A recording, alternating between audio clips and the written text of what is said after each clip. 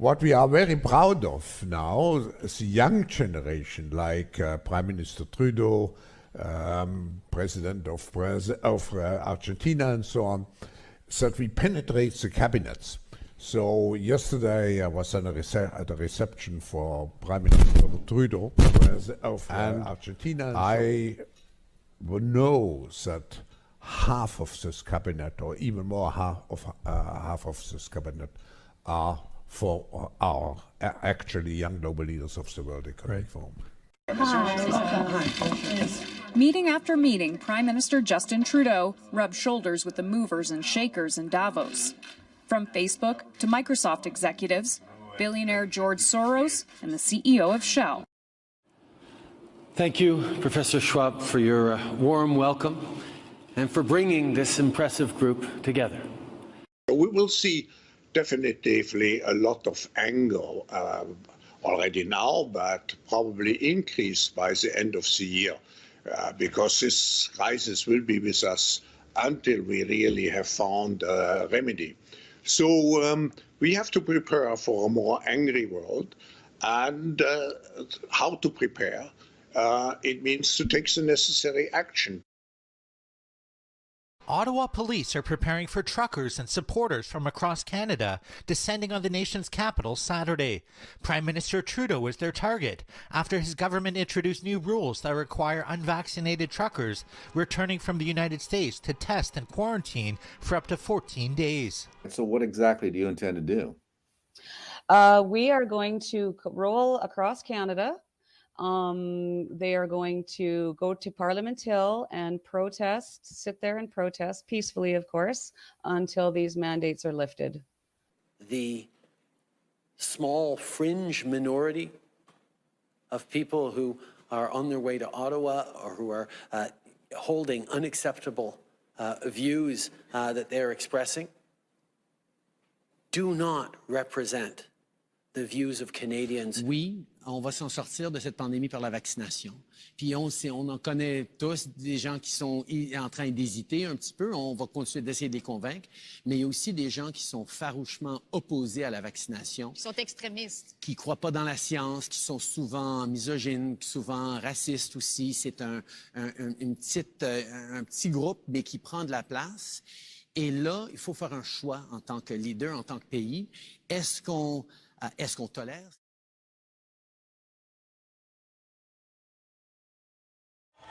If you sit there and you watch what CBC's saying, you've got people talking about there's going to be another Holocaust. This is a Nazi takeover. It's ridiculous. There's a native drum circle over there. There's minorities all over the place. There's some Sikh guys, Amish Mennonites somewhere. There's people from all over the country. They're just, it's the same thing. They're all united on the same concept of, well, the government's out of control.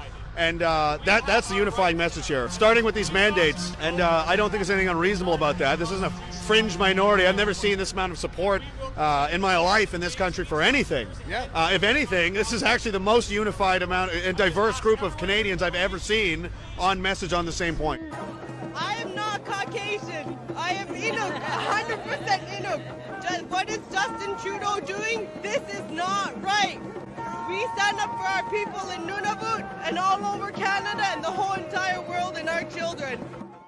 So we heard of all these people from across Canada coming here for whatever reason they have. So it's like, you know what? Let's go out. Let's talk to all of our neighbors from across the country. And so far, every single person we have met has just met us with so much love, so much understanding, so much peace. And they made me cry so many times just hearing their incredible stories for what they're fighting for. They're afraid to leave their house, watching the CBC, ingesting all this fear, and then they're the one that's lying. And I told them, you report fake news. And I'm so thankful that I can come, I can bring my children, so that if our pictures, there's plaster everywhere, so that people would know this is a God-fearing families, honorable families that are coming here supporting this. This is about the family unit and restoring the family unit. How has this lockdown affected you?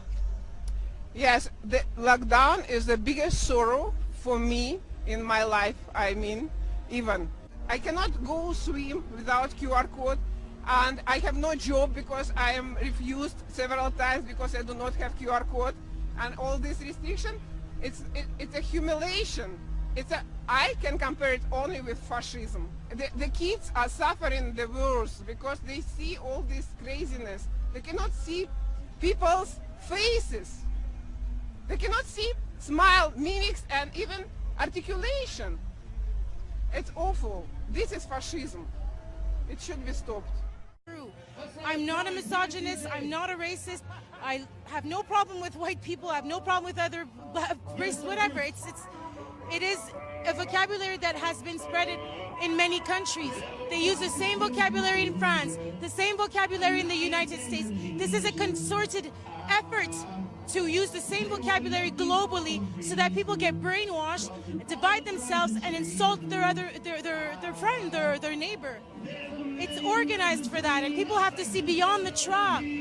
It's really important. We're a very compliant society. We're also very polite, and so we will agree. But the problem is now it is the time to fight, and it is the time to get a little harder on things. So what brought me here is that I do not recognize my country. Things have changed enormously. In the last 6 years, Trudeau has changed the face of this country. So that's what brought me here, because I'm not as free as when I was young. What it means to me, maybe my hope for freedom. I lost my house, devastated. I lost my job. I am the only provider in the family. So there is no way back for me. I want to tell Canadians to do not lose hope. I came here to Ottawa. I was delivering hope, and I'm going to go back with freedom. So I'm going to have a load back home too. What it do, y'all? It is your homegirl Tammy. You already know I'm not a pastor, but y'all gonna get the word today, and the word today is freedom. As you guys can see, I am currently in one of our trucks. My family owns an independent black-owned trucking company, and as a black woman, honestly, it's an honor to stand beside and with my fellow Canadian brothers and sisters in our quest for freedom, to keep our Canada, the true north, strong and free. We are all different nationalities, different walks of life, different religions, different sexual orientations. But the one thing that unites us all is the word freedom. And we want to keep our freedoms, right? I'm completely disgusted to see the extent that the governments and medias are going to vilify and demonize the Freedom Convoy. I'm right here, y'all. I'm black. I'm proud. I will be in Ottawa. You know what was the vibe over there in Ottawa today? It's like freedom over fear, love over hate, freedom over fear, love over hate, unity, freedom, unity, freedom. This is the vibe was there, man. And make your slogans and do it. Go all the way in. And I don't know if I'm gonna sleep tonight. If I'm sleeping, in my dreams I'm gonna be in the Ottawa, right? So see you guys in the dream, all right? Good night.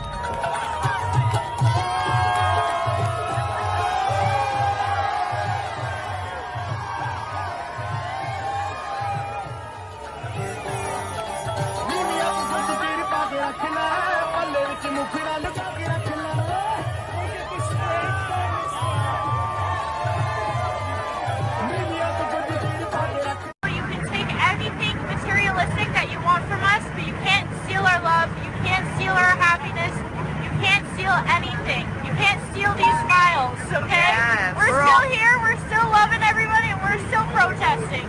They are just giving away food. I mean, they said, like, homeless people have come by to get food. This is open to absolutely anybody. Protesters, truckers. This is what Canada is about. Look at what we are doing and creating, and how people are coming together to unite. These are people just volunteering their time and their services, and it's just such a beautiful thing. I mean, every time I click on a story, it's negative. So I just feel like it's very disappointing that we can't trust our mainstream media. We can't trust our journalists to at least report the truth. Yes, there are a few bad apples, but overall, I mean, it's all peaceful. It's all positive. It's so, like, friendly and happy and joyous. I haven't seen this many happy faces in 2 years. So it's amazing to see. The atmosphere is just amazing. It's positive. The energy's great, the vibe's great. I mean, I'm glad I made the trek down here. We just want to announce the 6 are back in the Freedom Convoy. The Khalsa's here to stay. We're here to join the fight for freedom. We're here till the end. And we ain't going to stop until the truckers and Canadians are victorious. The mandates have to end. And all you guys that are saying, oh, it's racism, all this. See it for yourself. See it for yourself. Don't make shit up hiding behind a computer screen. Come to ground zero in the heart of the convoy and make shit happen. Lord, this weekend has been a peaceful protest. No one has gotten arrested. No. And Lord, we pray that you will forgive this media, the lying media, that is trying to turn us against each other. All you people here today, all of what you're seeing here, this is not going to happen tonight on the 6 o'clock news, is it? You will not see yourself. You will not see how patriotic and beautiful and how you're waving all the right flags that I can see. You will not see yourself on the news tonight. And do you know how I know that? It's because I directed the news for 20 fucking years over there. What I have to say here is that I think the most misinformation that has ever been spread in the past 2 years has come from mainstream media.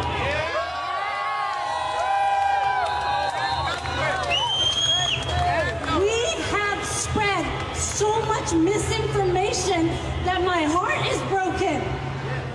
This is democracy. This is what democracy is all about. People believe that the government has overstepped with mandates, and they're here to exercise their democratic right. People give the government the power to act in accordance with their values. The government does not have any independent power. It is us that confer the power on the government. And where they overstep, the people have a right to voice their opinions. So far, no one from the federal, provincial, or municipal government has spoken directly with us. Instead, they are using you, the media, to portray us as racists, misogynists, and even terrorists. As a woman with Métis heritage, a mother and a grandmother, I am offended. The reality is that members of this freedom movement are average, peace-loving, and law-abiding citizens from all walks of life who are fed up with being disrespected and bullied by our government. That's why we named it the Freedom Convoy. It's not the convoy for the unvaccinated, it's the convoy for freedoms for everybody. For 2 years, we've been starved of love, being social and being with our families and our loved ones, going to school, playing sports, and going anywhere we want. For 2 years, we had nothing, and we came here to a feast of love and joy and happiness. There are no terrorists here. You can say what you want, but if you come here and see what's happening, you will feel it. We can tell you what you want, but when you come here, you feel it in your heart. You feel what's happening around here, and you can't do anything but smile. Take our gas, take our diesel, take our propane, take anything you want, but you will not take our freedom, you will not take our love. We are Canadians. Yeah! Well said. Thank you, ladies. Over the past few days, Canadians were shocked and frankly disgusted by the behavior displayed by some people protesting in our nation's capital. Hate can never be the answer. I want to be very clear. We are not intimidated by those who hurl insults and abuse at small business workers and steal food from the homeless. We won't give in to those who fly racist flags. We won't cave to those who engage in vandalism or dishonor the memory of our veterans. Tous les Canadiens ont le droit d'exprimer leur opinion ou leur désaccord avec leur gouvernement, mais ils n'ont pas le droit de menacer ou de harceler leurs concitoyens, ni de propager des messages de haine. There is no place in our country for threats, violence, or hatred. So to those responsible for this behavior, it needs to stop. To anyone who joined the convoy but is rightly uncomfortable with the symbols of hatred and division on display, join with your fellow Canadians. Be courageous and speak out. Do not stand for or with intolerance and hate. And to Canadians at home, watching in disgust and disbelief at this behavior, wondering how this could have happened in our nation's capital after everything we've been through. The behavior on display this weekend does not represent you. Hateful rhetoric, abuse towards their fellow citizens. There is always a right to protest peacefully that I and others will defend fully as part of this democracy.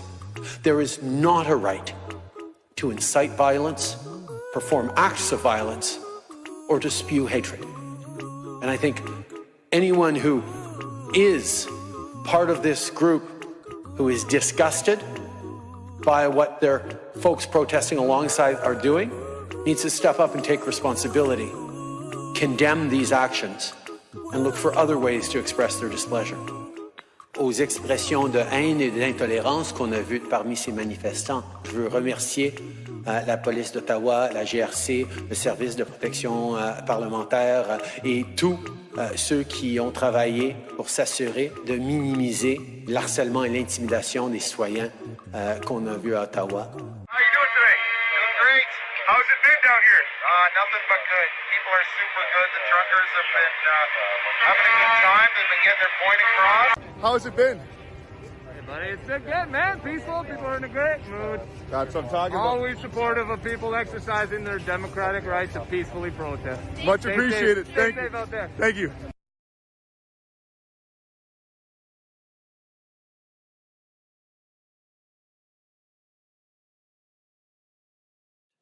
We're entering the third week of illegal blockades that have been disrupting the lives of too many Canadians. Here in our capital city, families and small businesses have been enduring illegal obstruction of their neighbourhoods, occupying streets, harassing people, breaking the law. This is not a peaceful protest. The federal government has invoked the Emergencies Act to supplement provincial and territorial capacity to address the blockades and occupations.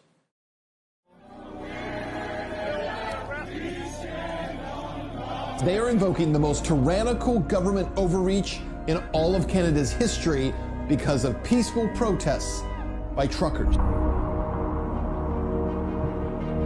This has been an incredibly peaceful protest. The truckers, their supporters, have in the main behaved incredibly well. Bouncy houses for the children, free food and coffee, music. It's so peaceful, it's such a joyous atmosphere. Truckers' protest is a fantastic example of what happens when people come together. The fact that you've been able to remain peaceful, you haven't taken the bait, you haven't responded with violence to quite remarkable denigration and provocation. I remember the tweet that Trudeau posted. He called the truckers every name in the book: anti-Semitic, Islamophobia, anti-black racism, homophobia, transphobia. And I think that he's quite a dangerous individual, actually, because he's been deliberately inciting division and discord in his nation. He said they don't believe in science. They're often misogynistic, often racist. No, they're not. Do we tolerate these people? It's like, tolerate it. Now you do sound like Hitler. Justin Trudeau just did something unprecedented in Canadian history. The federal government has invoked the Emergencies Act. Invoking the Emergencies Act would allow the government to put an end to all of the demonstrations. By this rationale, they could have cracked down on the civil rights movement. They could have arrested Martin Luther King. If your truck is being used in these illegal blockades, your corporate accounts will be frozen. As of today, a bank or other financial service provider will be able to immediately freeze or suspend an account without a court order. The government has decided to punish their people.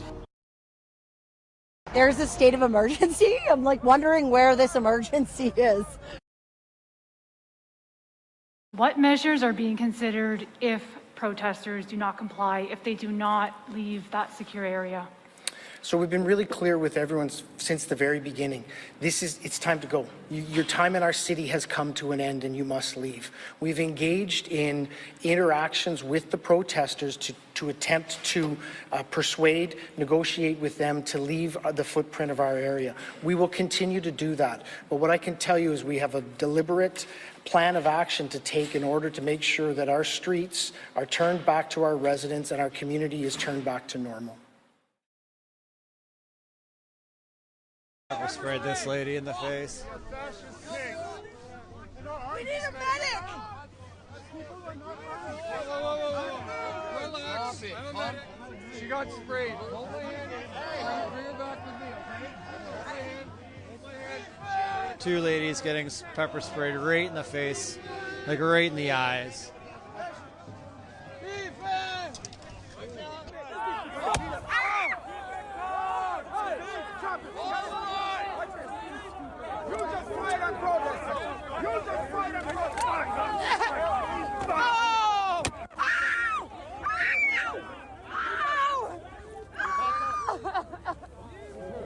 But someone shot me in my left legs with the tear gas gun. It was point blank. It was really next to my legs. And so I fell on the ground because not only my legs were hurting, but all the gas from the canister went all over me, in my head, eyes, and in my mouth. Gerald H. Charlebois. I am 78 years of age. What happened is this truck sitting there with a freedom sign on it and two flags. I was backing them up all the way, and these two police officers came back up at me, said, you know, you're making unnecessary noise. They asked me for my wallet. I got my wallet, wasn't arguing or anything with them. And then all of a sudden, all the yelling went on. I went to turn, and he grabbed me by the shoulders and then said, you are under arrest. Look, they're hurting an old man, a Canadian citizen. It's communism. Took the handcuffs off me. My hand was full of blood. He had torn the skin off my hand. I'm afraid to go out of the house. I'm afraid of them. They made me afraid. You're pushing us against concrete. Well, then you guys stop pushing. You're pushing us against the concrete. Do you not kick? Oh, how am I supposed to move? Oh, but this guy grabbing me. Look at this officers. You're pushing us against concrete. Move! I can't Move! breathe. I Move! can't. Move! Move! I can't. Okay, guys, I'm down. Stop. Put my hands behind my head, and I was waiting them to take me away. Then suddenly somebody yelled, arrest him. So they dragged me in. They lie me down on my belly. I don't recall how many of them they was on top of me. They slammed me on the ground and started punching. They were punching my face. They were kneeing me in the face. And simultaneously, that's when one of the riot officers took my nylon, it's like a rain jacket, so it's waterproof, hard to breathe through. And he took my hood and wrapped it around my mouth and my nose. And it was cutting off my breathing. I didn't know if I was gonna get another breath, because the last thing I saw were fists and knees coming into my face from all directions in my head, the top of my head, all over. I pulled my face out from the hood of my jacket and I faced the other way. And I yelled out, I can't breathe. Why is the camera in my face right now? Are you here partaking? You walked right up now to you're me. in the red zone? I'm scared. I want to go for a coffee down there. Can I go for a coffee? Still being arrested right now. Do you live in this? You're not excluded here, from that. But I'm Where do you live? Alberta. Time for you to leave.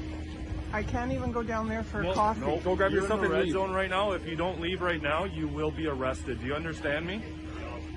I can't go for a coffee. Grab your stuff. If we see you, we'll be patrolling all day. If we see you again, it'll be different. Leave. I tell you, take your camera and get out of here. Do you understand that? Walk away. Your phone doesn't need to be in our face when you're walking away. Go.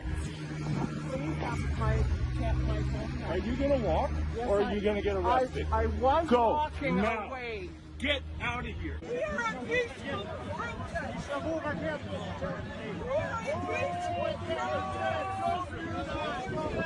Hold the line! Here comes the horses.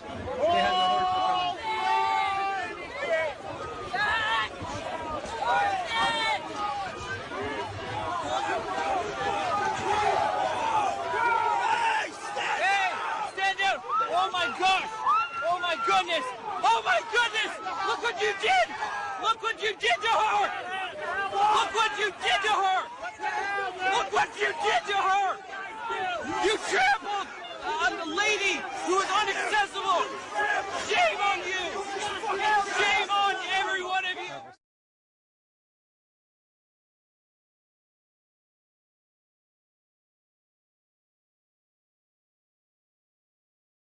I cry aren't tears of sadness.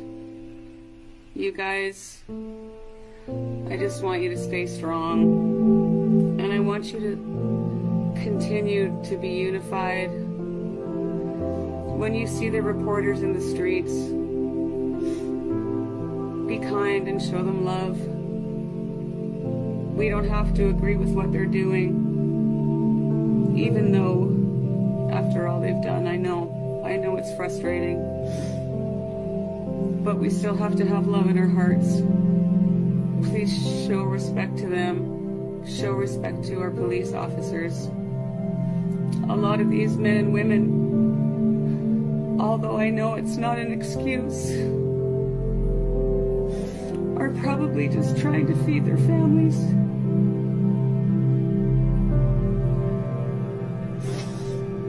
I said it from the start and I'll say it again. Please pray for them and forgive them, for they know not what they do. At least I have to believe that. And I know there's a lot of anger at our government. There's a lot of rightful anger at our government. But I want you to know that Justin Trudeau has 3 beautiful children. So remember that. We don't have to like what he does, but I'm going to ask you to pray for him too. I pray that you all find forgiveness in your hearts, and I pray that you all find love, even when we don't understand it. I think it's inevitable at this point. I'll probably be going somewhere tomorrow where I'll be eating 3 square meals a day, and that's okay. I'm okay with that, and I want you to know that I'm not afraid. Just please stay peaceful, and please take care of each other, and know that this too shall pass. And the only way this is going to succeed is if we always come from a place of love. I've always said, as human beings, we make choices from one of 2 places. We make choices from love, or we make choices from fear. That's it. That's the bottom line. And I pray and I hope that you will make your choices from love. You have to know that they're trying to provoke us. I mean, you hear their language. You hear the language and the verbiage that they're using, and that is not coming from us. But we can only win this with love, and we can only win this together. And it's time to stand together.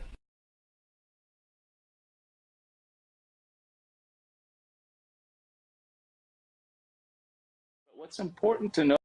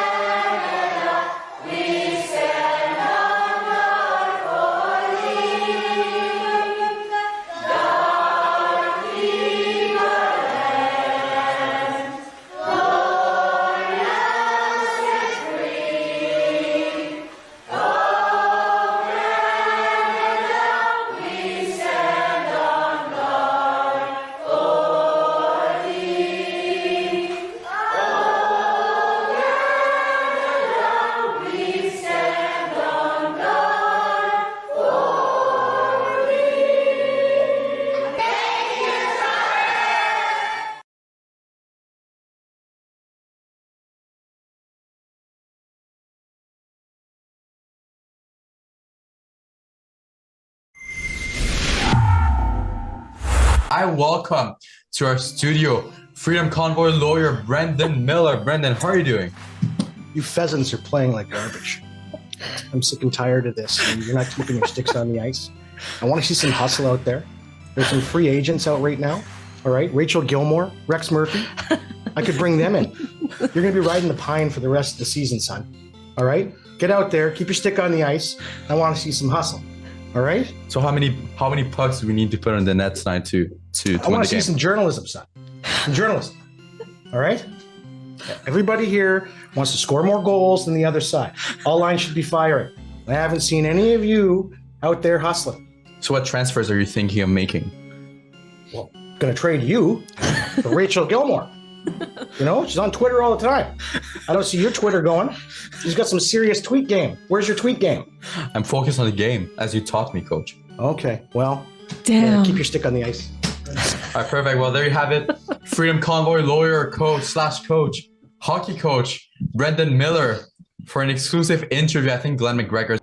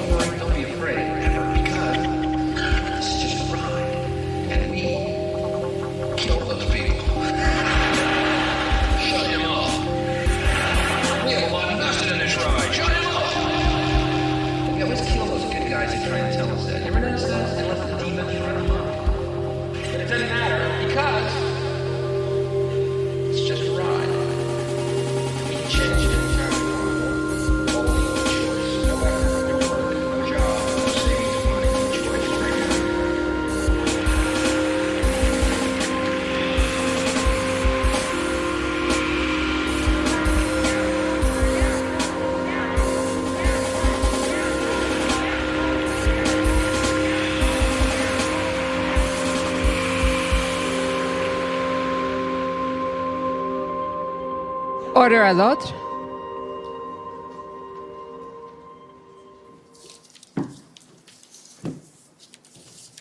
The Public Order Emergency Commission is now in session. La commission sur l'état d'urgence est maintenant ouverte. Good morning, bonjour. Alors, Anton Chaudry pour la commission. Le prochain témoin, c'est le ministre Marco Mendocino.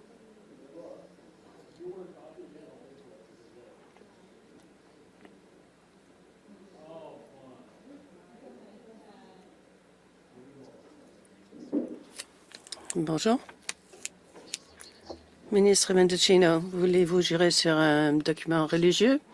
S'il vous plaît. Bible, le Coran ou la Torah? La Bible.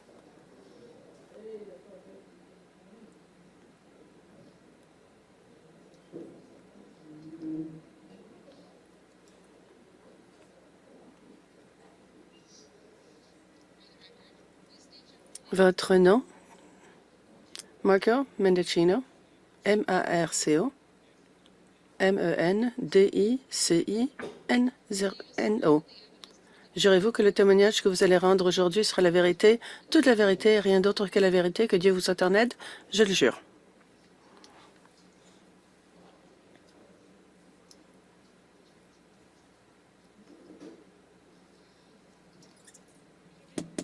Alors, So we'll just start with a little housekeeping, which is the entry of your witness summary. You'll recall sitting for an interview with Commission Counsel on September 5th of this year. Yes. And after that interview, Commission Counsel prepared a summary of the interview. Have you seen and reviewed that summary? I have, Okay. yes. And can you confirm that it's accurate to the best of your knowledge and belief? Yes. Okay. For the record, Mr. Clerk, that's WTS 5054. No need to pull it up. So, Mr. Mendocino, I understand you were appointed Minister of Public Safety in October 2021. Is that right? That's correct. Okay. And can you briefly outline, well, first of all, your background before that, your background in politics, and what you did before that? I was first elected in 2015 and have been serving as the Member of Parliament for Eglinton Lawrence, which is a constituency in North Toronto. Have been re-elected twice, both in 2019 and in 2021. And prior to getting into politics, I was a practicing lawyer in Ontario, where I served for about a decade as a federal prosecutor, and then subsequently as a private practitioner, as well as counsel at the Law Society of Ontario. Okay. So can you briefly outline, and I really do mean briefly, we have a lot to get through in these 2 and a bit hours, so we'll do our best to do so. Your responsibilities as Minister of Public Safety. Well, this is a position where the job description is in the title. So my paramount responsibility is to ensure that we maintain public safety. And the only way that you can do that is to ensure that laws are upheld. But beyond that, and specifically in the context of this inquiry and in response to the events of last winter, I had a number of responsibilities, including receiving information and sharing information from law enforcement to colleagues within the federal government, making sure that we were staying in touch and engaging with different levels of government, both provincially and municipally, making sure that we gave advice to the government with regards to the decision to invoke the Emergencies Act and then subsequently to revoke the Emergencies Act, being a communicator on behalf of the government to Canadians to keep them apprised of the situation last winter. And a number of other roles, but those are the core ones. Okay, and we're going to explore a lot of the details of what you just outlined today. So we'll start with the time period before the convoy arrived in Ottawa. So, Mr. Clerk, can I ask you to pull up ssm.nsc.can 401790?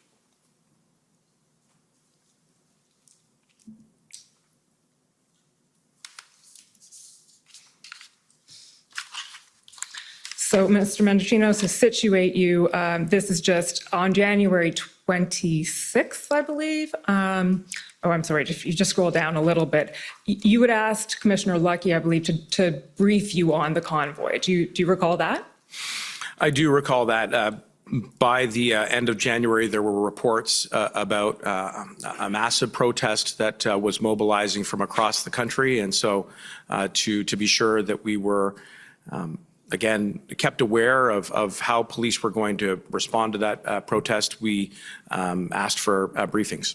Okay. And the next document I'll ask you to pull up, Mr. Clerk, is pb.nsc.can 50992. So these, to situate you again, as the document's being pulled up, Minister, are talking points for the briefing on January 26th. I believe they're Commissioner Lucky's talking points. So they're not yours, but I'm going to take you through them and you can confirm to us whether this was the sort of information that was being provided to you that day. So 26th before the convoy arrives. We scroll down, Mr. Clerk, to where you see the goal of, there we go. So the goal of the nationwide protest is to disrupt traffic flow and general business of government in the hope that the Canadian government will lift all COVID-19 related restrictions. Below that, although the majority of information indicates organizers are planning a peaceful event, many social media posts suggest some participants may attempt to disrupt government buildings and further cause disruptions throughout the city. Was that information conveyed to you? Yes, it was. Okay. Scrolling down again to page 2, please. It is unknown how long the protesters plan to stay in Ottawa. However, the RCMP has located social media posts indicating some participants may stay around the downtown core until January 31st in hopes to disrupt the House of Commons sitting that day. So was that information conveyed to you? And more broadly, can you tell us what your expectation was before the convoy arrived of how long it would or might stay? That information was conveyed to me and a number of other colleagues at cabinet level, and my immediate reaction was to question the quality of the intelligence about the duration with which this protest was going to occur. One of the things that struck me was that there were reports about a significant number of vehicles that were coming from across the country, and it certainly seemed to me that just given the amount of time that it would take to get to Ottawa and other locations in the country where these demonstrations would occur, that there may very well be an intention to stay longer than the short period of time that some of those initial briefings had suggested that they would stay there. Combined with some of the public statements around the original manifesto, which in my opinion was the spark for the so-called Freedom Convoy, the stated political and ideological objectives within that document to force the government to reverse course on pandemic policies or else to see the government overthrown or resign, suggested to me that there may be an entrenchment. And as time went on, we certainly started to probe those questions more once they arrived at the end of January. Okay, so just to sum that up and to make sure I have it right, when you say question the intelligence, you sort of, do you mean question the assessment in the end of the conclusion that this is likely going to be gone by the end of the weekend? And you were concerned that it would stay longer than that? That's correct. Okay. Scrolling down to page 3, please, Mr. Clerk. We see, there we go, perfect. With respect to the threat picture, there has been an increase in online narratives supportive of the convoy among both ideologically motivated networks. We've heard a lot about ideologically motivated networks in IMVU over the past week or so, as well as in general public discourse. And then scrolling down a little bit more, the convoy is attracting individuals who are not aligned with any specific ideology or group, but who have experienced personal hardships such as job loss due to COVID-19 and are upset with provincial or federal government responses as COVID continues to impact daily life. Open source monitoring has identified associated posts advocating violence, and there's potential for anti-government groups to join the demo with violent intentions. Then it talks about online posts feeding the conspiracy narrative with misinformation and disinformation, raising tensions. Scrolling down a little bit more, please, Mr. Clerk. Open source reports also suggest that police are setting up roadblocks, and such reports seem to fuel, no pun intended, some truckers' agitation. A post to the event Facebook group asked for known MPs' addresses in Ottawa, including the PM's residence and cottage, and this suggests that the convoy should break apart to these locations. Is that all information that was conveyed to you? Yes, and if I could just be permitted to expand briefly, because you touched on a few important points, and if I could just ask for the technicians to scroll back up.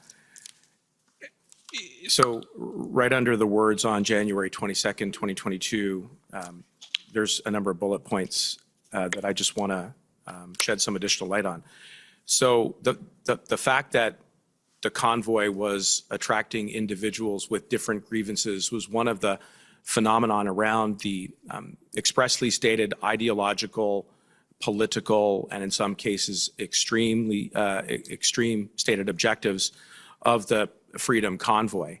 And this was something that again was a recurring theme in our discussions with law enforcement, with the security and intelligence community, the fact that it was pulling in people with different grievances, not just in relationship to the pandemic, but grievances regarding the government and other democratic institutions. Similarly, the potential for violence was stated at the outset. I mean, there was a number of very public statements by individuals like Pat King, who had said that that this could end in bullets, or that it would end in bullets potentially, was a signal of intent. At least that was my opinion. That certainly not all. I mean, there were many thousands of Canadians who participated in these demonstrations and in the blockade who were there for entirely legitimate and lawful purposes, but some were prepared to become violent. There's a bullet point there about threats to public figures. We were concerned about whether or not the blockade might target the Prime Minister. And then, as you will have heard by now, there were subsequent many threats that were made towards not only elected public figures, but equally law enforcement and representative of the media, which to me, again, signaled that this was a movement that in some cases was prepared to attack our democratic institutions to force change around policies. Okay, I'll just stop you there and scroll down to the next page, please, Mr. Clerk, because I think this is, or actually I think it's page 6. This is touching on the point that you just made, Minister Mendicino. So at the top of that page, it says effective January 11th, something, for announcements and public functions has been put in place for 8 individuals, and it lists off Minister Joly, Freeland, yourself, a few other ministers, and Dr. Tam. And without obviously getting into what's behind that Section 37 redaction, is it fair to assume that that means that there was a security risk identified? That's exactly correct. And the RCMP had briefed in the early days of the convoy, certainly within the first week, that there needed to be a significant change in the security posture regarding the ministers that are in that paragraph. And in part, I think that was a response to the heightened degree of posts that were violent in nature, the overtly criminal threats that were being made against the lives and the security and safety of identifiable public figures. And so as a result of that, the security detail did change around a number of both me and my colleagues in cabinet. Okay, and last point on this, if we just scroll down a little bit more, you'll see a line that says concerns from Minister LeBlanc specifically. And we'll be hearing from Minister LeBlanc later on today, but it says Minister LeBlanc has reached in to Minister Mendicino, noting MPs are concerned for their safety and amid reporting of demonstrators attending their residences. This is being taken into consideration as part of the above planning for deployment of resources. And I think that that is worth emphasizing as well, because in addition to the security that was provided to ministers in cabinet, there was a heightened security posture around the Hill and around being able to access Parliament.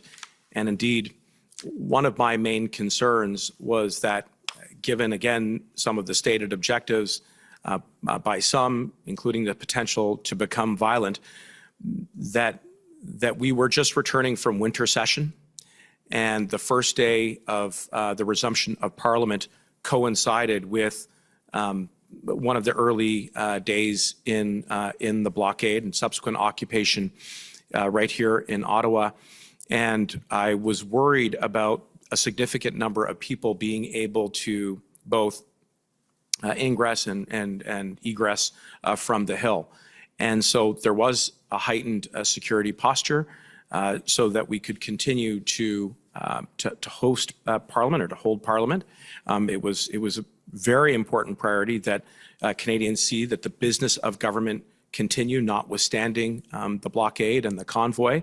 But there were challenges. And I had many conversations with parliamentarians, disproportionately women, I would point out, who were the recipient of harassment, intimidation, expressions of hate through the convoy. So that additional security was very much driven by the reality on the ground. Okay, that was actually my next question, whether these concerns were based on sort of identified threats having been identified, I'm going to use that word twice, but by the intelligence services or by law enforcement, or whether these were based on what was being seen on social media, or based on essentially complaints or worries expressed by members of Parliament and the individuals involved. All of the above. And so it was a combination of what we were seeing on the ground in the activities of the convoy. And probably the most aggressive demonstration of their presence was the parking of ultimately hundreds of trucks on Wellington Street, which is one of the main arteries that runs through the parliamentary precinct. And again, I'll just pause here. I mean, that visual suggested to me that we were going to be in it for quite some time rather than just the weekend. But I'll come back to that. I'm sure that the RCMP were taking into account what they were seeing online, what they were hearing from various parliamentarians regarding potential security threats. And so for all of those reasons, again, security was elevated, not only for cabinet, but for parliamentarians and for staff who were working in the parliamentary precinct.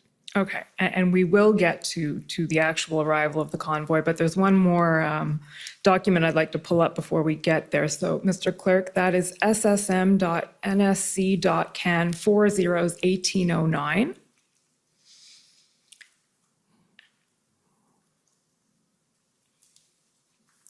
And so this, Minister, may go to what you were just expressing about your heightened level of concern. This is Friday, January 28th at around noon. So this is as the convoy would be starting to roll in. You send an email to Mike Jones. Can you tell us who Mike Jones is? Because his name will come up a few times, I think, this morning. Mike Jones is my chief of staff, and the email that you have put up, which is dated Friday, January 28th at about 5:38 p.m., reflects the questions that I intend to put to the table. So looking at latest estimate on numbers, both in terms of vehicles and people, trying to ascertain whether or not there was any intelligence of individuals who may be on a watch list regarding threats to national security. The third question that I put in the email there, which is written as latest on what if scenarios. What I was really, I think, foreshadowing was a discussion around potential contingencies. Like, what if the convoy doesn't disengage? What if they don't leave? And from a very early point, as I had said earlier, had concerns that this was not just going to be a 1 or a 2 day event, that it was going to last much longer. And so I wanted to extract from the community, the law enforcement community, the intelligence community, what do we do if that's the case? How do we make sure that we keep public safety, and what are the contingencies around that? Okay, so just a couple of things. The first is for the record and for ease of understanding. You'll see the notation plus 4 zeros there. That means that the timestamp is in Greenwich Mean Time, so it's minus 5 hours. So that was around 12:30. There you go. And as you say, you're asking what if scenarios. What if they don't leave? What if it lasts beyond Monday? What if it turns violent? What if they come before parliamentary residences? And we know now at this point that what ended up happening as of, I think, January 28th was a group of ministers consisting of yourself, I believe Minister LeBlanc, Minister Blair, and Minister Algabra were briefed daily by a variety of officials from PCO and various agencies under public safety. Would that have been done in response to this request? I think it was understood early on that we were going to need to take a whole of government approach responding to the convoy. So the initial group that you just highlighted of ministers was eventually expanded, and then ultimately, as I'm sure we'll get into, the Prime Minister convened a meeting of the incident response group, which included a number of others. But I should highlight the two last points which are in the email to Mike Jones, which suggests that at the time I was also concerned about making sure that we were staying up on threat assessments as well to senators, as well as the Governor General, in addition to elected parliamentarians. And finally, I wanted to get a sense of what outreach was being done to the organizers. And my thinking there was, let's try to allow for the space for a lawful protest, keep it within the boundaries of the law, because it is a hallmark of our democracy that people can take opposing different views. And so I wanted to make sure that there was some lines of communication with the organizers of the convoy from the early days. Okay. So we'll just skip a little bit ahead now. So the convoy arrives, it doesn't leave on Sunday or Monday as expected, and then we're into the first week of the protests. So I'll ask you a few questions about what that first week was like from your perspective, and with the assistance right now of the following document, PB.CAN 401870, please.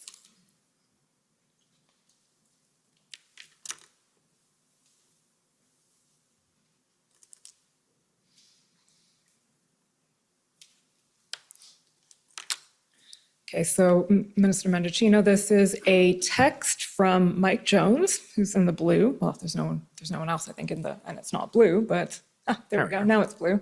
And the text is to Brian Clow. Can you tell us who Brian Clow is? Yes, Brian Clow is the Deputy Chief of Staff to the Prime Minister. Okay, so just scrolling down a little bit, please, Mr. Clerk, so we can see the text. So this is Sunday, February 6th, and Mr. Jones, Mike Jones, writes to Mr. Clow, so my boss, that would be you? Yes. Is pretty amped up. He's concerned that OPS have lost jurisdiction as there's no control at all over what's happening on Wellington. Also concerned for PM safety if he is returning to this week. What does that mean if he was returning this week? Just pausing there. My recollection is that he was out of Ottawa for some period of time and then would be returning to Ottawa and to ultimately the House of Commons, and so I was outlining my concern about his ability to, for him and his staff and the RCMP that work with him to protect him, to get into and out of Parliament safely, because by then, and the date of this text is Sunday, February the 6th. So we're fully now, I think, about a week into the convoy. And this would have been after the first weekend. And the concerns that I was expressing was that by that first weekend, it was my opinion that it was virtually impossible to enforce the law on Wellington Street, given the rampant behavior, not only the noise, that was being made by the excessive honking of horns well into the evening, but some of the early reports, and again, this bear in mind, this is Sunday, February 6th. By then, there were a number of press conferences that the Ottawa Police Service had held expressing serious concerns around the reports of intimidation, harassment, and violence. If memory serves, I think there was a press conference where the Ottawa Police Service had indicated that there were reports of firearms that had been brought into the nation's capital. And subsequently, again, I'm going from memory, but there was at least one arrest that was reported of somebody that was making their way potentially to the convoy where the firearm was seized. There were efforts, I think, by law enforcement to try and get the situation under control, but they were overwhelmed. So there were a series of events leading up to the text that Mike Jones had sent to Brian Clow that had led to my concerns being elevated about our ability to restore public safety on Wellington Street in the nation's capital, which is the seat of the federal government. I would also just add that my concerns were not just about Ottawa, that by then there were already reports as well about borders being blockaded. And I would just recall for you and for Judge Rouleau that in my job as Minister of Public Safety, I'm not just looking at the nation's capital or the parliamentary precinct. I'm looking at the entire country. And so by then, a number of critical infrastructure and borders had become either the target of or, in fact, blockades, which had a significant impact on critical supply chains. So there was a lot that was, I think, I'm interpreting and extracting a little bit exactly from the language, but I think that's what Mike Jones was conveying to Brian Clow. Okay, so just scroll down a little bit more, Mr. Clerk. So the next part of the text says he wants to go out, that would be you want to go out and say that OPS needs to get control over the situation. And if they need more from OPP, they should make that clear. but they should get working on removals within the next 24 hours. And if they aren't going to do it, then we may need to look at other measures. Let me know if you want to discuss. So this represents where your thinking is, as you say, at the end of the first week. So this is Sunday, February 6th, and you've just told us why you've come to this viewpoint. Can I ask what you meant by we may need to look at other measures at that point? At that point, I think looking at offering additional resources to local police, and there had been informal requests communicated to me and to my office for additional RCMP services, which we provided on a number of different occasions prior to the invocation of the Act. So that was certainly one of the other potential measures that we could explore, which was how do we get more boots on the ground to help the Ottawa Police Service. And let's not forget the Ontario Provincial Police, who were the first stop if OPS, the Ottawa Police Service, could not restore public safety. And so that's what I believe I was foreshadowing at the time. Okay, well, we're about to get into some of those resourcing discussions, because the next topic we're going to cover is the tripartite meetings, what we've come to know as the tripartite. So, Mr. Clerk, if you can pull up while I'm talking, pb.nsc.can 402335.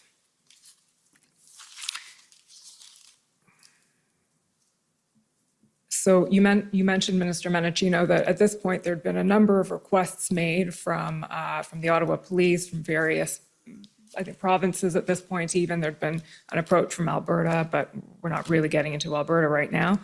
But in any event, around the 7th or 8th of February, I believe it was the 7th, a decision was made that it would be a good idea to convene the federal, provincial, and municipal governments to discuss the situation in Ottawa and the way forward from there, including the provision of resources, as you mentioned.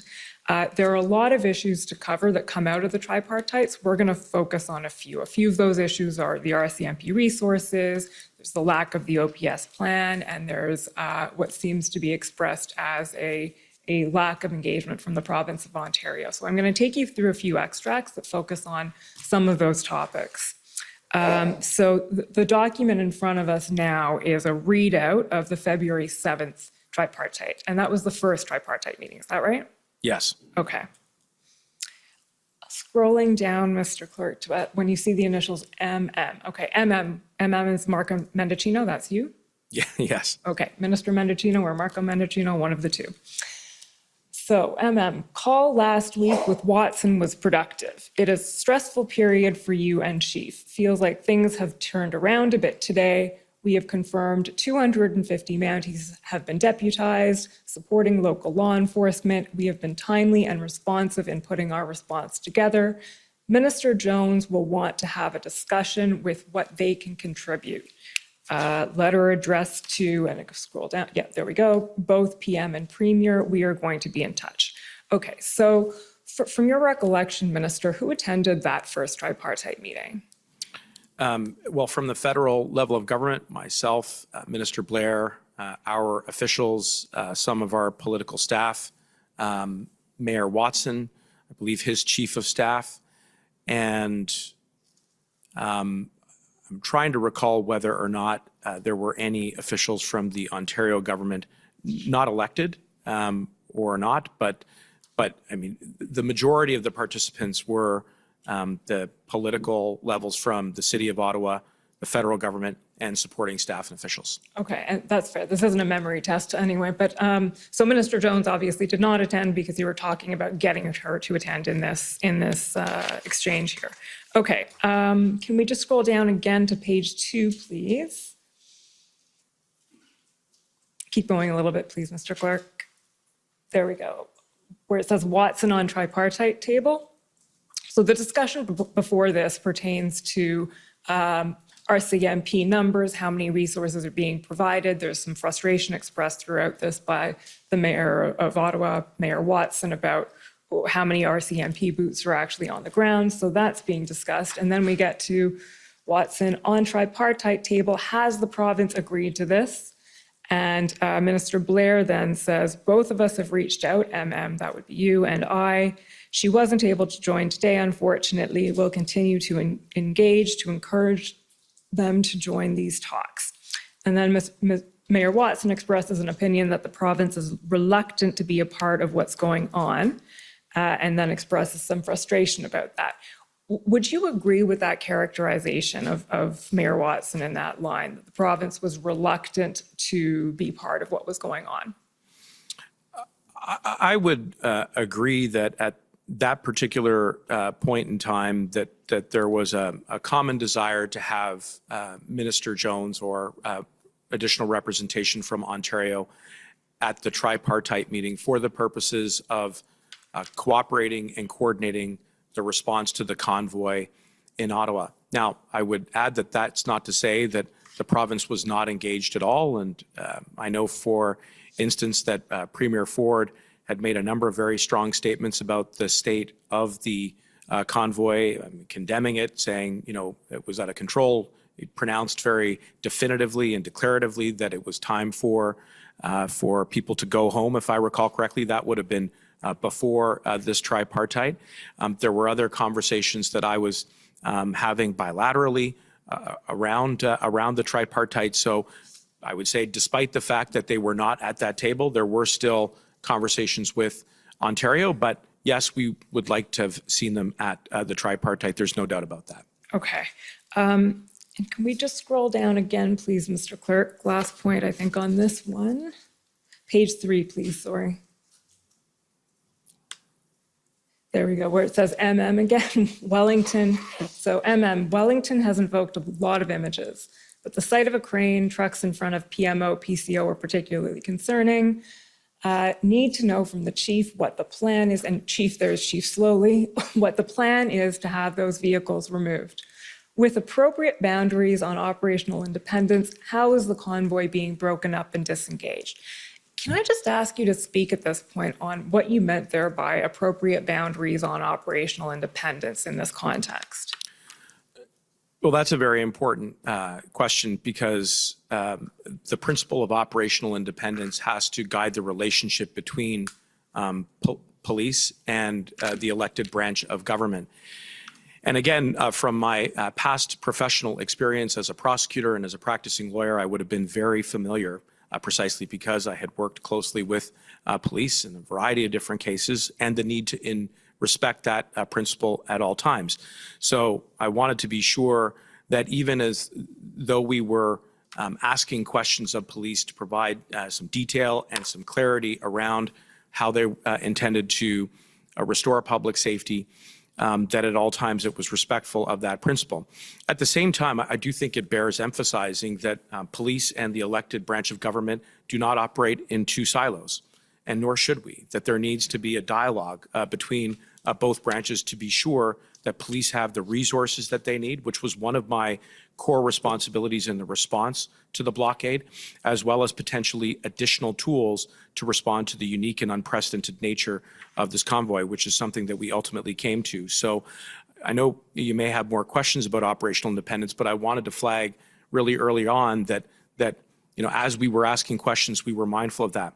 The other thing I would just stress, if I could, is that in ultimately forming the opinion that we needed to invoke the Emergencies Act, one of my main concerns was the inability to enforce the law adjacent to critical infrastructure, and that would have included Parliament.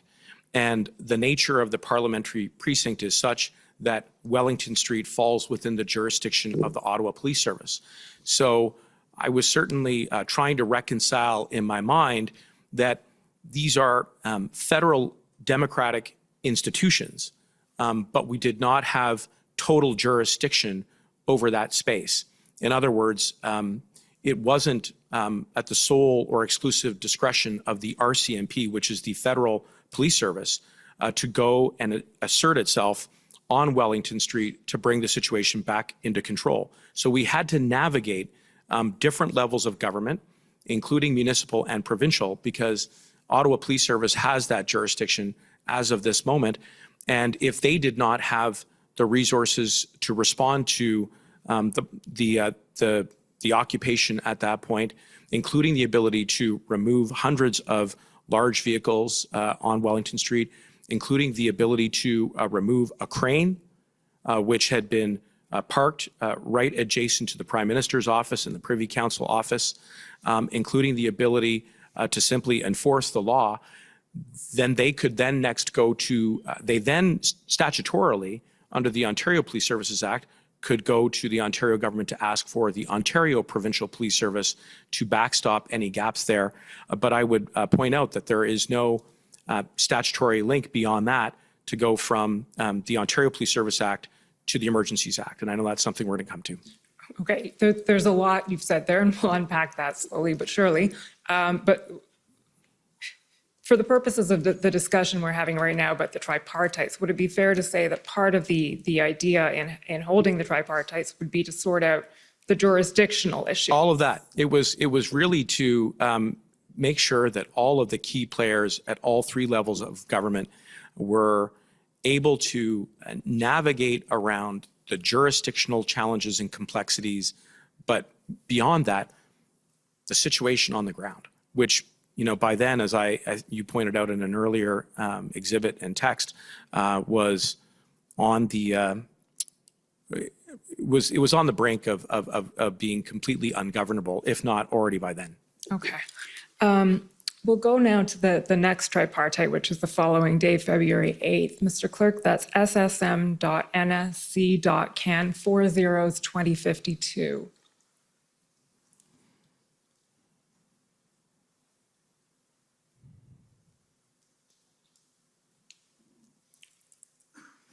So these are notes taken of that tripartite. Just again, to situate us a bit with the names here, Zita Astrovas, we've heard, is Minister Blair's Chief of Staff. Samantha Khalil, can you tell us who that is? Samantha Khalil works in the Prime Minister's office, and I believe she works in the Issues Department of the Prime Minister's office. Okay, so this is essentially a readout or notes from that tripartite on the 8th. Scroll down a little bit, Mr. Clerk. There we go. Good to be back on these calls. It's only been a day. Stay focused on the task at hand, received your letter, and the mayor then says, why no Solgen attendance? Solgen is Minister Jones? That's correct. Okay. And you say no word back. So you're conveying there that you attempted to call or attempted to contact Minister Jones and had not heard back at that point? Yes, that's right. Okay. And then the mayor says he's speaking to the premier tomorrow and he will ask that his minister be at the table. He goes on to talk about a call that he'd had with the prime minister, which we went through in some detail a few weeks ago. And then Minister Blair chimes in on Ontario involvement and says, I know Marco's been having good conversations with Ontario. They are worried about being visible and then being asked about what the province is doing. Now, I appreciate that these are Minister Blair's words, not yours, but do you recall what he was talking about when he said they were worried about being visible? Well, again, as you pointed out, these are my colleague Minister Blair's words that are being captured in a summary of a readout. I believe he was referring to the fact that at the point in time that we were having these trilateral conversations, that there was a lot of attention that was being placed on both the city of Ottawa as well as the federal government. And, you know, I believe he was conveying a perception that Ontario wasn't at the table at the time. And so, again, what we really were driving at here, and as I think the summary communicates, was an effort to bring Ontario to the table. And I had reached out to Minister Jones, had not heard back at that point. I believe, if memory serves, I was able to get in touch with her shortly after that time, but it was really a full court press to try and have everybody at the trilateral table because, as we've discussed, there were operational complexities and jurisdictional complexities, and to the extent that we could be all aligned, then that would help to restore public safety. Okay. And we'll get back to that topic. I'm going to scroll down and take you to something else I want to ask you about here. Sorry, scroll down a little bit, Mr. Clerk, until you see page 3. slowly for every action. Should be a little bit down from there. There we go. So just scroll down. There we go. Thank you. Slowly. So this is Chief Slowly speaking. And you're asking, what does the trend look like for removal? Is it going slowly going down, or is it stop and start? And Chief Slowly says, for every action we do, there is a counter reaction that can exceed our resources. We saw that in Coventry. So he's discussing there the give and take, or the reactions and counter reactions in Ottawa specifically. But then he then says, our public request for 1,800 more people resulted in the activity in Windsor, plus a national call for protesters to drive to Ottawa so they can outnumber even increased police presence. There are national implications and local implications here. They are very well organized and able to mobilize people. Yeah. So can you expand a little bit on what you were hearing about that at that time, the level of organization, and to the extent that you were hearing this, and the interconnectedness or not of what was going on across the country? That is a critically important intervention by Chief Slowly at the time for a couple of reasons. First, he's flagging as a very serious concern that locally they are outnumbered. And he says that it is exceeding or he suggests that it is very close to exceeding their current resources, which is why they had asked for some additional help, including from the RCMP, which by then we would have responded to. There were a couple of installations prior to the invocation of the act that I think numbered in the hundreds, somewhere between 200 at the outset, and then eventually getting up to about 500 all told. There were questions about exactly how those resources were being deployed by the RCMP in conjunction with Ottawa Police Service. But the real important point is he's saying we're outnumbered and we need help. That's what I took from that intervention. The other thing that he mentioned in that intervention is Coventry. And through a number of briefings in the lead up to the invocation of the Emergencies Act, there was a discussion of two different groups that were at play in the blockades. There was a large group, again, of Canadians who were exercising their lawful right to protest against certain policies by the government. But then there was another group that had other more extreme objectives that was much more sophisticated and organized. And it's my recollection that that latter group was interspersed in a number of different locations very tactically, but that there was a concentration of that latter group at Coventry Road that was made up potentially of individuals who had previously served in either the military or in law enforcement. And that to me raised a concern, a very serious concern, about some of the counter operations that could be run by that group to overwhelm legitimate law enforcement. And that, I think, is exactly what Chief Slowly is getting at. When, if numbers are being reported publicly about how many additional reinforcements are being sent in, then the word could go out to call for more protesters to descend into the nation's capital, or, again, quite frankly, to deploy across the country. And we did, and again, I would hasten to add, this was not just about Ottawa. This was about the entire country, where we would see the levels of protest go up and go down. And the time that I thought was most dangerous were typically the weekends. And that's when there was a surge of people who came and descended into the parliamentary precinct. And that if I read Chief Slowly right, was in part a tactical decision that was being informed by some within the group who had the skills and the experience to overwhelm whatever police resources were available at the time. Okay, so going back to a few things you said there, the first one, you mentioned that there were some questions about boots on the ground and how many RCMP officers were being provided. And we've heard about that, but from your perspective as Minister of Public Safety, what was your understanding of what was going on there and why? Well, my understanding was that Ottawa Police Service did not have the resources to respond at the time.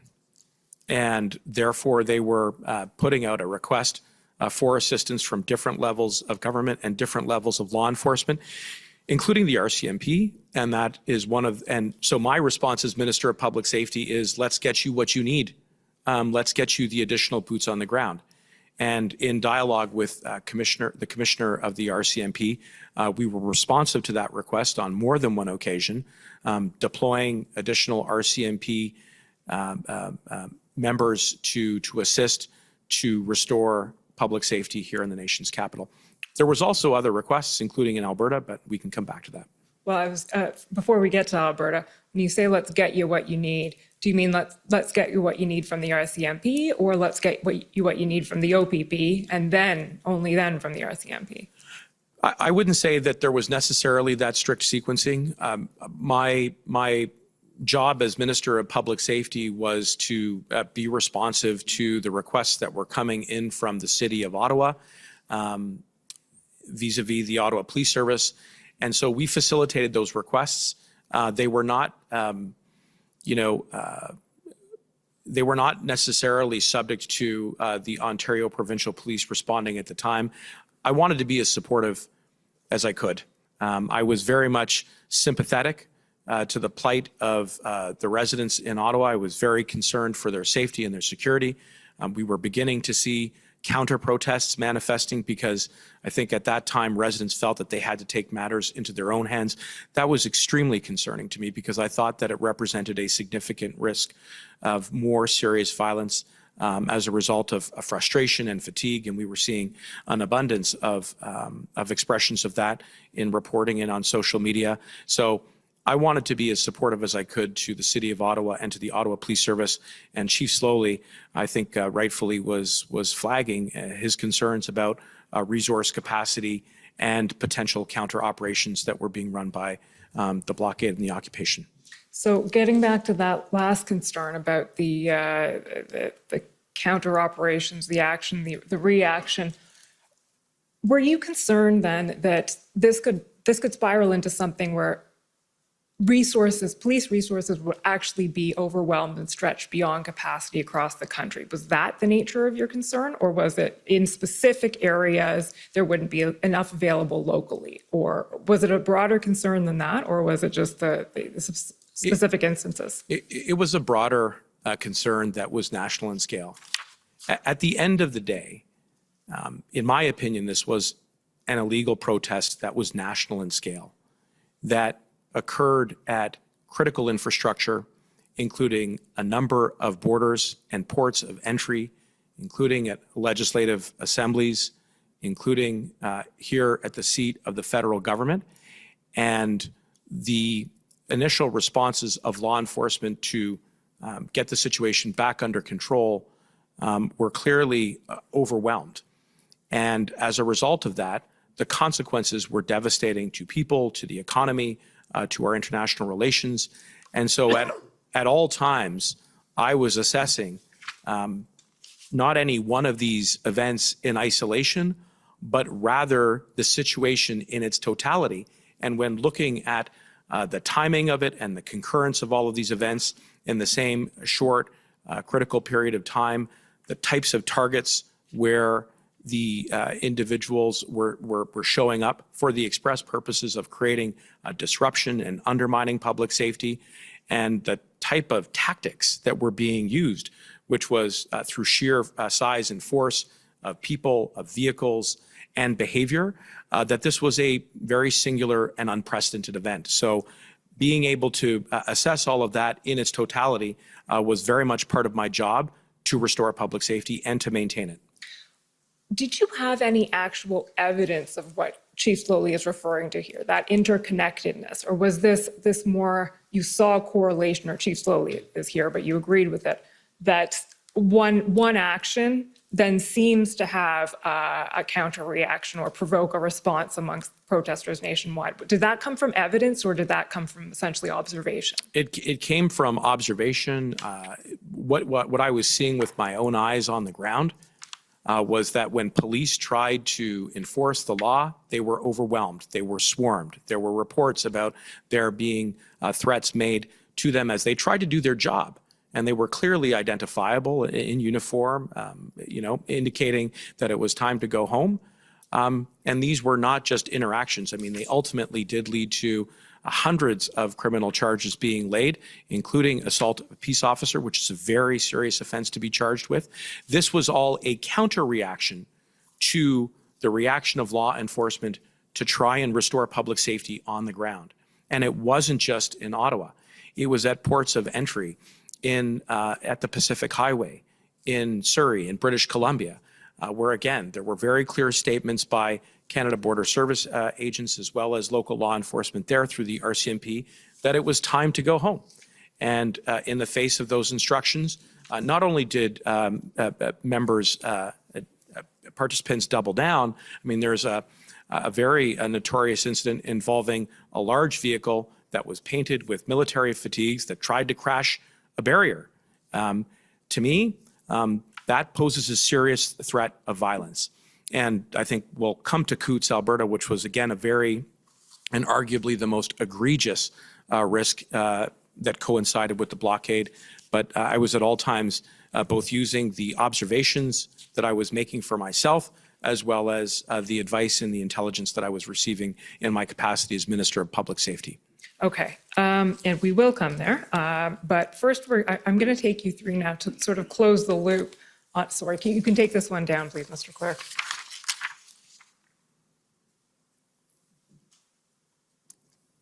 So can you just pull up quickly ssm.can.ns C402676. This is the third and last tripartite, and there's just a couple of things I want to highlight here, Minister, ask you about, which is, sorry, here we go. Let's just scroll down a little bit more. Thanks, latest from RCMP. Okay. So towards the middle of that paragraph, you say, phase has moved beyond inconvenience or disruption. So this is now February 10th.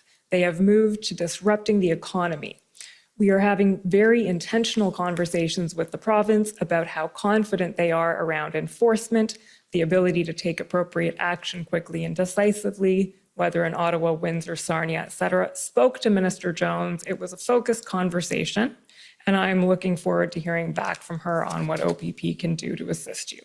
Okay, so I'll take it from that, and we'll get back to the conversation with Minister Jones, but Minister Jones was not at the third and last tripartite here. Is that correct? That's correct. Okay. So thank you, Mr. Clerk. So I'm just going to try and put together the chronology of what happened here, and I'll take you back to February 5th. SSM.can 407854.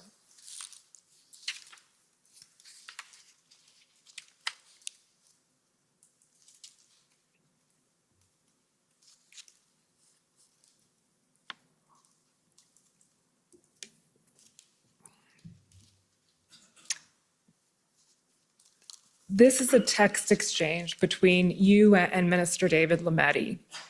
And just scroll down a little bit, please, Mr. Clerk. I'm not sure what you're referring to. You say, you were perfect today. Thanks. So were you, buddy. Then should I? So the blue is Minister. Little collegial support at a very stressful time. Slash bromance. Okay. I think he might resent that suggestion. So were you, buddy. Should I call Downey? You've spoken to Sylvia. Downey, there would be a reference to Doug Downey? That's correct. Okay. Can you tell us who, just for the record, can you tell us who Doug Downey is and why Minister Lametti might be calling him? He's the Attorney General of Ontario. He's Minister Lametti's provincial counterpart. Okay. And so you have spoken to Sylvia, he says, and you say, I have spoken with Sylvia. You should call Downey. We need them in the right space to respond to any RFA for OPP assistance.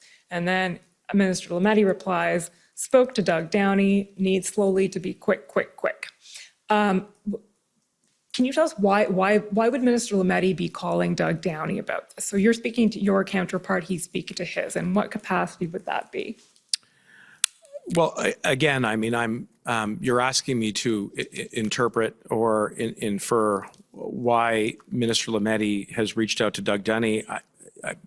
The best answer that I can offer is I believe he is reaching out to a provincial counterpart to understand what Ontario's response is to the situation, not only in Ottawa, but elsewhere, including in Windsor at the Ambassador Bridge. And by then, the blockade was causing significant interruption to the economy. Again, thousands of people were temporarily laid off. Businesses were impacted in the auto manufacturing sector. So I think he's trying to gain some understanding from the Attorney General of Ontario about perhaps what advice he is offering to the Ontario government. Again, I'm drawing some inferences here, but I think it's a combination of that. But I think more broadly, just to keep lines of communication strong between the federal government and the government of Ontario. Okay, so you actually asked him to call Downey. So do you have a recollection of why, or is it essentially what you just told us? Yeah, no, actually, there it is right there. Yes, so I would say that was my thinking at the time, was to try and keep lines of communication open and to be sure that that we had some understanding about, you know, what advice may be provided to the Ontario government. Okay, thank you. Mr. Clerk, next document is ONT 401141. So I understand that there was a call that took place between you and Minister Jones on the 7th. In that earlier text exchange, you seem to refer to an earlier call before the 5th. I don't know if do you have any recollection of that one? I'm sorry, I'm sorry. Which document am I looking at here? Sorry, yeah, that's my fault. The last document, the text exchange with Minister Lametti, you say, I have spoken with Sylvia, and that appears to be on the 5th. So do you remember a conversation prior to the 5th? In the context of the blockades, not off the top of my head at this moment. Well, we know that one happened on the 7th, and Yes. this document is Minister Jones's notation of that call. And she says, so she's talking to you, Marco Medicino, Jim Watson wants an interlocutor. I think that may mean interlocutor, but I'm not sure. Wellington will be fast and jurisdiction FTP table to support the city, 1500 OBP 38 Kitchener. Can you tell, so the interlocutor, is that a reference to an interlocutor? Was that part of the discussion you were having? You know, again, if we could have the document just scrolled back up to the top, I just want to. February the 7th, Jim Watson. I agree with you. I think that the word there may be misspelled and is referring to an interlocutor. And, you know, beyond that, I couldn't say much more about that particular note. But I did have a conversation with Minister Jones. Yes, you did. And around that time. Pardon me? Around that time or shortly thereafter.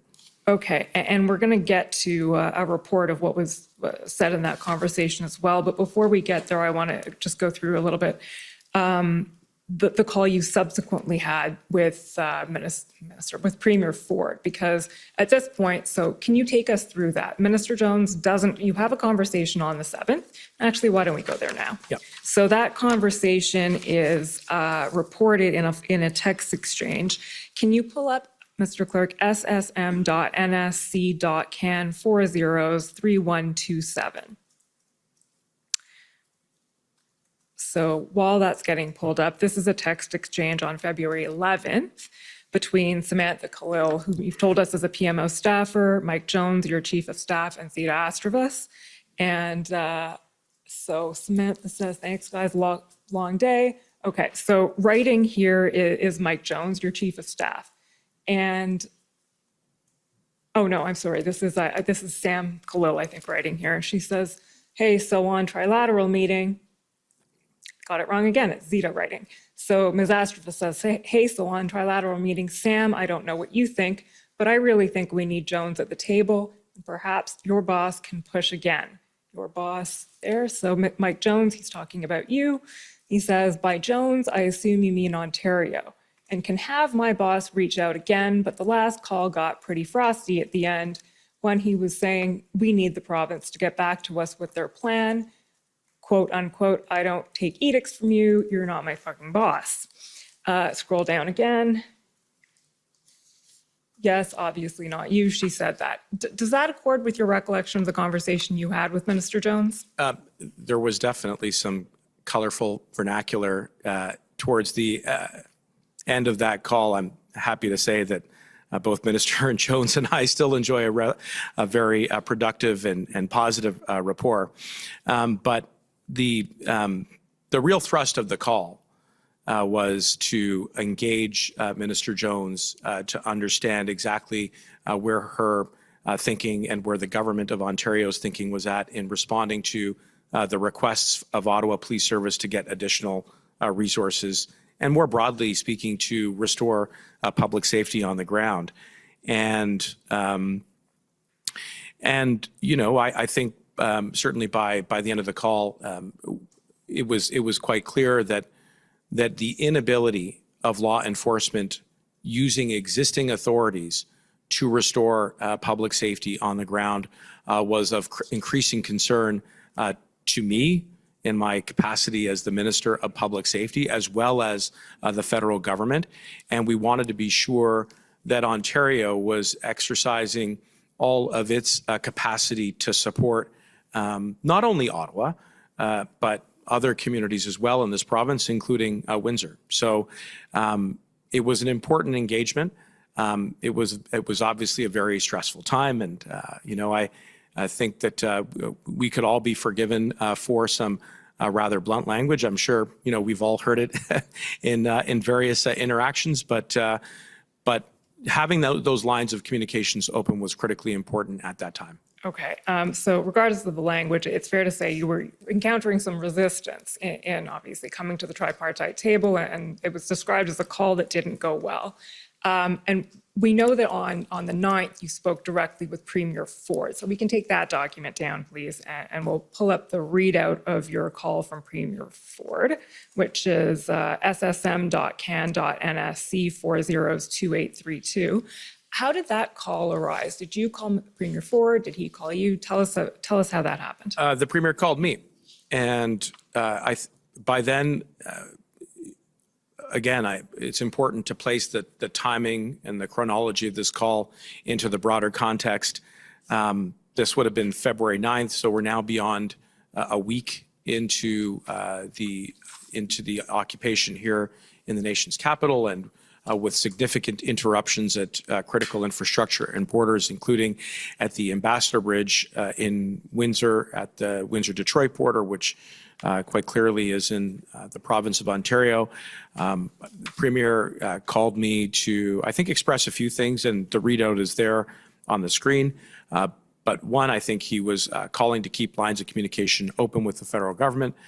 Two, he was indicating to me that his chief public health officer was going to be going out in the very short term to communicate the end of vaccine passports and the end of mandates.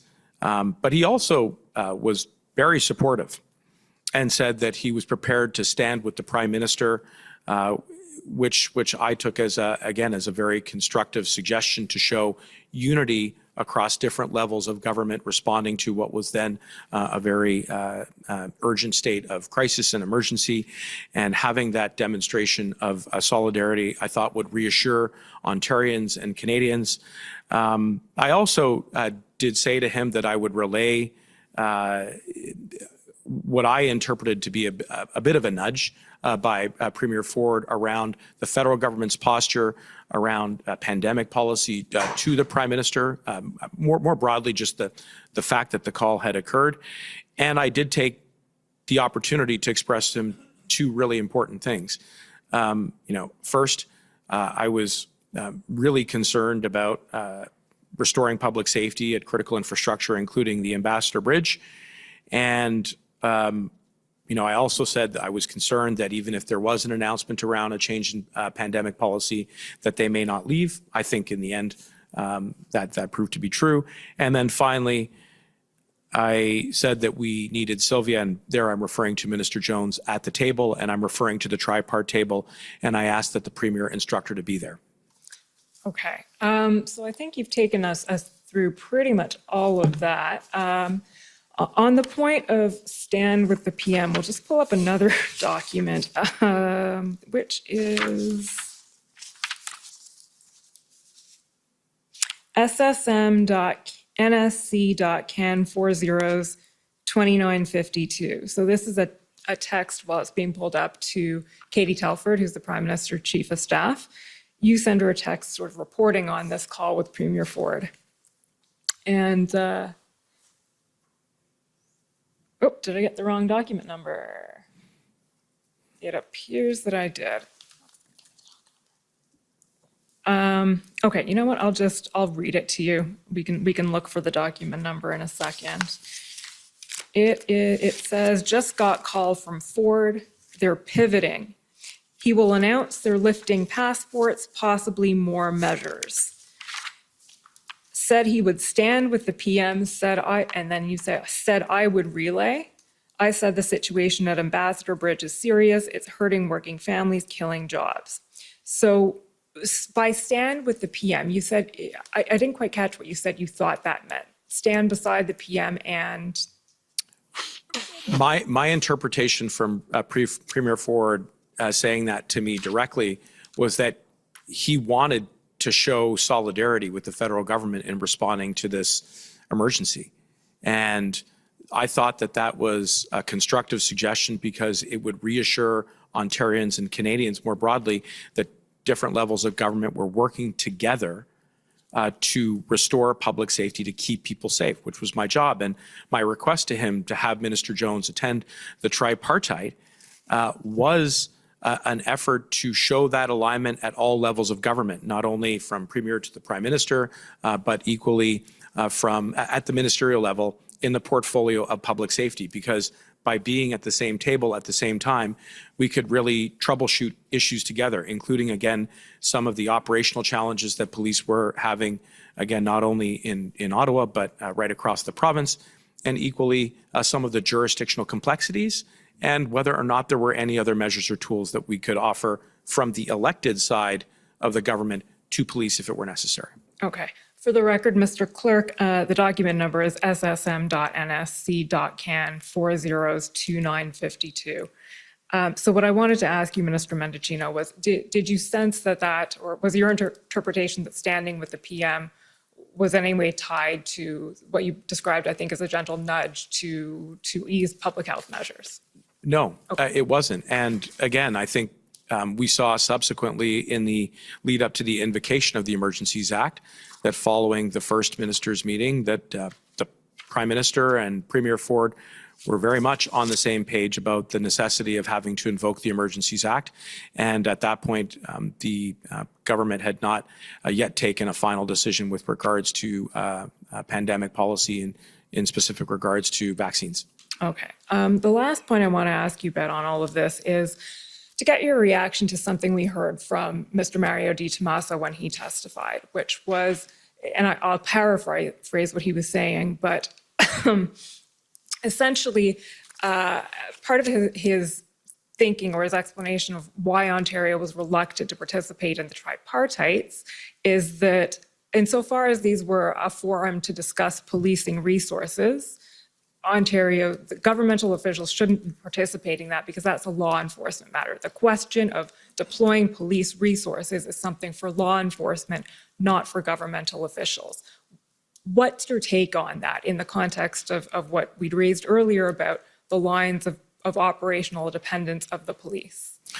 Yeah, here again, this is a very important question. First, I can't speak for the Deputy Minister of Public Safety or the Solicitor General in Ontario, but from where I sat, the Premier of Ontario actually showed very important leadership in the early days of the blockade, going out publicly saying that this had no longer was a lawful protest and that people needed to go home. And that was a signal, I think, to any fair-minded individual who abides by the law that the situation was no longer safe.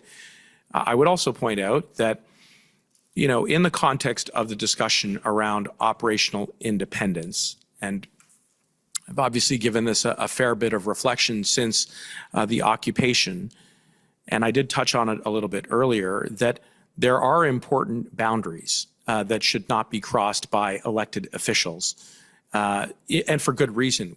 We do want to safeguard against the politicization or making partisan important and independent decisions which are made by law enforcement and the prosecution services around the country so that we can preserve the integrity of the administration of justice.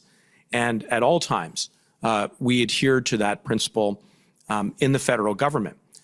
That having been said, there does need to be a dialogue, and there is a dialogue between police and the elected branch of government when it comes to providing additional resources and tools. And I can offer a number of, very concrete examples, not only in the general, but in the specific context of our response to the blockade. So if I could, when I received a call at the beginning of February from the Premier of Alberta, the then Premier of Alberta, Jason Kenney, one of the concerns that he'd expressed is that he and Alberta did not possess either the resources or the tools to clear the blockade at Coutts, which had mobilized pretty much since the end of January or beginning of February.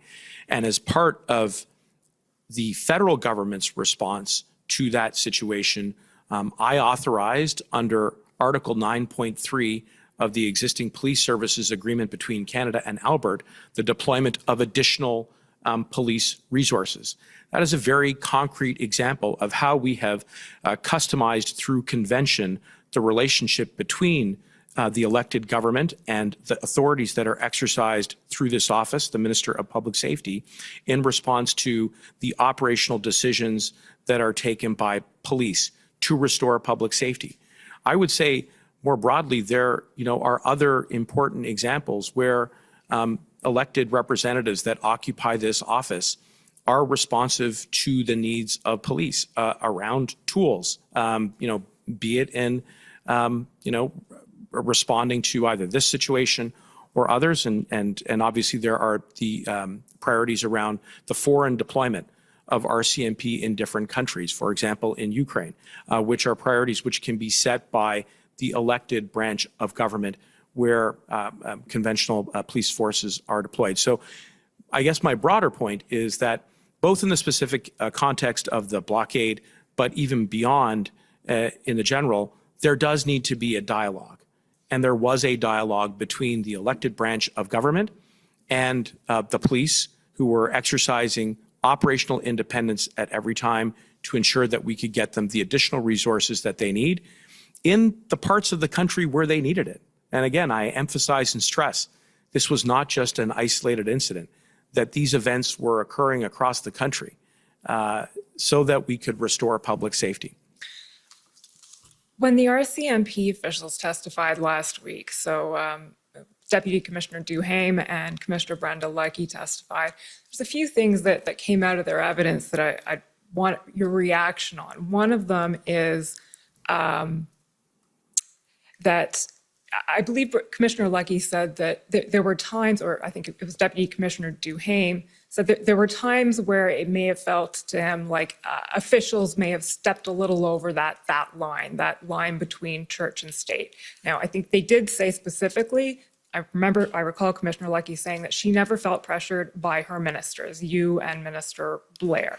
She did say that at some point you sort of had to educate or educated, and she didn't point to any sort of instance where it was necessary, but she said you educated, and it fell to you essentially to educate the rest of cabinet. I think it was the February 10th IRG right. on where that line was and the importance of operational independence. Do you recall that?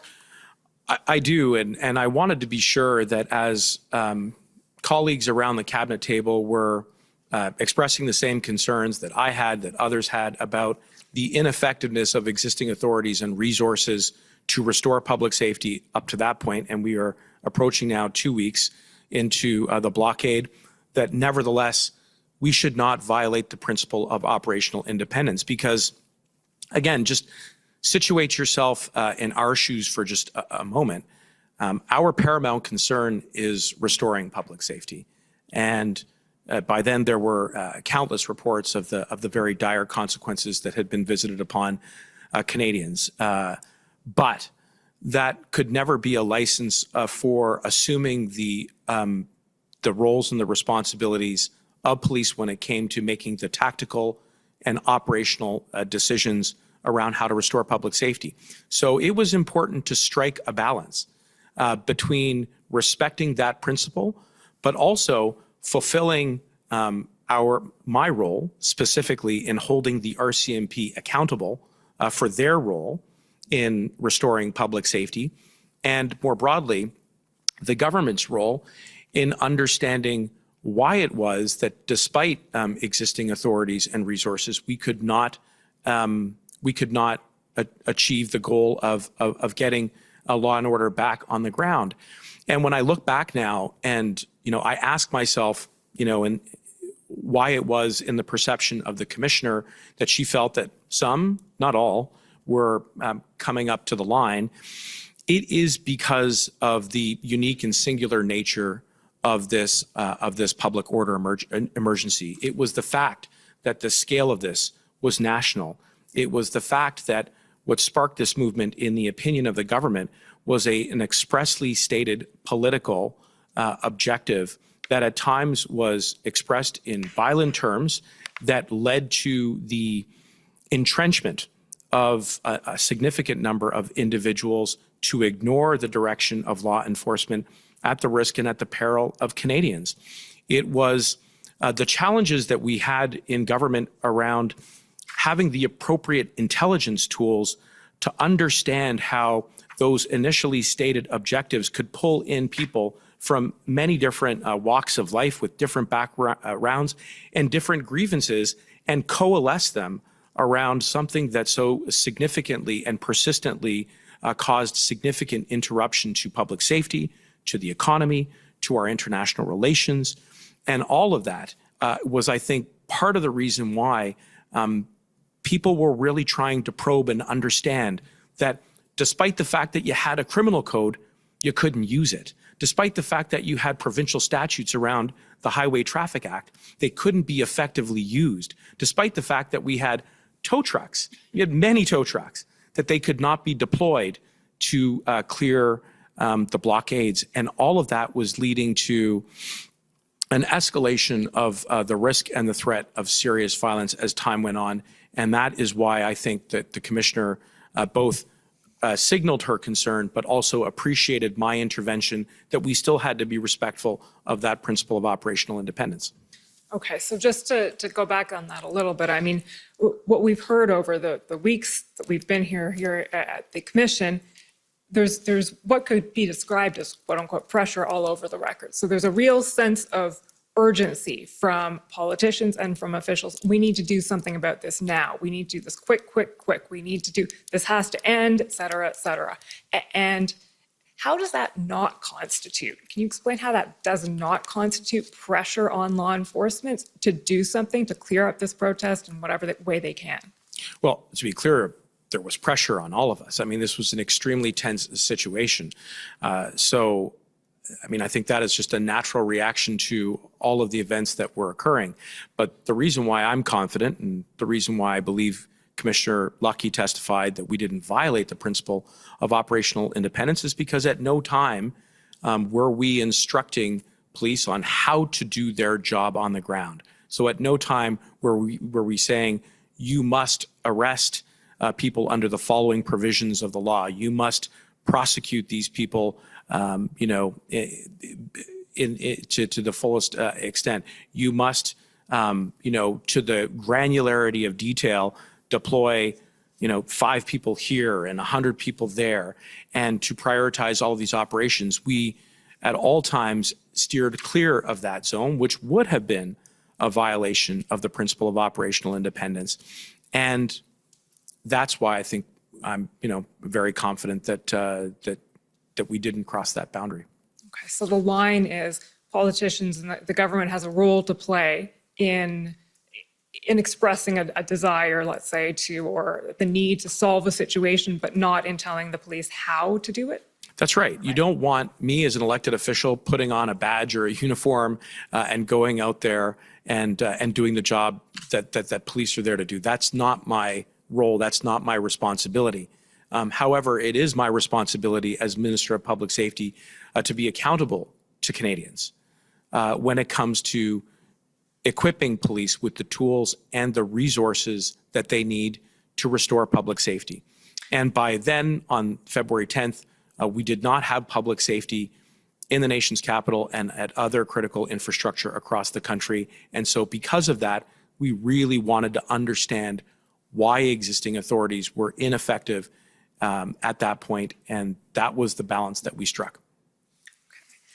Another issue that we've heard a lot about over the last few weeks is the idea, or the notion of, one could put it as negotiating, or we could put it as engaging with demonstrators or protesters.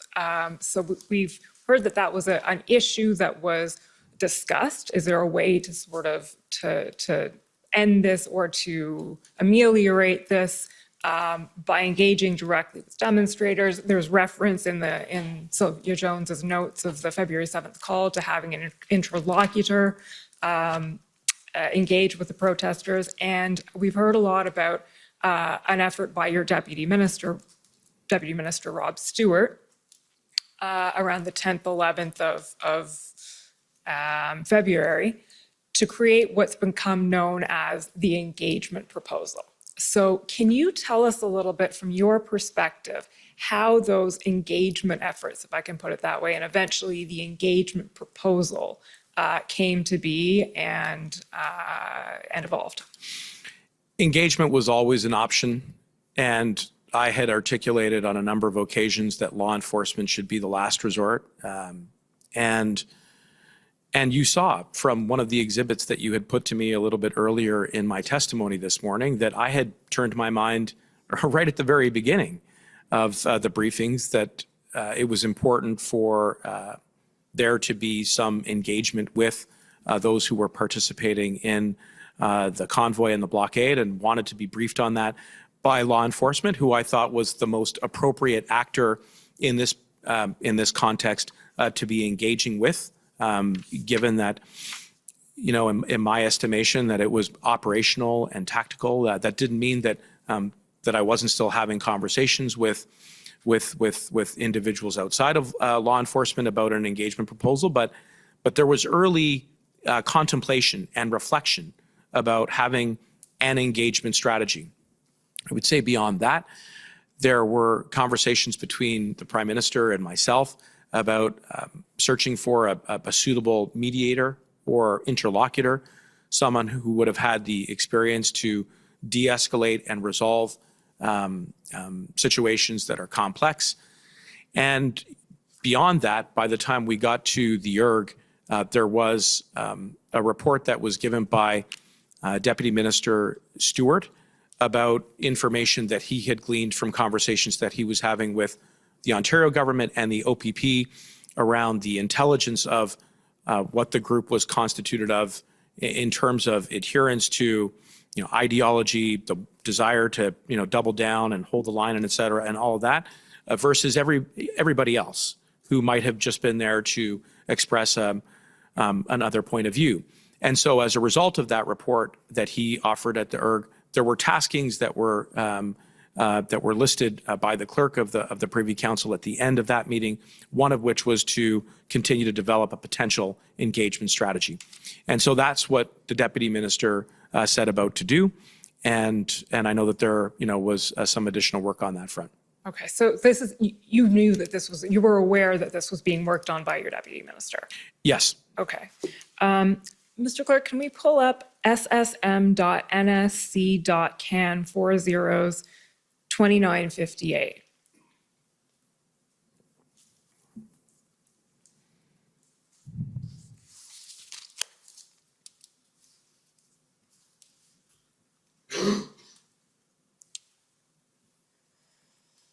So, Minister, this is a text from you to Katie Telford, the PM's Chief of Staff. The date of it is February 11th, it's at 6:49 p.m. So just to situate you in time, the ERG happens on February 10th. There's no ERG, I think, on February 11th. So you write to Ms. Telford, hey there, we got some very last minute and thin paper tonight on an engagement strategy from my DM, who apparently socialized it with PCO, RCMP commissioner, and the Ontario government, and not me. We only found out about it during a call tonight I placed to him. The DM's outreach during the day to the Ontario government on this engagement proposal resulted in the Ontario Deputy Solicitor General sending my DM a draft letter addressed to unnamed protesters proposing engagement, which would be co-signed by Ontario government and an unnamed official from the federal government. It's unclear whether PCO, RCMP, or Ontario government has given their support to the engagement proposal. Flagging as a concern and inconsistent with good info flow, I've addressed with him, wanted you to know. I will be replying to DM and letting him know. Then there's some redactions, and the last thing you say is, sorry, but had to let you know. Can you explain to us what you were expressing in this text? I'm expressing a concern that the deputy minister had socialized with a different level of government, an engagement proposal that I would have wanted to have some input into prior to that. And, again, admittedly, in this particular moment, everybody is working extremely hard, long hours, trying to quickly fulfill the tasks that had been accomplished fulfill the tasks that had been assigned, I beg your pardon, at the end of the last ERG.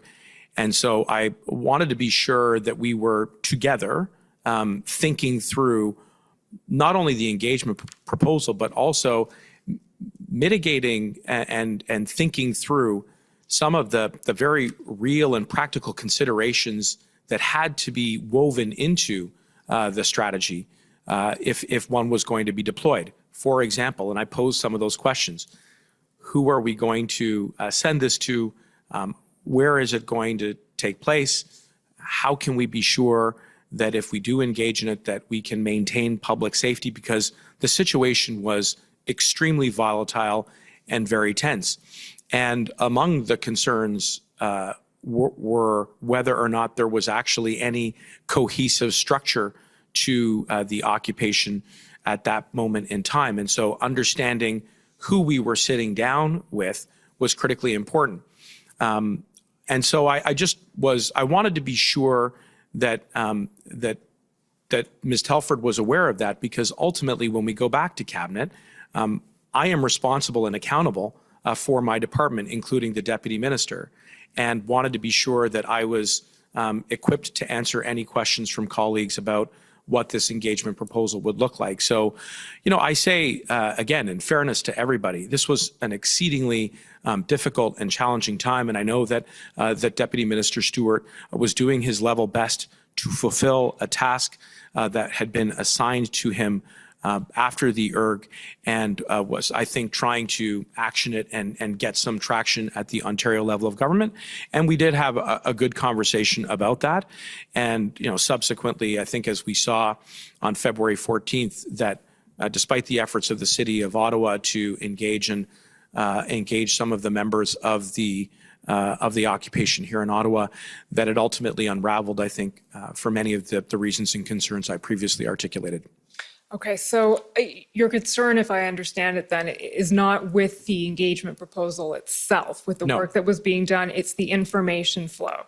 Correct. And the fact specifically that it had been socialized, as you put it, with the Ontario government without you knowing about it. At that particular moment in time, and just wanted to be sure that I had a line of sight and understood it, and also that it was part of a broader effort by both me and others from within the government to explore engagement. And as I pointed out, seeking briefings and information from police right from the beginning about how we were engaging with members of the occupation. Equally, the conversations that I had with the Prime Minister around finding potentially a mediator to de-escalate so we could avoid law enforcement as much as possible. And, ultimately this engagement proposal as well. It was all a suite of things that we were doing together to to really try to restore public safety as quickly as we could. I believe Deputy Minister Stewart's evidence was that he hadn't socialized it with Mr. Di Tommaso, but with Commissioner Correa. So would that change your view at all as to whether that engagement was appropriate? I'm not sure. I think the broader concern was just making sure that I could stay up to speed. Okay. And recognizing again the pressures on everybody to go about and complete these taskings. I just wanted to be sure both me and my staff had an opportunity to contribute to the idea before it got before it was shared with not only other branches of government, but as you pointed out, other branches of law enforcement. And I wanted to be sure we were really, staying on the same page. But it was an exceedingly difficult time, in fairness to the Deputy Minister. Everything was happening very quickly. There's no doubt about that. The reason I asked you whether you were concerned about the proposal itself is because one of the bits of evidence we've heard is that Commissioner Lucky and the RCMP may have had some concerns about it or about the proposal, in the sense that it may cross the line between church and state. So again, we're back to this issue of police independence, operational independence. And I'd like you to speak for a moment, if you could, about how the idea, where does political negotiation fall into that piece? And just for a little, to situate you in background, what we know now is that there were different lines of potential engagement going on almost simultaneously. There was an attempt at engagement in Windsor. There was an attempt on the part of Mayor Watson to corral trucks up onto Wellington Street and get them off the residential streets where they were disturbing the residents on those streets. And then there was the federal government's engagement proposal. So we have these different lines going at the same time. And that could arguably at least be put as something that makes it difficult for law enforcement to do their job. What's your reaction to that? Yeah, I would agree with you. I think it was extremely difficult for law enforcement to figure out how to engage in a constructive way with the occupation and the blockades, not only here in Ottawa, but across the country.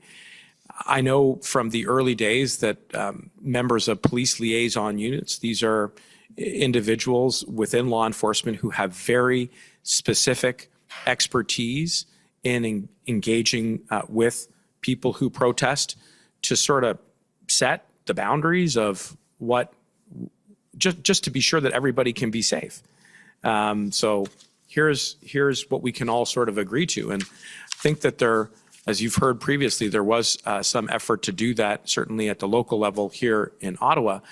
But to come back to what I think that, like the core of your question is, you are absolutely right that it becomes a lot trickier and more complex once elected officials start to penetrate into the terms and the conditions by which you negotiate a disengagement of the blockades and the occupation, if it involves, let's say, the moving of vehicles, the moving of people, the moving of police officers. All of that, I would submit, is much more within the operational domain and by extension, independence of police, which was one of the concerns that I had in navigating this appropriately. So that was, I think, part of what I was getting at in my text to Ms. Telford, was just I wanted to be able to think that through with everybody, and especially if we were going to be sharing it with other levels of law enforcement, so that we were respectful of those principles of operational independence as well. Okay. I now want to ask you, turning to, we know the engagement proposal didn't go anywhere in the end. And we're chronologically, we're now getting to the crux of events and when the Emergencies Act was actually decided on. So I know it wasn't decided necessarily on the 13th, but that's the day we're going to talk about.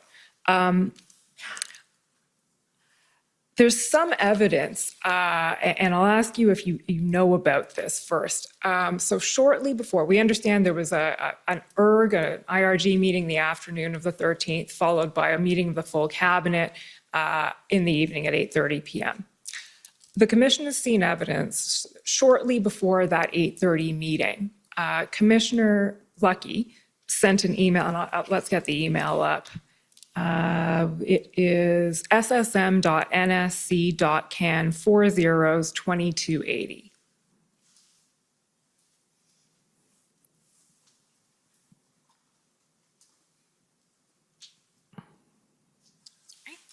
So this is an email. The timestamp on it is it's just shortly before 8 o'clock once you do the Greenwich Mean Time adjustment. This is your Chief of Staff, Mike Jones, sending this to you and copied to Deputy Minister Stewart. Evening, Minister, responses from the Commissioner below. And this is, we've seen this already in the inquiry, so I won't go through it at length, but there's a sort of a wish list, or these are tools that could be effective. And then at the very bottom of the email, there. Commissioner Lucky says, this said, I am of the view that we have not yet exhausted all available tools that are already available through the existing legislation. There are instances where charges could be laid under existing authorities for various criminal code offenses occurring right now in the context of the protest. The Ontario Provincial Emergencies Act, just enacted, we skipped that in the narrative, but we know that happened February 11th, will also help in providing additional deterrent tools to our existing toolbox. So my first question, Mr. Mendicino, is, did you see this before the cabinet meeting? I don't recall exactly when I would have seen it. This, as you pointed out, was sent just prior to the commencement of the cabinet meeting. I will say to you, importantly, that a couple things. First, the commissioner did not express that opinion to me at any time directly, and I actually spoke to the commissioner earlier that day on February 13th, and while she did not at all address that last point that you raised in the email, she did call me, and only me, this was a conversation between just her and I, to be clear, to express her very grave concerns about the situation in Coutts. And she underlined for me that the situation in Coutts involved a hardened cell of individuals who were armed to the teeth with lethal firearms, who possessed a willingness to go down with the cause. And the reason why this was such a sensitive conversation was that we had RCMP undercover personnel deployed in the field. And she was justifiably concerned that there not be any leak of this information because lives literally hung in the balance. And for me, this represented far and away the most serious and urgent moment in the blockade to this point in time. And so it also spoke volumes to me about the commissioner's state of mind, which was that we were potentially seeing an escalation of serious violence with the situation in Coutts. And it certainly, I think, was in the broader context of the preponderance of the advice that we were getting from the commissioner at that time as a result of conversations not only in the ERGs about where there were gaps in authorities, in existing authorities to return public safety to the ground, could not have drawn any other inference that she was supportive, as she later expressed that she was, of the decision to invoke the Emergencies Act. This was a singular moment for me in my mind. And it was so urgent that I said to her, well, look, I can't just keep this information to myself. At a minimum, I have to be able to share it with the Prime Minister, which I then subsequently took steps to do. Shortly thereafter, I reached out to Ms. Telford. Sorry, just to be clear, which information are you talking about there? About Coutts and about the potential for gun violence and for the loss of life, and the fact that there were RCMP personnel that were in the field, and all of this occurring literally within hours, not even days, of the Invocation to the Emergencies Act, I was extremely concerned that this had reached a new height of both urgency and emergency. And so I felt I had a responsibility to let, at a minimum, the Prime Minister know and his staff know, while respecting the operational sensitivity at the most delicate levels to protect the people on the ground. And so I did that. I spoke to Ms. Telford afterwards, where I conveyed to her both the best information that I had at the time around Coutts, and asked her to keep this, to respect, in effect, the Commissioner's request that we treat this information with the utmost sensitivity so that we could ensure that we were keeping people safe. But this was a threshold moment for me. There's no doubt about it. And that was you had that conversation on the afternoon of the 13th? That was the same day, yes. Okay, so just to recap a little bit, you didn't see this email from Commissioner Lucky before the cabinet meeting? Again, I'm trying very much to reconstruct the sequence of events. Things moved very, very quickly. It literally came in inside of a half hour of the commencement. So I don't want to say definitively I didn't see it. I was much more preoccupied with the actual direct conversation that I had with Commissioner Lucky earlier that day, where she had imparted to me perhaps the most urgent information to date with regards to the occupation and the blockades, and that was a threshold moment. Okay, fair enough. So if you did see it, it didn't register as much as what she said about Coutts, put it that way. In your recollection, was that information put before cabinet? So we know that Commissioner Lucky wasn't called on to speak. Do you recall this being expressed to cabinet that evening? No. Okay. And you certainly obviously... And I wasn't permitted to share, or I was asked not to share the information about Coutts with anyone else except for the Prime Minister, which I did. Okay. If you had known this information, and I appreciate you're not entirely sure on whether you saw this information or didn't, would it have changed your mind at all? I don't think so at that point. My interactions directly with the Commissioner were actually going in the opposite direction. And certainly the fact that that we were on the precipice of engaging in an operation in Coutts where people were armed with a significant number of lethal firearms, where they possessed body armor, where there was intelligence or information that they had ideologically extremist views and symbolism that was attached to the group, that they were prepared to go down with the cause, was a very strong signal to me that the Commissioner was of a heightened concern around the state of affairs. And again, it was consistent with the advice that we were getting contemporaneous to the decision of the Invocation of the Emergencies Act around tools to address the gaps that existed. So, you know, the need to deploy RCMP officers, the need to procure essential services, importantly, the need to declare no-go zones or prohibition of assemblies. Let me just say on that last point that I wasn't just hearing about that from the RCMP. The CBSA had briefed Cabinet on at least one occasion for sure, if not more, about their explicit concerns about the lack of their authority and jurisdiction to clear roads on the way to the border. And so, you know, all of those powers were subsequently included in the declaration and the regulations under the Emergencies Act. Okay, well, let's actually stop there for a moment. I'm going to go back to what we were talking about, but PB.Can 1864, please, Mr. Clerk.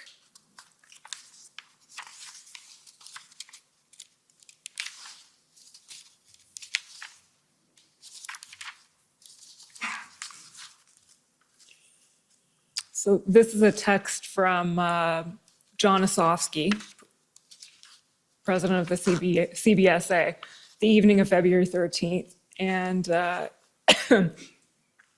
he says, well, you asked, is it possible to direct CBSA officials to take a harder line, or is a heightened sense of vigilance as far as it goes? And he writes back, the gap is the fact that there is not an inadmissibility in IRPA, Immigration, Refugee and Protection Act, for coming to a protest. We have directed back 29 so far for other reasons as part of our enhanced vigilance. And you say, right, okay, so nothing we can do to strengthen our position there. I think our position broadly is that it's an illegal blockade, and it goes on. So that is, sorry, go on. Sorry, scroll down a little bit, please.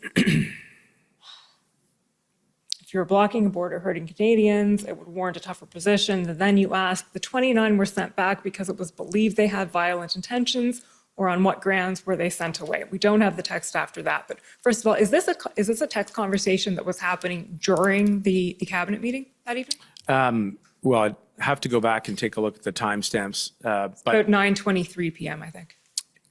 Could very well have been. I assume it was. This is February 13th, right? That's right. Yes. So I would have been trying to really get a clarity of understanding about what the gaps were, and what the then president of the CBSA is expressing to me is that they need something that they don't have. And what they don't have at this moment in time is any existing authority to turn away foreign nationals who are attempting to enter into Canada where there are reasonable grounds to suspect that they may want to support what at this point is an illegal blockade. And so that is, again, a cry, an obvious request for some assistance here as a result of a gap in an authority. And there is a direct line between that gap and the subsequent powers which were included under the Emergencies Act. There is no other way for me to interpret the information that I'm getting from John Ozowski. It's certainly not to do anything about it. And subsequently, we did provide that authority, and there were, as my understanding recollects, at least, I think, one or two individuals who were turned away on February 19th by CBSA on the strength of the Emergencies Act authorities that were provided to them. I think we know it was two, and the answer to the question here is that the 29 were sent back because under enhanced vigilance, because generally speaking, I think because they didn't meet the vaccination requirements. I think your interpretation's right, and I think Mr. Ozowski he's communicating to me that we're working with what we got, but it's not enough, okay. And we're concerned that we don't have the authority that we need. And this was in addition to what I think is one of the other significant concerns that CBSA expressed to me and to other cabinet colleagues, which is that they did not have the authority or the jurisdiction to clear the roads leading to the border. And certainly that limited their capacity to keep the border open, and by extension, critical supply chains, food, fuel, health supplies, all the like, the people in the border communities. And I'm certainly familiar with the community in Windsor as a result of some family relationships, but people got to go about their daily lives. And this was completely impossible at that time. And so, I think he's expressing two very legitimate gaps. And so, again, the only interpretation for me is that we need some help here. And so we endeavored to provide that help to them through the Emergencies Act. Okay, I'm at the end of my time. Mr. Commissioner, I just wanted to clarify, because I think the impression was left inadvertently or otherwise that these are the minister's texts as opposed to the Chief of Staff, Jones. Absolutely, you're right. And I apologize for intervening. No, thank you, that's helpful. Mr. Commissioner, I'm at the end, but if I can ask for 5 minutes to ask some concluding questions. No, it's your call when you still have time, so. Not a lot. Oh, actually, no, I do have some time. By my count, you have lots of time. Actually, you can count better than I am, better than I can. I was thinking of the old time allocation. Okay. So something rarely heard in any kind of a proceeding. No, well, I have a lot of experience following time. Or not following it. So it's just wondering if you wanted the break now or later. Sure, let's take the break now. Sir, before we take the break, I just have a quick application. I apologize, sir. I think it's important. I've just met Mr. Alexander Cohen. He's present in this room. And sir, Mr. Cohen, as we have heard throughout this proceeding, has relevant and material evidence to this proceeding's mandate. He has very relevant evidence with respect to the inquiry as to the circumstances, as to the invocation of the Emergencies Act. He also has relevant and material information with respect to misinformation, of which this commission has been tasked with exploring, beginning with the text messages between himself and Mary Liz Power that are already in evidence, in building the narrative with respect to the protesters in Ottawa being extremists, and thereafter essentially setting out that they are in fact proprietors of Nazi symbolism. Sir, this commission has been hearing from various... Can I just interrupt? Yeah. What's your application? I'd like to call him as a witness, sir. Well, have you written any, is there a... I didn't expect that we would have the opportunity. Well, you haven't at the moment. There's no application. So Well, this is my application, sir. I'm making it orally, and I'm asking for the commission to have him testify after the minister. He has relevant material information. I'm not going to do this orally right now. Well, sir, we're given 15 minutes to cross-examine, to elicit relevant and material evidence. And we have relevant and material witnesses here.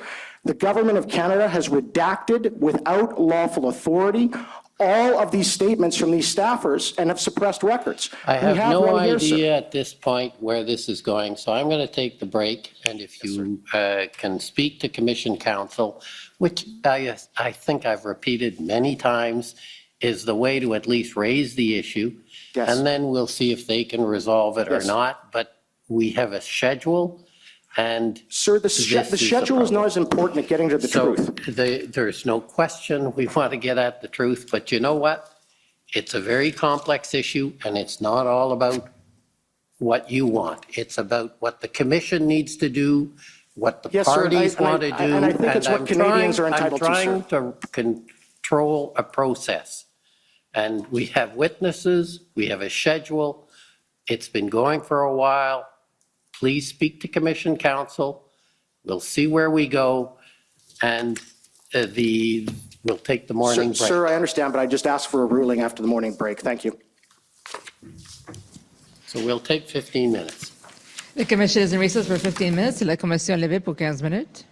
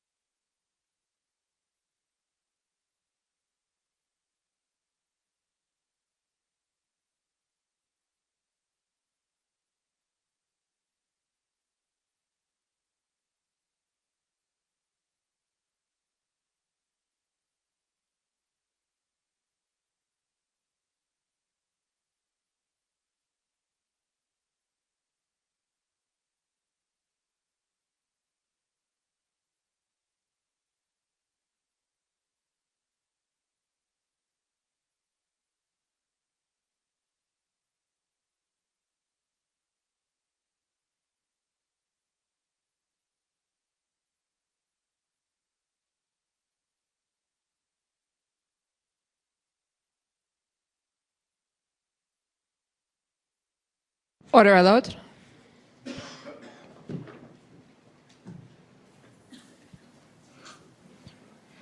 The commission is reconvened. La commission reprend. Sir, okay, the Commission Counsel has not completed her I understand, presentation. but sir, and your counsel's advised you that, No, I know you've directed, you wanted the application. I'm sorry, I'm speaking. Yes, sir. The application, if you want to do it, you've been advised it's to be done in writing, not in the middle of the Sir, we presentation. filed 2 motions in So writing at your I'm direction sorry. that you've refused to rule on with respect to the redaction you're- of documents from the government of Canada. You're speaking, That has I'm not speaking. been ruled on, and they've been Okay. filed for I days. will take a break while you're asked to Sir. leave. I will return in 5 minutes if security could deal with the council. The commission is in recess. La commission est levée.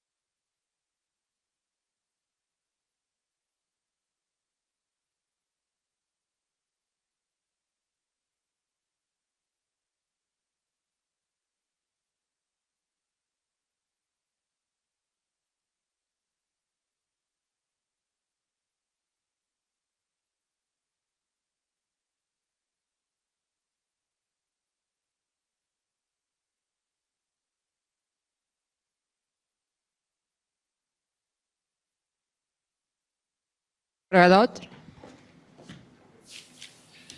No need to stand. I'm not a judge here. I'm just a commissioner. The commission is reconvened. La commission reprend.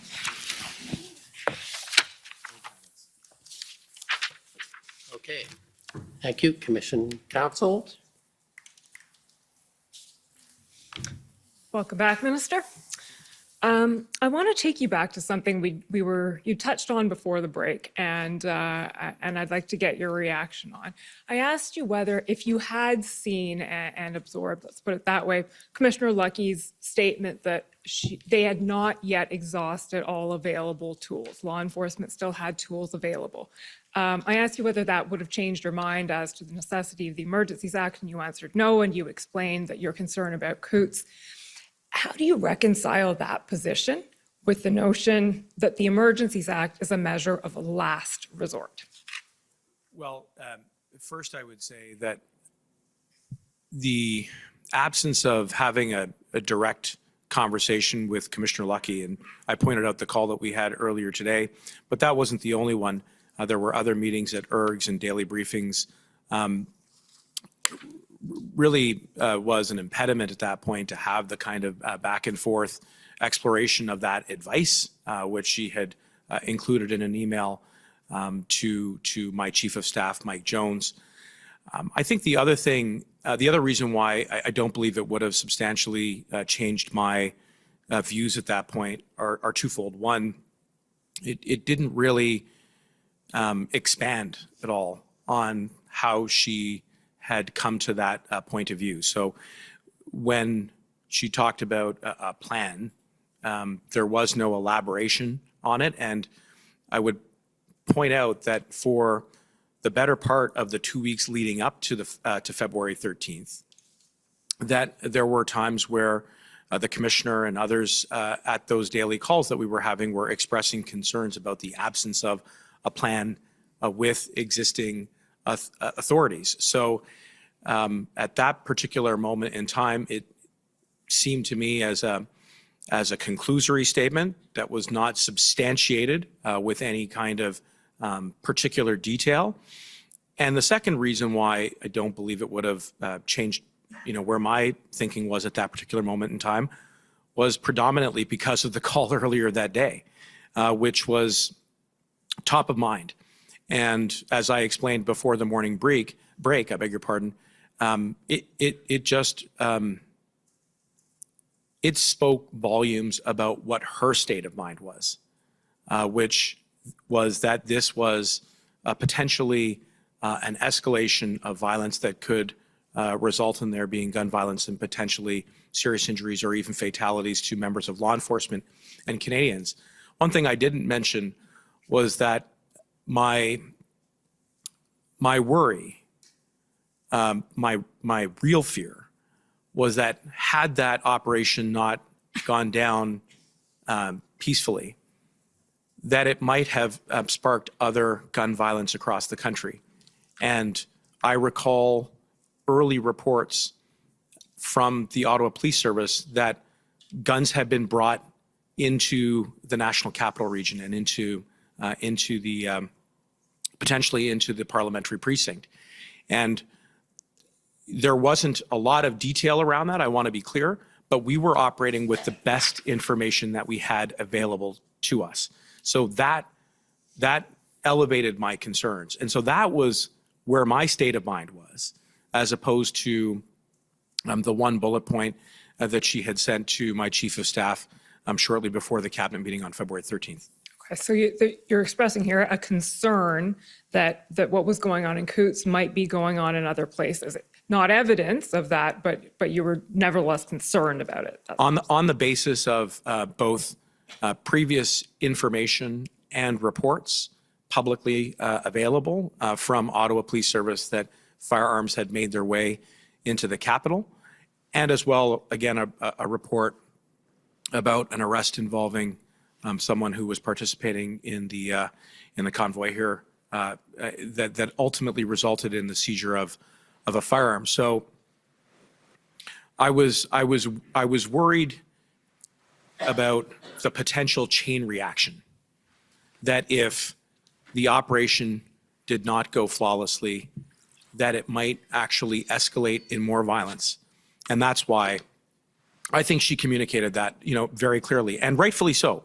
I want to be clear that Commissioner Lucky was entirely appropriate and justified in signaling that this was a, potentially much higher level of concern around the state of affairs.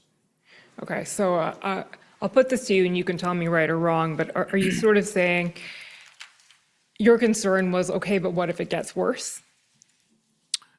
My concern was that this information was highly sensitive. It involved a hardened cell. It involved guns. It involved ideological symbolism potentially.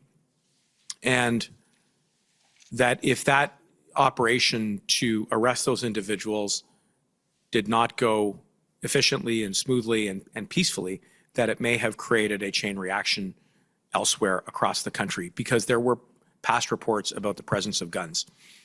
Okay, so I should have put my question more clearly maybe, but with respect to the availability of tools and whether law enforcement had what it needed, are you saying, and you may not be, so I'm asking you, but are you saying that regardless of whether there may have been tools available, there was a concern that it would actually, that the situation would get worse? Yes, and again, the urgency with which we had that conversation, the confidentiality around it, the operational sensitivity about it, the jeopardy of having lives at stake, the potential chain reaction of other gun violence across the country on the basis of reports, and the concurrent advice that we were getting about tools that could only be granted in the Emergencies Act because resources were ineffective at restoring public safety, and there were gaps around deploying RCMP efficiently. I mean, you'll recall the swearing-in provisions, the no-go zones, the procuring of tow trucks, all of that was where my state of mind was. Okay. And by the way, those were conversations that we did have in person at the ERGs and at the cabinet table around where those gaps were. Where the gaps were. Yes. So we have heard evidence about gaps that have been identified. We also heard from a number of officials, and we saw in documentation a lot of hesitancy around the idea of using the Emergencies Act and the possibility that it may inflame tensions, it may make things worse. There was a lot of, if I could put it this way, doubt around that. In light of that, and in light also of a lot of discussion that we've had here in the Commission about whether the threshold itself was met under the Emergencies Act, can you go there at this point and explain to us your understanding of why the threshold was met and why it was necessary in light of the hesitancy that had been expressed about the need to invoke it? Well, you've touched on a few important points in your question, so I'm going to try and unpack the questions that you put to me. Just first on hesitancy, I would be more inclined to describe it as reluctance. And I think that instinct was the right one, that this was a statute that was created coming out of the aftermath of the October 1970 crisis, and there being real concerns about resorting to the War Measures Act and using the military to restore public order, which is not the mandate or the expertise of the military, a very blunt instrument. And the creation of the Emergencies Act, which very consciously and deliberately does not make any reference to military powers, but nevertheless affords the government broad scope to respond to public order emergencies. And just by virtue of its title, if you're into an emergency, this is obviously a very serious situation. So you don't want to have to use it unless it's necessary.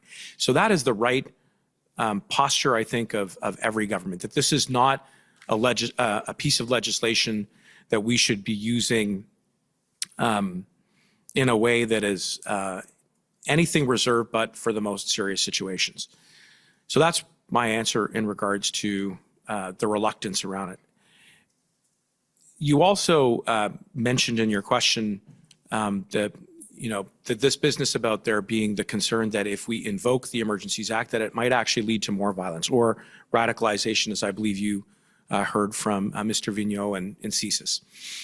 I was very mindful of that, but I also, and colleagues at the cabinet table, also had to weigh the risks of not invoking the Emergencies Act because there were the materialization of counter protests from individuals, specifically in Ottawa, because they were so frustrated at their inability to go to their jobs, take their kids to daycare, get access to emergency medical services, their prescriptions and the like.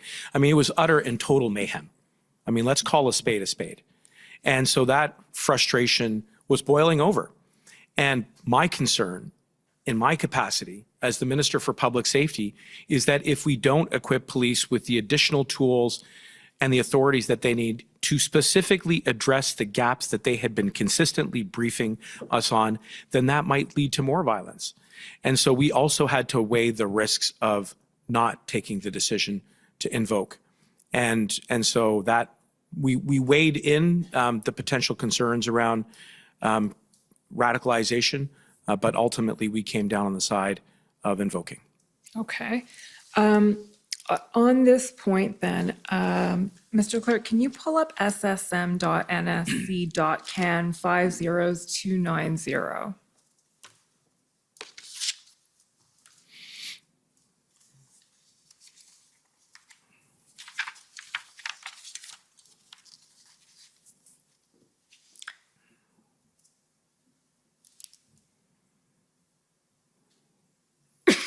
Excuse me. So this is a readout of minutes of the guns and gangs. Can you situate us actually, Mr. Minnicino, and tell us guns and gangs, what does that refer to, that meeting? Sorry, this is a document published by? It's a reading or minutes of a meeting that was held. The date, Alex? Okay, the date of it isn't clear actually, but we know that it's post-invocation. because it refers to the invocation of the Emergencies Act. And it says schedule was changed, guns and gangs instead. It's a guns and gangs meeting. And there's a report from you, M3, I think refers to you. That's a notation that's often used to describe you, M3. Why M3? Minister Marco Mendocino. I should have been able to answer that. Okay. Bullet number 3 here. You're discussing, okay, well, let's go from the bullet number 1, update on current state of affairs. The blockades that started a month ago aiming critical infrastructure had a very significant and negative impact on our security, sovereignty, and integrity at the borders. We worked very closely with FPT to get a grasp of the risks to public safety and international security. The important one, which I'll slow down on, is the third one. We took unprecedented decision to invoke Emergencies Act on the advice we received from many branches of enforcement on every level. Right. What I want to ask you about here is the advice you received from branches of enforcement. Was that advice to invoke the Emergencies Act specifically? The advice that we received was around tools that could only be granted through the Emergencies Act.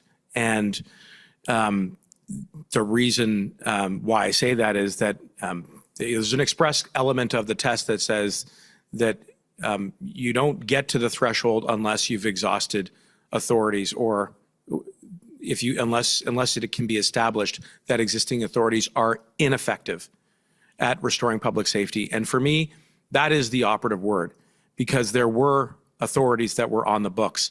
But the fact is that on the basis of what I was seeing and what I was hearing, that those existing authorities were not sufficiently effective to restore public safety. And that is consistent with the advice that we were getting from various partners within the public safety community, including law enforcement, including CBSA, and other officials, as you've heard. Okay, so just to recap then, the advice you're talking about is the advice that's identifying gaps in tools, not specifically advice to invoke the Emergencies Act, but advice that goes to identifying gaps or tools. And tools, as you actually saw in the email from Commissioner Lucky on February 13th, that would be invoked in the Emergencies Act. She used that language in her email to me. Okay. Then the very last question, I think I actually am now out of time. So the last question I want to ask you, Minister Mendocino, and your legal background shows and how you unpacked my triple-barreled question last time around. So this is the last barrel, the third barrel that you didn't get to in your answer, which is the threshold for invoking a public order emergency, as you know, depends on identifying a threat to the security of Canada with reference to the CSIS Act. We've heard a lot of discussion at the Commission about how that threshold may or may not have been met, and we know that there was no specific threat to the security of Canada assessed by CSIS. Nevertheless, the government concluded that the threshold was met, presumably because the Act was invoked. How, in your view, was that threshold met? Well, first, let me address the piece about CSIS's conclusion, and I know you've heard some evidence about that. But I do think it is important to emphasize that they are assessing through their mandate, which is conventionally confined to espionage and foreign interference and potential threats to cybersecurity for the purposes of establishing a legal threshold under that statute, which then leads to potentially obtaining warrants judicially authorized so that we can mitigate against those potential security threats. This was very different. This was not about isolating a lone wolf or a small group. Rather, it was about looking at a protest which became illegal at a national scale and completing that exercise also had to take a look at the broader objective and scope of the Emergencies Act, which means looking at Section 2 of that statute, where it talks about the presence of a serious threat or a threat of serious violence so as to exceed the capacity of any province to respond on the basis of authorities that exist. And so in my judgment, you need to kind of look at both. And that was precisely the skill set that I was applying in my role as Minister of Public Safety, drawing on my understanding of the law and the principles as they were being applied to the facts that existed on the ground at the time. And so looking at everything in its totality, we had a situation where for 2 weeks, we had a protest that was national in scale, that overwhelmed the resources of police and other border officials very deliberately for a protracted period of time, where despite the existence of statutes and resources, and in my view, as informed by counter-operational tactics that were specifically deployed to stop people from restoring public safety, the extraordinary jeopardy that it placed our economy in, the thousands of Canadians who had their jobs interrupted, the fact that businesses were shuttered, that sectors were compromised, that are the literal and figurative engine of our economy, the fact that all of this was tied to a politically stated objective to overthrow the government if it refused to reverse course on pandemic policy, and the challenges that were presented to the security and intelligence community and the broader law enforcement community in understanding what the nature of this protest was and why it was so difficult and challenging to restore public safety, all drew me to the conclusion that we met the threshold. And ultimately, for me, at the end of the day, it worked. I'm not saying that the Emergencies Act is a perfect instrument, and my sincere hope to the Commission is that there will be some reflection about that. But it was a measure that was successfully deployed by law enforcement to restore public safety without significant injury or any fatalities at all. And the fact that as part of the invocation of this act, that we now have an opportunity to go over the circumstances that led to that decision in great forensic detail, with witnesses testifying, is, I think, an important pillar of our democratic process, which of course was one of the things that we were very much concerned with preserving throughout.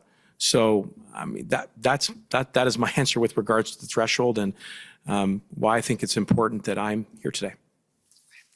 Mr. Commissioner, those are my questions. I'll pass the baton. Okay. So now cross-examination, start with the convoy organizers, please. Good morning. Good morning, sir. My name is Keith Wilson, counsel for the convoy organizers.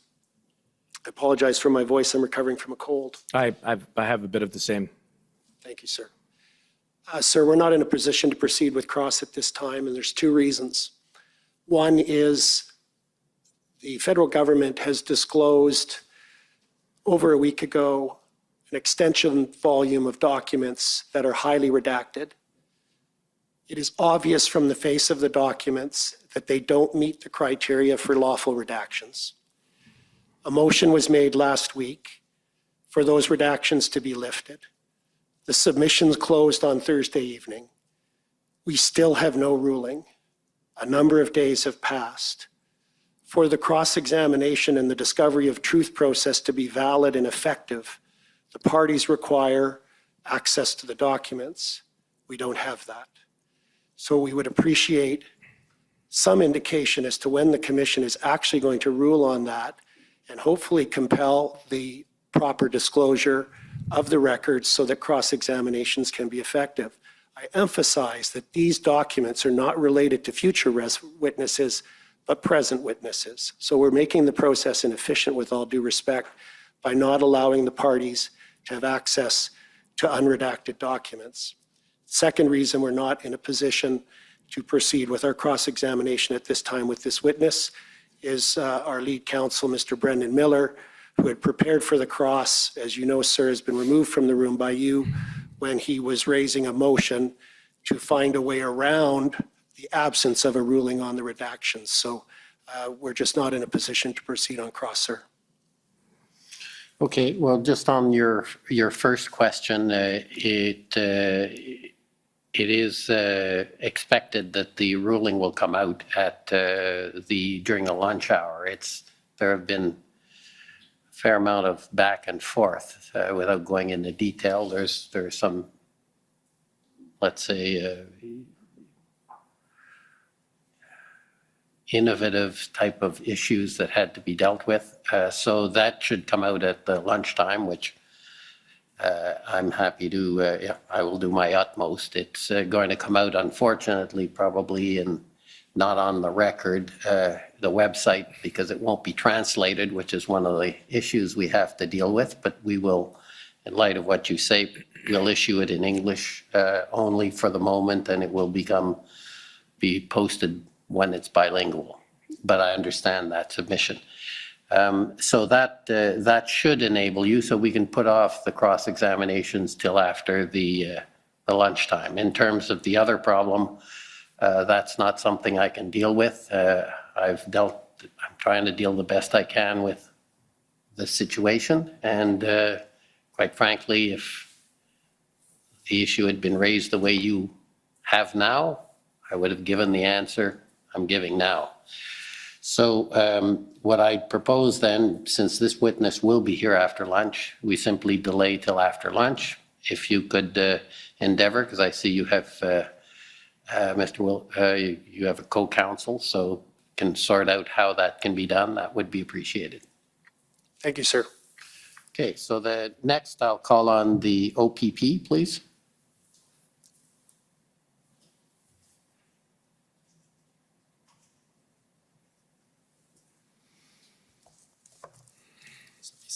Timer here. Good afternoon, Minister. Chris Diana, Counsel to the OPP. Good afternoon. We received some documents last night that we're all frantically trying to review. Some of them are quite interesting. And one of the ones I'd like to start with, Mr. Clerk, is PB.CAN.401849. And this appears to be a text exchange with you and an unidentified person who I'm hoping you'll be able to help us identify.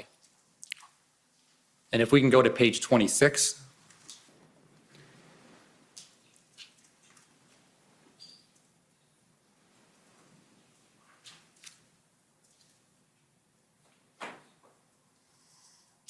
All right, so if you could help situate us as to kind of context here. This appears to be a text with someone, I believe you're on the left and somebody else is on the right. If you could scroll down a little bit so that the witness has a chance to review it. Do you know who this text exchange was with? I believe it's Mike Jones. And he would be your chief of staff, correct? Yes. And someone who you would have been in touch with, obviously, every day, that your closest contact within your system. All right, and so if we scroll to the top again to set the time context here, Monday, February 14th at 12:48 a.m. So very early in the morning, February 14th. So basically the night of February 13th, if we were to look at it that way. And the context here is that the Ambassador Bridge had just been opened to traffic, I believe about 30 minutes earlier. Is that correct? Yes. That accords with your recollection of when this text exchange took place? It does. There were some questions about whether or not it was fully opened and exactly when CBSA would declare that it was officially open. But on the whole, yes, there were reports that it was opened in the early hours of February the 14th. Yeah, but I think for clarity, I think the Windsor Police Service institutional report identifies 12:12 a.m. on that day. So that sounds about right to me. All right. And so you would agree that everything you had heard was that while it was open, there was still a concern about potential volatility, correct? That's right. All right. If we can. There were reports of flare-ups, if I'm not mistaken. Yes. Either on the 13th, but certainly after the 14th as well. All right. So I'm interested in the text. It says, and I'll read it, following the declaration, we should go to Ambassador and inspect the bridge reopening and thank law enforcement and RCMP, assuming things go according to plan. So I'd like to follow up on what, and this is you texting Mike Jones, correct? Yes. Your term following the declaration, I assume you're talking about the Emergencies Act declaration? Yes. And you would agree the Emergencies Act had not yet been invoked at this point, correct? That's correct.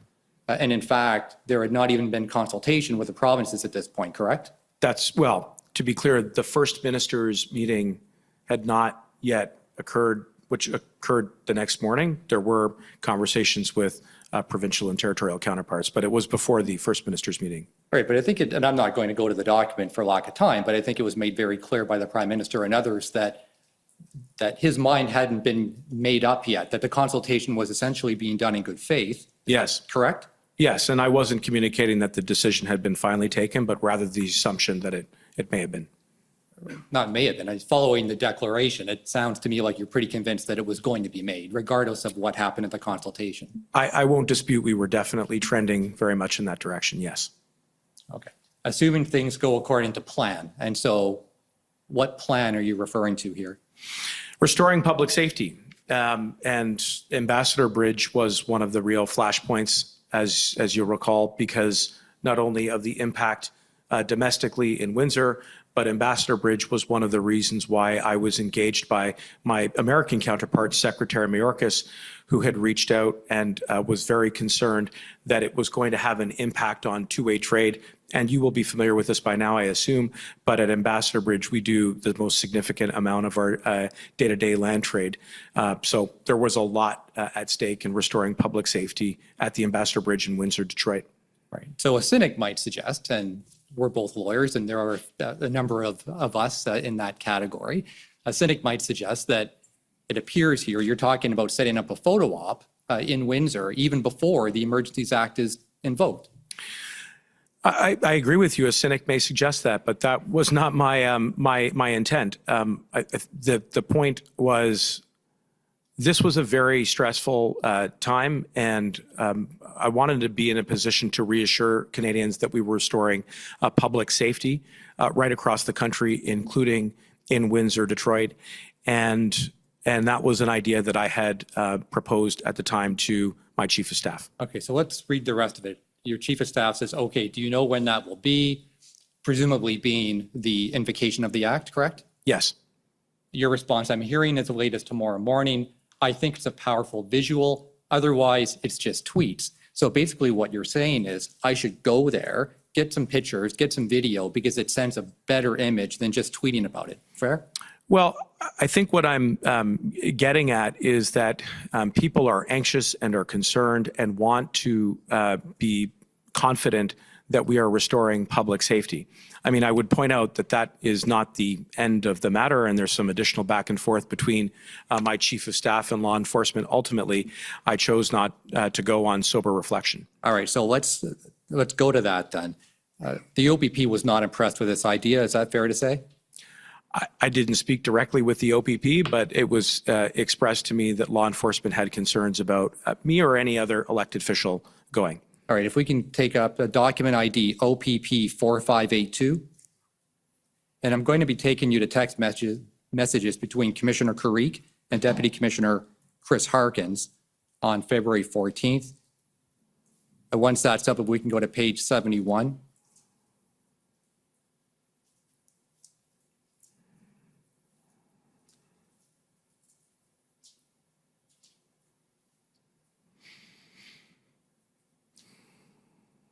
All right, so you can see at the top, it says Dana called, and that would be a reference to Dana Early, as you know.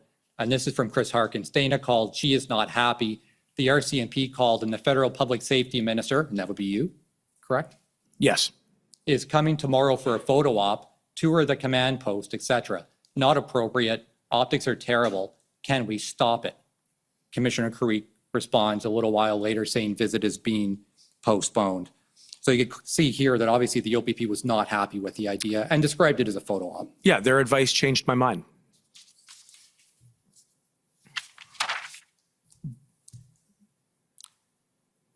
Part of the reason that they were concerned, of course, and I think you heard this from the RCMP as well, was the potential that it could further inflame the situation if you actually showed up and took pictures. Fair? And I had to balance that against what my initial thought or objective was, which was to be accessible and to assure people that we had restored public safety. So in the end, I took that very much into consideration and was actually quite deferential and respectful to the advice that we got back from police and chose not to go. Okay, can we go back to the other document, which is pb.can.1849?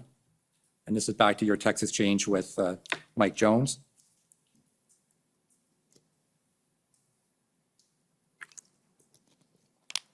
And page 32. Here it says RCMP, and this is, I believe, Mike Jones saying, RCMP Commissioner also strongly advising against a trip to Windsor, concerned that it's still quite volatile and things have been inflamed by today's announcement. Someone drove at an officer again. I want the visual as well, but with 2 levels of forces asking us not to, my 2 cents is that it's not worth the risk of going and something happening in response. Delaying gives us more time to plan, etc. Scroll down, okay, I hear you, let's discuss. So essentially, it was your chief of staff that was saying, look, we've heard from 2 police services, let's not do this. Yeah, solid advice, and I took it. In retrospect, and I raise this because, you know, I think you would agree that sometimes having politicians attend these kinds of sites can have perhaps unintended consequences, fair? Absolutely, yes. And that in retrospect, you would agree that it probably wasn't a good idea to have gone. Yes, that's why we didn't go, yes.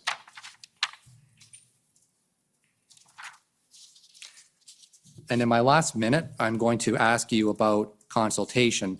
And I've put these questions to other witnesses, but I'm just simply going to ask you or put to you the proposition about consultation with the law enforcement. And the suggestion that I'll put to you is that it's a good idea that when there is consultation with law enforcement on tools, that be done in writing for purposes of accountability, so we can go back and check exactly who said what to whom. Right. Would you agree that's a good idea? Totally, and you would have heard my my evidence a little bit earlier this morning where I talked about navigating the principle of operational independence. I referred to Article 9.3 under police service agreements, which we reach with provinces, which actually do set out a mechanism and a protocol by which additional resources are requested from the Office of the Federal Minister of Public Safety, as well as the Office of the Provincial Ministers of Public Safety. One thing I didn't mention, but I do think is really relevant, is that in those police service agreements, it is expressly contemplated under either 9.1 or 9.2 of those agreements that prior to the deployment of intra-provincial RCMP resources, it is the elected provincial minister of public safety who has to form the opinion that there is a state of emergency before they can be deployed. And it is only if existing RCMP resources within the province are overwhelmed or insufficient to deal with that emergency that you then take the next step of requesting for the deployment of RCMP resources outside of the province to deal with the situation, which is Article 9.3. And that is a request that comes to this office. My point is, I agree with you that there is a protocol there. The Emergencies Act, unfortunately, does not prescribe that process. So what we did instead was we did the best that we could, having various meetings daily, ultimately in the ERG and the cabinet meetings where we were soliciting inputs, including, as you saw in the email that I received from Commissioner Lucky the day before, where she very specifically and thoughtfully prescribes tools that could only be granted under the Emergencies Act. But I agree that maybe some additional thought ought to be given to this protocol. Right, and I am out of time, so as I'm leaving, I'm just going to say that we've heard evidence, that some ambiguous evidence about conversations within the RCMP, perhaps with others, that haven't been written down. And I think you would agree that it'd be helpful to have everything clear and ambiguous so there's no room for doubt. Yes. Thank you, Minister. Thank you. Okay, next call on the Ottawa Police Service, please.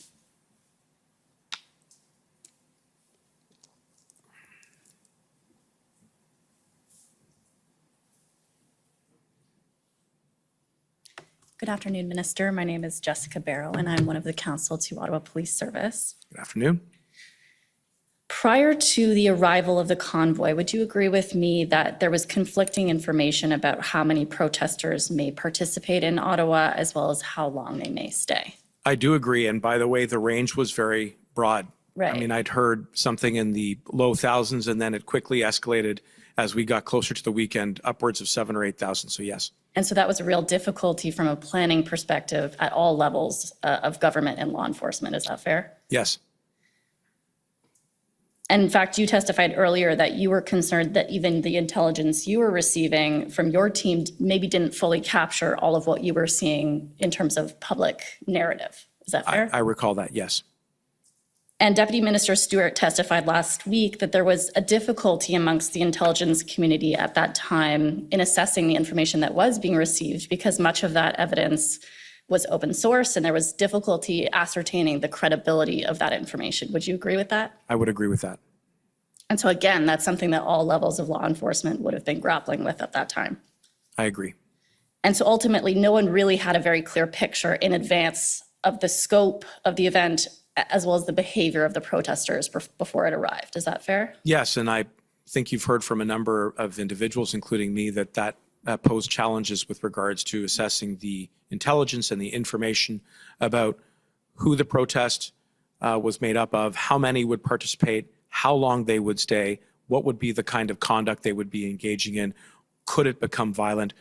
There was a lot of information to have to sift through and assess, and it was, as you pointed out, at times varying and conflicting, and so that definitely posed some challenges. And ultimately, what we did see here in Ottawa, as well as elsewhere in the country, was entirely unprecedented, both in terms of the scope as well as the behavior we ultimately saw from protesters. Is that correct? Yes, it is. I want to move on to the police response once the protesters arrived here in Ottawa. And we've heard considerable evidence to the effect that when OPS and its partners engaged in ad hoc enforcement actions or ticketing, bylaw enforcement, things like that, it could create dangerous situations for officers. We heard about swarming, harassment, I think you spoke to earlier. So you would agree that that type of thing was occurring in Ottawa, correct? It was, and I was worried, as I said earlier, that it was the function of some counter-operational advice that was being provided to the bloc in the occupation, and it was, in addition to police officers, it was public figures. And we've heard many reports about serious criminal violent threats, including death threats. I received a death threat. My family received a death threat throughout the convoy. It was members of the press who were trying to report on the facts that were occurring on the ground. There were many, I think, efforts to try to crowd out legitimate law enforcement. Right, and so that was a real difficulty for law enforcement on the ground, particularly OPS, since that was the bulk of the officers, obviously, at that time, that to be able to engage in any real enforcement was a real challenge as a result of what they were facing in response. Yes. And that remained the case until they had sufficient resources, correct? That's right. And at that time, they did not have the sufficient resources to really engage in meaningful enforcement in a way that people could maybe see it as meaningful. Is that fair? And I would say both Chief Slowly and then Interim Chief Bell both expressed concerns about having sufficient resources in the ground, which is why in my capacity as Minister of Public Safety, I was facilitating additional help with the assistance of the Commissioner of the RCMP by providing those resources, and when that didn't work, looking at other tools leading up to the Emergencies Act. So specifically with respect to the resources, you would obviously agree that that messaging coming from both OPS and Chief Slowly was from the very beginning, essentially. Once it became apparent that these protesters were not leaving, it became equally apparent that there was insufficient resources. Is that fair? That came very early on, yes. And would it be fair to say that any concerns in relation to operational plans or the level of enforcement should not be taken as some kind of suggestion that OPS should have engaged in enforcement action without the resources they needed? Well, that was certainly the subject of discussion that was going on between the RCMP, the OPP, and the OPS as it was reported to me. It was about making sure that we understood what the plan was and what was needed by the Ottawa Police Service to restore public safety. And from where I sat, one way in which we could support the formulation and the ultimate implementation of a plan would be to offer additional RCMP resources, and that we did. Right, and so none of the sort of, like we could call it criticisms about the lack of enforcement or the lack of a plan should be perceived as a suggestion that that OPS should have been engaging in enforcement, notwithstanding the fact that they didn't have the resources to do that safely. I would agree that we shouldn't be sending out any police officer into the field if they can't be safe. Right. And so this particular event was singular and unprecedented, as you pointed out earlier, and therefore it did require sufficient and significant resources to restore public safety. And something you said earlier, and I just want to expand on it if I can, you indicated that it was essentially impossible to police those on Wellington Street. Do you recall making a statement to that effect? Yes, I held that view throughout the entirety of the blockade and the occupation until we invoked the Emergencies Act. And that's because if you compare the sort of lawlessness of the behavior of the protesters as compared to the resources that were there to deal with that situation, there was a disconnect. Is that fair? It was disproportionately skewed towards those who were participating in the occupation, and I believe at times that was a tactical decision. And when police tried to enforce, they were crowded out, they were swarmed, they were intimidated in some cases, reports of assaults. So yes, they were overwhelmed. And so when we talk about the operational plans, and you've touched on it a couple of times, would it be fair to say that the reason the plans were required was to ensure that if the resources were provided, there was an understanding by those agencies about how they would be used to safely and productively contribute to an end of the event? Yes. And so it wasn't a question of undermining the actions of OPS. It was about ensuring collaboration. Is that fair? Yes. And there was never any suggestion that OPS should have engaged in an overall operation to end the event before it had the resources to do that safely. I think that makes sense. Okay. I want to move on and quickly discuss a couple of points referenced in your witness statement in relation to the engagement proposal. I don't think I need to bring up your witness statement, but I'm happy to if that's necessary. Deputy Minister Stewart testified that the purpose of the draft engagement proposal was to give protesters in Ottawa a potential exit strategy. Do you agree with that statement? To the best of my recollection, yes, that sounds right. And that view came from Deputy Minister Stewart's conversations with Inspector Bowden, who you may or may not know is an expert from OPP on protester engagement through his PLT work. Are you aware of that? Yes, I have some recollection of that. And he also testified, he being Deputy Minister Stewart, that the proposal had buy-in from both OPP and OPS. Were you aware of that? I believe so, yes. And you testified earlier that you saw it to be your job during this time, or perhaps the job of your department, to ensure that law enforcement had both the resources and the tools they required. That's correct. And so in your witness statement, you indicated that there were two issues with respect to why the engagement proposal didn't come to fruition. The first was questions that were left unanswered about the convoy organizers, who they are and who was in charge. And the second related to safety concerns about the person engaged in the proposal. Do you recall saying that? Yes, and in addition to that, the logistics of where engagement would occur. Okay, so I just want to pull up a couple documents in relation to that. The first is OTT 405318.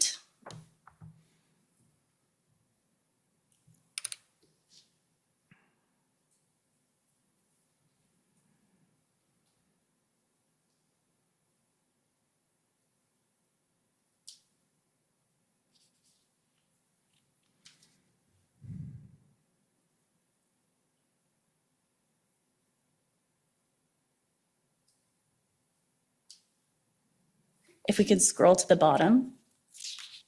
So this is an email, sorry, up a little so we can see who it's to yet. Sorry, the email at the bottom of the first page.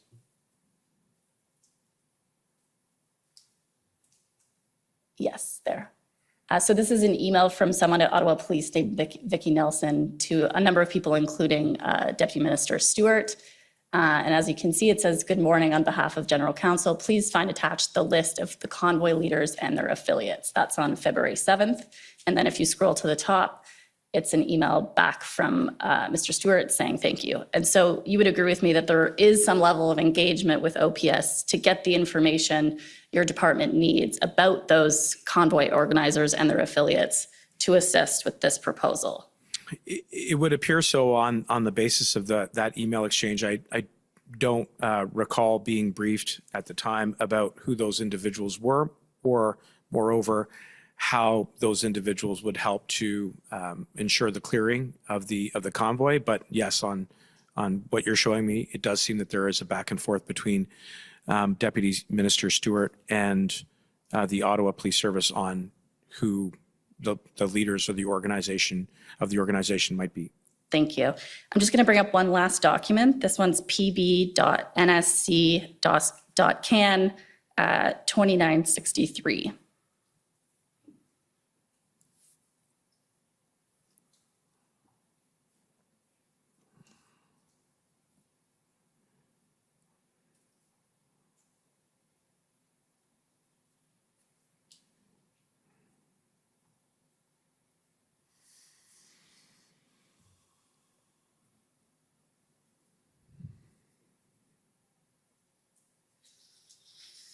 If we go to the second page, right there, we see the first bullet.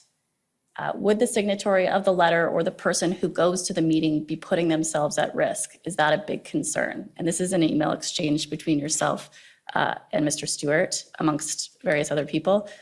Does this reflect the concern that you're referencing in relation to whether there would be a risk to the person engaging with this proposal? Sorry, can we just go back up to the top of that document from Rob to, right, sorry. Scroll down a bit. And again.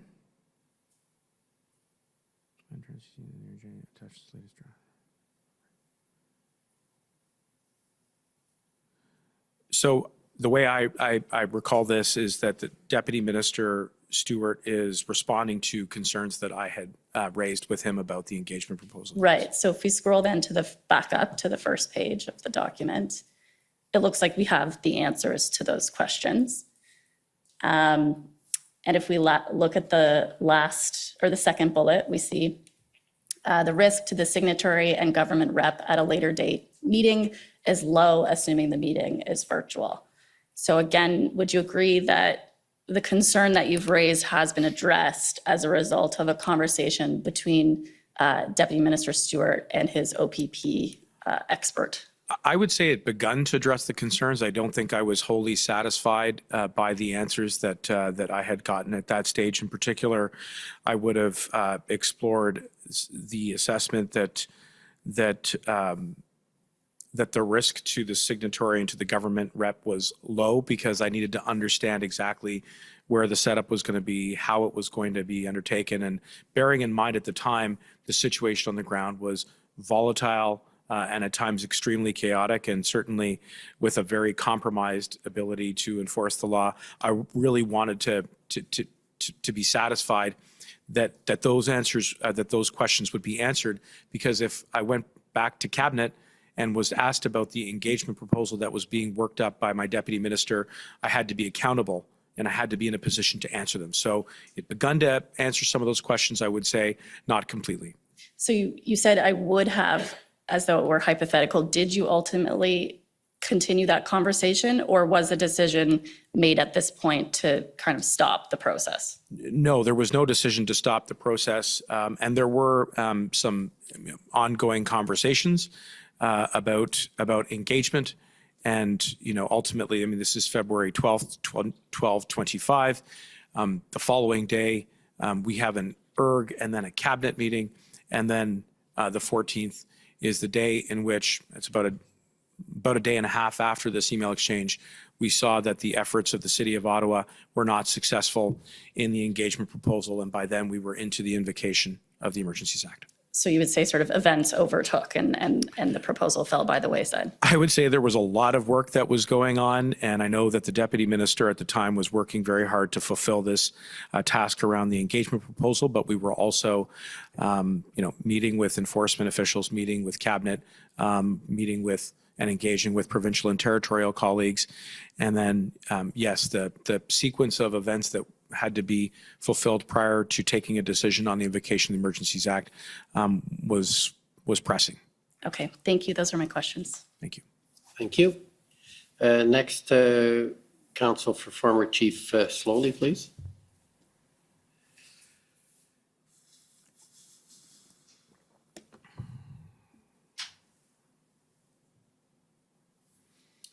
Thank you. Minister, Tom Curry for the former chief. Good afternoon.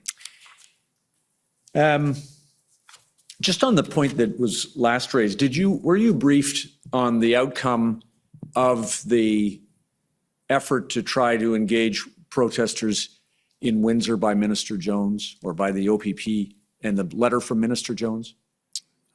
I recall some information coming to me about that engagement and it being similarly unsuccessful. I recall there being a report about a letter being circulated to individuals who were part of the blockade in Windsor, and that my recollection is that it did not gain any traction with them. And so likewise here in Ottawa, a lot of the concerns around the cohesive structure of the blockade and the occupation raised legitimate concerns about whether or not, even if a negotiated settlement had been reached, whether or not it would have been successful in disengaging and clearing the blockade and the occupation. Thank you. The issue about whether a negotiated resolution was possible, was that taken eventually to cabinet and discussed? It was discussed at definitely one of the ERGs, where, as I said earlier today, my deputy at the time had briefed the members of the ERG on the constitution of the individuals that made up the occupation here in Ottawa and the degree to which they were entrenched and dug in, and how we might shaken or loosen that through engagement. So it was discussed, yes. And similarly, did you become aware that the mayor of Ottawa had negotiated successfully for the relocation of some of the vehicles away from residential neighborhoods, and that was thought to represent a possible breakthrough? I do recall there being discussions between Mayor Watson and I think his, there was an appointed a mediator that he had managed to secure. But I also remember being very concerned that the vehicles that were clearing out of neighborhoods were actually coming back downtown into the parliamentary precinct, and that created a surge of vehicles that were, again, entrenching at the seat of the federal government. And my concern was that it was actually growing the scale of the occupation here, and that would have made it even potentially more difficult and challenging to clear. Right. A couple of things, if I could, just about the resources. The information that you received about resources came principally from Commissioner Lucky. That's correct, yes. And did you become aware that the information that you were receiving from the commissioner did not accord with the provision of resources to the OPS? Yes, in trilateral meetings with Mayor Watson and in discussions with some of his officials, I think he articulated a concern that perhaps there was a need to look more carefully at the number of RCMP that were actually deployed, and two, what their taskings were. And I know that he sort of underlined that latter part on a couple of occasions, that it wasn't just the numbers, it was what were the RCMP going to be dispatched to do. And in fairness, those were questions that we did put to Commissioner Lucky at the time, and I think she did her best to answer them. Right, understood. And you relied in making, I won't take you to them in the time I have, but you made various public statements in response to questions from the media about what you were doing, what the federal government was doing to help the Ottawa Police Service. And in reliance on the information you had from Commissioner Lucky, you made those statements, including naming the numbers of officers, I think at one time 250 or 275, something in that like range. that. Yeah, the reason why we were trying to get the message out was that there were, I think, increasing questions and concerns from the city that they didn't have enough personnel, and I wanted to communicate that on behalf of the federal government that we were acting quickly and decisively to respond to those concerns by dispatching RCMP personnel. And the idea that all you can do in your position, I presume, is rely on those in this case, the commissioner, to provide you with information to the best of her ability, and then you can rely on that and convey it. As it turns out, in this case, you learned that the information that you had and conveyed was not accurate. Well, I would say a couple things. One, when the commissioner is briefing me, I take that information, specifically around operations, very much into account as we're making decisions about what additional resources we can offer. I was nevertheless interested to know whether or not we needed to do more to coordinate, because the mayor and certain officials were saying it wasn't just about numbers, it was about tasking. So there was a free-flowing dialogue there. The numbers was the issue of whether or not to be public about the numbers was also a concern, because the commissioner said that she was concerned that if we posted numbers or we published numbers, that might actually lead to a surge. And so we had to try to find a balance. Right. Just for I'm not going to take it up, but in one of the statements that you made, it's captured at OPS 8365 at page 5. That's just for the record. I don't need it, Mr. Registrar. You described, again, based on information that you had from the commissioner, that the RCMP had added 275 Mounties in the Ottawa deployment.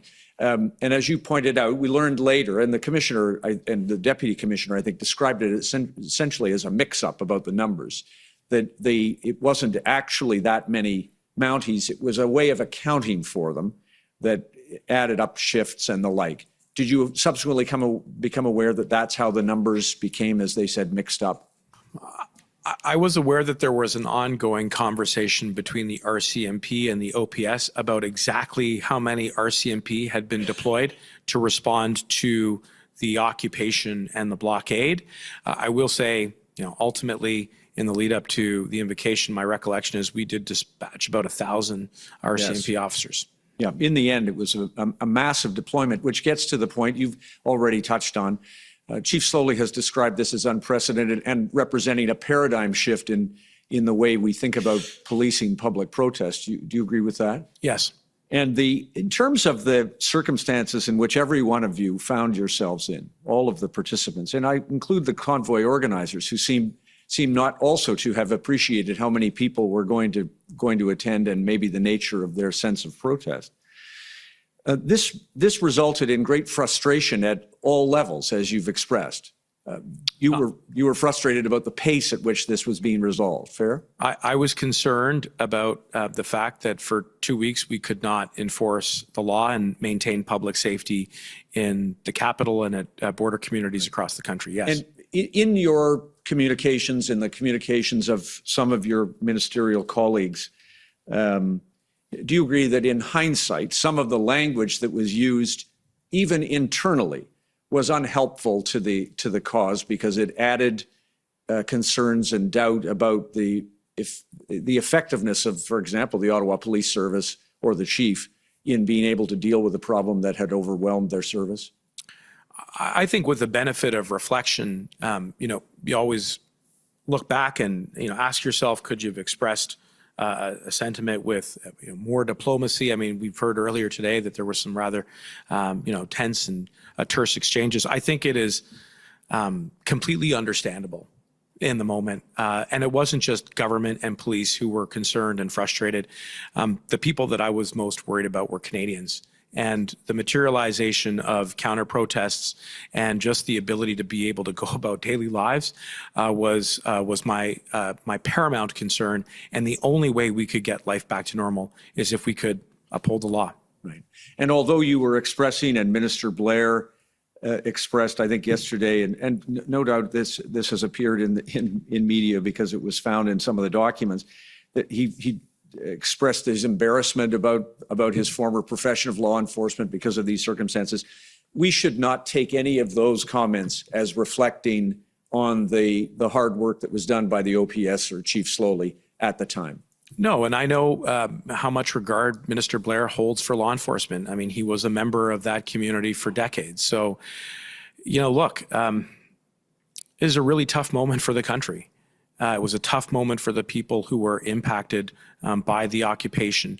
And at times, yes, emotions were definitely running high, and it was challenging. But ultimately, we got the right players at the table to restore public safety.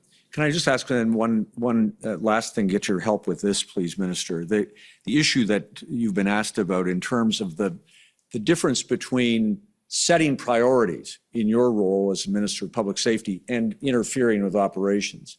Do you agree with me that describing for the Commissioner the importance of, for example, the circumstances that the country found itself in with border blockades, having that discussion with the Commissioner doesn't interfere with operational autonomy?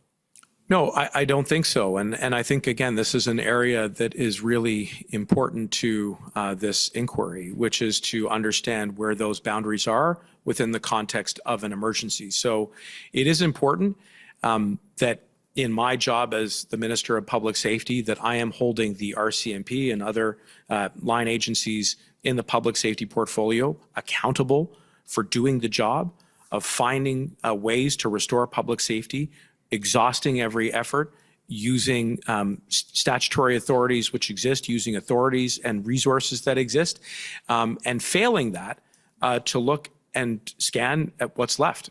And so that is what took us to the Emergencies Act. But throughout, finding that, that right balance of ensuring accountability without crossing the boundary is an extremely important part of this exercise. I agree with that. At the level both of the federal and provincial ministry, because the Commissioner has seen expressions of priorities by the provincial and federal government as to, for example, the blockade at the Ambassador Bridge. That's appropriate in your judgment? Yeah, that's right. And, I do think that there are some existing conventions that we can look to have an important conversation about what those principles are. And I mentioned one under the Police Services Agreement, where there is the relationship between the elected branch of government and police when it comes to forming the opinion that an emergency exists, and then the elected government responding to requests from police to deploy resources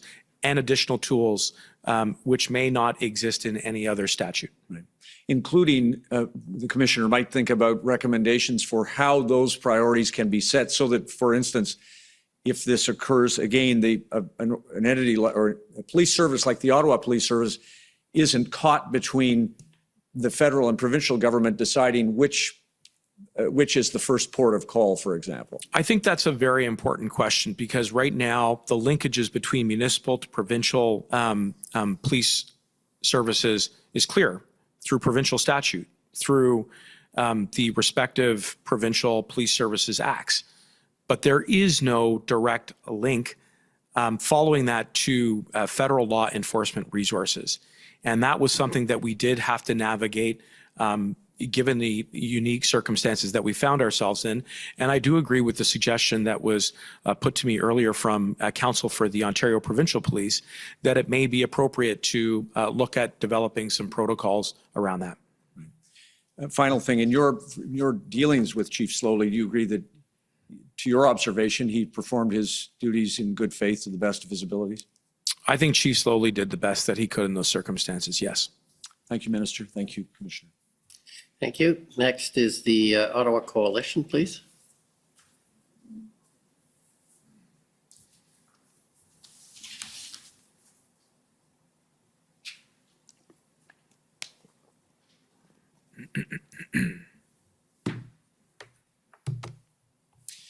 Good morning, Minister. My name is Paul Champ, and I'm counsel for the Ottawa Coalition of Residents and Businesses. Hello. Hi. I just have some questions for you today. I'm going to cover just two issues, the time that I have. Parliamentary staff many of them are residents of downtown Ottawa, are they not? Yes. And obviously their workplace was also right in the middle of this occupation as well? Yes. And were you hearing from parliamentary staff who were sometimes concerned about coming to work in the circumstances? Frequently, yes. Or were experiencing other personal impacts due to the convoy occupation? Yes. I wonder if I could ask the registrar to pull up a document, PB.K can.0001850. And while he's pulling that up, Minister, I just want to confirm, Mike Jones, he's your chief of staff, is that right? That's correct. And I gather that Mr. Jones, he was advising you of information that he received from many sources? Yes. Okay, so what I've pulled up here is a text messages between Mr. Jones and an Ottawa City Councillor, Matt Luloff. In blue is Mr. Jones, and in gray is Mr. Luloff. I was wondering if we could just scroll to page 2. Perfect. And here, you'll see in blue, Mr. Jones writes, so maybe not for a public avail, but heard about an incident that's pretty angering. And Mr. Luloff says, the small woman moved from blocking traffic. And then Mr. Jones writes, from one of my staff, I won't be coming into the office while convoy is there, however. My friend was directly threatened of rape yesterday because she was wearing her mask, and that is super triggering for me as a survivor of sexual assault. I know Yasser sharing how residents feel. I gather just that's probably Mr. Nakvi, the MP for downtown Ottawa. But I would be remiss if I didn't share that I don't even feel safe dropping my son off at daycare downtown, and kids have not been outside because of fear the educators will be yelled at for wearing a mask. Understood. Were you hearing those kinds of stories, Minister?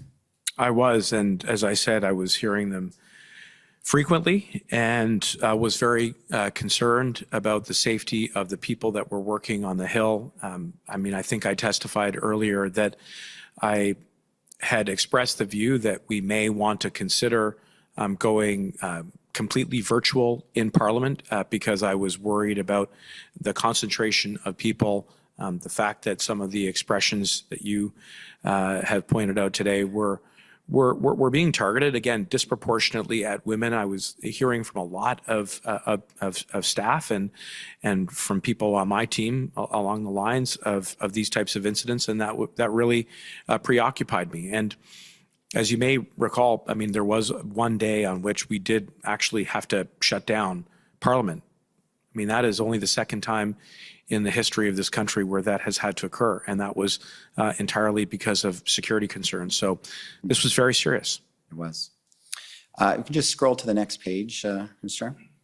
So we'll see understood, and then Mr. Jones says, when she reported to police, they told her, quote, well, maybe take your mask out when you're walking outside, so reduce any attention to you.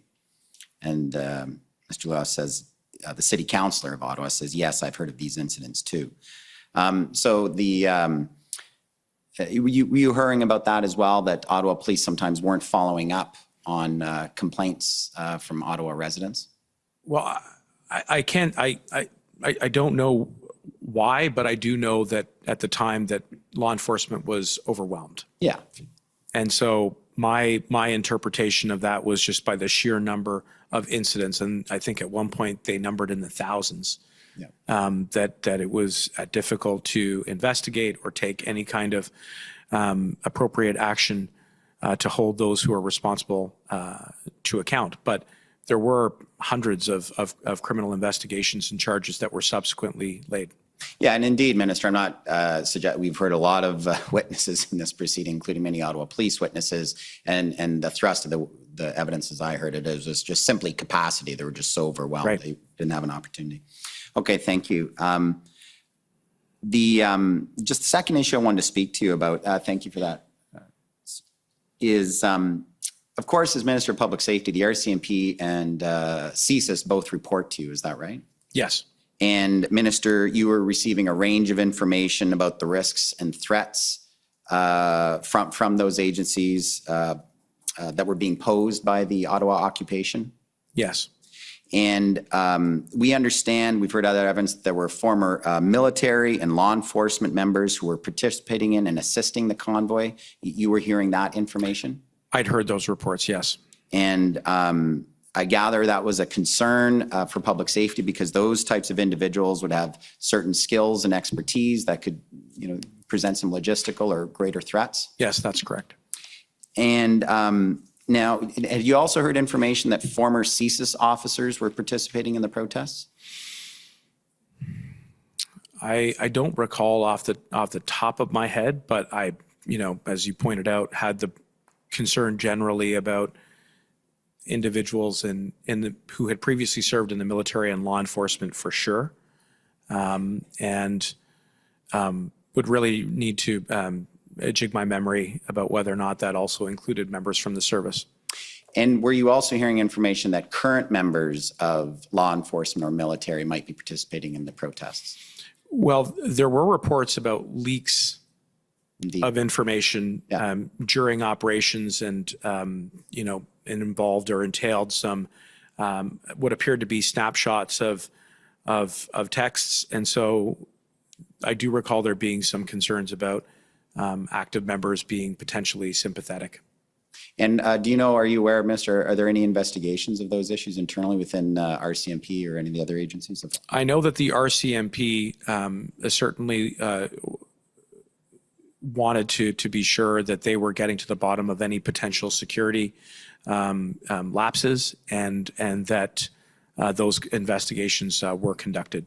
Okay. Thank you very much, Minister. Those are my questions. Thank you. I know I've still got some time. Maybe I'll try to roll it over to the next one. That's to be encouraged. I may even allow that. So I think we'll take the lunch break now and come back.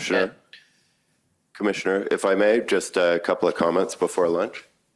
Rob Kittredge for the Justice Center for Constitutional Freedoms. I just wanted to express regarding the removal of my friend Mr. Miller this morning. I wanted to express the Justice Center's position on asking that you make a decision about his return to the room during the lunch break, and express our support for his return to the room at the earliest convenience. I'm a big supporter of constructive communication, and I understand that may not have taken place this morning, but I think his clients have a right to representation here, and we'd like to support his ability to cross-examine Mr. Mendocino today. If you can make that decision at lunch, that would be very much appreciated on our part. I'm certainly a favor of communication. I believe that the convoy is still represented, so it's not a question of no representation. I'm not aware of a request that he return to the room, but if he requests it, I will consider it. All right. Well, thank you very much. The commission is in recess until 2 o'clock. La commission est levée jusqu'à 14 heures.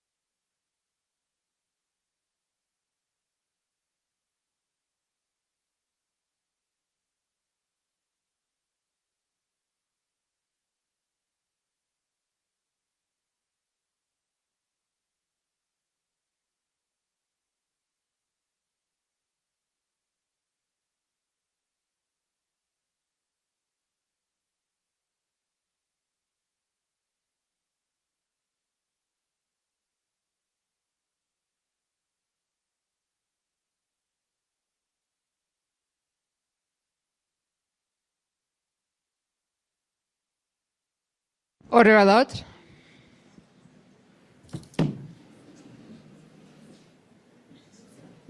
The commission is reconvened. La commission reprend.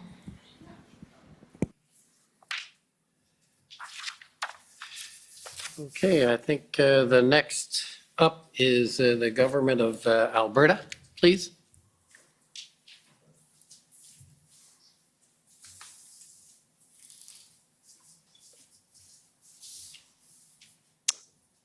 Good afternoon. Sorry, I'm having an issue. I'm unable to start my video. Okay, do you want to take a minute or do you want to, there you go. Thank you. Good afternoon, Minister Menachino. My name is Mandy England. I'm counsel for the government of Alberta. Good afternoon.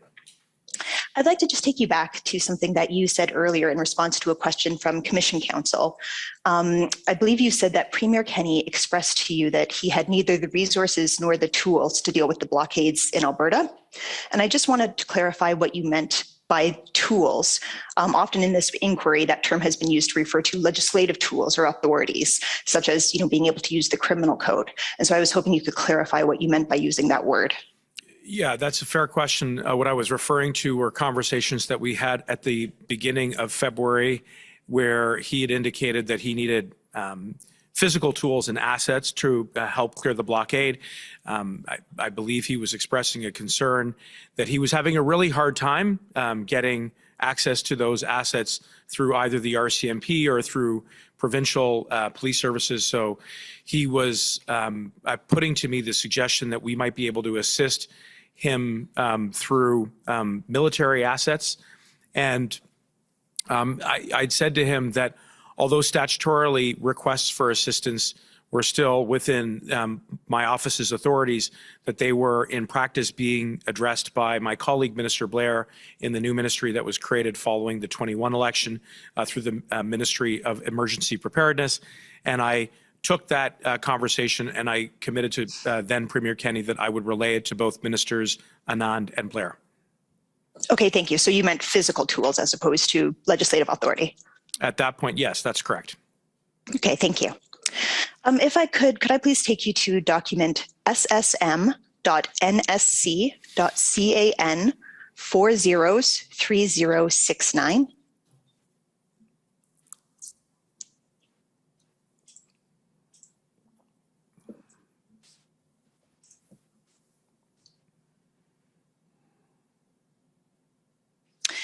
And this is a text. The portion that I will be reading will be a text between Zita Estravas, Minister Blair's Chief of Staff, with Mike Jones, your Chief of Staff.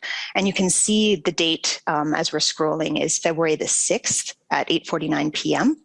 And in this text, Ms. Estravas says, your DM Mike said the following: heads up, I have spoken to my Alberta counterpart and flagged that we are likely to decline the RFA, so request for assistance, as you were just mentioning, for CAF equipment and optics and precedent and provincial authorities not fully explored reasons. She was not surprised, but said Minister McIver would want to call Minister Blair, and Mr. Jones says thanks. And so I'd just like to break down this text. The reference to your DM would have been a reference to Deputy Minister Stewart, is that correct? That's how I read it. Can I just clarify, though, that you said Zita Estravas? I note at the top of that text chain that the initials are MJ and SK, and previously we've read text exchanges where SK was Sam Khalil. So I just thought I would offer that clarification. I'm not sure if that makes any sense to you. It makes sense. And I should have clarified at the beginning myself. I believe it's a group chat in which all three of them were present. And so the indication with the document is that this is taken from Ms. Estravas's phone. And then it indicates at the top of her screen the other two individuals that she's texting with. Okay. Does that help clarify? Yes. Okay, thank you. And so would you understand the reference here to Deputy Minister Stewart? What do you understand here in terms of what that means of the reference to Deputy Minister Stewart, having said that your ministry was likely to decline the request for assistance because of optics? Well, I'm not privy to this exchange, but it seems on the text that what's being indicated is that your DM, and so I agree with you, I infer that that is DM Stewart, said the following, and a heads up that DM Stewart has spoken to, as I interpret it, his Alberta counterpart and flagged that we, as in the federal government, are likely to decline the request for assistance for CAF equipment and optics and precedent, and provincial authorities not fully explored reasons. Of all those itemized reasons, the one that I have the least insight to is the optics. And to be clear, following my conversation with Premier Kenney, I really did delegate that task to Minister Blair and his office. And just so that we are clear on the dates here, though, this text does predate that conversation with Premier Kenney. Would that be correct? This is Sunday, February 6th, the day after the request for assistance was sent. I have to, again, try to jig my memory. There may have been a conversation with Premier Kenney before the 6th. It was certainly at the very beginning of February. In any case, it actually seems to me to make sense that, given the sequence of events as we've been discussing them this morning, that I spoke to Premier Kenney, indicated that Minister Blair would be the lead on processing the request for assistance. And this then seems to be the follow through, if you will, of that exchange with his staff being on the email chain. The reason why Deputy Minister Stewart is there is that he is both accountable to both me and Minister Blair. I see. And so you don't have any insight then, is what you're saying, into why Deputy Minister Stewart would have communicated to Alberta that a reason for declining the request was optics? On the optics part, no, I was not privy to that exchange or that conversation at the time. And did you have a concern about optics? I had a concern about clearing Coots, and I know that Premier Kenney was expressing the impasse that he found himself in, and was, I think, engaging me to encourage both Ministers Blair and Anand to strongly consider a request for assistance which would provide him with military assets. In the context of conversations that I had with Premier Kenney, he'd suggested that his provincial RCMP were saying to him that they had the appropriate equipment to remove the large commercial vehicles that had blockaded Coots since the beginning of February. So I think, in essence, what he was conveying to me is, look, I need help. And one of the ways in which you can help me is by looking very carefully at military assets which could help to clear the blockade in Coots. And he said he had a really hard time getting access to tow trucks that were large enough to accomplish that job. Okay, thank you. And in terms of the next reason that's given for declining the request, do you have any insight into why Deputy Minister Stewart might have said it was due to precedent? Again, I'm extrapolating a little bit here, but I assume one of the concerns that was being weighed in the mix was that if the request for assistance was granted in the case of Alberta, that potentially others would. And again, I'm inferring a bit here, but the use of military assets is something that is done on a very exceptional basis. So I think there was a concern about potentially opening up the door to other requests to insert the military. And as you've heard, there was a lot of reluctance and restraint around resorting to military resources and authorities in the context of the blockade and the convoy. Okay, thank you. And as noted previously, the text is sent, the letter of request was February 5th. This text is sent on February the 6th, indicating that there was a conversation at some point between the 5th and the 6th between Deputy Minister Stewart and someone from Alberta. Would it be fair? I also note that nowhere on the list of reasons does it say that the request for assistance would be denied because the CAF equipment wasn't suitable or they didn't have suitable equipment. Would it be fair to say that the communication by Deputy Minister Stewart was made before the possible CAF equipment options were fully explored? I'm afraid I couldn't answer that. I don't know at that point exactly what Deputy Minister Stewart has said or not said to the province of Alberta. And again, owing to machinery, he would have been reporting the RFA to Minister Blair in conjunction with any dialogue that was going on to Minister Anand. Okay, thank you. Had you discussed the suitability of CAF equipment with Mr. Anand before the evening of February the 6th? I know we had an exchange. I know I flagged for her that Premier Kenney had engaged me to get some assistance, and that I anticipated that there would be an RFA, a request for assistance, that was submitted to us, and I anticipated that it would engage her and her authorities. So I just wanted to give her a heads up. But as to precisely what equipment was used, what was suitable to remove or clear the blockade in Coutts, I would have deferred appropriately to her and the CAF's assessment about that, in conjunction with Minister Blair's responsibilities and roles around processing requests for assistance that related to CAF. Okay, thank you very much. Okay, your time is up, so if you can try and wrap up, please. Or okay, certainly. Yeah. I just wanted to confirm very quickly on one quick point. You're familiar with the report of the Houses of Parliament, the Emergencies Act consultations tabled February 16th, is that right? Yes. So I'd like to pull up ssm.can.50124 and take you to page 3, please.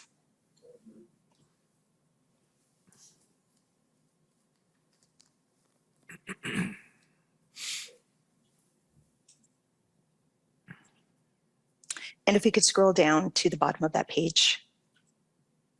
Yep, right there. So we can see that there's a discussion of engagement, and under the first sub-bullet point, the Minister of Public Safety engaged with the Premier of Alberta on February 2nd and 9th, and then with the Premier and the Acting Minister of Justice and Solicitor General on February the 7th. You also engaged with the Acting Minister of Justice and Solicitor General on February 1st, 5th, and 9th. Can I confirm with you that in none of those conversations did you discuss the potential invocation of the Federal Emergencies Act with either Premier Kenney or Acting Minister Savage?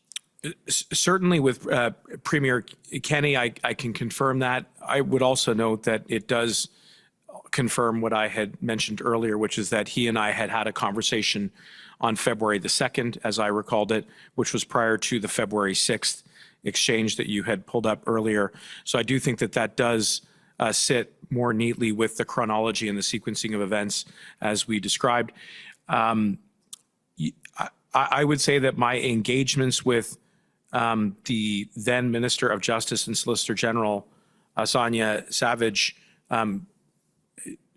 very likely did not include any express references to the Emergencies Act, but I believe there would have been general references to whether or not existing tools and authorities beyond physical assets were going to be sufficient to restore public safety, and it would have been in the very general nature. So Minister Savage's evidence as summarized in our institutional report is that you did not discuss the Federal Emergencies Act. Would that be something that you would agree with, or would you dispute that? No, I agree with that, yes. Okay, thank you. And I know I'm out of time, and so perhaps I don't have time to take you to this, but there are emails and text exchanges confirming that it was the conversation on February the 7th. There's a readout and text exchanges with yourself and Minister Blair that it was on that date that you had the conversation with Premier Kenney about the tow trucks, with the agreement to relay it to Minister Blair and Minister Anand. Would that, jog perhaps your recollection on the chronology of when that conversation might have taken place? That sounds right. Okay. Thank you very much. Those are my questions. Okay, thanks. Next, if I could call on the Union of British Columbia Indian Chiefs, please. Good afternoon, Minister. My name is Cheyenne Arnold Cunningham, and I'm counsel for the Union of BC Indian Chiefs. We've heard a lot today already on the topic of consultation, so we'd like to ask, did you consult or cooperate with local First Nations or Indigenous groups during the Freedom Convoy situation and or the decision to invoke the Emergencies Act? I would say that I've had broad and ongoing conversations with representatives and leadership within First Nations and Indigenous communities in my role and in my capacity as Minister of Public Safety.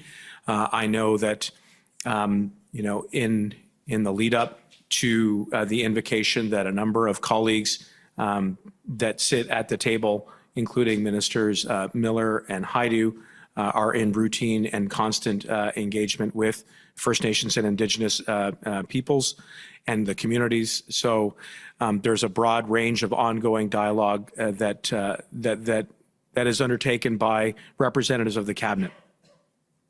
Okay, thank you. From a public safety viewpoint, do you think that it's important during a public order emergency event for Public Safety Canada and police services to engage with First Nations in the local territory? I do. So in your mandate letter dated December 2021, you were directed to implement the United Nations Declaration of the Rights of Indigenous Peoples, which is also known as UNDRIP. Are you familiar with Bill C-15, which came into force as federal legislation in June 2021 to adopt and implement UNDRIP?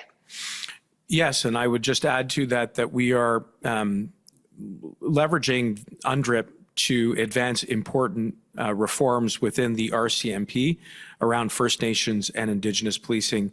And so, for example, over the last number of weeks and months in my capacity as Minister of Public Safety, I have been deeply engaged with First Nations and Indigenous and Inuit communities for the purposes of ensuring that there are more Indigenous-led public safety initiatives, including the creation of Indigenous-led police services, which are independently created. We have also are in the process of co-developing legislation that expressly recognizes that Indigenous policing is an essential service so that we can move away from the current First Nations and Indigenous policing program-based approach to one that is more structured and enduring and uses UNDRIP and the principles of reconciliation as the anchor for a relationship between the federal government and First Nations and Indigenous policing. And then the last thing I would point out is that we are currently debating Bill C-20, which is before Parliament, which is an act that would create a new Public Complaints and Review Commission, what we are referring to as the PCRC. And we are, again, very engaged with First Nations and Indigenous communities to ensure that there is representation on that commission so that there can be appropriate civilian review and accountability in the way that we police and uphold the law in Indigenous communities. Great, thank you so much. I'll jump off the last few points that you made there. So speaking of Bill C-20 and the work that you're doing there, would you agree then that ensuring Indigenous participation and presence on oversight bodies of the RCMP as either decision makers or complaints investigators would assist in that acceleration of RCMP reform moving forward? I agree it's essential, and that's one of the things that we talk about in our engagements, and it's one of the reasons why we are co-developing the legislation around the recognition that Indigenous policing is an essential service. And in order to give life and breath to that principle, it means being at the table together, starting from the premise that there needs to be a recognition of the inherent right of Indigenous peoples to chart out their own courses, to implement their own priorities as it relates to public safety, including and leading up to Indigenous police services, which are self-governed. So both in that co-development exercise, as well as in Bill C-20. We are very much engaged with First Nations and Indigenous peoples so that they are reflected in our institutions, including when it comes to public safety. What about the CSIS Act? Are there any plans to ensure modernization of this legislation in alignment with UNDRIP? Well, the reforms that I'm carrying out in my capacity as Minister of Public Safety has, as part of the overarching mandate given to me by the Prime Minister, the need to adhere to the principles of reconciliation. And part of that is addressing long, enduring, systemic, structural challenges in the relationship between the federal government and Indigenous peoples that go back to, the origins of colonialism. And that would apply not only to RCMP and CBSA, but right across all of my line agencies, including CSIS. So we are really trying to get at some of those inherent biases which have led to the overrepresentation of Indigenous peoples interacting with the justice system, and using UNDRIP as well to make sure that we reduce and ultimately eliminate those barriers. Okay, thank you. So in considering all the work that you're doing to implement UNDRIP and your mandate and Bill C-15, and another piece of your mandate, which is to work in partnership with Indigenous peoples to advance their rights. Considering UNDRIP's implementation, do you think that there should be then distinct considerations on CSIS and the RCMP and their ability to monitor and respond with enforcement action against nonviolent and unarmed First Nations people who engage in activism pertaining to their lawful and distinct rights, even in situations that might be perceived or profiled as being a public order event? I do, and that's one of the reasons why it's really important as we implement these reforms that we modernize training to be culturally sensitive of Indigenous language, of Indigenous culture and tradition and Indigenous laws. And that is something that we are actively doing right now.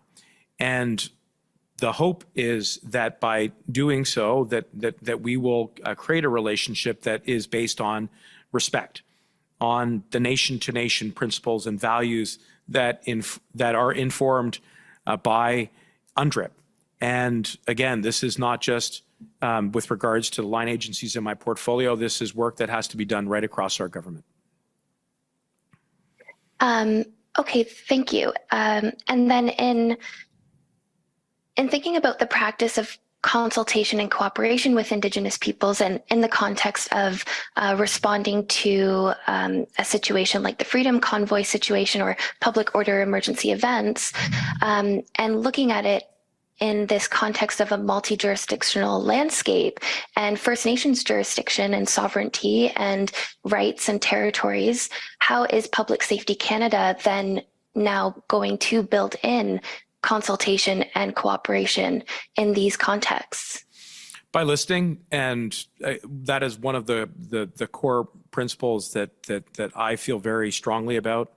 And my department and my officials are in frequent contact, building the relationship on the ground. I am also traveling with increasing frequency to Indigenous communities across the country to meet in person with Indigenous leaders, with residents. I recently had the chance to visit with the James Smith Cree Nation following the mass casualty there at the beginning or at the end of summer, I beg your pardon.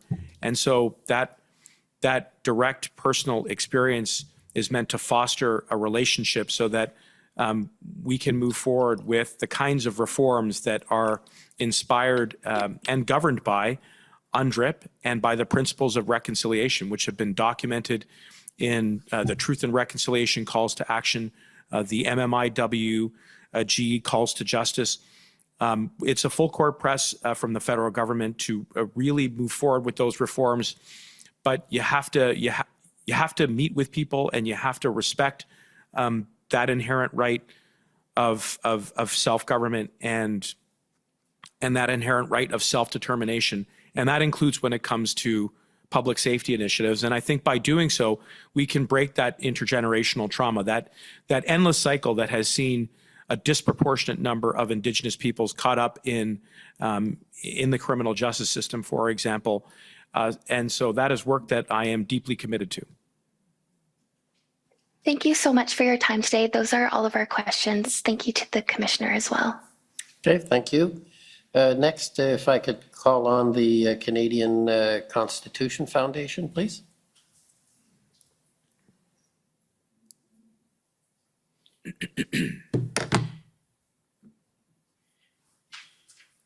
Commissioner, Minister, my name is Sujit Chaudhary. I'm counsel for the CCF. Minister, I'd like to begin by picking up on a comment you made, I believe, during your examination in chief, where you said there's a dialogue between civilian leadership and law enforcement professionals. And so I want to pick up on that idea in the context of your relationship with Commissioner Loki. And in the context of the convoy, I'm wondering if you could just answer, a few questions. I mean, were you getting daily briefings? Were you in frequent communication with her? If you could just give us, and I have limited time, so if you could just give us a bit of a window into what your interactions were like with her. The short answer is yes and yes. And to give you a little bit of detail, we would have been meeting daily, on some days, multiple times through different briefings.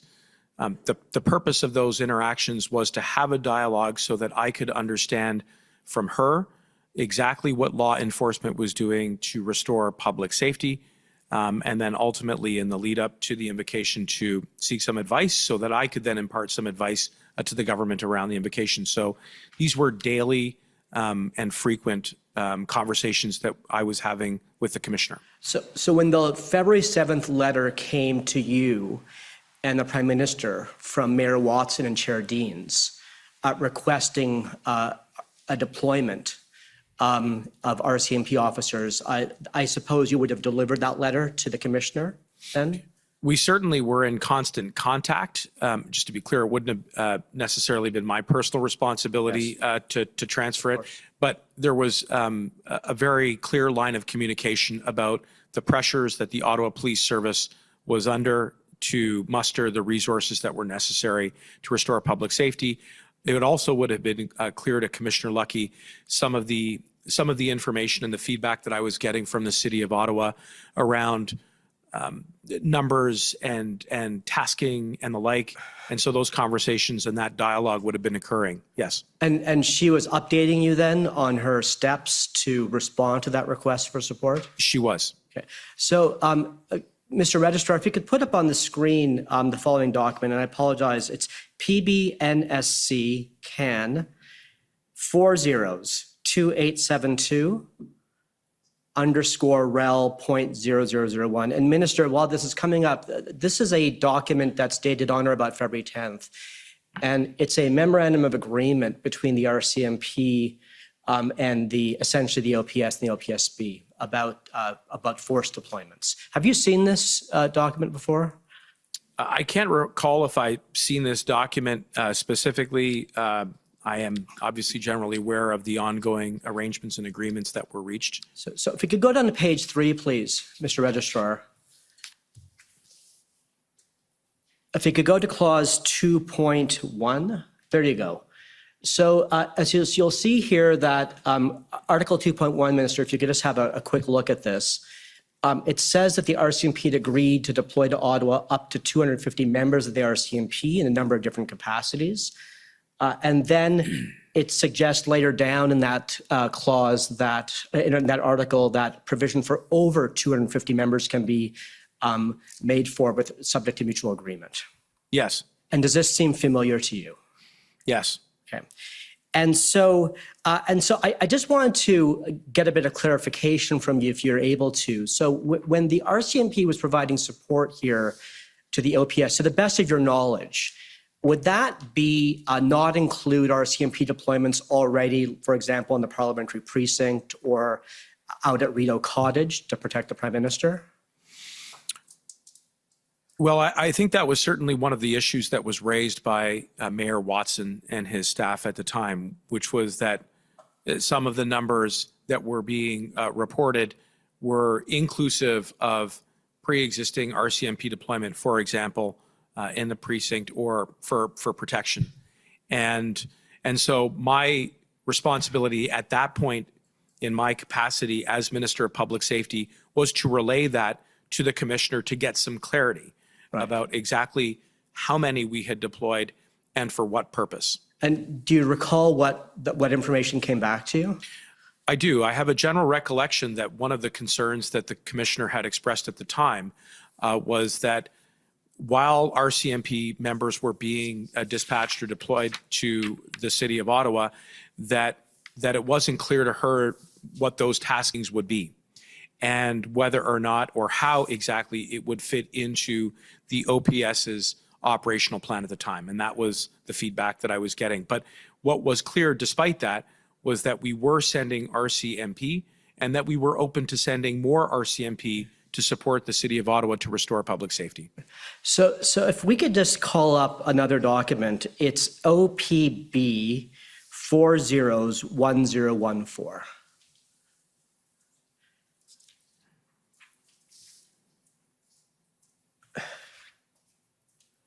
And so, Minister Mendocino, I'm not sure if you've seen this. It's a chart of deployments by different police or law enforcement entities in Ottawa, up to and including the 12th of February. Have you seen this chart before or something similar to it? I've not seen this chart. Sorry, who is the author of this document? So this is a production by the Ottawa Police Board. So I'm afraid I can't give you more details about who put this together, but this is an evidence before the committee. This is a City of Ottawa publication, is what you're saying. It might be. It's something that was put into evidence by the Ottawa Police Board. I can't speak to them, sir, about how they generated it. Okay, I don't recognize this document. Okay, well then look, let's soldier on. So if you look under regular members, federal RCMP, yes, Mr. Registrar, thank you. It sort of says at the end of this line that 167 officers were deployed. And so were you aware of that figure on that day? Well, setting aside the exact time frame, I am familiar with the initial figure of about 150 in that range. And again, you've heard previously that there was some ongoing back and forth on exactly how many and when, but that was one figure that had came to me early on in that range. In that range. And so, you'd agree that on its face, it does appear that these numbers are lower than the 250 that are in the agreement I showed you. Well, I agree that on the face of this document that is lower than 250, but again, without knowing more about the authorship or the origins of this document, it is very difficult for me to testify as to its accuracy. And you're not able to say, and I think I know the answer, sir, but I have to do it for the record. You're not able to say of that 167, how many were at Rideau Cottage and on the parliamentary precinct? I am not. Okay. Minister, I'd like to just turn to another theme if I could. And so this morning you made a number of statements. You said it was virtually impossible to enforce the law in Wellington. Wellington falls within the jurisdiction of the OPS. The RCMP could not go and assert itself in Wellington to bring things under control. Is that fair? Yes. Okay. And so, Minister, were you able to, I know you're very busy, but were you able to review or be briefed on Commissioner Lookey's cross-examination last week? I don't know that I was briefed. I may have read some general reports about it in the media. So my co-counsel went through some issues in respect of those themes with Commissioner Lookey, and I just want to take you to what she said, if you wouldn't mind. And so this is transcript 23, Mr. Registrar, and we're on to we're going to begin at page 241.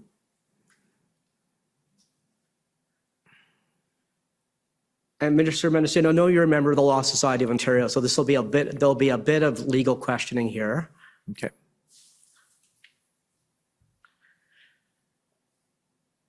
Great. So if you can start at line 5, super. Okay. So my colleague, Ms. Shanmuganathan, was asking questions of Commissioner Loki. So I just want to take you through some of the back and forth, if I could.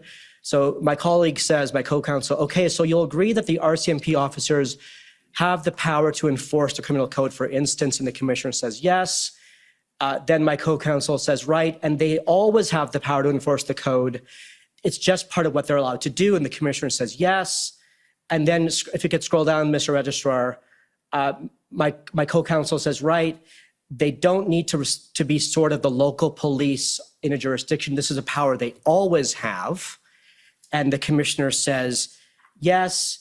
And then my colleague says, right, and there's nothing in the code, for example, that says an RCMP officer can't enforce the criminal code in one particular place. They can enforce that anywhere in Canada. And the Commissioner Loki is not sure. And I'll let you read her response there, sir. And when you're done, let us know and I'll go to the next page. And Commissioner, I know I'm a little bit over time, but I think this is an important point. It goes to the jurisdiction on Wellington. Mr. Minister, can we go to the next page? Yes. So if you could go to page 242. Mr. Commissioner, I just do think it is important that the commissioner's evidence not be put that she wasn't sure, but that she articulated that power she was describing was if you were to find committing a criminal code offense, just so that witnesses not of course skip past that. Of course, I didn't mean to mislead. So I take my friend's point. And so if we could just go down to my colleague's next question. So, okay, so just to use sort of a silly example, if we have an RCMP officer that's standing on Wellington Street in Ottawa and they see someone committing an offense under the criminal code, they don't need to call up the OPS to arrest the person. They could go and arrest the person themselves. And the commissioner answered yes. And so we're past time. So I just want to ask you, so that we put to the commissioner a number of questions about the scope of RCMP officers under the RCMP Act, particularly Section 18A. And do you have any reason to think that Commissioner Loki is incorrect here? I think she's right in saying that if any peace officer sees that the law is being broken under the criminal code, that they may they may use their common law authority to effect an arrest. But because of the important conventions around respecting jurisdiction and recognizing that, certainly in the province of Ontario, that there are municipal police services that are set up under the Police Services Act, that they would not act unilaterally. And certainly, and I hope I'm not going too far in trying to ascertain your line of questioning here, but it would be somewhat chaotic for the RCMP to simply insert themselves unilaterally into Wellington Street and start effecting arrests without coordinating very closely with the OPS and the OPP. So that is why so much of the energy was around understanding what the operational plan is,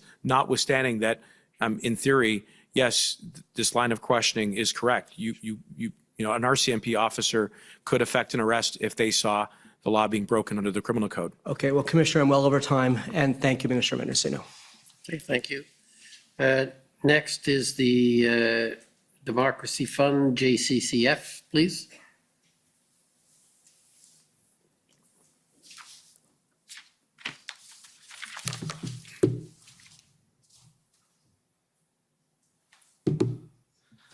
Good afternoon, Mr. Commissioner. Good afternoon, Minister Mendocino. My name is Antoine Dailly. I'm Counsel to Citizens for Freedom, representing the protesters in Windsor, Ontario.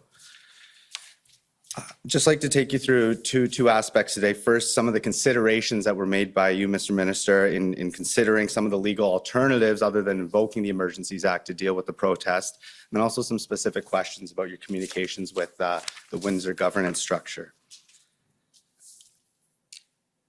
Just for the record, do you remember the mandate letter JCF.000000189? Just quick, I don't think we need to pull that up, but that's the mandate letter you received on December 16th of 2021 from Prime Minister Trudeau. Do you recall that letter? Yes. And I think on the fourth page, fifth bullet from the bottom, it mandates you to continue working with the Minister of Health and the Minister of Transport to protect the health and safety of Canadians through safe, responsible, and compassionate management of the border with the United States and other ports of entry into Canada. Do you recall that portion of your mandate? Yes. And so I take it that the Minister of Health and Minister of Transport, you work closely together, and that would be Minister Duclos and Minister Al-Gabrak. Is that correct? Yes. And is it also your understanding that Minister Duclos is an economist by formal educational training? Yes, with an academic background, yes. And then you are obviously a lawyer by background and former Crown prosecutor. So with respect to the Freedom Convoy and the protest, would it be fair to say that a trucker protesting about health mandates with concerns about public safety and border concerns, that this group between the three of you as part of your mandate, you were the key ministers involved in dealing with some of the concerns raised by the convoy. Is that correct? Well, I would say there were a number of ministries that were engaged by the convoy and the blockade. Not only my colleague ministers Al-Gabra and Haidu, but equally, as you heard previously, Minister Blair under emergency preparedness, Monsieur le Ministre LeBlanc under intergovernmental affairs, and many others. Understood, Minister. Sorry, just got limited time here. Yes and no answers where we can and where we need to elaborate, just as concisely as possible, please. If we could pull up a document ID pb.can.00001868. And this is from the emails that were received last night. Do you recall hearing Jason Kenney's position that the trucker vax policy is obviously just dumb political theater? Was that ever brought to your attention? Well, I'll wait to see what the document says to refresh my memory.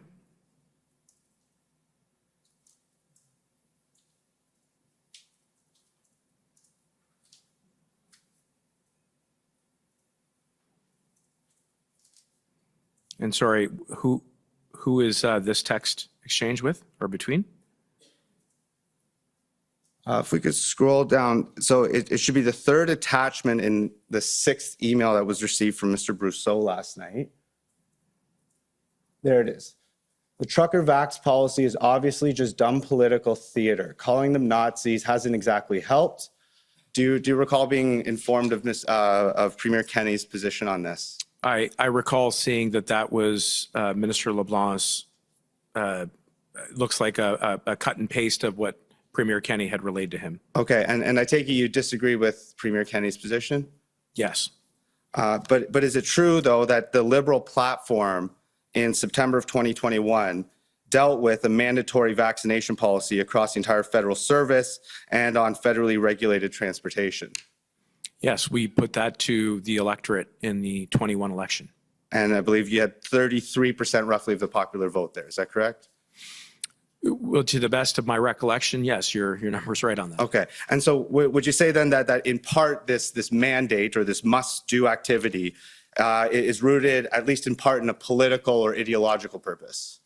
Well, it was part of, I think, two important things. First, the best available medicine, evidence, and science that we got, and it was our belief then, and it continues to be now, that vaccines were the best way out of the pandemic. And secondly, in the lead up to the 21 election, there was a very, I think, robust debate among all Canadians. Understood, Minister. I'm trying to figure out what specific knowledge you had in dealing with the Minister of Health here. So would it be fair to say that under the Department of Public Safety and Emergency Preparedness Act, you are given the responsibility of exercising leadership at a national level relating to public safety, and that the Department of Health has a similar aspect in terms of promotion and preservation of health? So what I'm trying to get at here is the separation of powers a little bit, because we did have an unprecedented emergency situation with the pandemic in Canada where some of these vaccines were pushed through very quickly. And so, perhaps by way of analogy, if there's a new peanut that's coming onto market that may have been genetically modified, it would clearly be within the purview of the Ministry of Health to assess the safety of that. But was there ever a consideration where, let's say you're now implementing a mandate that results in 90% of Canadians ingesting this product? Does that concern your mandate under public safety at all? Well, first, there was a lot of thoughtful deliberation and research done prior to the decision of launching and implementing a national vaccine strategy. But while there is a common objective between the Public Safety Ministry and health in protecting the health and safety of Canadians, public safety has a different mandate, which includes the law, and there are agencies under my portfolio that are responsible for upholding the law. Understood. So Minister, so there is a little bit of overlap, and some of this overlap could have been discussed through your mandate working with the Minister of Health and Transport. Is that fair to say? Well, there were, again, very robust communications within government throughout the pandemic and throughout the convoy, and that includes with Minister LeBlanc, Minister Alghabra, Minister Duclos. Understood. If we could pull up, Mr. Registrar, JCF 0000183.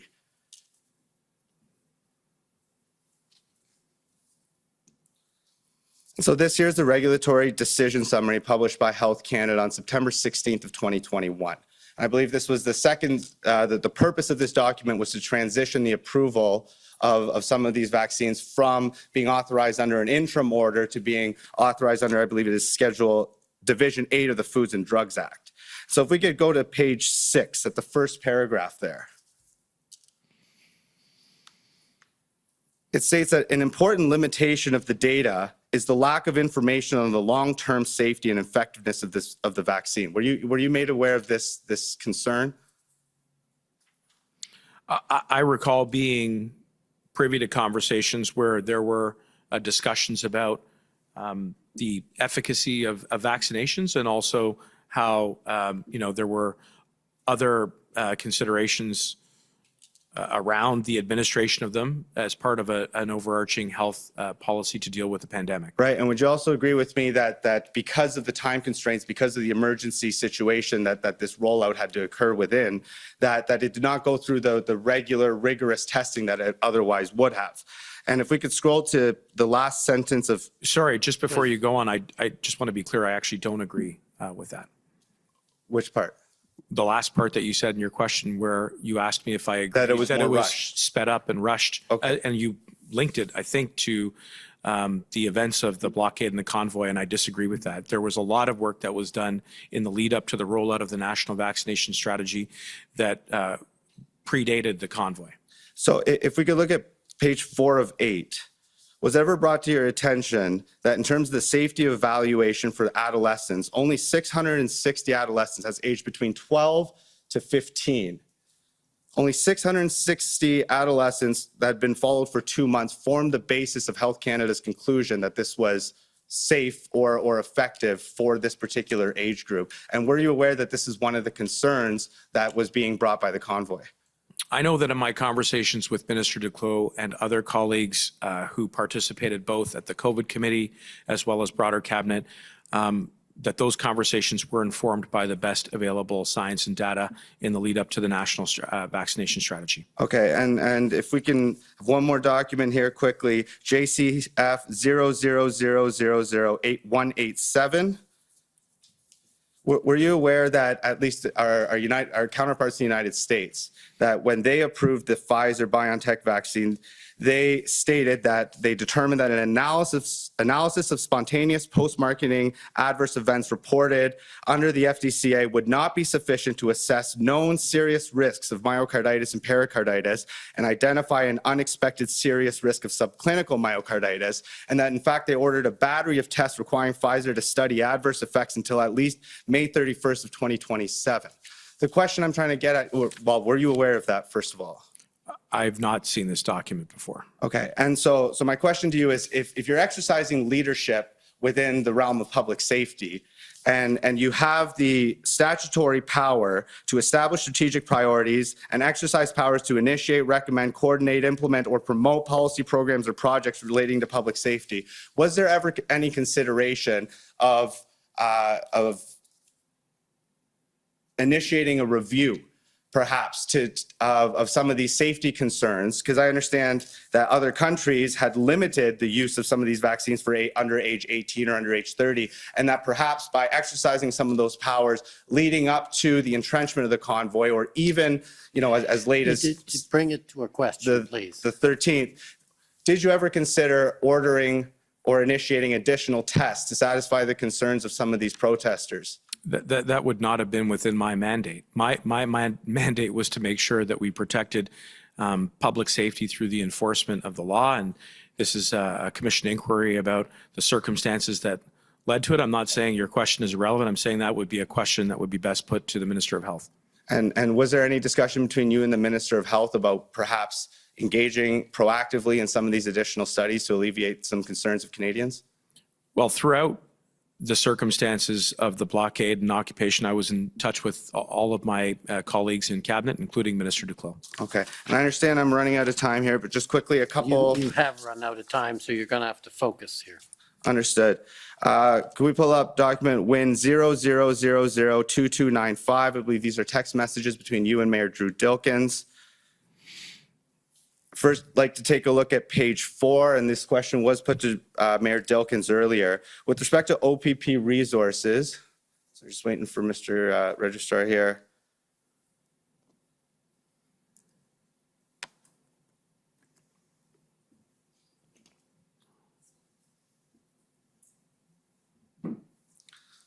Page 4, so is it your it appears that it's your understanding on February 9th at 7:35 p.m. that Chief Mizuno had not requested any additional police officers from the OPP. Was that your understanding? And if so, where did you attain that understanding? This exchange is about trying to clear up what I think is a miscommunication or a misunderstanding between different levels of enforcement and the City of Windsor. And so what I'm really trying to get to the bottom of there is whether or not additional help had been turned down by the City of Windsor.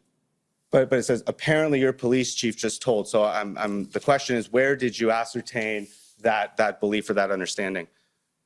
I am trying to recall whether or not that was information that I got either directly from Commissioner Lucky or from other sources. Off the top of my head, I can't say. Okay, and lastly, just on page 20 here, last question here, Mr. Commissioner. So on February 14th at 11:57 a.m. says that to the extent you, so here being Mr. Dilkens, you can be supportive of any additional authorities that gets Windsor the resources you need to keep the bridge open, people safe, that would be great. Is it your understanding that Drew Dilkens, Mayor Drew Dilkens, invoked the citywide emergency before or after this text message? Off the top of my head, can't recall. But I know first that the Ontario government had declared a state of emergency on the Friday before, which would have been, I'm just doing. So I think on the 14th, the City of Windsor declared an emergency by order Same of the mayor, day. correct? Yeah, that sounds about right. But don't recall. But yeah, the Ontario government had declared the Friday before. Okay, and last one here, where you reference resources. Do these resources include money? He and I and other representatives of the government have had a conversation around potential compensation for losses suffered to businesses and residents arising out of the blockade. Yes. Understood. Okay. And I'm out of time, so thank you for the indulgence. Those are my questions. Thank you. Thanks. Next, the CCLA, please.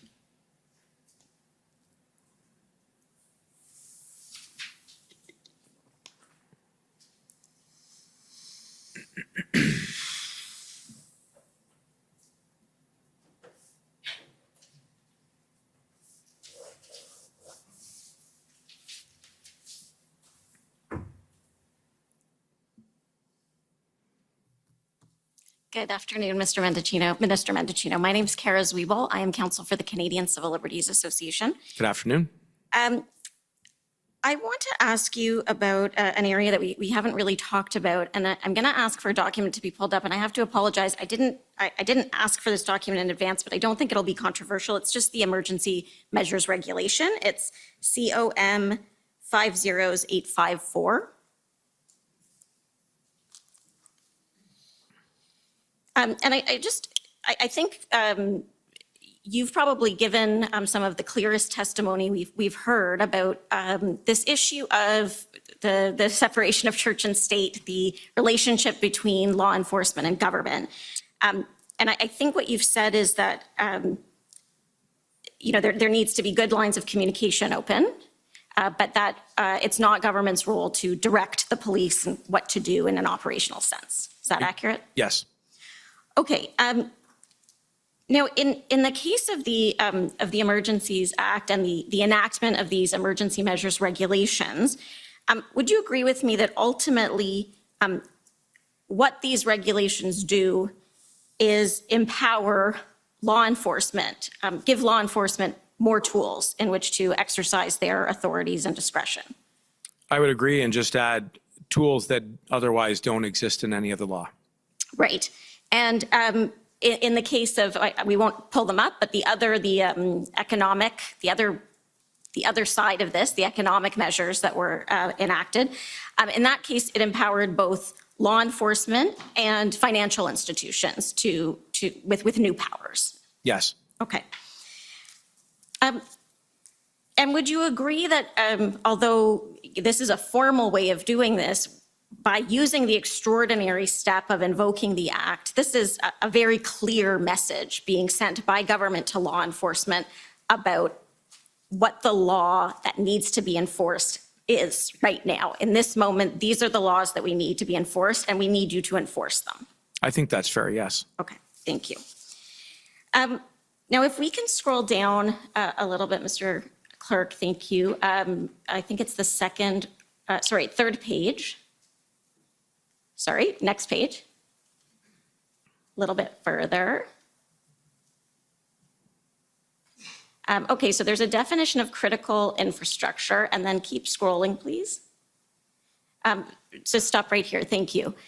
So this is the prohibition on public assembly, and I know you said in examination by Commission Counsel, you talked about your concerns about some of the protesters and their links to extremist groups, but you also said a few times that there were a large number of people there who were there to exercise their lawful rights to protest. Is that fair? Yes, it is.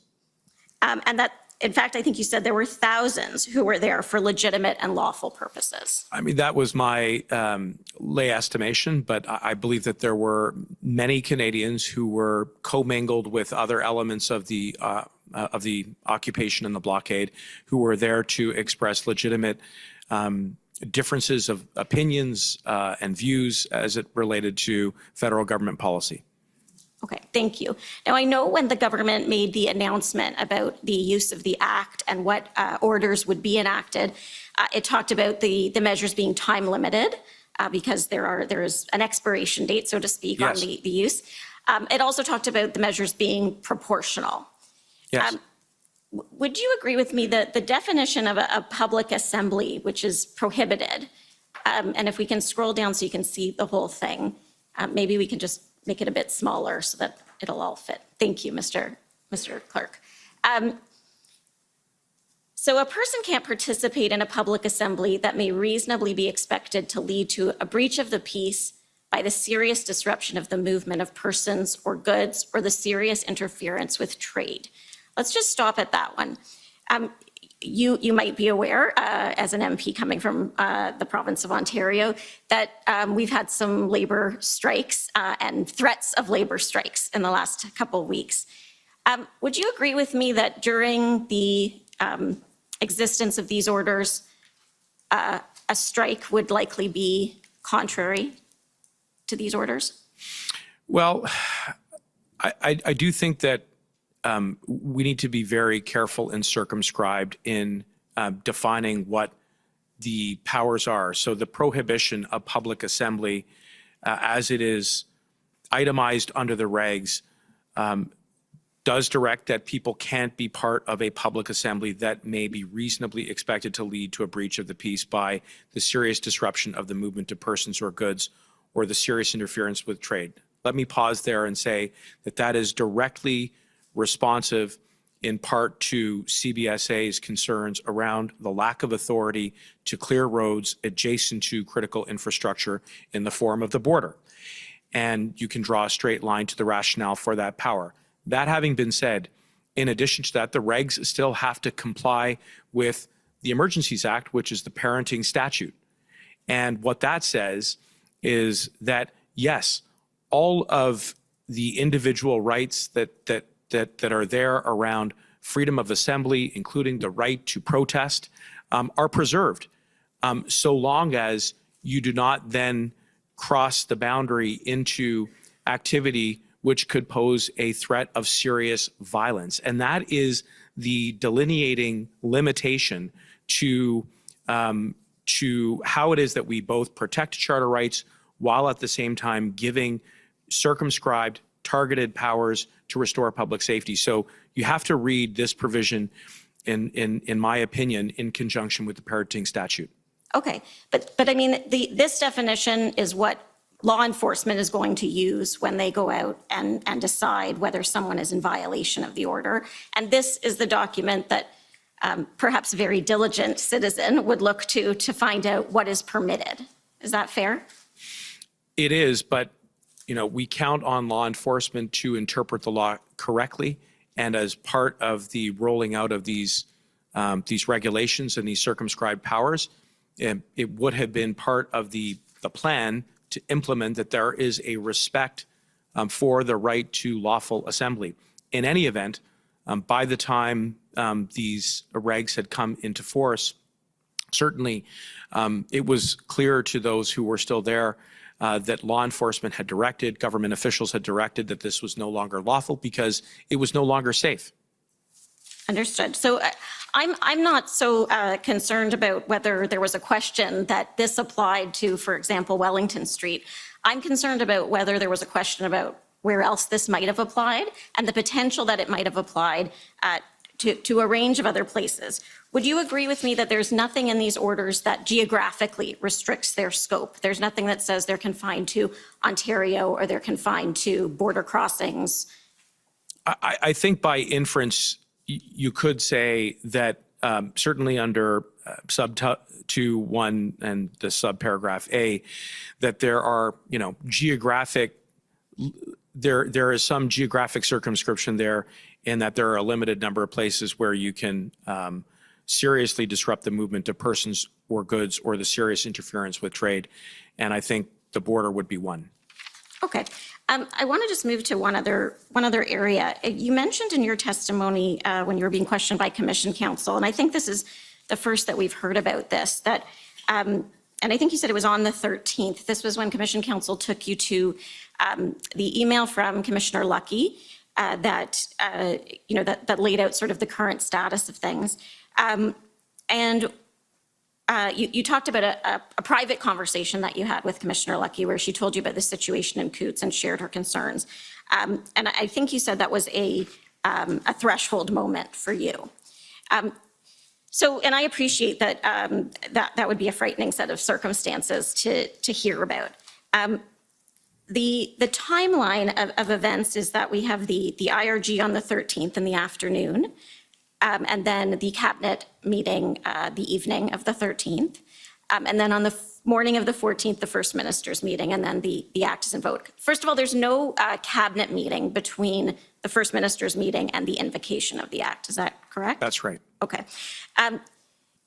The morning of the 14th, I think you would have learned that the Ambassador Bridge blockade had been cleared and that arrests had been made and that police had executed a safe operation in Coots leading to arrests. That was true, but I would add that there were reports of flare-ups. There was an exchange between the mayor and I. There were also public reports following that and some information that we had received in subsequent briefings about the threat of the blockade coming back to the Ambassador Bridge. I would point out that it was a recurring theme over those 2 weeks, that progress was not linear, that it was very much a whack-a-mole kind of dynamic. And the idea was not only to restore public safety, but to maintain it. And the objective of invoking the Emergencies Act was to maintain law and order, to stop the whack-a-mole. Understood. I know you said in your testimony to Commission Council that one of the concerns about Coots was that it could lead to a chain reaction. But would you agree with me that that didn't happen? That when the arrests were made in Coots, actually many of the other protesters decided to leave because they actually weren't comfortable being associated with that level of violence. They had different goals. And once they learned that that's what was going on, they decided to voluntarily leave. I agree, and I was relieved, but I was also dealing with the best information available to me at the time and surveying the landscape and being mindful that there were reports of guns and firearms that were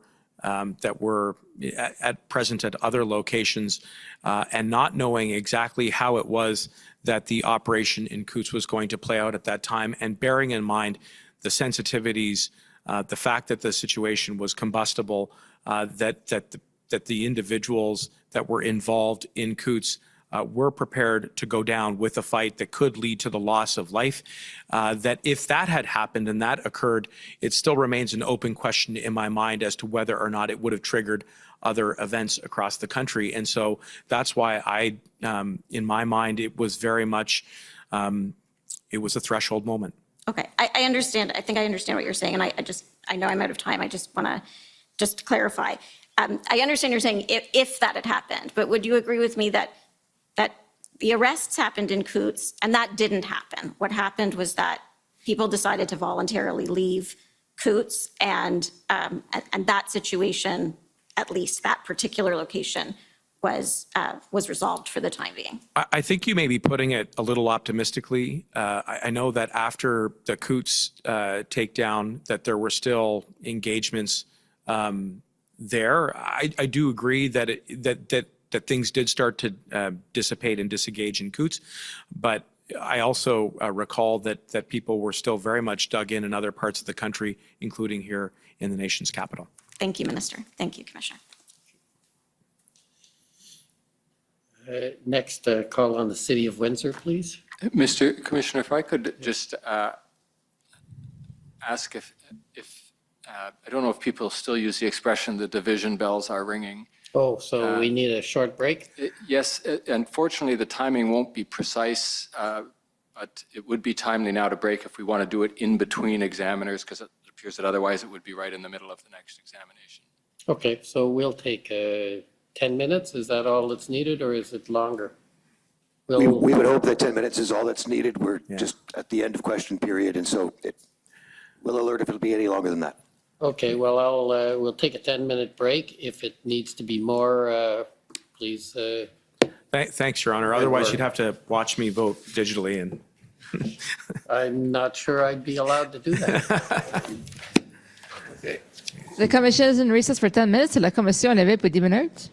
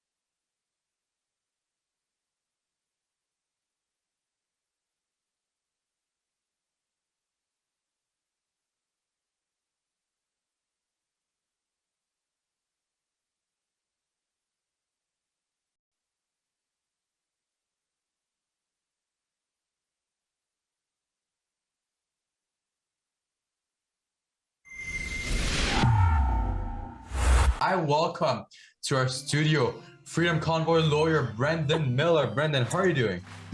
You pheasants are playing like garbage. I'm sick and tired of this. And you're not keeping your sticks on the ice. I want to see some hustle out there. There's some free agents out right now. All right, Rachel Gilmore, Rex Murphy. I could bring them in. You're going to be riding the pine for the rest of the season, son.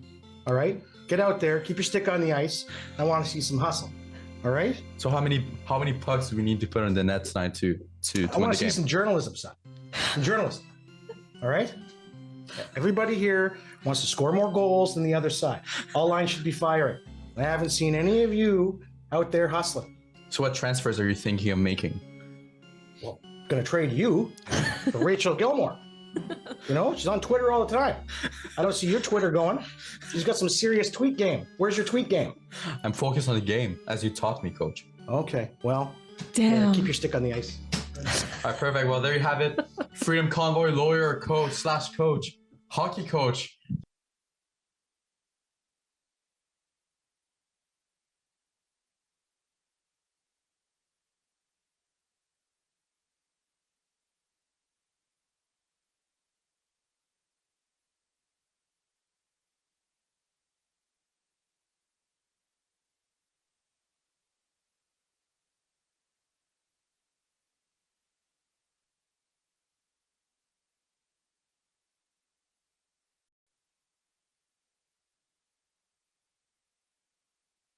So my only wish for Christmas is for my husband to shave his balls. The Manscaped. So my only wish for Christmas is Pointed out earlier, and therefore it did.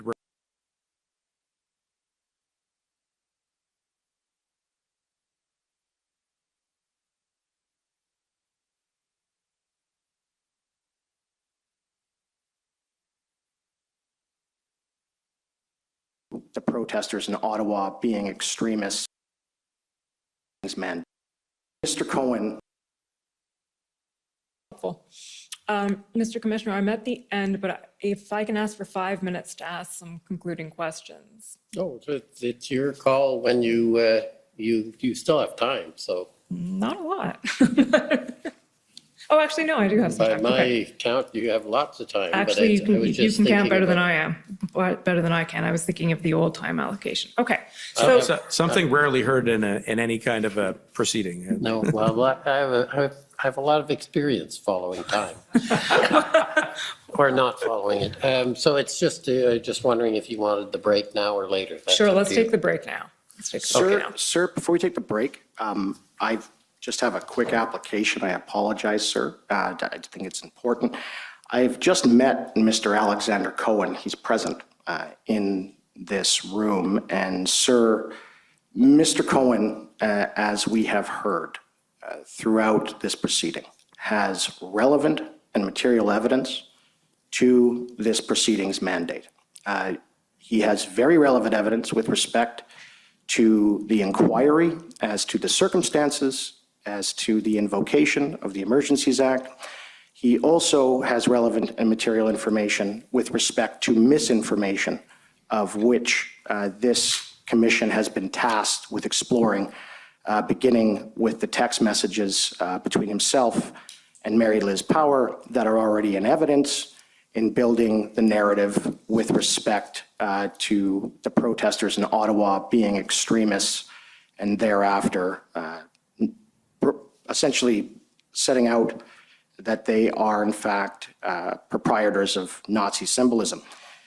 Sir, this commission has been hearing from various. Can I just interrupt? Yeah. What's your application? I'd like to call him as a witness, sir. Well, have you written any, is there I didn't expect that we would have the opportunity. Well, you haven't at the moment. There's no application, so. Well, this is my application, sir. I'm making it orally, and I'm asking for the commission to have him testify after the minister. He has relevant material information. I'm not going to do this orally right now. Well, sir, we're given 15 minutes to cross-examine, to elicit relevant and material evidence. And we have relevant and material witnesses here. The government of Canada has redacted without lawful authority all of these statements from these staffers and have suppressed records. I We have no right here, sir. idea at this point where this is going, so I'm going to take the break. And if you can speak to Commission Counsel, which I think I've repeated many times, is the way to at least raise the issue. Yes. And then we'll see if they can resolve it or Yes. not. But we have a schedule, and Sir, the schedule is not as important at getting to the truth. There's no question we want to get at the truth, but you know what? It's a very complex issue, and it's not all about what you want. It's about what the commission needs to do, what the Yes, sir, parties want to do. and I think it's what Canadians are entitled to, sir. I'm trying to control a process. And we have witnesses, we have a schedule. It's been going for a while. Please speak to Commission Counsel. We'll see where we go, and we'll take the morning break. Sir, I understand, but I just asked for a ruling after the morning break. Thank you. So we'll take 15 minutes. The commission is in recess for 15 minutes. La commission est levée pour 15 minutes.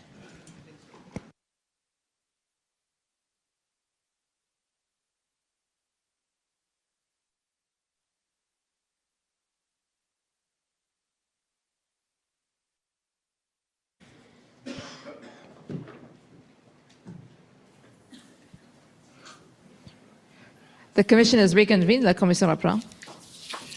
Sir?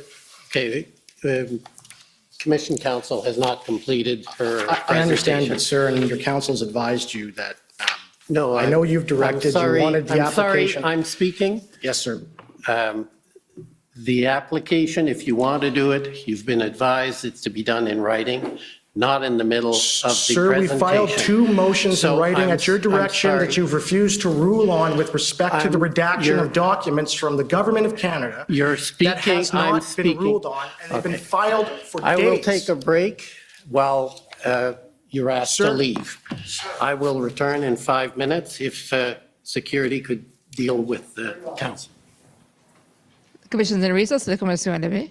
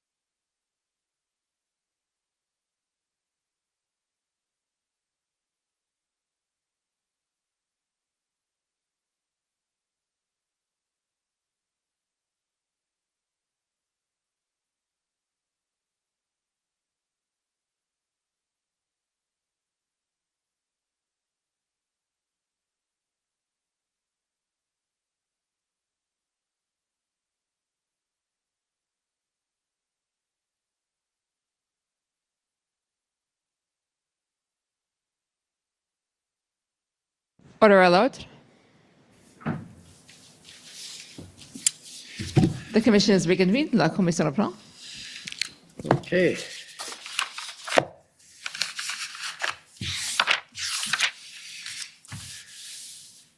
So I guess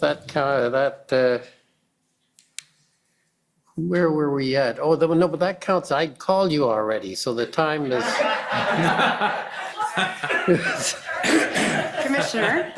Commissioner Alyssa Tompkins for the City of Ottawa.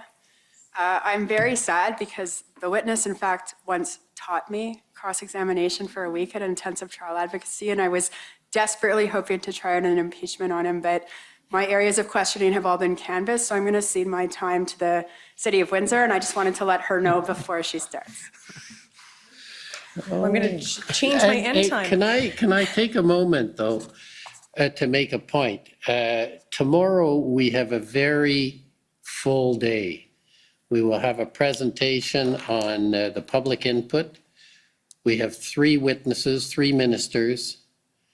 You may have already received the allocation of time. The allocation of time is arguably brutal. I won't have much flexibility given the amount of time. So I would strongly urge that council talk amongst themselves. If you want to have a longer period of cross-examination with some of the witnesses that are limited to 5 minutes, try and work out a deal a bit like this one to have a longer period, because I know 5 minutes is hard to make a point in 5 minutes. I understand that, but we're bound by the time limits we have. So there are a long list of 5-minute people, and some may be willing to coordinate or allow. So I mention it so that you have time to do it, maybe at the break. Obviously, totally up to you. I've had to allocate for essentially everyone who asked, but the allocation is I recognize small, and I'm simply signaling that given tomorrow's schedule, it's going to be hard to be flexible. So thanks for giving me that opportunity, but I think it's important, and I'd like you to think about it. Again, it's up to you, obviously, but my interest is that people who want to get at an important point with any one of the 3 witnesses have the time. Okay, with that, you have fresh time. We'll start from 0. Okay. Thank you, Commissioner. Good afternoon. It's still afternoon, Minister. My name is Jennifer King. I am legal counsel to the City of Windsor. Good afternoon. Hi. So yesterday, Minister Blair testified about the responsibility of all 3 orders of government to communicate and cooperate in responding to an event like the protests earlier this year. Do you agree with him that that's important? Yes. Yes. Minister, you and your staff had excellent communication with the City of Windsor, right? Yes. Mayor Dilkens texted you immediately after first learning of the potential of the slow roll, the potential of blocking the bridge when he learned that from the Chief of Police on February the 4th, right? Yes. And he kept in regular contact with you throughout. He did. And are you aware that once the blockade commenced, Mayor Dilkens' Chief of Staff was in contact with his counterparts at the federal government, including your Chief of Staff, Mike Jones? Yes. And for example, on February 8th, he told Mike Jones that Windsor Police had put in a request through policing channels for policing resources, right? That's right. And he specifically told your Chief of Staff that the Chief of Police had asked for public order personnel, right? I believe that's correct, yes. So early on, you were aware that Windsor Police Services required resources, specifically public order resources. Yes, that's my recollection. And in fact, you assisted in amplifying that message to Commissioner Lucky. I did. So Windsor provided you and your ministry with important and timely updates throughout, before, during, and after the blockades. Yes. And you use this information from Windsor in your work at the federal level to respond to the blockades? Yes. Did the protests this year then reinforce your view of the value of the importance of two-way communication and collaboration between the federal government and border municipalities with respect to the protection of border infrastructure? It really did, and especially because of the many unique aspects of this particular public order event. Minister Blair yesterday told us that the police operation in Windsor was a success. Do you agree?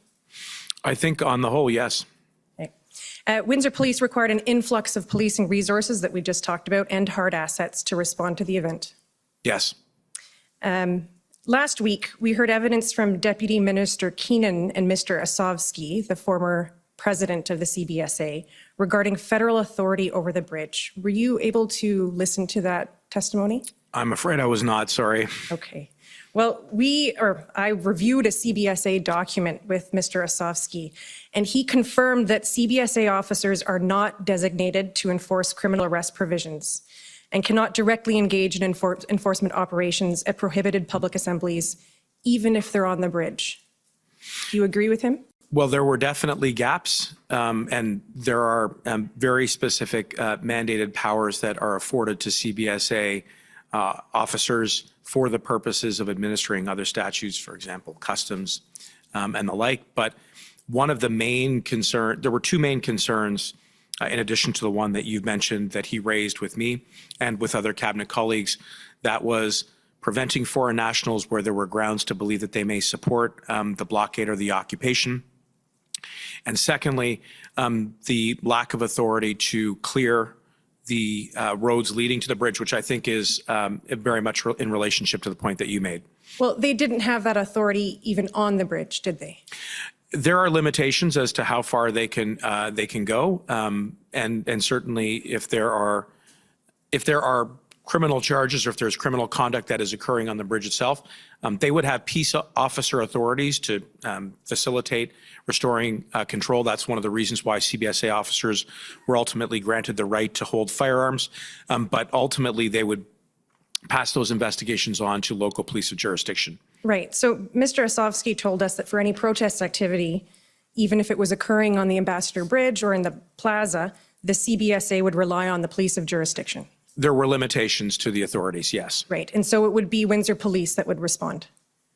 It depends on which side of the bridge. So if it was on the Canadian side, then yes, then I would assume he would have reported those to the Windsor Police. Right. And Mr. Asovsky confirmed that even after the Emergencies Act was invoked, the new Emergencies Act didn't change these authorities. And in fact, CBSA officers were directed not to directly engage in enforcement operations at prohibited public assemblies, whether on or off the bridge. Were you aware of that? That sounds generally consistent with my recollection, although there were other powers that we did afford under the Emergencies Act that were responsive to the gaps that John Asowski, as the then president of the CBSA, had identified. Okay. So there is significant reliance on Windsor's police force to protect this piece of national infrastructure, right? Yes.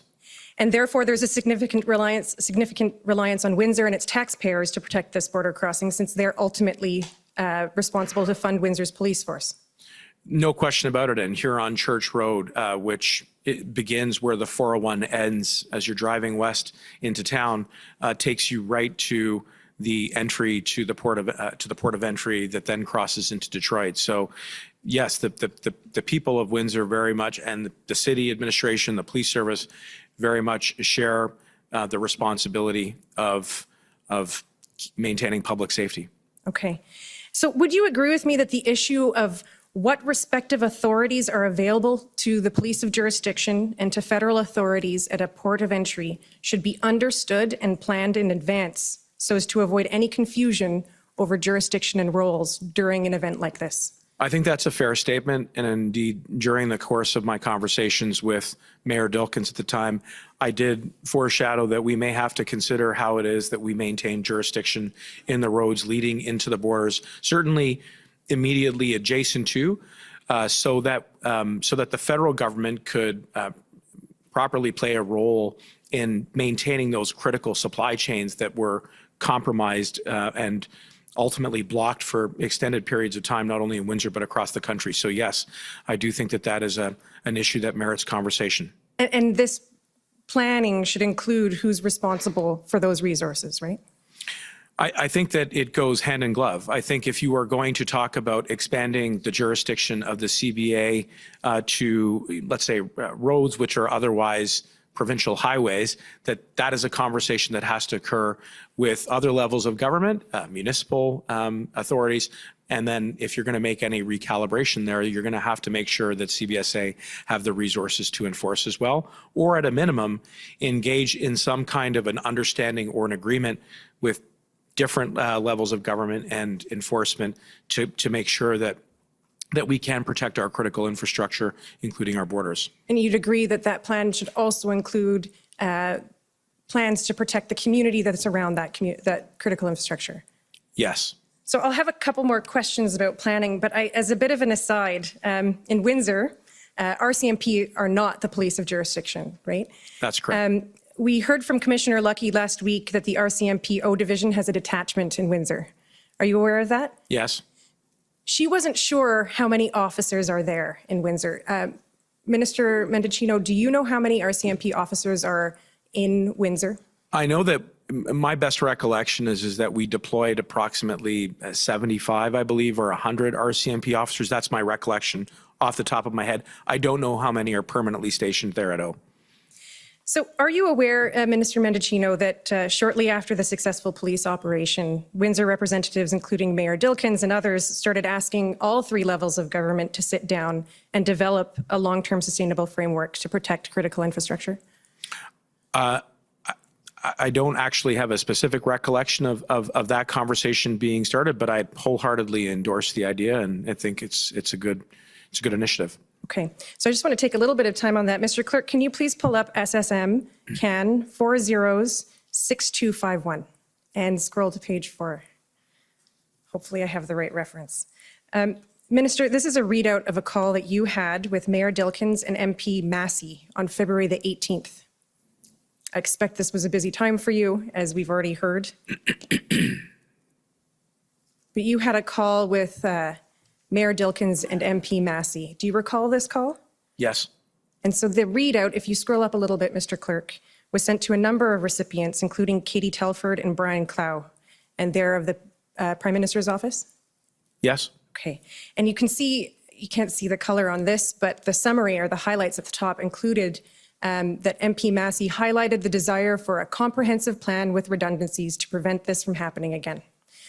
Yes. So here's an example of a Windsor representative saying right off the bat, we need a plan. And if you could scroll to page 5, in the middle of the page, you'll see some notes of Mayor Dilkens' comments. And he notes that the current set of Jersey barriers and police support is important, but is incredibly resource intensive and disruptive to the community, both small businesses and the University of Windsor. And you agree with him? I would, and in fact, I visited the community there, including some of the small businesses along Huron Line Church, and the barriers impeded access to them, and that's one of the losses that the community suffered. So I think Mayor Dilkens was highlighting one of the issues that if they were going to use Jersey barriers to prevent the blockade from forming or reforming, that they then had to also consider what impact that was going to have on the local community, including some of the smaller businesses that dot along the Huron Church line. Right, and you'll see that Brian Massey, if you scroll down a little bit, MP Massey indicates that this plan must include how to respond as a community and how to support small business. So that's consistent with what you've just said. Yes. Did you take any steps following this meeting to work with Windsor and the province on this plan? Well, as you pointed out, I maintain frequent contact with Mayor Dilkens, as I do with many municipal counterparts and provincial counterparts. And we have spoken about the ongoing ways in which we can support Windsor, not only with respect to thoughtful planning around avoiding a similar type of blockade from interrupting not only trade and commerce, but the very strong people-to-people ties. You have so many families who go back and forth over that bridge every single day, and this blockade completely interrupted that. And I was very sympathetic then and remain now to the trauma and the loss that caused the residents of Windsor. But in addition to that, we've had ongoing discussions around how we can compensate them for the losses during the blockade, I should add. I'm sorry. Mr. Clerk, if you could please pull up WIN 402240.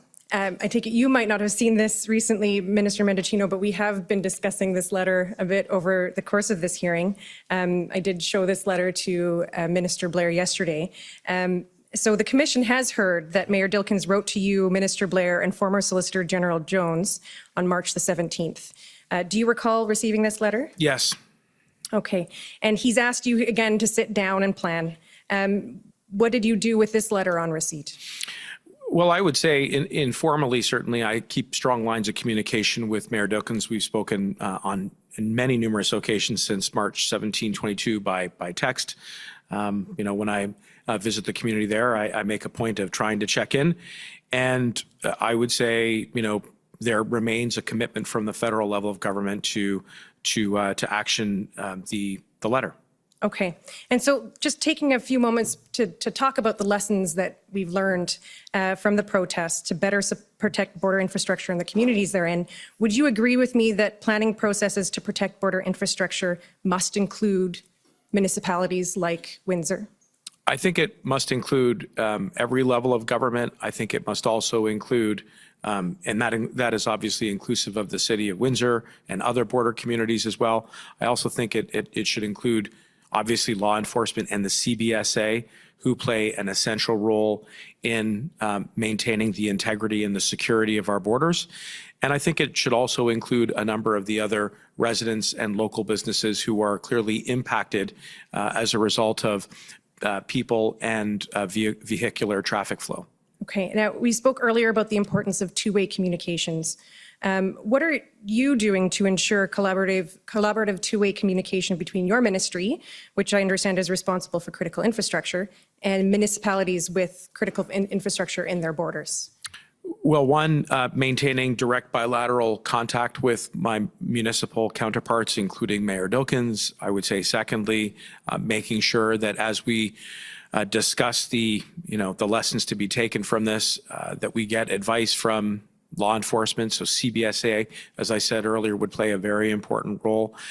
And then, building as well into the discussion, essentially the provinces, including Ontario, so that we are all really focused on how it is that we can insulate ourselves from a similar type of event. And I think that this particular public order emergency demonstrated what's at stake, especially around a critical port of entry like Windsor, where you're talking about not only economic impacts, which have a huge knock-on effect, but just the critical supply chains around food, around fuel, around healthcare supplies. That is a vital artery, not only for Canada, but equally for the United States, which, as I described earlier, is one of the reasons why Secretary Mayorkas had engaged me in the height of the blockades. Thank you for your answers. Okay, next call on the convoy organizers, please.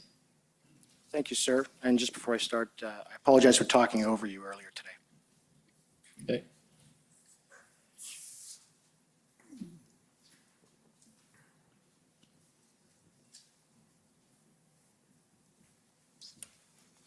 Hello. Good afternoon. My name is Brendan Miller, and I'm counsel for Freedom Corp, which is the entity that represents the protesters that were here in Ottawa in January and February of 2022. So, sir, you're a lawyer, correct? Yes. And before you were a politician, you were a Crown prosecutor, is that correct? Yes. And you worked for Public Prosecution Services Canada, right? Yes. And you worked for Public Prosecution Services Canada for a period of 10 years, is that correct? That's right. And you prosecuted terrorism cases, right? I prosecuted terrorism cases as well as other types of cases, including the Controlled Drugs and Substances Act and other federal statutes. So it wasn't just limited to cases involving national security. There were a broad range of cases that I prosecuted. And you agree that in prosecuting the terrorism cases, you had to become intimately familiar with national security law, fair to say? I had to become familiar with the principles around national security, the Anti-Terrorism Act, other statutes that would have implicated national security. Yes, the CSIS Act would be another act as well. And so included in your knowledge would be the CSIS Act? Yes. Right? And that would also include in your knowledge would be the Canada Evidence Act provisions protecting national security as well as criminal investigation information. Is that fair? Sorry, could you just repeat that last question? Your intimate knowledge as a prosecutor and what you were doing, it would also include the provisions in the case law with respect to the Canada Evidence Act provisions protecting national security as well as criminal investigation information? Yes, it would. And as a lawyer, of course, before you testified here today in these proceedings, I take it that you knew you needed to be prepared to testify? Yes. And in preparing to testify here today, I assume you reviewed many records and as many as possible. I spent a fair bit of time, yes, reviewing the documents that were prepared for me in anticipation of this testimony. Right. And I'm sure you reviewed the numerous statements that you made in public and to Canadians with respect to the protests in Ottawa, as well as the invocation of the Emergencies Act. I would have done that, yes.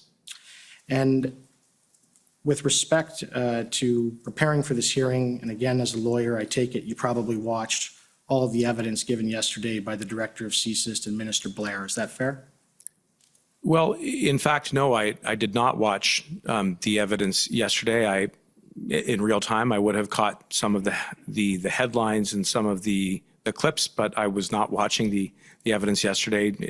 During the day, I have a number of engagements, even on Mondays. So yes, I was not able to watch the evidence in real time yesterday.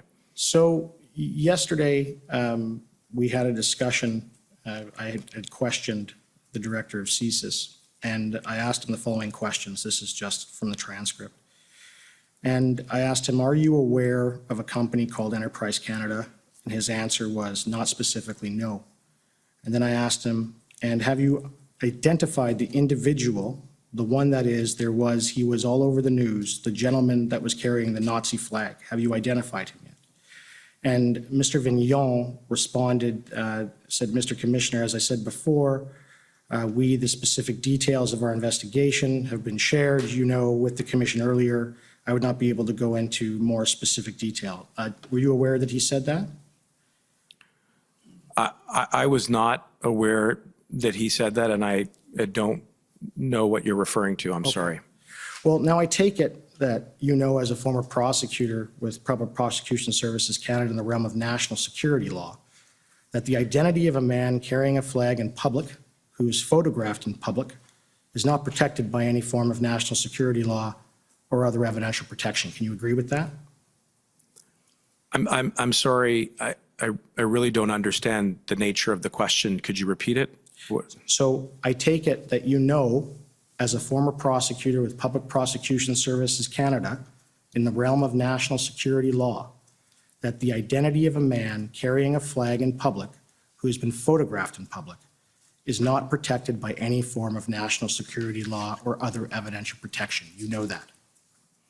You're suggesting that the identity of an individual is not protected by national security laws? This is what you're asking me? I'm saying that the identity of an individual whose picture has been taken carrying the Nazi flag in public by someone in the public and posted online, the identity of that person, who he is not protected by national security law, is it? I have no idea of if you're talking about a hypothetical or if you're talking about a real example. I mean, this is a completely abstract question. Mr. Clerk, if you could bring up the one document, please. Yeah, just for record, it's POE HRF 18. I think so. Yeah. Okay. So this is the individual I'm talking about. It was all over the news. And we've been trying to figure out who he is, and we think we have. Now, again, in looking at this picture, it was posted online, it was in the news, everywhere. And when I asked the director of CSIS about his identity, he didn't say he didn't know. He invoked national security law. But I take it, as a former prosecutor with the Public Prosecution Services Canada in the realm of national security law, that the identity of this man carrying the Nazi flag in public, who is photographed in public, is not protected by any form of national security law or other evidential protection. You know that. Mr. Commissioner, I have an objection to state with respect to the nature of this questioning. In my submission, the placing of this photograph again before the witness in light of the evidence given to date is an abuse of the process of the public hearing process, and that the purpose of my friend putting this document up on the screen is not a good faith purpose. It is apparently for the purpose of asserting claims in order to associate them with the credibility of this public hearing process and distract from the fact-finding process that the important work of this inquiry surrounds.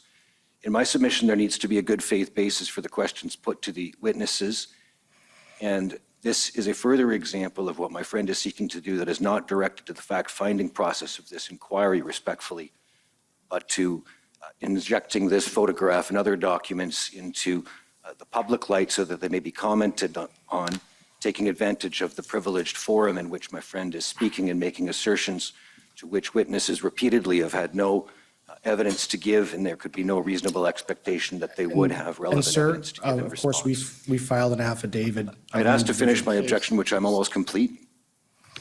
In my submission, the Commission must respectfully insist that participation be conducted in good faith by those who have been given the right of audience in the form of full party standing and for whom public funding has been recommended for the purposes of enabling their participation to serve the objects of the Commission and their clients' interests. I object to this line of questioning. Okay. Yes. Sir, as you know, we filed an affidavit from an individual who identified this man. And the man is Mr. Brian Fox, according to that affidavit. He met him when he was doing, that photo was taken around the same time. He talked to him. He's been identified. There's an application before this commission to call Mr. Fox, as well as to allow our witness, Mr. Sean Folks, to testify. And it is clear, frankly, from the lack of answer and from the objection, that the witness here needs to answer this question. And subject to any questions, sir, those are my submissions. Okay, well, just going back, I suspect you may be functioning under a misapprehension with respect to the testimony of Mr. Vigneault, but that's a different issue which we can get back to, because I think you've misunderstood his answer. So that's something which maybe could be cleared up. With respect to the question, I'll let you continue this. However, the outstanding motion that you've referred to has not been ruled on, and the evidence that you're proposing to tender is not in the public record. So that is not an appropriate, if you like, an appropriate representation at this stage. So, but I'll let you ask the question. I have, because of the outstanding motion at the moment. Right. So, sir, now again, I take it, you know, as a former prosecutor with Public Prosecution Services Canada in the realm of national security law, that the identity of that man. Can I just interrupt you? If you could just read what the question was to Mr. Vigneault again. Question, right. Are you aware of a company called Enterprise Canada? Mr. Vigneault, not specifically, no. Question, and have you identified the individual, the one that is there? He was all over the news, the gentleman that was carrying the Nazi flag. Have you identified him yet? Mr. Commissioner, as I said before, the specific details of our investigation have been shared, you know, with the commission earlier. I would not be able to go into more specific details, and then I tried to get him to identify that it was the individual, and I was cut off. Yeah, so I just want to, my understanding to try and assist is that CSIS will neither confirm or deny that they're investigating that, because that's all secret. So what he's answering there is not a refusal to identify, not a refusal to answer. It's because their job is to do investigations. They do not answer those questions. That's my understanding. So I just want to clear that up. Yeah. So it isn't that Mr. Vigneault was trying to. No. So. Okay. So I think for the record, that's important, and it may assist you. Now, I don't know if Commission Counsel wants to add or whether I've misstated it. Okay. To assist Mr. Miller, and as someone who's encountered over about 30 years similar refusals to answer questions on the basis of national security, I sympathize with his plight. But it is exactly as you described, Mr. Commissioner. the representative of CSIS or another national security officer is typically saying, I refuse to admit or deny, I refuse to acknowledge or disclaim, etc. They're not saying one way or another. They're just saying that as a matter of national security, they can't take a position on it. Okay. And so if I may ask my question, now I take it that you know, as a former prosecutor with Public Prosecution Services Canada in the realm of national security law, that the identity of the man that was in the photo carrying a flag in public is a photograph in public and is not protected by any form of national security law or other evidential protection. You're aware of that? I have no idea what this photo is, who the person depicted in that photo is, or any of the other circumstances. This is the first time I have seen this photo produced. You're aware and you know that Mr. Brian Fox was the individual who was walking around in downtown Ottawa carrying a Nazi flag on January 29th, 2022, don't you? No. Now, are you aware that Freedom Corp, and you've already heard, has applied to have Mr. Fox testify? In the commission here? Is Yes. that where the application is? I am not aware of that. Okay. And you're aware of the company Enterprise Group, is that right? I believe I have heard of it. Enterprise Canada. Yes. And they do work for the Liberal Party of Canada, is that right? I do not know. You don't know? No. Weren't they working for the Liberal Party of Canada and political staffers and staff in January and February of 2022? I don't know. And I take it you know who local Ottawa freelance photographer David Chan is? No. You don't know that David Chan was the official photographer for the Prime Minister, Paul Martin? You didn't know that? No, I don't know this individual. And you didn't know that Paul Chan still does freelance work for the Prime Minister Trudeau? I'm Okay. And you're not aware that Mr. Chan was the individual who took the photos of the person with carrying the Confederate flag? You put it as a question. Yes. You're trying to Sure. make all kinds of Okay. statements that are of no assistance to the Okay, commission so or I'll- to this witness. I will just ask, so are you aware that Katie Telford, the Chief of Staff for the Prime Minister, has a relationship with Enterprise Group and their staff? No, I am not aware. Okay. And I just want to talk to you then about your statements. You had said after and during the invocation, we are listening to law enforcement. According to law enforcement, we need the Emergencies Act. You said that, correct? Yes. Right, but law enforcement didn't advise you they needed the Emergencies Act, did they? Well, I think as you've heard me explain today, I had every reason to believe that law enforcement was supportive and requested the Emergencies Act through the tools that could only be granted through that statute.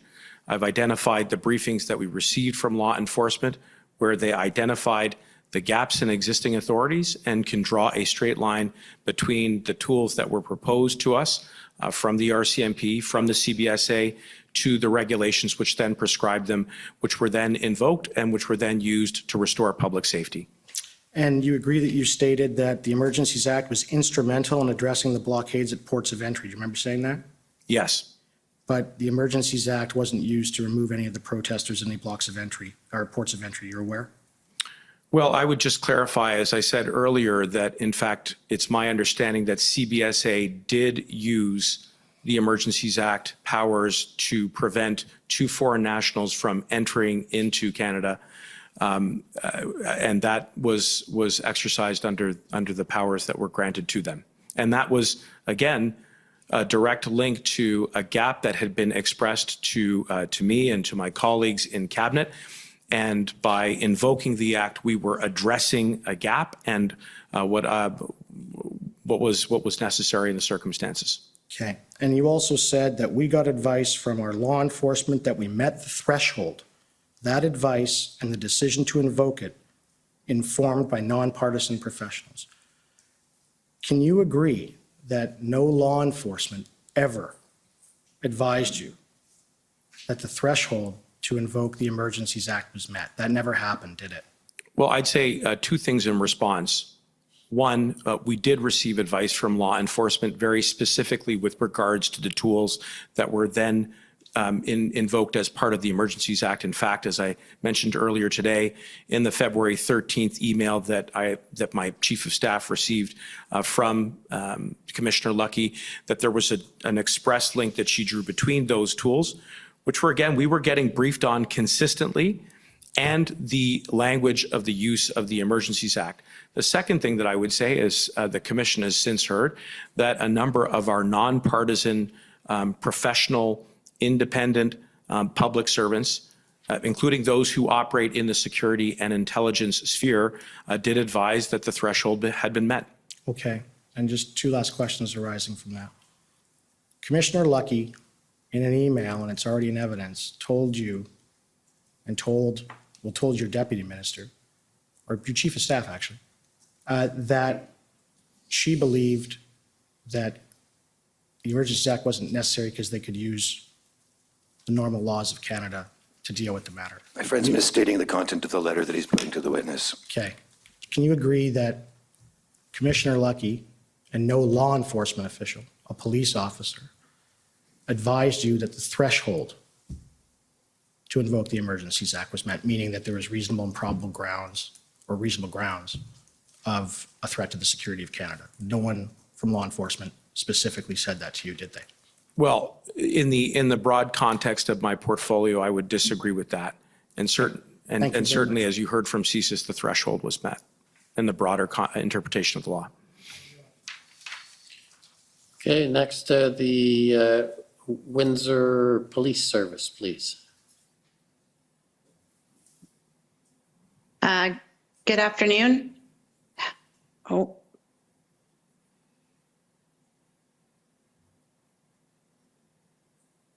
Hi there. Good afternoon. Heather Patterson for the Windsor Police Service. Our questions have already been canvassed by the City of Windsor, so we have nothing further. Okay, thank you. Thank you. Next is the Government of Saskatchewan, please.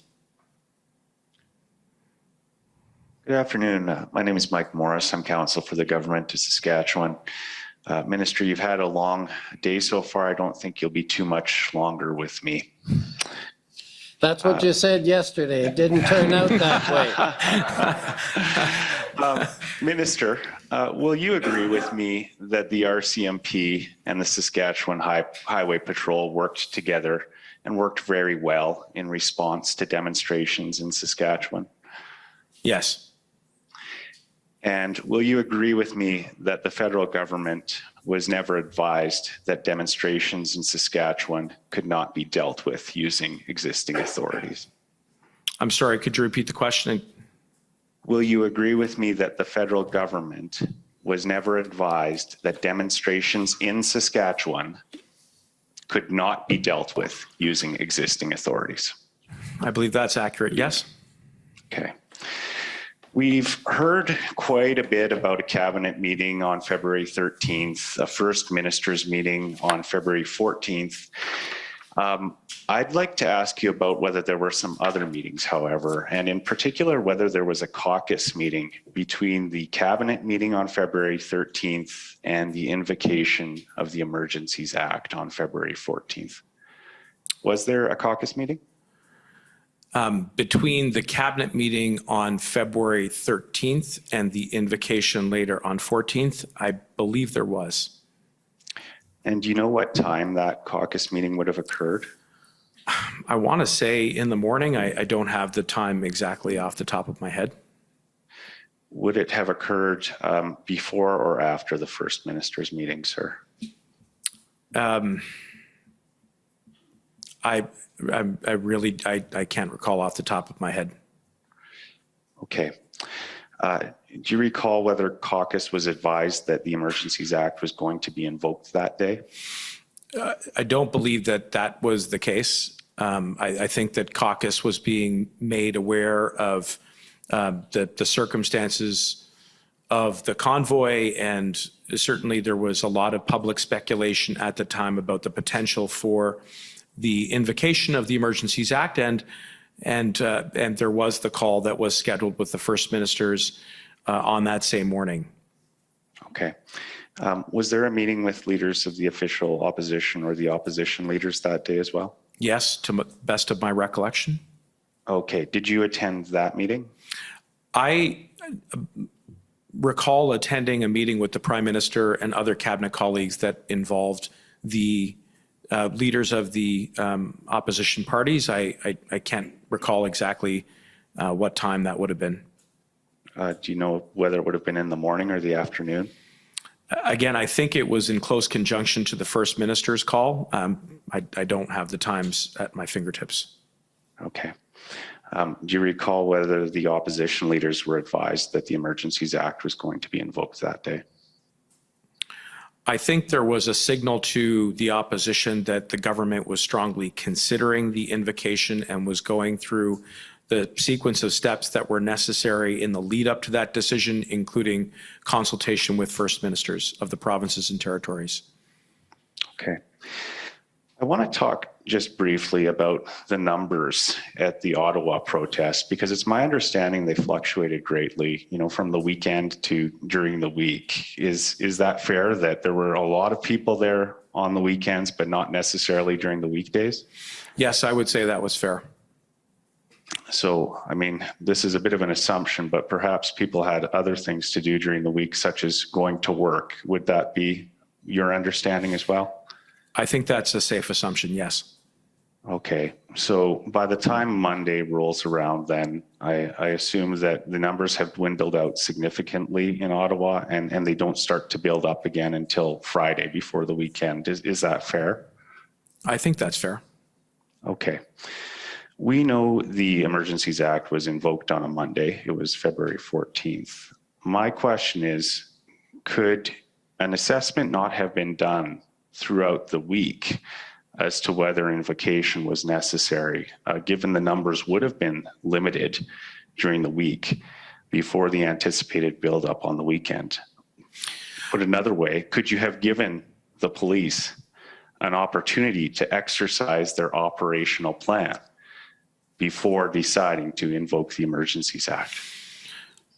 I would say a few things in response. One, the assessment of whether or not to invoke the Emergencies Act didn't really take shape until that first incident response group that the Prime Minister convened on February the 10th. And by then we were approaching 2 weeks into the blockade and the convoy across the country.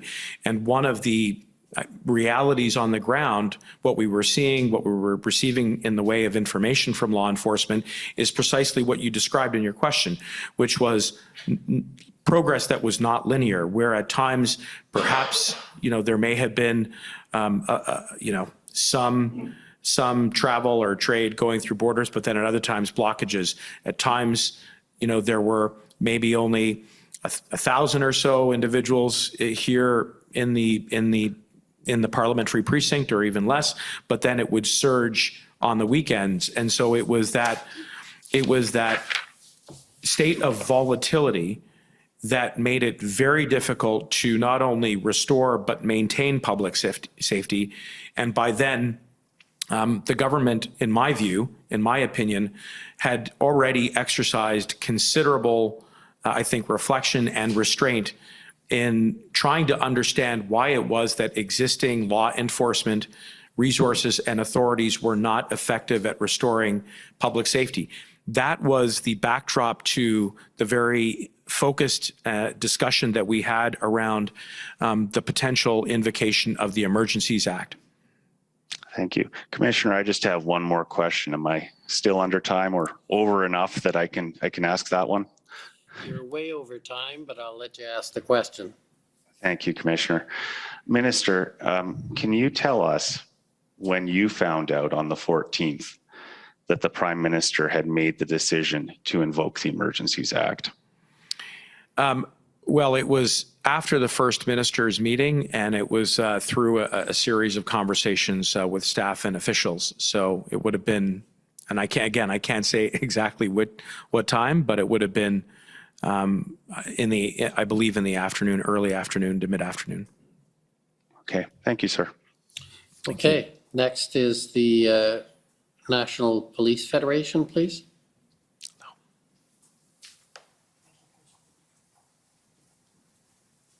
Hello, Minister. My name is Nini Jones. I'm counsel to the National Police Federation, which is, as I'm sure you well know, the union for RCMP officers employed under the auspices of your ministry. Good afternoon. I want to actually just I want to go back to policing a little bit in a bit more detail and pick up on a theme that you've explored a great deal in your evidence, and that's the sort of barriers to the surge capacity of police in responding to the convoy in various locations. And you know what I mean when I talk about surge capacity, right? Yes. Yeah, okay. You agreed with counsel to Mr. Slowly that a recommendation around a protocol for requesting additional police resources was something that would be welcome in terms of that provincial, municipal, federal hierarchy or who to ask first question, right? Yes. And you were asked some questions about the barriers created, particularly by the Police Services Act in Ontario and swearing in RCMP officers as peace officers so they can function effectively inside Ontario in respect of enforcing the law in various jurisdictions. And that I think is a second barrier. You'd agree with me? I would agree that was a challenge when it came to deploying. It was seen as creating delay once additional RCMP were deployed to then have them sworn in individually in accordance with the local police of jurisdiction to carry out peace officer responsibilities on the ground. And so the Emergencies Act, again, was directly responsive to a challenge that had been pointed out to us in briefings. And challenge is probably a better word than barrier, but I think we agree on that. So can I just take you to a bit of what we see as sort of a third barrier or challenge in respect of the issue of surge capacity? And that's the question of not authority, which is sort of that authority to enforce the law, but the jurisdictional problems that are created in Ottawa. And you've talked a lot, both in your witness statement and your evidence today, about this kind of mismatch in jurisdiction in respect of the NCR, the National Capital Region, and the parliamentary precinct. Well, I think what I highlighted earlier was that provincial police services statutes do clearly spell out how municipal police services can turn to the provincial commissioner to backstop any gaps in resources if they are overwhelmed. And so that part is clearly spelled out. If I may, you mean the OPP commissioner? That's correct. Right. And so the Ontario Police Services Act is helpful in that regard because it can then be very instructive to the local chief of police to turn to his or her counterpart provincially and say, I need help. And if that is insufficient, I think that's where there is currently a lacuna, there is a gap. And so we worked around that gap with daily dialogue and through a lot of collaboration and coordination so that RCMP could be deployed. I will say, though, it is important to draw a distinction since you represent the membership of the RCMP in the arrangement here in Ontario where there is a Provincial Police Services Act and in other provinces where there are police service agreements where, again, and I've been, I think, pretty specific in my references to the articles in those agreements that have a mapped out protocol of steps where you can deploy resources of the RCMP within the province and where that is insufficient to then pull RCMP officers from other provinces under Article 9.3. And I believe that it could be potentially a roadmap for an ongoing discussion about how municipal, provincial, and federal law enforcement authorities can work together to address potential future public order emergencies. So just to get a little bit granular on that exact point, thank you for that very helpful answer. In Coutts, for example, or Emerson, or in the Lower Mainland, the RCMP was able to rely on Article 9 powers to draw in additional officers to provide that surge capacity, right? Yes, and in fact, again, I think it bears emphasizing that was an authority that was exercised by the office that I occupy. And this is one of the customs by which we have developed the dialogue between elected government and police to respond to extraordinary situations that do require additional resources. And so again, just to get a little bit more into the details on this, there are about 19,000 RCMP officers across the country. give or take. Sure. I mean, no one's looking for precise numbers on that front. We've heard evidence here that there's slightly less than about 1,500 Ottawa Police Service officers. I believe I recall hearing that evidence, yes. And we heard evidence from Commissioner Carrique that on any given day, he has about 3,000 uniform officers who are engaged in frontline policing out of his larger total complement. I recall that. Okay, so would you agree with me that the RCMP are uniquely positioned in terms of sheer numbers to provide or facilitate providing that surge capacity in public order emergencies like the one that arose in Ottawa during the convoy? I think by the sheer size of the force that there are many members that can be deployed, and we do that. So I would say yes, that as a result of the size of the RCMP, they are somewhat unique in their capacity to deploy across the country. Amazing. Thank you so much for, I think I am under time. I can't believe that. No, you're not. Don't try and pull that. No, but you were close, to be fair. Okay, Government of Canada, please.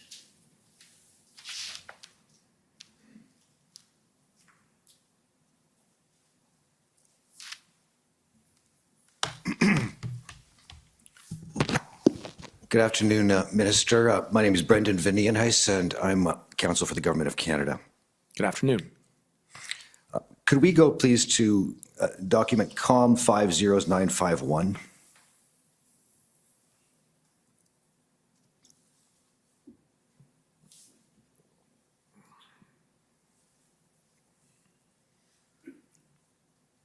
I'm showing you a document that's appeared in the Commission database that appears to be a statement from Enterprise Canada regarding comments made by Mr. Miller yesterday and issued on November 21st. Have you seen a copy of this document before? I don't believe so. This is a statement from Enterprise Canada on comments from today's Emergencies Act hearing. No. Okay.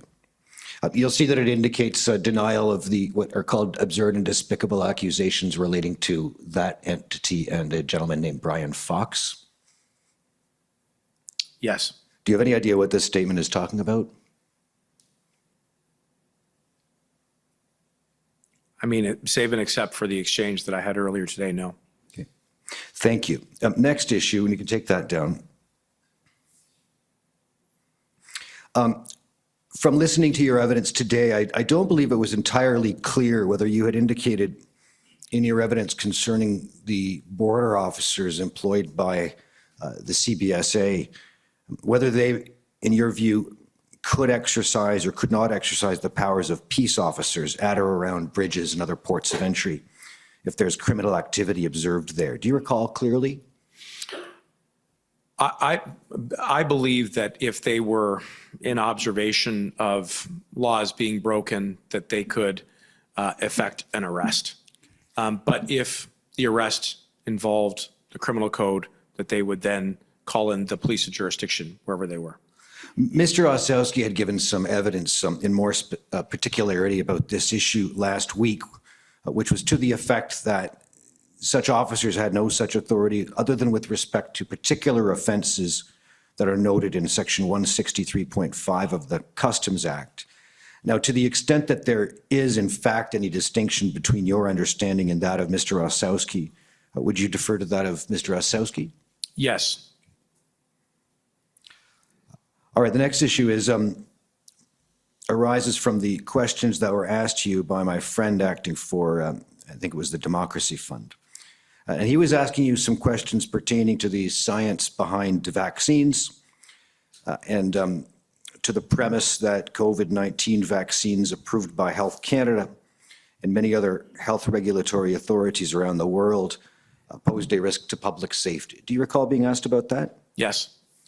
And I took it that his questions, as I heard them, were focused particularly on vaccines developed by Western countries such as the Pfizer, Moderna, and Janssen vaccines for COVID-19? That's an assumption. Could we go to ssm.nsc.can 401573?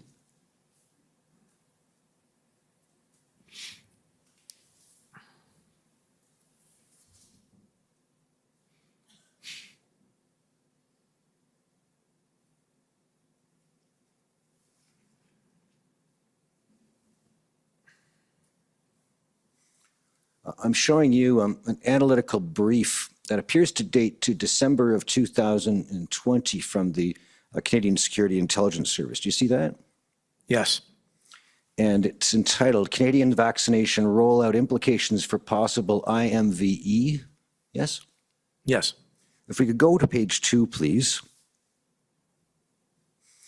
Do you see that the service in December of 2020 is reporting that adherents of IMVE are using the COVID-19 pandemic as an opportunity to promote disinformation and alternative narratives regarding both the cause of the pandemic and potential societal outcomes? The service assesses that individuals and groups adopt or promote these conspiracies that best suit their personalized worldviews and range of grievances. Is that consistent with the information that CSIS reported to you when you became Minister of Public Safety? Yes. And if you look at the bullet points that are listed as key anti-vaccination conspiracy narratives, you see that one of them is threats to liberty and freedom, that mass vaccinations constitute government overreach and pose an increasing threat to individual rights. Vaccination will be mandatory, and the government will establish internment camps for those who do not adhere to government rules. Is that information or information of that nature consistent with what was related to you by the intelligence service under your remit? Yes. And another key anti-vaccination narrative is that vaccine development, provision, and access, that vaccines have only been tested on animals. Russian and Chinese vaccines are safer and more effective. You see that? Yes. And did you receive information to that effect from the service?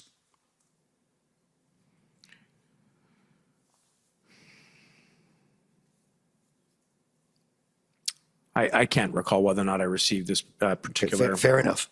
particular point. The next key conspiracy narrative is that rejection of the existence of the pandemic and or its severity and the safety of the vaccination, that the vaccine is not needed and causes a multitude of health issues or will contain small microchips placed by the government. Did you receive that kind of information from CSIS about? Yes. Yeah.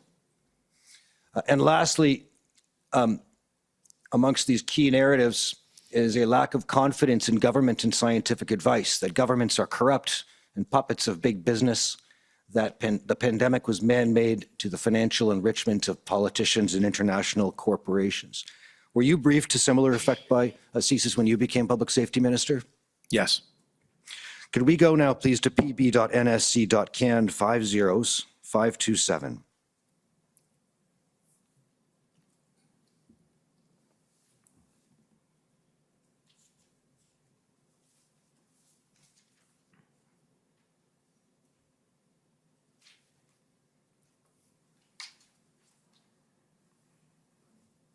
I'm showing you, sir, a special threat advisory from the RCMP, and this is dated January the 18th of this year. Do you see that? Yes. And it's a special threat advisory concerning anti-public health order escalation and online violent rhetoric. Correct. Would you go down the page to current status? You see under that heading, sir, the second sentence, that the IMCIT has observed an escalation in threatening rhetoric against public officials, including references to assassination, holding Nuremberg trials 2.0, and conducting civilian arrests of those perceived to be involved in imposing public health rules. Do you see that? Yes. And if you look at the footnote concerning Nuremberg trials there, it says the Nuremberg trials reference is in relation to a set of research ethics developed after German doctors conducted unethical human experimentation during the Second World War. It's been used by COVID-19 vaccine opponents throughout the pandemic to argue that vaccines violate the Nuremberg Code. Do you recognize that? Yes. Did you see that particular idea of Nuremberg Code or Nuremberg trials in relation to the events of the convoy? Yes. Did you see that, for example, in the memorandum of understanding that was promulgated by some of the protesters, such as Mr. Bowder? I have recollection of that. If you go to the next page, please. Do you see at the third paragraph presently on the page that starts open source information? It has at the end of that paragraph, it says the following is a list of some of the demonstrations that have occurred outside the residences of public officials in recent months. Can you see that? Yes. And they include a number of municipal and other chief medical officers or health officials. I see that. As well as the Premier of Ontario and the Minister of Education, if you go further down the list. Yes.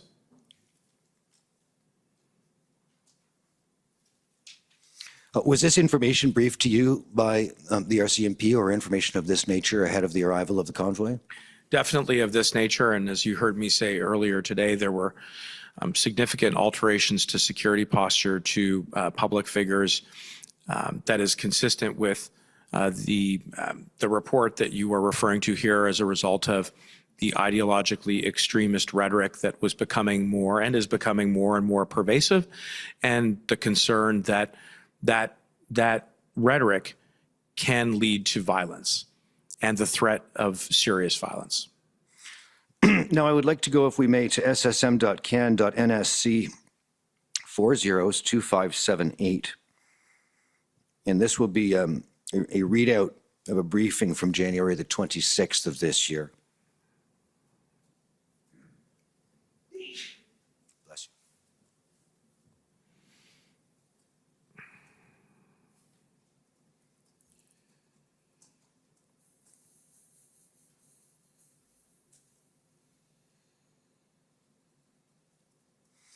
If you go to the bottom of the page, of the first page, please, there you go, to the email header. You see there this note at the bottom. It's from Mary Liz Power to Kitty Telford, Jeremy Broadhurst, and others, dated January the 26th. Yes. And it is a readout concerning trucker convoy and security concerns, right?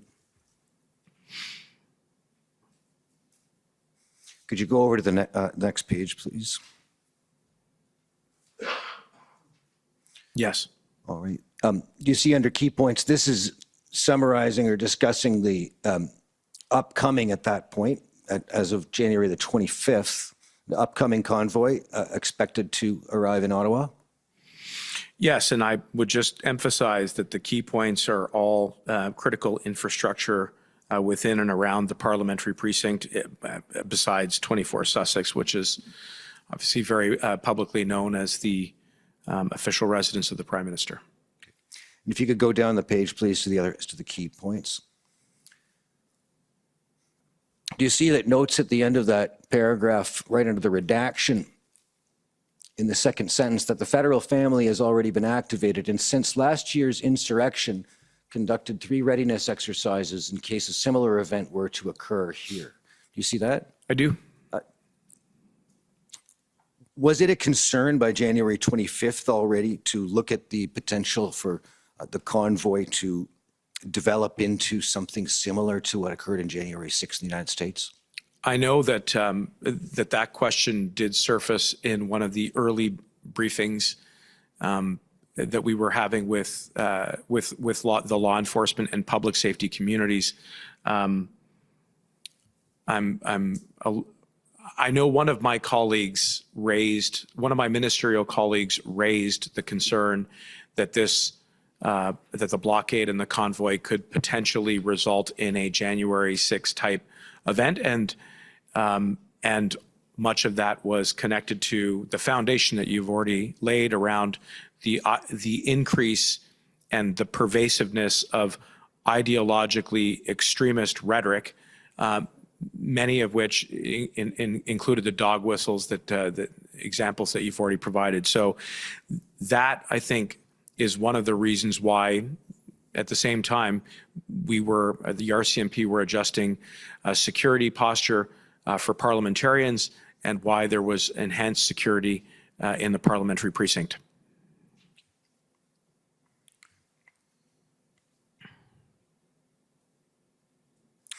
Could we go to pb.nsc.can 50996, please.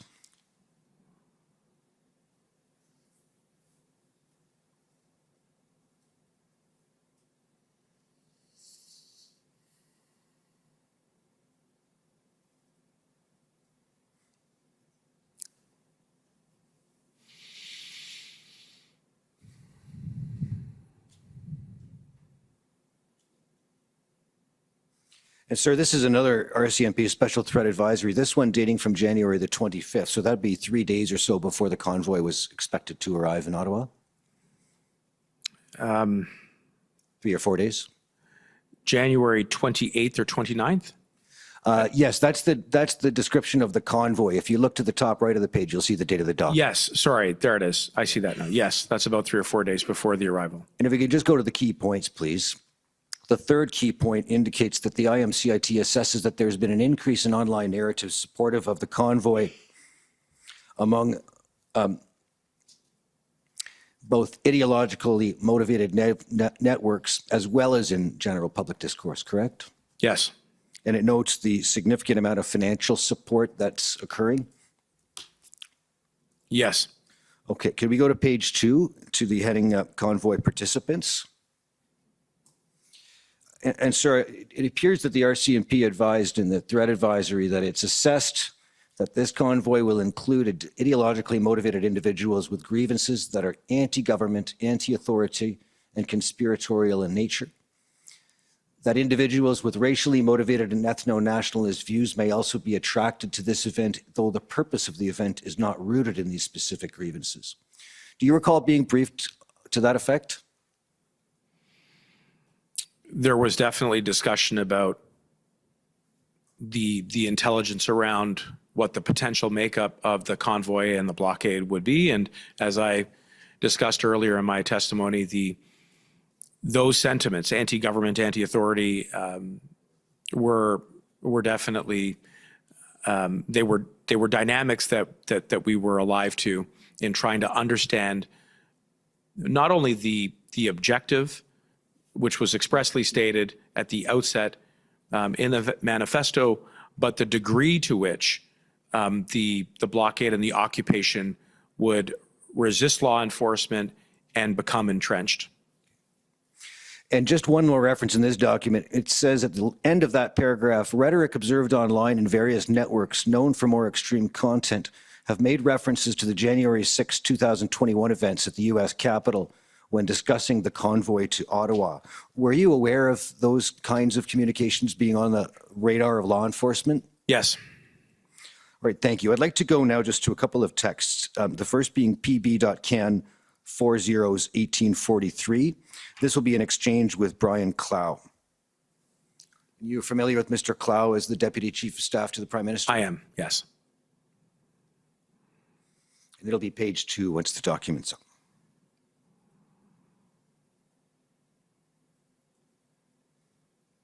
And I apologize that we'll need to zoom in to be able to make any sense of this image.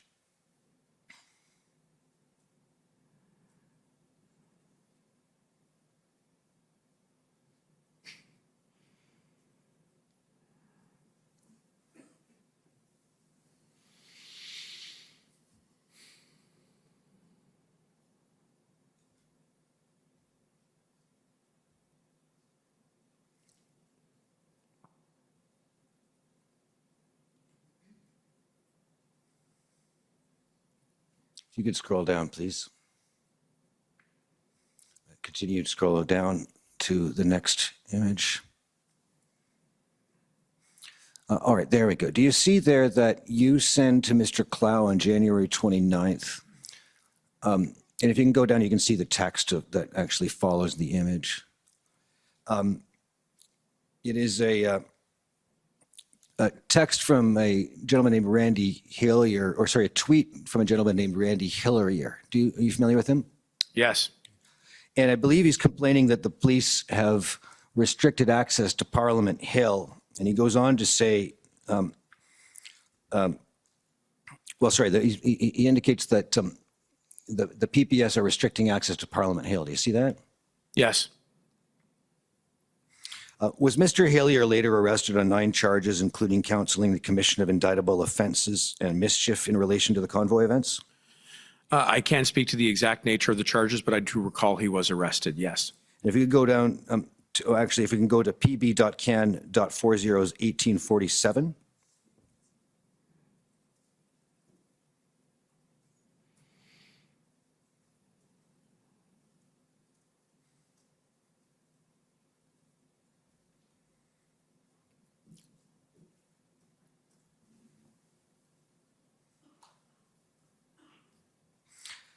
And on page 1, this is the same item here. Do you see Mr. Hillier here is calling publicly on the PPS to completely open Parliament Hill, or we might have to open it up for ourselves? Not only do I remember the tweet, I remember some of the reporting around that time, and I was, again, extremely concerned that by sheer size of the crowd, that they would try to impose themselves on the PPS.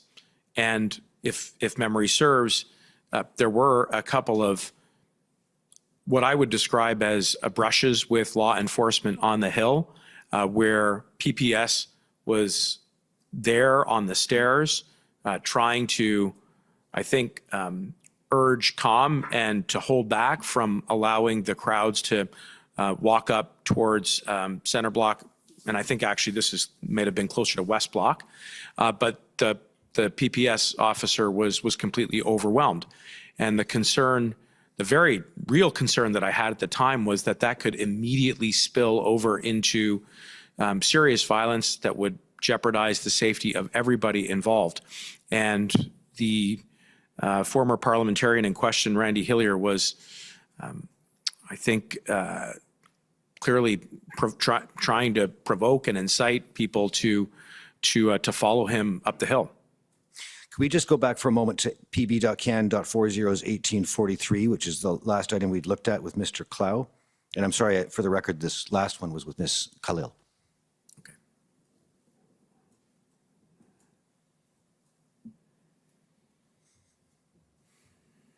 It'll be down to the 3rd page, please. There we go. You see there,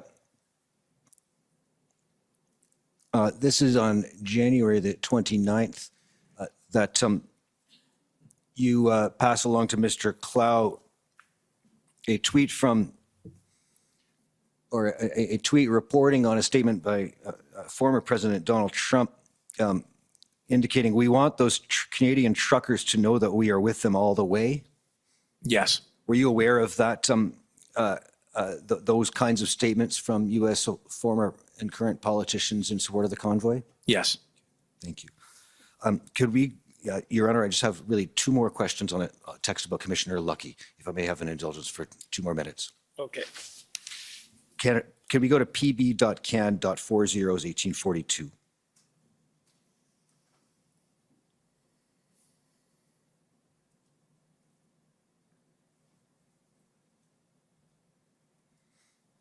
It'll be page 10. Is this an exchange of text between you and the clerk, Ms. Charette? Yes. Could we go to page 10, please? All right. I'm showing you a text from February 16th, and it appears that you indicate below the redaction, speaking with Brenda now. Is that referring to Commissioner Lucky? Yes. The most substantive brief on the Ottawa enforcement plan to date, she says, she is confident this weekend will not look like the last few weekends, right? Yes. Were you encouraged by Commissioner Lucky's briefing after the invocation of the Emergencies Act? I was. There were more details forthcoming once the invocation of the Emergencies Act was invoked around exactly how a number of law enforcement were going to coordinate. There were details around soft tech and hard tech and how it was all going to be sequenced, and that information, I think, was reassuring that we were going to hopefully, with the skills of law enforcement, restore and maintain public safety.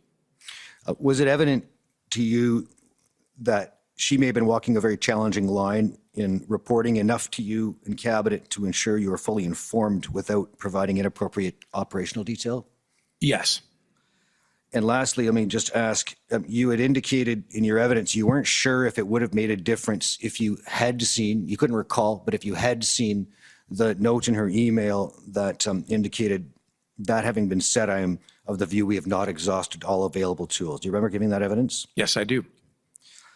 Was it possible, in your view, at that point in time, February the 14th, February the 13th, both to recognize that not every imaginable tool had been exhausted, but also recognize that there were insufficient police resources available to use those tools with the protests remaining at that size and number of locations across the country? I suppose that was possible, but I come back to and stress what I said earlier, which is that the most important conversation that I had that day was the call that I got from the Commissioner Lucky around the situation in Coutts. And, the urgency and the degree to which things really hung in the balance at that moment is what shed light on her state of mind, and it certainly informed the opinions and the advice that I shared with the government thereafter. Thank you, Minister. Those are my questions. Thank you. Any re-examination? No, Commissioner, no re-examination. Mr. Okay. Commissioner, it's Bathsheba Vandenberg, Yes. co-counsel for Freedom Corp and protesters. Yes.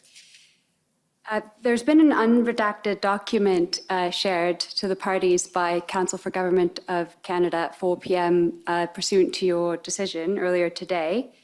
It's the document ssm.can.407721. We advise that the Commission Council should look at it as it is relevant and material to this witness. In particular, Jody Thomas, the National Security and Intelligence Advisor, states in that document that there's no national security threat pursuant to Section 2 of the CSIS Act.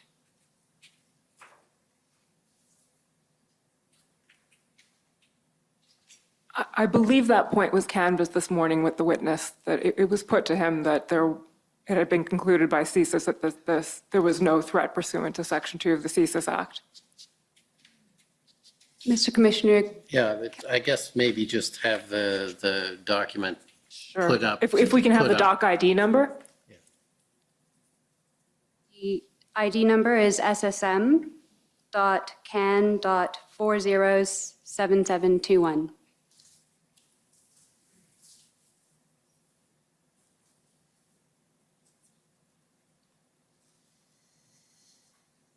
Mr. Commissioner, it's possible because of the timing of the disclosure, it's not available in the party database right now.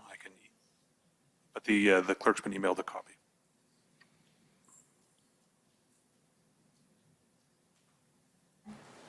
Yep, so I do have a copy and I'll put it up on the screen shortly. Okay, let's read this then. Can we scroll down a little bit, please?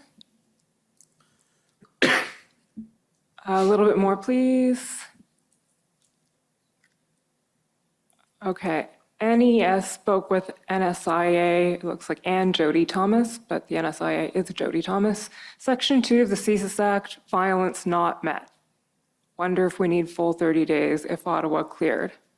I suppose the question would be, Minister, were you aware that it had been concluded that Section 2 of the CSIS Act was not met? Sorry, what is the date of this note? I'm afraid I don't know. Well, look, leaving that aside, yes, I was. It says it's before the speech Monday morning, which is Okay. the date that they announced the invocation. That might assist. Okay.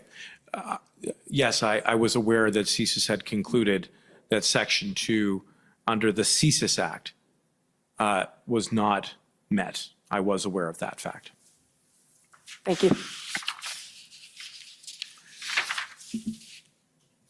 Okay, well, I only have one question, and it's probably already been answered, but I just want to explore it just a bit more. And this is about the it's been called the line between the police and the politicians or the board or whatever. And I try and ask you something more specific let us say that there were two protests, one going on in Ottawa and one at the border in Windsor. Would it be appropriate for either you in respect of the RCMP or the Solicitor General in Ontario to advise the superintendent, the commissioner rather, that the government's priority would be Windsor. However, it's totally up to them, obviously, to decide and to deploy resources in accordance with what they're prepared to do. Would that be, and I'll give you a spoiler alert, Minister Blair thought that would be inappropriate. And so, as I think you mentioned, this commission should be looking at that relationship. I want to hear your view. I appreciate the spoiler alert, given the witness who testified, who has an abundance of police experience under his belt. But I would say this is precisely the type of question that really ought to be explored through the ongoing deliberations of this commission. And I suppose, Your Honor, I would impart a few principles to you as you are trying to think through exactly where to delineate the boundaries. One is, as I said, we don't want elected politicians to go behind the veil and politicize the constituent elements of the traditional administration of justice. So exactly what kinds of investigations are being conducted, who lays charges, whether or not those charges proceed to trial, whether or not there are any sanctions or remedies that flow from that. That is all properly within either the independent discretion of police or the Crown. And I believe that those should be protected as sacrosanct as part of our democracy. On the other hand, police and the elected government do not operate as two solitudes. That there does have to be an ongoing channel of communication around how it is that we support one another in maintaining public safety. And there are some customs that have developed over time in how we strike that balance. One is, as I hope I've been able to demonstrate today, through the authorities that are exercised by the office that I occupy in ensuring accountability, in pressing for questions and obtaining information so that we can be sure that law enforcement have all of the tools that they need and the resources that they need to maintain public safety. And where they don't, to give those things that they don't have to them so that they can restore it and then maintain it. And that is something that I did in the course of the blockades and the occupation in the case of Alberta, where we've heard that. Yeah. So then I think that the question then becomes, how far can elected governments go in identifying priorities?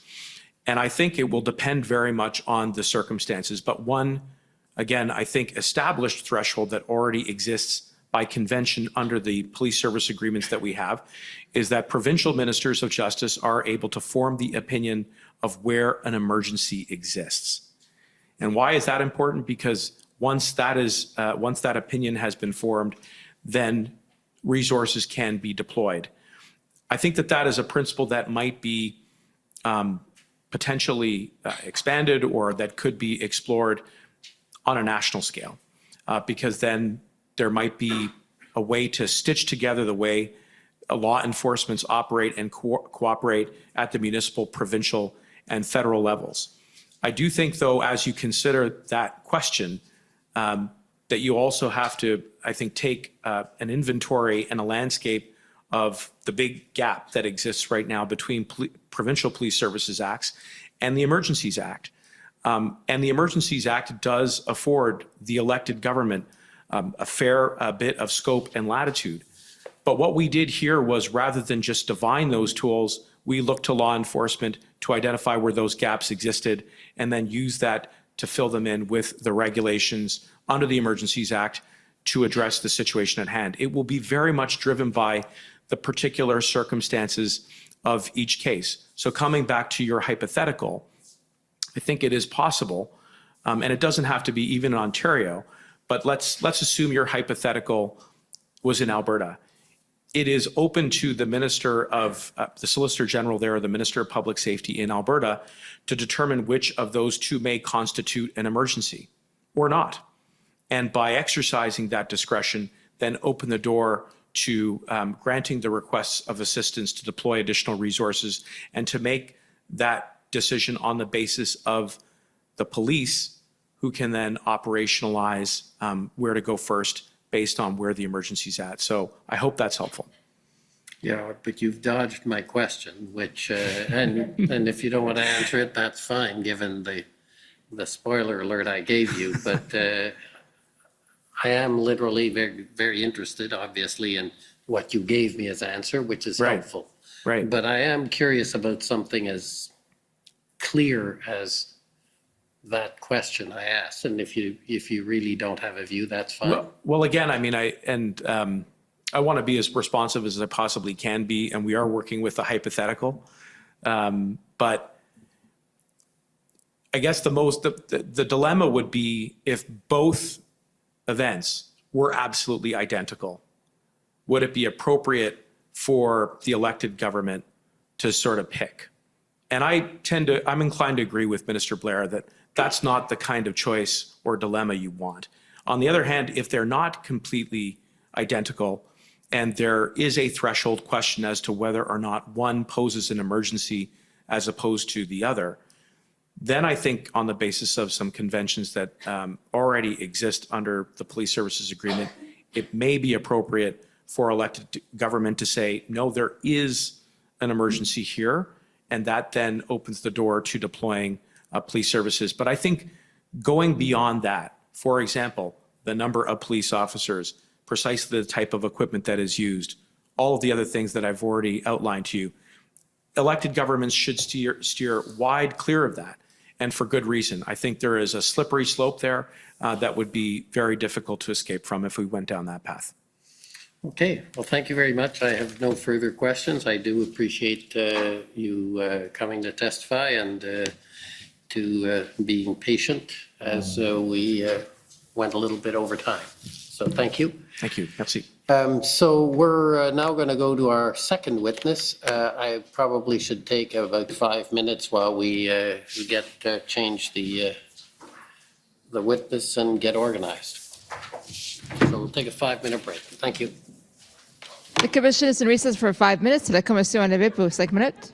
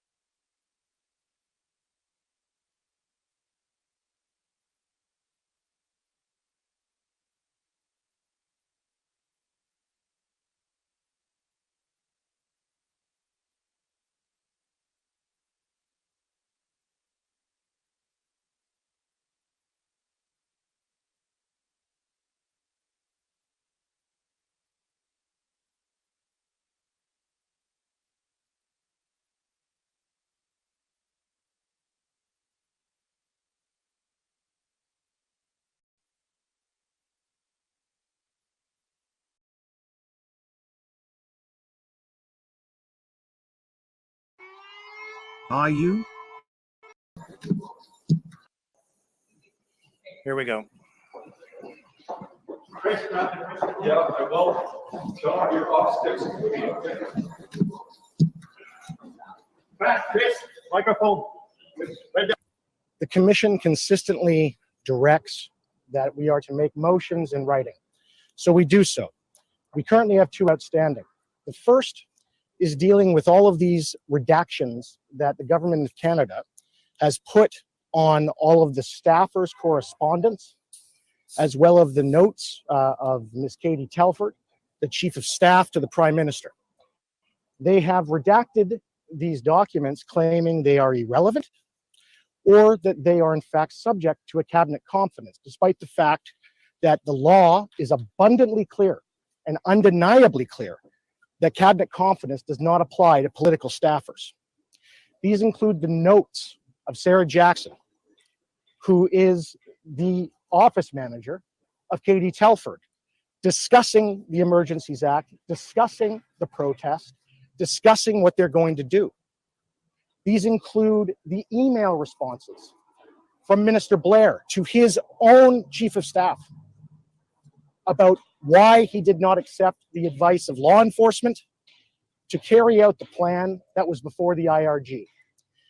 The government of Canada has continuously and every day dropped hundreds of documents on the parties, and the parties are frustrated. It is not just myself. They have tried to turn this entire proceeding into an inquiry about the failures of Chief Slawley, as opposed to actually about the invocation of the Emergencies Act. And my duty to my clients and my duty as a lawyer is to uncover the truth. We have also applied, and we applied before I asked the questions with respect to Mr. Brian Fox, to have him compelled as a witness. And we did that in writing. We applied to also now have Mr., I believe it's David Chan, who we found out was the individual who actually took the photos of the gentleman carrying the Confederate flag, of which he is also the photographer for the Prime Minister. David Chan's not the Tripartite. Well, I would disagree with you if you happen you have an official photographer. Well, I understand there's an official photographer. That's not him. So explain to me why you named Brian Fox. Because we have a witness in our application who had met the person with the flag, all right, on the day he was running around with it, and can identify him as Mr. Fox. Who's that person? It's in the application, and I'm not allowed to say yet because they won't release it to you. Our applications that we have made, applications that we have made have still not been released by the commission. Are you worried about getting sued, sir? No, I'm not, because guess what?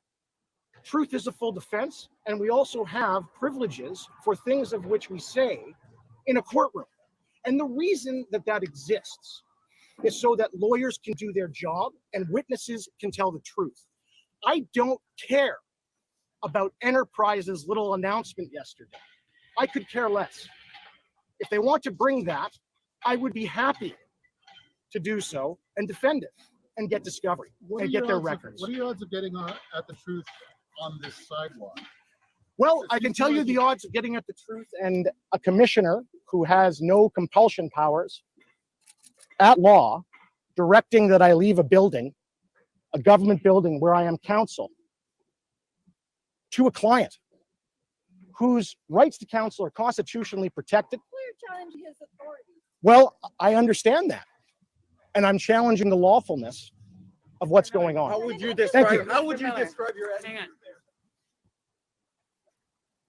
Canadians are entitled to the truth, and you can't hide behind unlawful redactions in a public inquiry claiming baseless redactions on staffer correspondence because it may hurt you. And that, in my view, is what the government of Canada is doing. And it needs to stop. And had we had a timely ruling on these redactions, this application made orally today would have been entirely unnecessary. Is it your expectation to continue? Sorry, which the application for Alex Cohen would have been entirely unnecessary? Correct. Is it your expectation to continue in the proceedings today? Yes. Well, it's my client's constitutional right to have legal representation of their choice. Is there another lawyer as part of the team that could step in for you if you're not allowed back in? Client's choice is to have me. And with respect to being thrown out of the building at the direction of the commissioner, there is no jurisdiction to do that either. So it is what it is. We'll wait and we'll see. Is that your next steps then? You're just going to wait for some response from the commissioner now? Response more so from security. It's up to security whether or not I'm allowed in the building. And it's up to the commissioner whether or not they'll abide by my client's constitutional right to have the lawyer of their choice and the procedural fairness and constitutional right to be heard before the tribunal. Thank you.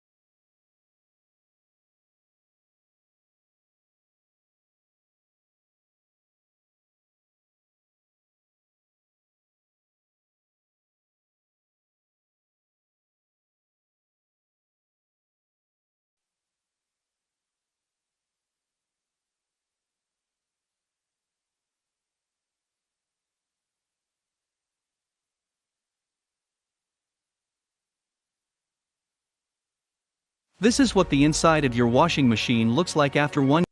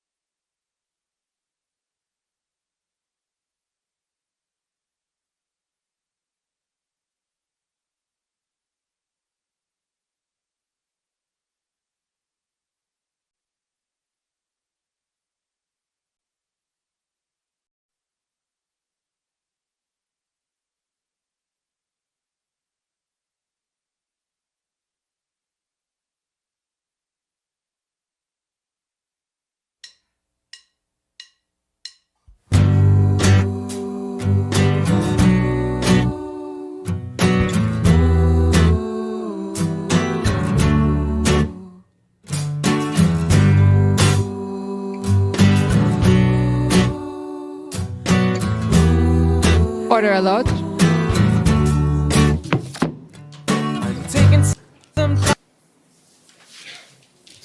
The commission is reconvened. La commission reprend. Okay. We have another witness. Good afternoon, almost evening, Mr. Commissioner. For the commission, our next witness is Minister Dominique LeBlanc.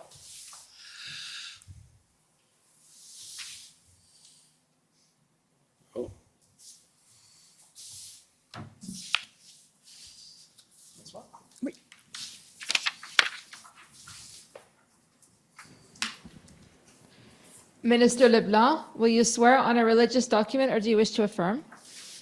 J'aimerais jurer sur un document religieux, s'il vous plaît.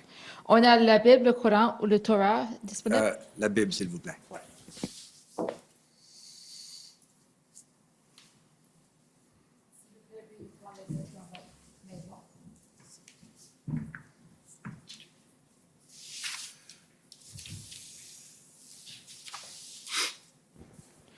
Pour les fins de procès verbal, s'il vous plaît, veuillez indiquer et ensuite appeler votre nom.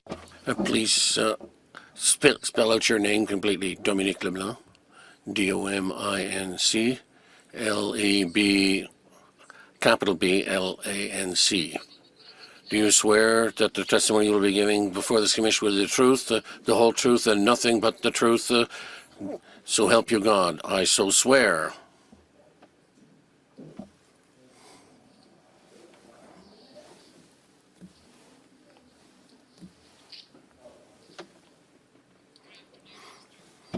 Good evening. Good evening, exactly, almost. Just avant qu'on commence, si vous voulez Before we start, you can answer in French if you wish. I might nonetheless ask the questions in English, but you answer in the language of your choice. I will be answering mainly in English, but there might be times when I slip into French. Same thing for me. a little housekeeping then. You'll recall Minister LeBlanc having sat for an interview with Commission Council on September 9th. And, oh, sorry, for the record. Yes, I do, in Vancouver. Yes, that's right. And following that interview, we prepared, Commission Council prepared a summary of that interview, and you've reviewed that summary. Yes, I did. Okay, and you can confirm that it's accurate? It is. Okay, perfect. Sorry, just anytime you're nodding or. Understood. It's better for your record. Perfect. So for the record, Mr. Clerk, that's WTS 5073. No need to call it up. So, Minister LeBlanc, obviously you're the Minister of Intergovernmental Affairs, and I'll just ask you to start off by describing very briefly what that entails. What is the role of the Minister of Intergovernmental Affairs, generally speaking? So I would probably be the Prime Minister's representative, principal representative, in terms of his ongoing relationships with provinces and territories. So it can cover a number of different federal, provincial issues. I would normally be present when the Prime Minister meets other First Ministers. I'm supported by the Privy Council Office, which is the Prime Minister's department. And we would attempt to coordinate across the Government of Canada as best as is possible the federal government's relationship with provinces and territories. Many of the federal legislative measures or policy measures necessarily involve relationships with provinces, so that would be the principal function I would assume for the government. Okay, and the Commission hasn't called as witnesses anyone from the Intergovernmental Affairs Secretariat. So could you just spend a moment explaining how that works, how you're supported within PCO as opposed to by an external line department? That's right. So there's a Deputy Minister, Michael Vandergrift, who supports me in the intergovernmental affairs role at Privy Council. He has a small group of people that support him and me as well. And they would have ongoing relationships at the senior officials level with their counterparts in different provinces and territories. And perhaps the unique role of an intergovernmental affairs minister is, I think with the exception of the province of Quebec, many premiers have kept for themselves the role of being intergovernmental affairs minister in their province or territory. So my counterparts in many cases are the premiers, as I say, with the exception of the province of Quebec. So you're not dealing with another minister, you're dealing with the Premier. Right, in his or her capacity as intergovernmental affairs minister. Okay, thank you, that's helpful. Okay, well, as you know, we're here today to talk about the events that led to the Emergencies inquiry, and we have about an hour and change to do so. So we'll take it pretty quickly. But to start off, can you give us an overview of what your involvement was, essentially? What role did you play in the federal government's response to the events of late January, early February? I was invited by the Privy Council office to, I think, what was one of, if not the first meetings.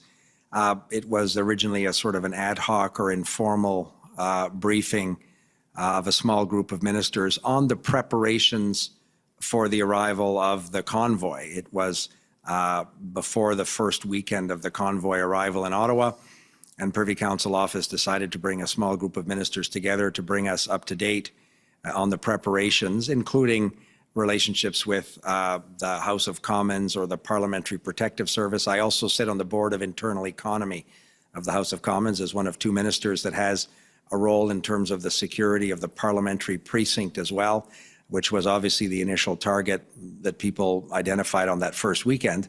And then I was included in most of, if not all of the subsequent meetings of the Security and Safety and Emergencies Committee of Cabinet, and then ultimately it became the Incident Response Group chaired by the Prime Minister.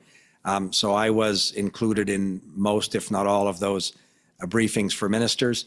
And during that period, I would have ongoing discussions both with my cabinet colleagues that had line responsibilities for a number of these elements, Mr. Mendicino, who you saw earlier today, but the transport minister, for example, some cases the justice minister. So I would talk to my own cabinet colleagues, principally to ensure that they were engaging with their provincial or territorial counterparts as much as was appropriate in the particular context of whatever issue was before the cabinet. And in some cases, I spoke to premiers directly as well. Okay, so I think you probably answered this question then, but as you mentioned, that initial group of ministers consisted of, I think, public safety, so Mr. Mendicino, Minister Blair, emergency preparedness, Minister Alghabra, transport, and then you as in your capacity as intergovernmental affairs minister, or was your role sort of a within government coordination role, or? I wouldn't have described it as a sort of coordination within the government more generally, other than perhaps in terms of the relationship between our government and provinces and territories. The Privy Council Office, the Prime Minister's National Security and Intelligence Advisor were participating in those meetings. They have sort of horizontally across the government, because of their role at Privy Council Office, some of that responsibility with respect to other line departments.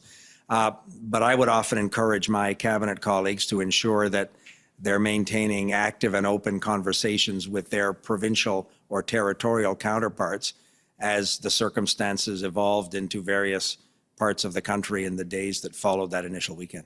Okay. Mr. Clerk, can I ask you to pull up SSM.can 50293? So, Minister LeBlanc, this is a document that summarizes the engagements you had with various provincial counterparts, and you'll see it starts on February 10th.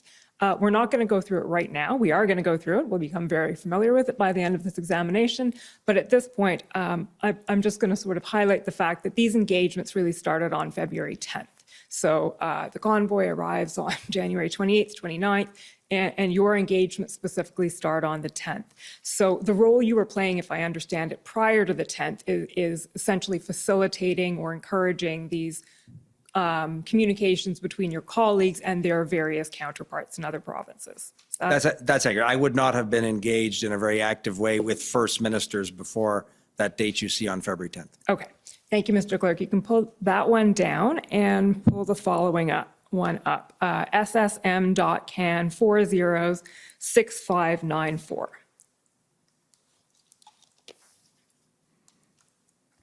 So, Minister LeBlanc, given the short time we have, we're skipping a lot of narrative and going to some pretty specific questions that affect your participation and your role in all of this. So you'll just have to bear with me in that. So this is an email, and just scroll down a little bit, Mr. Clerk, that you received from Ralph Goodale on February 6th. And I take it you're familiar and you recall this email? Oh, absolutely. I had been asked to talk to Mr. Goodale, and I think prepared that email after my conversation with him. Okay, so that was my first question. How did it come about? So you were asked to speak to him. I think this email is him emailing you. Following my conversation with him. Following your conversation with him. Okay, so maybe we'll start with your conversation with him then. Can you tell us about that conversation? Sure. So Mr. Goodale has been a friend of mine and somebody that I've worked with obviously for a long time. He was a public safety minister himself for the first 4 years of our government. He's from the province of Saskatchewan, which is unique in terms of his parliamentary experience in our government. And he had a very broad perspective. He himself is a lawyer. And it was suggested to me that it might be interesting to see how he, from his current position as Canada's High Commissioner in the United Kingdom, but still very much following domestic events clearly, to see what he's thinking and what are his views on the situation as it was evolving in that week of February 5th and 6th. So I had sent him an email and said, can I speak to you at the end of the day, and set up a phone conversation and had a lengthy conversation with him. Okay. And is the content of that conversation more or less reflected in the email that we're about to read out, or is there anything that you want to say about it before we do? No, his email to me, which you see, as I say, followed that telephone conversation, and it largely summarizes what he had said to me in the telephone conversation. Okay, I can appreciate that it was probably a lengthier conversation than what we see here, but we'll just read the summary in the email. So he's sending this to you and he says, see this tweet from Mayor Tory. The point is clear. Toronto and many other cities handled this municipal policing problem in a professional and competent manner. Granted, the volume of the protest in Ottawa was greater and came without as much warning, but the City of Ottawa and the OPS have proven themselves incapable of grappling with this problem. And it is now the duty of the responsible senior authority, i.e. the Public Safety Minister of Ontario, under provincial policing legislation, I'm emphasizing the shouty capitals, to rectify that problem, including taking control, I think it's taking, not talking, if and as necessary.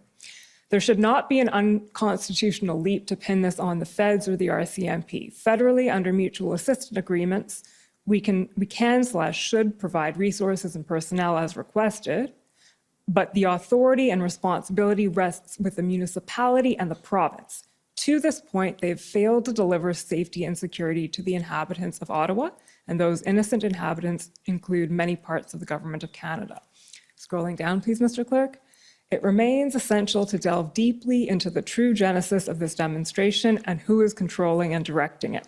Stephanie Carvin, I believe is an academic, suggests that it is the work of organized violent right-wing extremists. It may even have US roots. She could be correct. Our intelligence and national security experts must absolutely get to the bottom of this horrific set of events and prepare for the next one. So Mr. Goodale is expressing a few things in this email, but one thing that comes out clearly is that he views this as he sees a policing problem and views a solution as municipal and provincial with a federal overlay. Is that fair to say?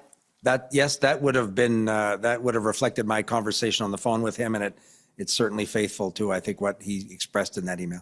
Okay, and what was your take on that at that point, or your reaction to that conversation? As I said, I think one of the benefits for me in terms of having that conversation with him was his 4 years of experience as our public safety minister. And I thought he put in a very concise way that I may not have appreciated until that conversation with him, the sort of escalating orders of government that have to respond to these situations. So we had seen, obviously, a pretty significant failure of municipal authorities in Ottawa in those weeks that preceded this. And I thought his insights into the responsibility of different orders of government, and not, perhaps because it was the nation's capital, there was a great deal of confusion, certainly in the public conversation, about what's the Government of Canada doing about Wellington Street. But after my conversation with him and having read his subsequent email, I thought he put in a rather concise way his view, his opinion as to the roles of different orders of government. Okay. Thank you, Mr. Clerk. You can take that one down now.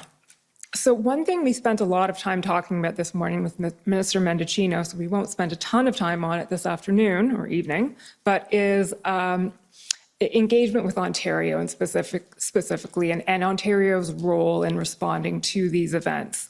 So as I said, the Commission has heard a lot of evidence about Ontario's role over the past 5 weeks and attempts to essentially draw Ontario into the conversation, into tripartite meetings, into being part of the solution. And it seems that, I'll just try and summarize this, Ontario's position at first may have been, as you sort of just articulated, well, it's Parliament. It's a federal vaccine mandate and it's happening at Parliament, so this is really a federal problem. Is that a fair characterization, do you think, of what Ontario's initial attitude was? I'm not sure. I can't speak for the government of Ontario or what Premier Ford or his ministers were thinking. But as I said, in the initial arrival of the convoy in Ottawa, the focus was on the nation's capital. As we know, it quickly spread to other cities and other parts of the country, not just in the province of Ontario. But we did as a national government, and my colleagues, I know the Transport Minister, Mr. Mendicino himself, and senior officials of our government, deputy ministers, were engaging in active and ongoing discussions with their Ontario counterparts as the situation in Ottawa was becoming more entrenched, to see if every possible provincial regulatory or legislative authority was being brought to bear to try and resolve ultimately not only Ottawa, of course, but Windsor and other places. So I think our government, and I remember those conversations from the Incident Response Group meetings or the Cabinet Security and Safety Committee, there was an ongoing and active effort, both at the level of ministers, but senior officials supporting them, to reach out to provincial jurisdictions where they were seeing some of the sort of sympathy or knock-on effects of the Ottawa occupation, to make sure that every available authority was being brought to bear to bring these illegal events to a conclusion. And I suppose the response that the federal government would have gotten would be varying degrees of success, if we can put it that way. Yeah, I think that and obviously the inability across the country to use existing provincial and municipal authorities was one of the constant discussions before our government as we led up to the ultimate decision to invoke the Emergencies Act. But I remember from the very beginning an effort to educate ourselves as a government, and Mr. Goodale's email to some extent speaks to that, in terms of the different jurisdictional roles of orders of government. But we quickly understood the importance of collaborating and ensuring that municipal and provincial authorities were very much working with federal agencies that could provide support. And there are a number of federal agencies that were working with their counterparts, of course, but to really use every available remedy to bring these very damaging illegal occupations or blockades to an end. Okay. And we know that on February 10th, you had a call with Premier Ford. Can you tell us about that call, how it came about? And before you even start, I'll pull up the document for your benefit. There's a readout of it at ssm.nsc.can 50256.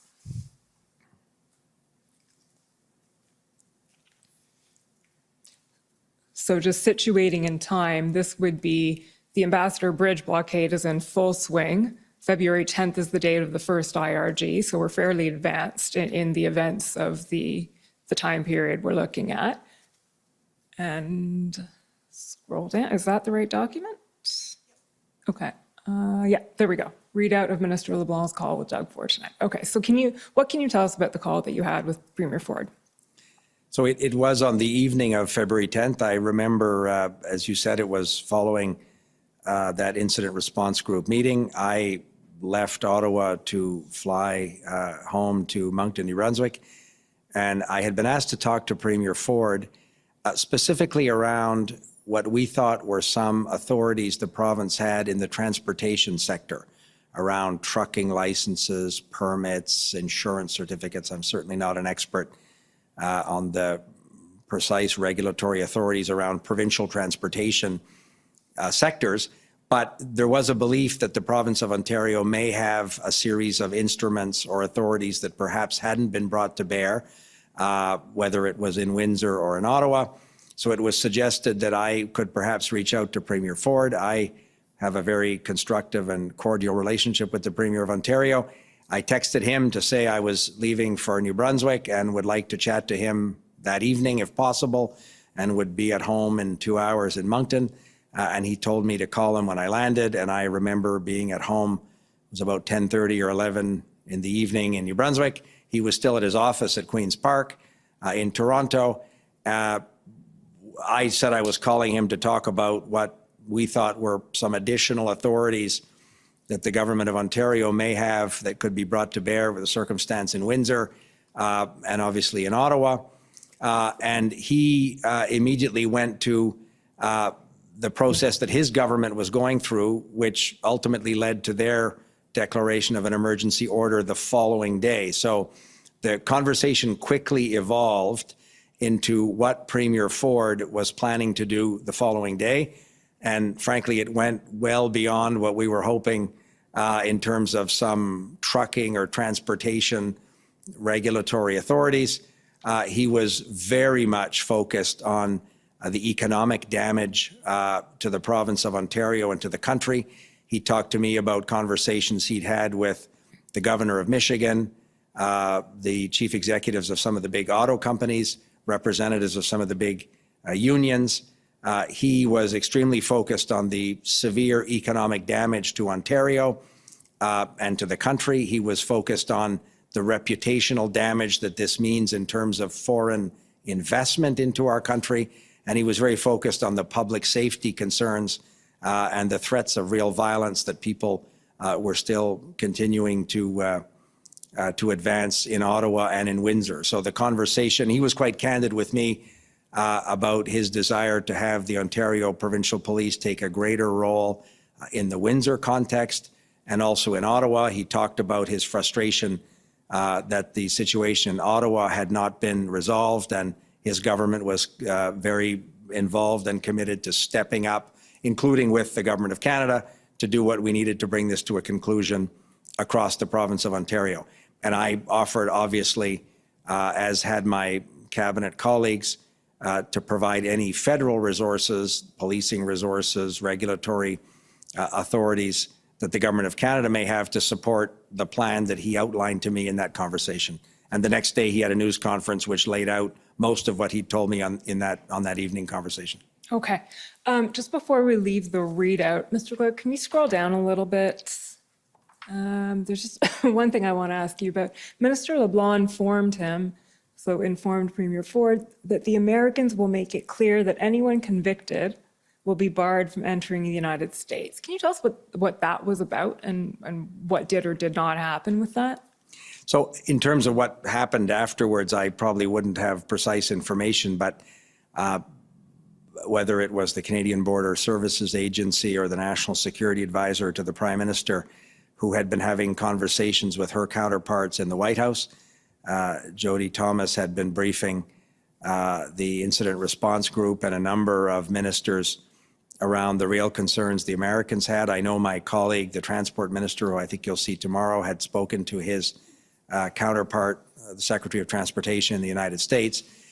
So in those meetings, the Americans, we were told by our colleagues or senior officials who had conversations with senior American authorities, including, as I say, our Transport Minister who spoke to his American counterpart, that they were prepared to do whatever they could to support our efforts to bring this illegal activity, these border blockades, to an end. And my understanding, and if I said that to the Premier, it's because somebody would have told us that the American authorities were prepared to help us if there were convictions of some of these truck drivers, for example. They would look at what authorities they had in the United States to bar them from entering the United States. Okay, and Minister, just taking you back, the Minister Algabra's counterpart would be Secretary Buttigieg? Exactly. Okay, and we'll hear about that tomorrow, I think. Thank you, Mr. Clerk. You can take that one down and pull up ssm.nsc.can 402947.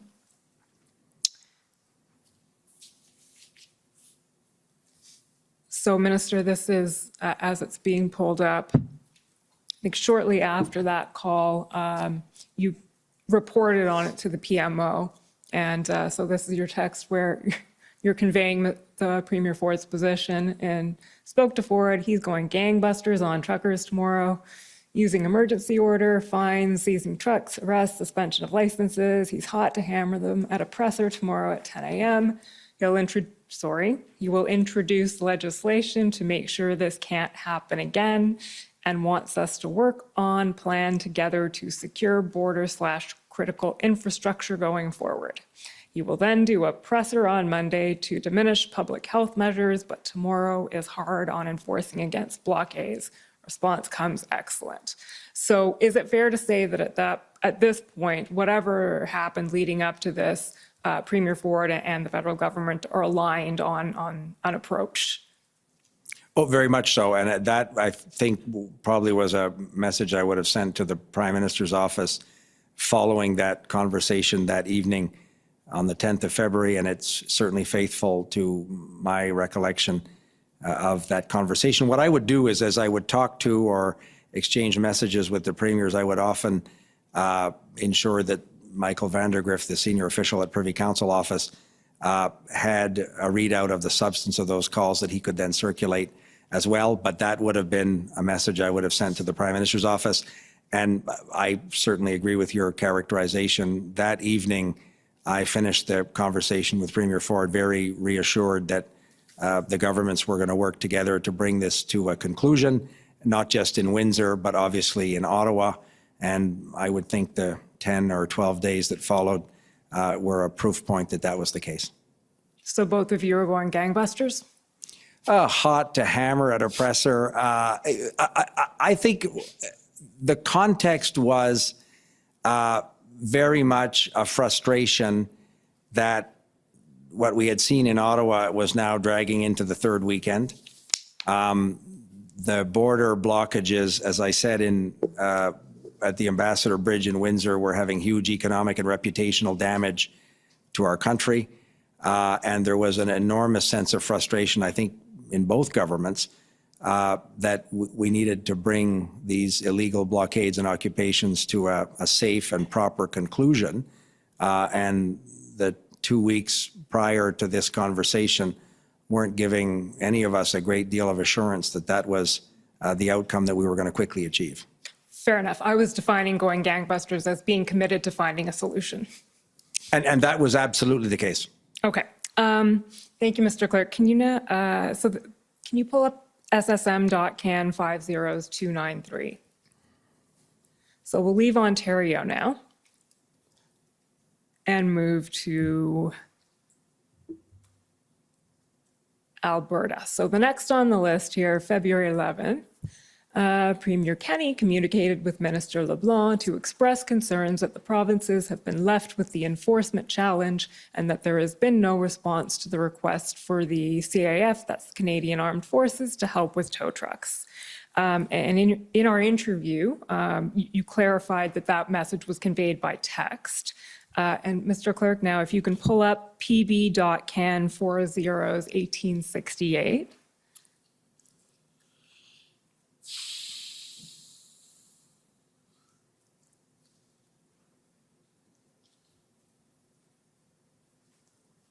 Not particularly legible, but Minister LeBlanc, maybe you can confirm that this is the text exchange to which you were referring. Scroll down one page, please, Mr. Clerk.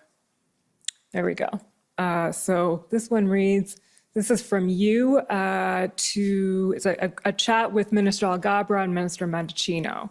And so you're reporting, I got these two messages from Jason Kenney last night. Your guy has really screwed the pooch. This technical term, this trucker vax policy is obviously just dumb political theater. Calling them all Nazis hasn't exactly helped. And now the provinces are holding the bag on enforcement. I can't get any heavy equipment from private vendors to move these freaking trucks off the border because the crazies are making death threats. And you guys turned down our request for army equipment to help us because apparently the government of, scroll down please, Canada doesn't really care about the international border being closed. Pensive emoji. But don't worry, the RCMP commander in Alberta just told me proudly that he's secured some psychologists to do a profile assessment on the protesters. I said, that's great news, Deputy Commissioner. Do any of them know how to drive a tow truck? Jay. To which Minister Alghabra replies, speaking of bonkers, and you reply, totally. So is that the text exchange that's reported in the summary of engagements? Yes, it is. Okay. So we're just going to pick apart and understand if this is the second time this text has arisen today. So I just want to pick apart a few statements made there. First of all, when he says your guy has really screwed the pooch, is he referring to the Prime Minister or who's that a reference to? I didn't ask him. I didn't reply and ask him exactly which guy he was referring to. So I don't think I could speak for Premier Kenney when he sent that message. Okay. What was your reaction broadly to these texts? I had developed as a member of Parliament a cordial and rather amicable relationship with Premier Kenney. We had kept in touch on a whole range of issues, so we had a sort of an ongoing conversation on a whole bunch of issues. When I was in Alberta, I would see him from time to time. I knew, and I think we saw Mr. Mendicino talk about that today, that the government of Alberta had considerable concerns around the ability to get tow trucks with respect to the blockage at the border crossing in Coutts, Alberta. And I knew, again, from probably Bill Blair or Marco at incident response group meetings, that the government of Alberta was seeking potentially some military assets to help heavy military tow trucks to move some of these trucks from the border blockage in Coutts.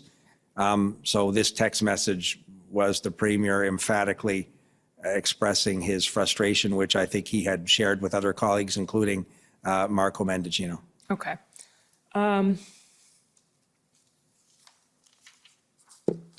Thanks, Mr. Clerk. You can take that one down and pull up SSM.can 50293 again.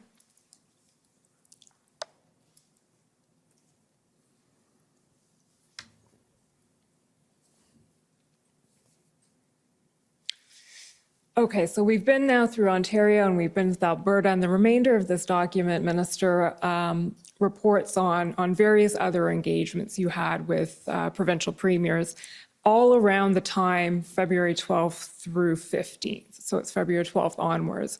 And with the assistance, feel free to keep it up. Can you tell us about the various conversations you were having and what you were hearing? Sure. So you'll see, I think it was the Saturday, February 12th. That was the weekend we were having, I think, daily, almost daily incident response group meetings that the Prime Minister was chairing, in which I was participating.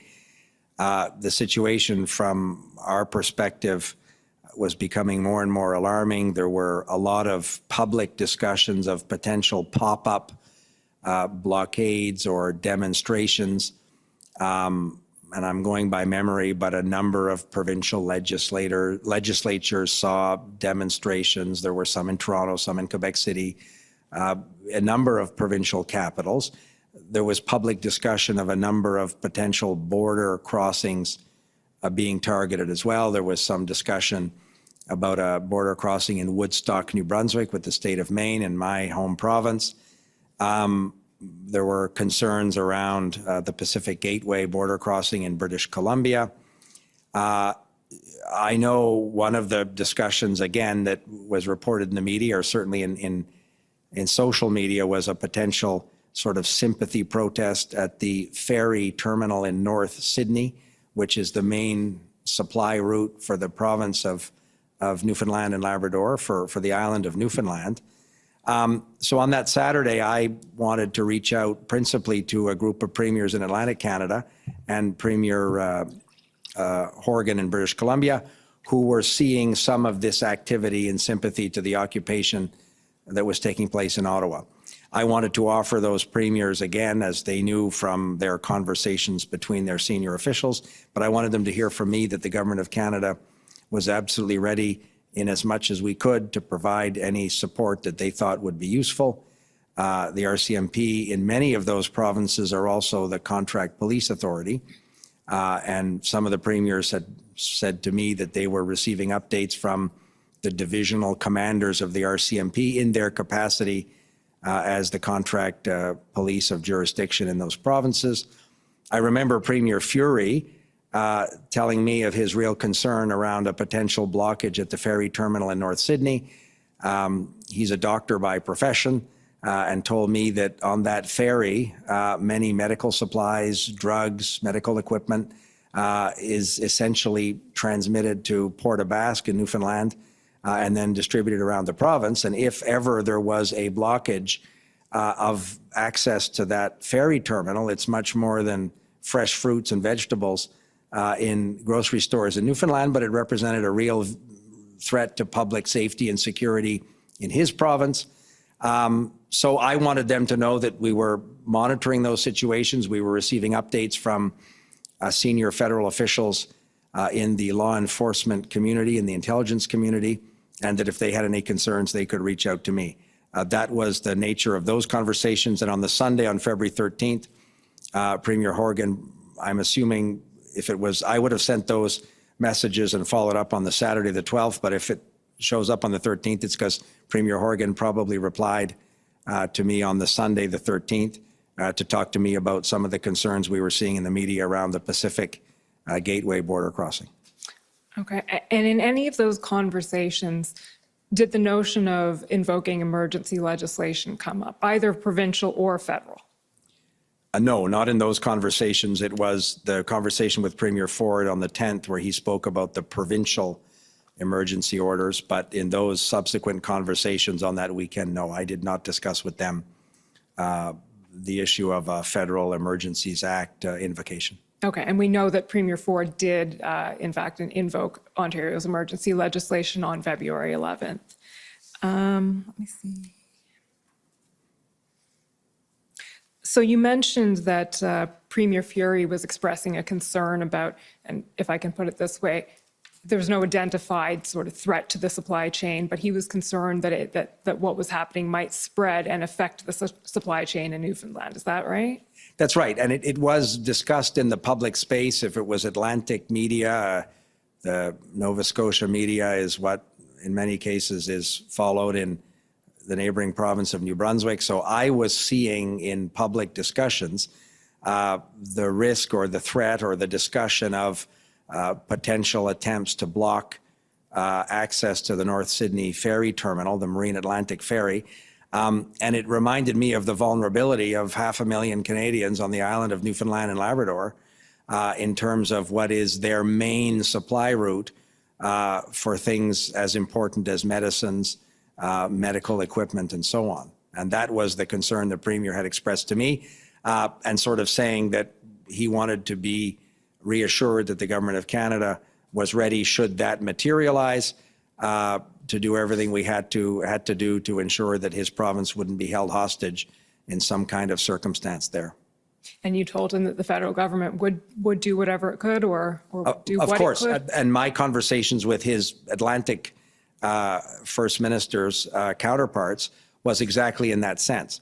I remember Premier Higgs, as I said, there's a border crossing that was the subject of some discussion in Woodstock, New Brunswick. There were protests, I think, in the city, I'm going by memory, in Halifax. And of course, Premier King, that Confederation Bridge to Prince Edward Island is obviously a critical supply route for that province as well.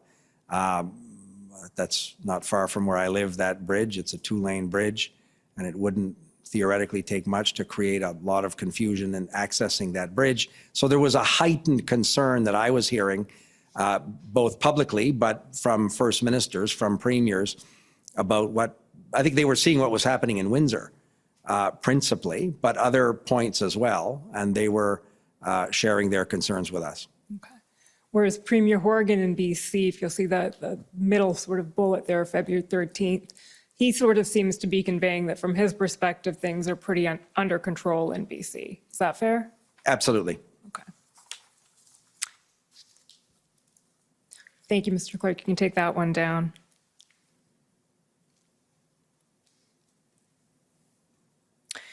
So again, we're going to skip pretty quickly in the narrative here, given time constraints. But so those consultations, most of the ones we've discussed, were the weekend of February 12th and 13th. We know now essentially the chronology of what happened on February 13th. So the IRG meeting in the afternoon, leading to a cabinet meeting in the evening. And the outcome of that cabinet meeting has been described to us by the clerk as the decision was to call a First Minister's meeting to discuss the potential invocation of the Emergencies Act. Is that fair? Yes, that cabinet meeting, both at the IRG Incident Response Group meeting the Prime Minister chaired earlier in that day on the 13th, and the cabinet meeting, which was quite late in that Sunday evening, the Prime Minister made it very clear to ministers that he had not come to a decision. He was very clear that he had not come to a conclusion around invoking the Emergencies Act, that he was going to hear from premiers the following day.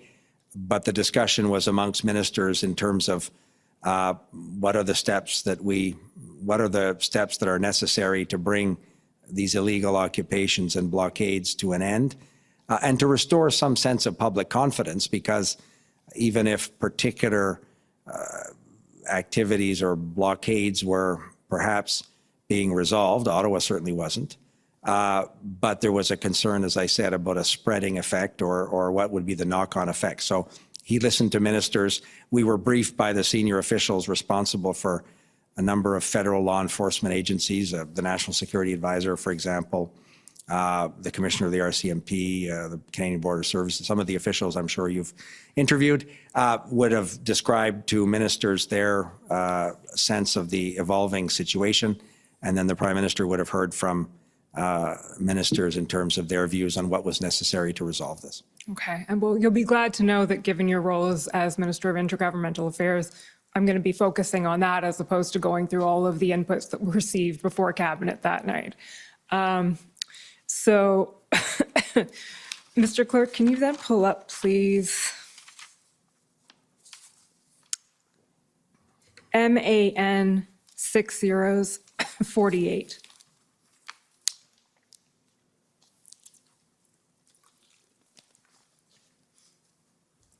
So, Minister LeBlanc, we understand the Cabinet meeting took place around 8:30 the night of the 13th. And the document we're about to pull up is the email invitation that was sent about the First Minister's meeting. And I think it was sent, we see the timestamp, it works out to 10:46 p.m. Eastern Standard Time. I have to do the conversion for time there. And sorry, scroll down a little bit, please, Mr. Clerk. It says, colleagues, the Prime Minister will convene an urgent First Minister's call. The call will take place on February 14th at 10:15. Dial-in info to follow. Please confirm your Premier's availability. I apologize for the short notice. Michael being Michael Vandegrift, the Deputy Secretary of Deputy Minister, of Intergovernmental Affairs. That's right. And I remember discussing with him that evening after it. He sent that after the Cabinet meeting had concluded at 10:30 or 10:45 that evening. Okay.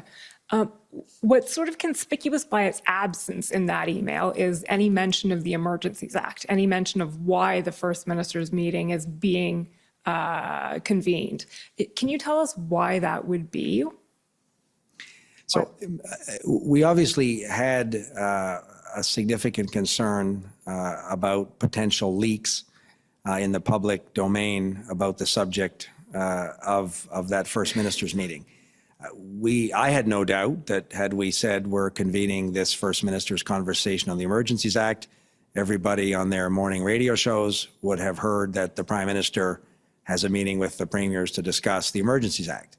And we've heard from law enforcement officials in our own government, and I've taken note of a number of witnesses before your commission, about the potential of an incendiary reaction to the invocation. So we thought that it would have been irresponsible to risk that going out into the public space before the First Ministers had had an opportunity, absent from everybody's early morning radio shows, to talk to the Prime Minister about that issue. So there were two reasons probably why Mr. Vandegrift didn't put a subject line. One was to minimize the inevitable leak to media or in the public space. We had a lot of experience with First Ministers meetings in the COVID context, and very rarely were those discussions not in some extent reflected in public comments. So that was a concern. But also I think there was a desire from the Privy Council office to, as much as was possible, to allow First Ministers to have that conversation with the Prime Minister at 10:15 on the 14th, absent, as I said, the public discourse that would have inevitably followed about should we, will we, did the government decide. That, as much as possible, would have been counterproductive to an open and frank discussion amongst First Ministers. And one thing Madame Drouin said about on this point when she testified on Friday was, her words, I believe, were they knew that from the moment the government starts talking publicly about invoking the Emergencies Act, the timeline to take a decision is very short. So does that reflect what you're discussing right now? It was kept quiet because once it's out there, who knows what happens? That was very much a concern the government had. She reflected, I think, what was a concern of some of the advice we were getting from senior officials in the law enforcement and intelligence apparatus of the Government of Canada. But we've seen subsequently premiers who had expressed in that meeting concerns around the public effect of a discussion of a potential invocation. So the shortest period of time between the public discussion around should the government or will the government proceed to an invocation of the Emergencies Act, the shorter period of time would perhaps be conducive with the public safety imperative of making that decision in a way that was responsible. Well, I think in the end, it clocked in as under 24 hours, so that was mission accomplished. Yeah, and obviously, some people would have said that we should have had an open and extensive public conversation around these issues. In the particular context of the illegal activities that were taking place and the real threat to the safety of Canadians, we as a government concluded that a prolonged and public conversation of this would not be conducive to a safe and efficient and effective ending of these illegal blockades and occupations. Understood. And because you mentioned it, the various First Ministers' conversations or calls, rather, that were had around COVID back in, I think, probably March 2020, around then, is something that's arisen sort of tangentially in passing a couple of times in testimony before the Commission. But so I'll just ask you to also address it tangentially in passing. But can you tell us a little bit about how those meetings were convened and how they proceeded and what they were about? Because obviously we know that those meetings touched in part on whether emergency legislation would be appropriate in that context. So obviously in the context of the pandemic, federal provincial cooperation on public health measures, on things as important as vaccine procurements, vaccine distributions, border measures. The Government of Canada has responsibility, obviously, for international borders. So there was a very effective, I would argue, and extensive federal-provincial collaboration around the fight against COVID. That was one of, I think, our country's successes in terms of managing our federation. That required, in some cases, weekly or bi-weekly calls. The Prime Minister would convene with First Ministers. I would participate in most, if not all, of those calls, usually as an observer. But the Prime Minister wanted to coordinate as much as possible the various public health measures. Dr. Tam would provide updates. So that was an ongoing discussion. At one point, there was a discussion, I don't remember, but I think it was in 2020, in the first months potentially of the pandemic, around could the Emergencies Act be an instrument that would be helpful in our collective fight against COVID. And I think my colleague David Lametti consulted some of his provincial and territorial counterparts, or not some of, consulted provincial and territorial counterparts. There was a process, and the government concluded that at that moment, there was never a conclusion that we would never or could never perhaps have recourse to the Emergencies Act around the COVID measures. But certainly we concluded, having had that conversation with premiers and public health experts, that it wouldn't have been a particularly advisable tool at that particular moment. Okay. But that was not an active part of the First Minister's conversations around the COVID measures. It probably came up once or twice, but to say it was a source of significant discussion at the First Minister's level, I think might not be an accurate representation, but it certainly had come up. Okay, that's perfect. And certainly before this First Minister's call, the idea of invoking the Emergencies Act in the context of the Freedom Convoy had not come up in conversations with any premiers. Is Absolutely. That, okay. That's accurate. How am I doing for time? I completely neglected to write down when I started. You have lots of time left. You have Okay. about, I think about 20, 30 minutes. Perfect. Okay. So then I want to take you, Minister, to the chronology of February 14th. And I'll ask Mr. Clerk to pull up now OPS 301456. No, sorry, 14566.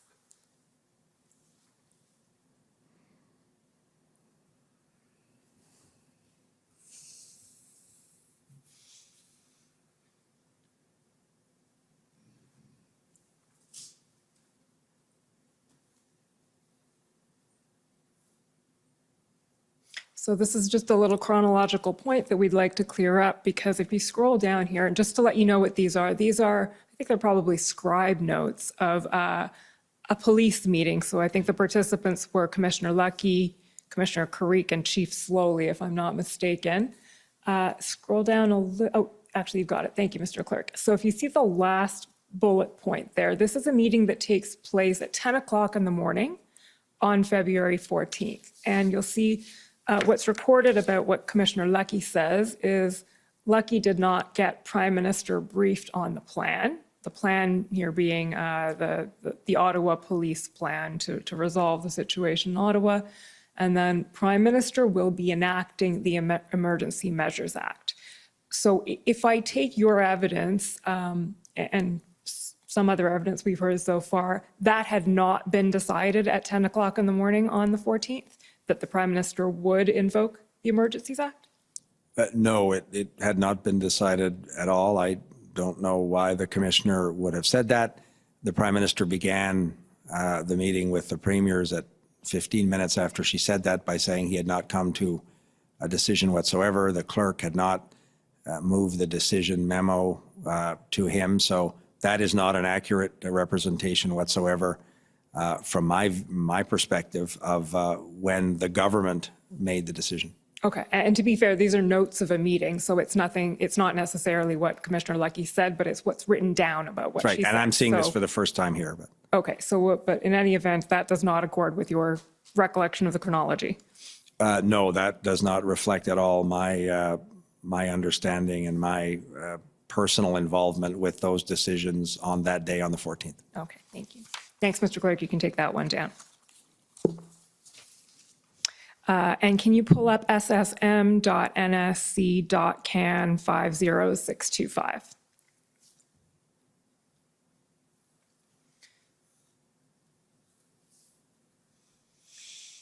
This is the readout, Minister LeBlanc, of the First Minister's meeting itself. So with the assistance of this, I'd like you to just walk us through it. How did that meeting unfold? How did it take place? Obviously not every detail, but what were the various opinions being conveyed, being expressed, and how were they received?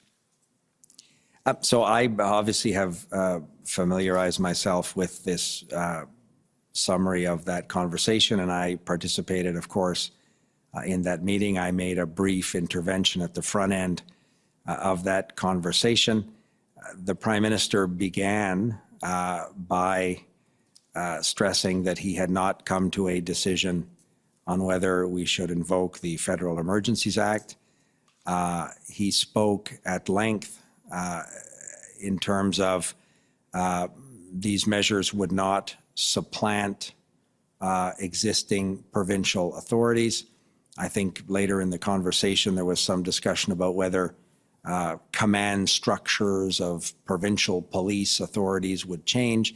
The Prime Minister wanted to, at the front end of the meeting, make it very clear that these were designed to be complementary measures that provincial and municipal law enforcement authorities could use when they thought they were needed. He was very clear that it should be a proportionate series of measures, proportionate to the real public order emergency that the government was seeing, to the threat to the safety and security of Canadians. And he also made it clear to the premiers at the front end that nothing in the invocation of the Emergencies Act would take away the charter protections that Canadians enjoyed, and that this could be done in a way that was compliant with the Charter of Rights and Freedoms. Okay.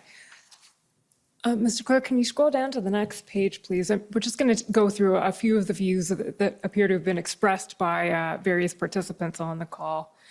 So Premier Horgan sees he says the approach sounds measured and practical. We're as susceptible as anyone across the country.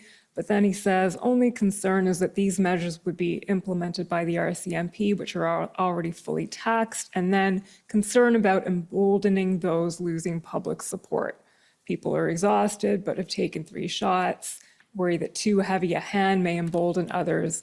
But then he says, in the end, would support this at this stage. So can you explain to us, in your words, essentially, what Premier Horgan was conveying to you at the meeting? So my recollection of his intervention, the Prime Minister started on the West Coast and went across the country. Sometimes he started in Newfoundland and Labrador. This time he started in British Columbia. And Premier Horgan reflected or offered a concern that was shared by a number of premiers during that conversation around the potential risk of inflaming or emboldening some of the actors that were already entrenched at various blockades or in the city of Ottawa. He talked about the importance of the proportionality of it, that the measures have to be targeted to the specific threat, but the measures would need to be tailored to bring it to a successful and safe conclusion as quickly as possible. A number of premiers, I think Premier Horgan, it's not reflected in these notes, but a number of premiers expressed their concern for what they saw was happening in the city of Ottawa. That clearly was a source of a lot of national attention. But Premier Horgan, we took Premier Horgan's support to be very important because his province had not been immune from some activity, including some threats to the Pacific border crossing with Washington State. Scrolling down a little bit more, Mr. Clerk, until we get to Premier Cochrane says at the very last bullet there, would support emergency measures, but would ask for further consultation if decide to bring in the Army.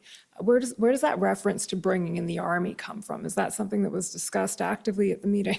No, it wasn't discussed by my recollection until she raised it. One of the confusions that I worried about, and it's reflected in the interview summaries of our conversation in Vancouver, because this was the first time the Emergencies Act was potentially going to be invoked, many people went back to the 1970s context where the legislation had a different name and some of the enforcement was not done by civilian police officers, or some of the physical security presence, I think is a better way to say it, was not only done by civilian police officers. So Premier Cochrane raised it, and the Prime Minister, I think later on in the meeting, made it very clear that having military personnel deployed in an enforcement or security context on the streets in Canada was an absolute last resort, and it was not being contemplated whatsoever in any of the conversations we had in terms of what might be the measures in a potential declaration. So he very quickly, I think, tried to clear up Premier Cochrane's misunderstanding about the role of the military. It was not being considered, and it wasn't a context that the government was looking at. Okay. And since you raised it, actually, let me ask you this. The misperception of between the Emergencies Act and its predecessor, the War Measures Act, is that something you were picking up a lot over these 3 weeks, over the events of the convoy? I think so, because this was a unique moment heretofore in Canada where the successor legislation was potentially going to be invoked for a public order emergency. The criteria were different. The protection of the Charter, of course, wasn't present in 1970. So the juridical and constitutional context was different. That's why a previous parliament passed the Emergencies Act some, I guess, 4 decades ago. But we worried about that public misunderstanding.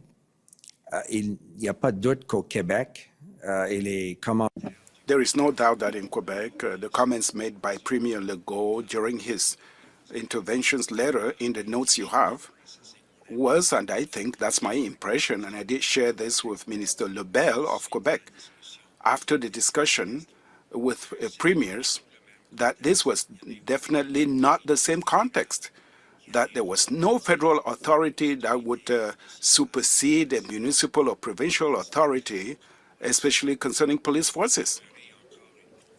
There was still some confusion, I would say deep confusion, concerning the application of the Act. And I felt that it was important to reassure the Premier of Quebec. But the other premiers,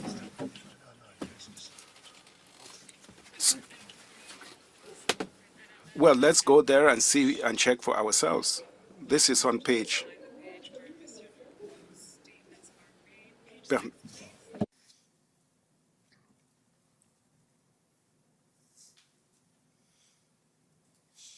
So Premier Legault here says, this is in English, but so translated, I imagine, but in Quebec, we are preoccupied by the situation in Ottawa. It is unacceptable, have to do what needs to be done, support for it 100%. What is important to say is that we don't have this type of problem in Quebec. The SQ, that's the Sécurité du Québec, has been able to control the situation so far. We have to be very cautious about moves to inflame. We don't want the Emergencies Act to apply in Quebec. The Emergencies Act must only apply to provinces in agreement with the application of the Act. We don't need it and we don't want it. So are those the remarks that you were referring to? Ça, c'est fidèle au...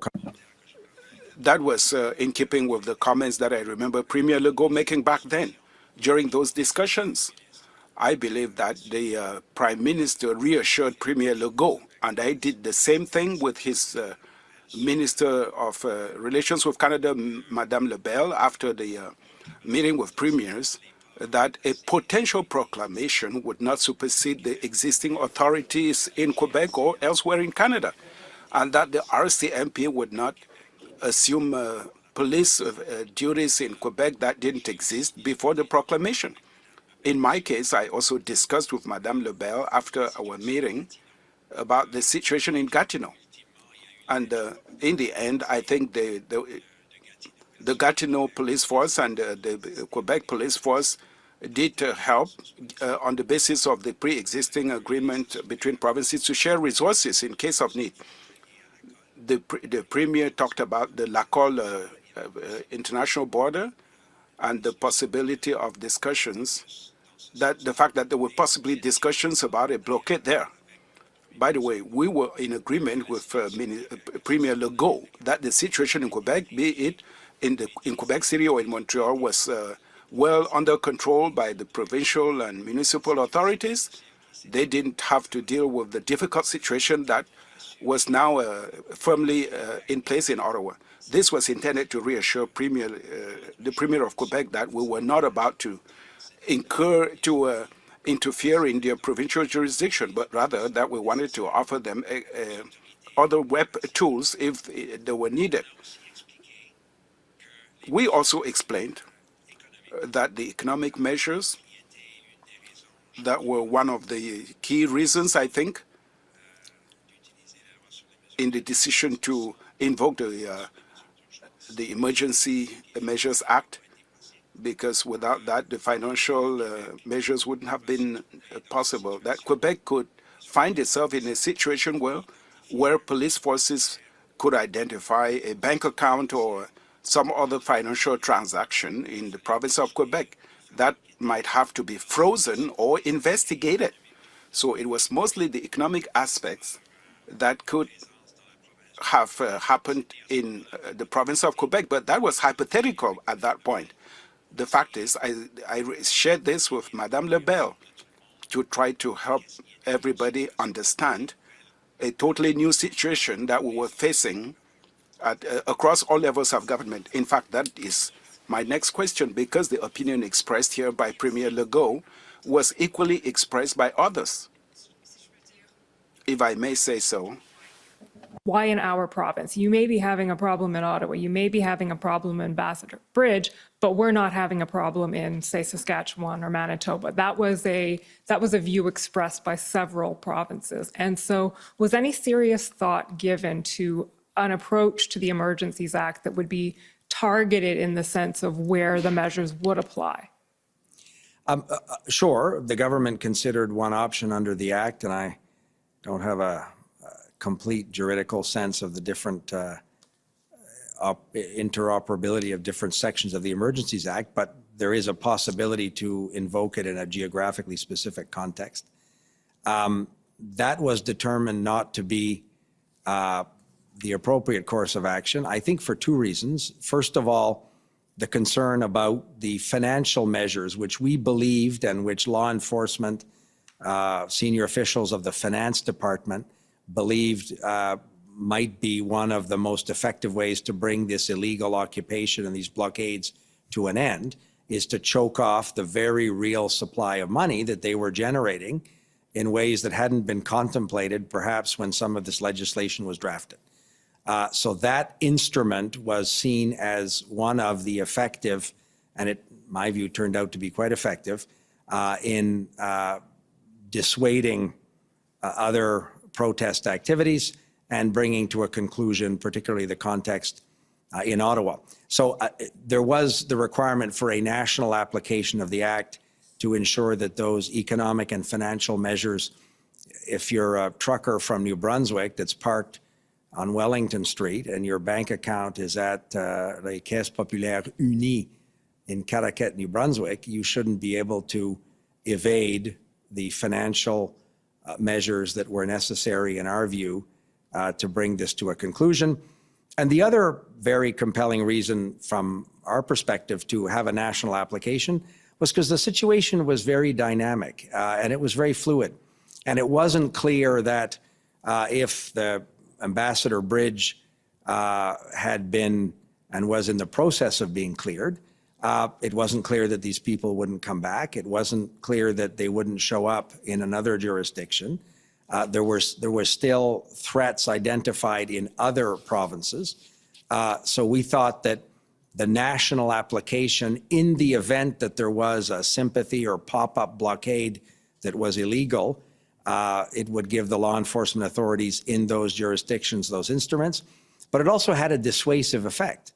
It would have allowed enforcement authorities to designate critical infrastructure, to prevent people from bringing children into an illegal protest or illegal occupation. So we think that it had a dissuasive effect in terms of spreading the serious and illegal occupation in Ottawa to other jurisdictions across the country.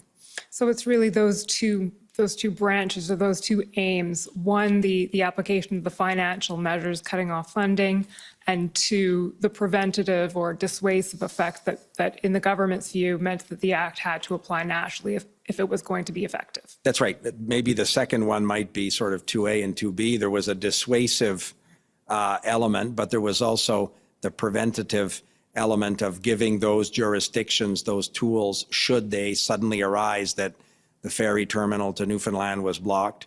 That we wouldn't have to re-invoke some special measure to allow the authorities in the province of Nova Scotia to have the measures to designate a critical piece of infrastructure and to render illegal an activity that was designed to disrupt the peace in one of those contexts. Okay, thank you. You can take that document down now, Mr. Clerk, and pull up briefly ssm.nsc.can 403224. And you can scroll down to page 3, please. So, Mr. LeBlanc, as you know, the consultation with the provinces is part and parcel of the Emergencies Act under Section 25. It's an obligation that must be fulfilled before the Act can be invoked. So this is what we're looking at right now is the decision note prepared by the Clerk of the Privy Council delivered to the Prime Minister on February 14th. And at the bottom of the page here, she talks about the consultation requirement, and she says, on February 14th, 2022, you convened a First Minister's meeting to discuss with the Premiers, seek their views on this scenario and the measures being explored. We can scroll down a bit because we know essentially what was said during the meeting. She resumes, she summarizes the various opinions that were expressed, and then she says, this First Minister's meeting will meet the requirements for consultation with the provinces under the Emergencies Act, and then follows that with a letter. So I suppose the question to put would be, so this was one First Minister's meeting, and I think it lasted about an hour or something like that, if that's correct. If this meets the consultation requirement, is there anything that wouldn't? Well, we believe that meeting was an essential part, as you noted, in terms of the decision to invoke the Act. The Prime Minister had not made up his mind whatsoever before that conversation. But a number of discussions between my cabinet colleagues and their counterparts in the provinces and territories, between senior officials of our government in multilateral fora and in some cases bilaterally with provincial and territorial officials, informed our government's conclusion that existing provincial municipal authorities were going to be inadequate to bring this to a safe and expeditious conclusion. So this one meeting was the moment where the Prime Minister shared his views on the potential invocation of the Emergencies Act.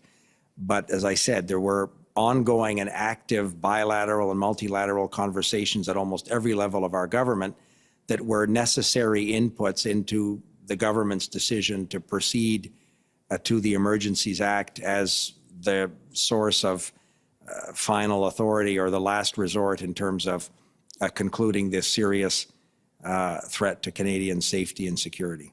Okay.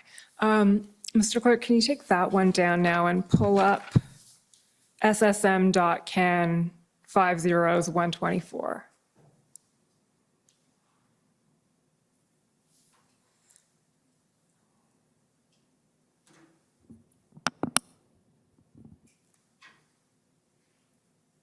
So this is the report to Parliament on the consultations, which I assume you're quite familiar with, Minister LeBlanc, and it goes to the point you were just making, I believe, which is, sorry, scroll down a bit, please, Mr. Clerk, so we can just see what it goes. So the first thing that's listed here, well, there's the background, and then a subheading that says engagement. And over the next few pages, we're not going to go through it all. A lot of it we've heard about over the last few weeks, but scroll down. It describes the various engagements that were had at both the political and officials level over the course of the convoy events. Sorry, Mr. Clerk, can you just keep scrolling for a little bit? Scroll down, we see Prime Minister speaking to the Premier, scroll down again, keep scrolling, and then we see on page, I've lost count, consultations on the Emergencies Act with the First Ministers. And this describes the actual consultation with the First Ministers that we've just gone through. So if I take what you're saying and if I'm not putting it fairly, then please correct me. But the consultation requirement was fulfilled in the clerk's advice and in your view by the First Minister's meeting at which the premiers were directly consulted about their views on the Emergencies Act. But that was also, in some senses, informed by discussions that had been had broadly around the topic of how to resolve this problem prior to that. Exactly. There was a very deep and pervasive effort on our government's part to engage with provincial officials and ministers, some cases municipal authorities, particularly to canvass that very issue of, are we missing some provincial regulatory authority, some municipal authority that may assist in concluding some of the illegal blockades or occupations, but also get ahead of some of the discussion of other potential flare-ups. So we viewed the consultation as much more than one particular meeting. If you will, that was the conclusion of the consultative effort. But as I said, many ministers and senior officials of our government had been engaged for many weeks with provincial and territorial officials on what collectively we needed to do to manage a situation that was becoming increasingly alarming, was spreading geographically. The risk of violence or public disorder was growing, not diminishing in some cases. So the trend lines were all worrisome, and that was part of the ongoing discussion. The First Minister's meeting was the formal moment where the Prime Minister heard from all the premiers. I think it might be instructive. As I said, he started on the West Coast and went to the East Coast with a trip across the North to hear from the territorial premiers. He did not cut anyone off. There were, unlike your questioning and the commissioner's rules on time limits, there were no time limits on that conversation. He would have stayed on that call for as long as any premier wanted to talk. He cut nobody off. He answered some questions as premiers would ask them, sometimes ministers, David Lametti in particular. So every premier on that call had an unlimited opportunity to share his or her views with the Prime Minister and some ministers. And at the end, he asked if anybody had anything else to add before he concluded by saying he had not made a decision and that he would reflect on what he'd heard, and the governor and council process was engaged later that day. Thank you, that's helpful. And that actually, Minister, brings us to the end of the questions that I have for you. But before I sit down, I will ask you, is there anything else you'd like to add? No, thank you. It's been a privilege to answer your questions, and it's an opportunity for me that I've never had as a lawyer to participate in something like this, so thank you very much. Commissioner, those are my questions. Okay, so now we go to the next phase. Do you want a break before we do that, or just press on? Mr. Commissioner, you've been at this longer today than I have, so if you're prepared to go on, I am too, but it's entirely up to you. No problem. We're used to long days here. Okay, convoy organizers, please. Good evening, Mr. Commissioner. Bathsheba Vandenberg, co-counsel for Freedom Corps and protesters. We have no questions for Minister LeBlanc. However, we would like to give 5 minutes of our time to the City of Windsor and 10 minutes to Justice Centre and Democracy Fund. Thank you. That's a very good development. Okay, so just so I get that right, 5 minutes to Windsor and 10 minutes to the Democracy Fund JCCF, that's right? Okay. So next is the Government of Saskatchewan, please. Good evening, Minister. My name is Mike Morris, and I'm counsel for the Government of Saskatchewan. Good evening. I'm just going to advise, I'm better in English than I am in French, and my translation's not working, so it will probably work better if we can speak in English when possible, okay? Happy to do so. My mother was an Anglophone and my father a Francophone, so I'm Thank you, sir. happy to have our exchange in English. Okay. Minister, I understand that the Intergovernmental Affairs Secretariat is contained within the Privy Council office, correct? That's right. And Michael Vandergrift is the DM of Intergovernmental Affairs, correct? Yes, that's right. And I understand he was the DM in January and February of this year as well. Is that correct? Yes, it is. Okay. And there is an FPT, Intergovernmental Affairs Group, correct? There is. He has an ongoing dialogue with his counterparts in provinces and territories as well. I expect that group was very active in January and February of this year, particularly with respect to attempting to coordinate COVID-related responses. Is that fair? That's fair. That group was very busy, as I mentioned earlier, in our necessary and I would think quite effective federal provincial dialogue around the COVID measures. But there were also, in the COVID context, Dr. Tam had her counterparts, the chief public health officers. There were groups of health ministers. So the COVID context was much more than intergovernmental affairs. But they would have played, to your point, an active role in assisting the Privy Council group that works with me, and Mr. Vandergrift in particular, would have played an active role in supporting other federal agencies and officials in their relationships with provincial and territorial counterparts. Okay, but in spite of that, this particular group that DM Vandergrift led didn't meet with respect to the Emergencies Act until after it was invoked, correct? That's right, and as for the reasons I shared with your colleague, the Commission Counsel, we thought that if the government was ultimately going to conclude that that was the last resort to bring these illegal occupations and protests and blockades to an end, it was not conducive to have that conversation in a public context, and the fewer meetings where that issue was raised increased the likelihood that we would be able to have that conversation in an appropriate way at the appropriate moment and not have it in the public space for days and weeks ahead of time. Right, and I'm just going to quote from the interview summary for what DM Vandergrift said. I expect this is exactly as you related it.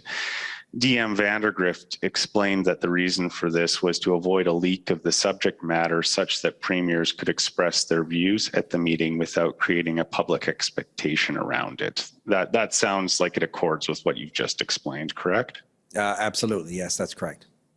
Okay, but you would agree with me that the provincial governments would have been better able to prepare for the meeting if they knew what it was going to be about beforehand, would you not? From my participation in that meeting, none of the first ministers appeared unprepared. And frankly, when the Prime Minister explained the reason for his convening the meeting, none of them expressed surprise. So I didn't detect a level of unpreparedness or surprise in that meeting at all. Okay. We heard a little bit from Ms. Drouin, Deputy Clerk of the Privy Council last week, and in her view, once it became known that the government, the federal government, was considering using the Emergencies Act, a decision would need to be made very quickly about whether to invoke it or not. Did you share that view as well? Yes, I shared that view, and I think that view was widely shared in our government. As I said, a protracted public discussion would not have been conducive to an effective use of the act, an effective invocation. And a number of people offered the view that there was a risk of an inflammatory effect, including the government you represent. So long, protracted public conversation perhaps wouldn't have been effective there either. Well, actually, CSIS offered that view as well, didn't they? That's right, and the government considered that view, absolutely.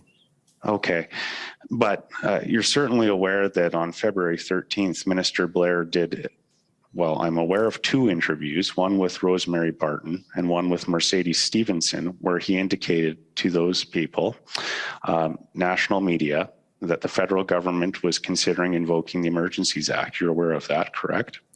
I remember those interviews that Sunday. It was that the journalists were asking how, is the government considering every possible option? I'll remind you, it was the third weekend that the city of Ottawa was paralyzed in a way that was, in our view, a significant and serious risk to public safety and security.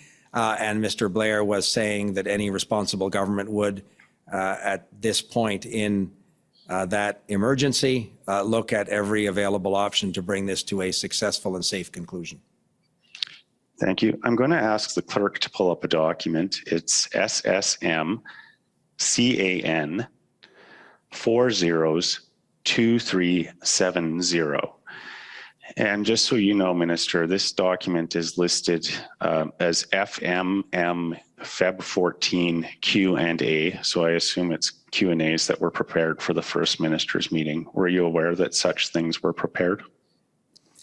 Some of those things are prepared regularly for various meetings. I don't remember seeing this document certainly before the meeting. I looked at it in some of the documents that might have been sent by the Commission, but I certainly didn't see this document before the First Minister's meeting.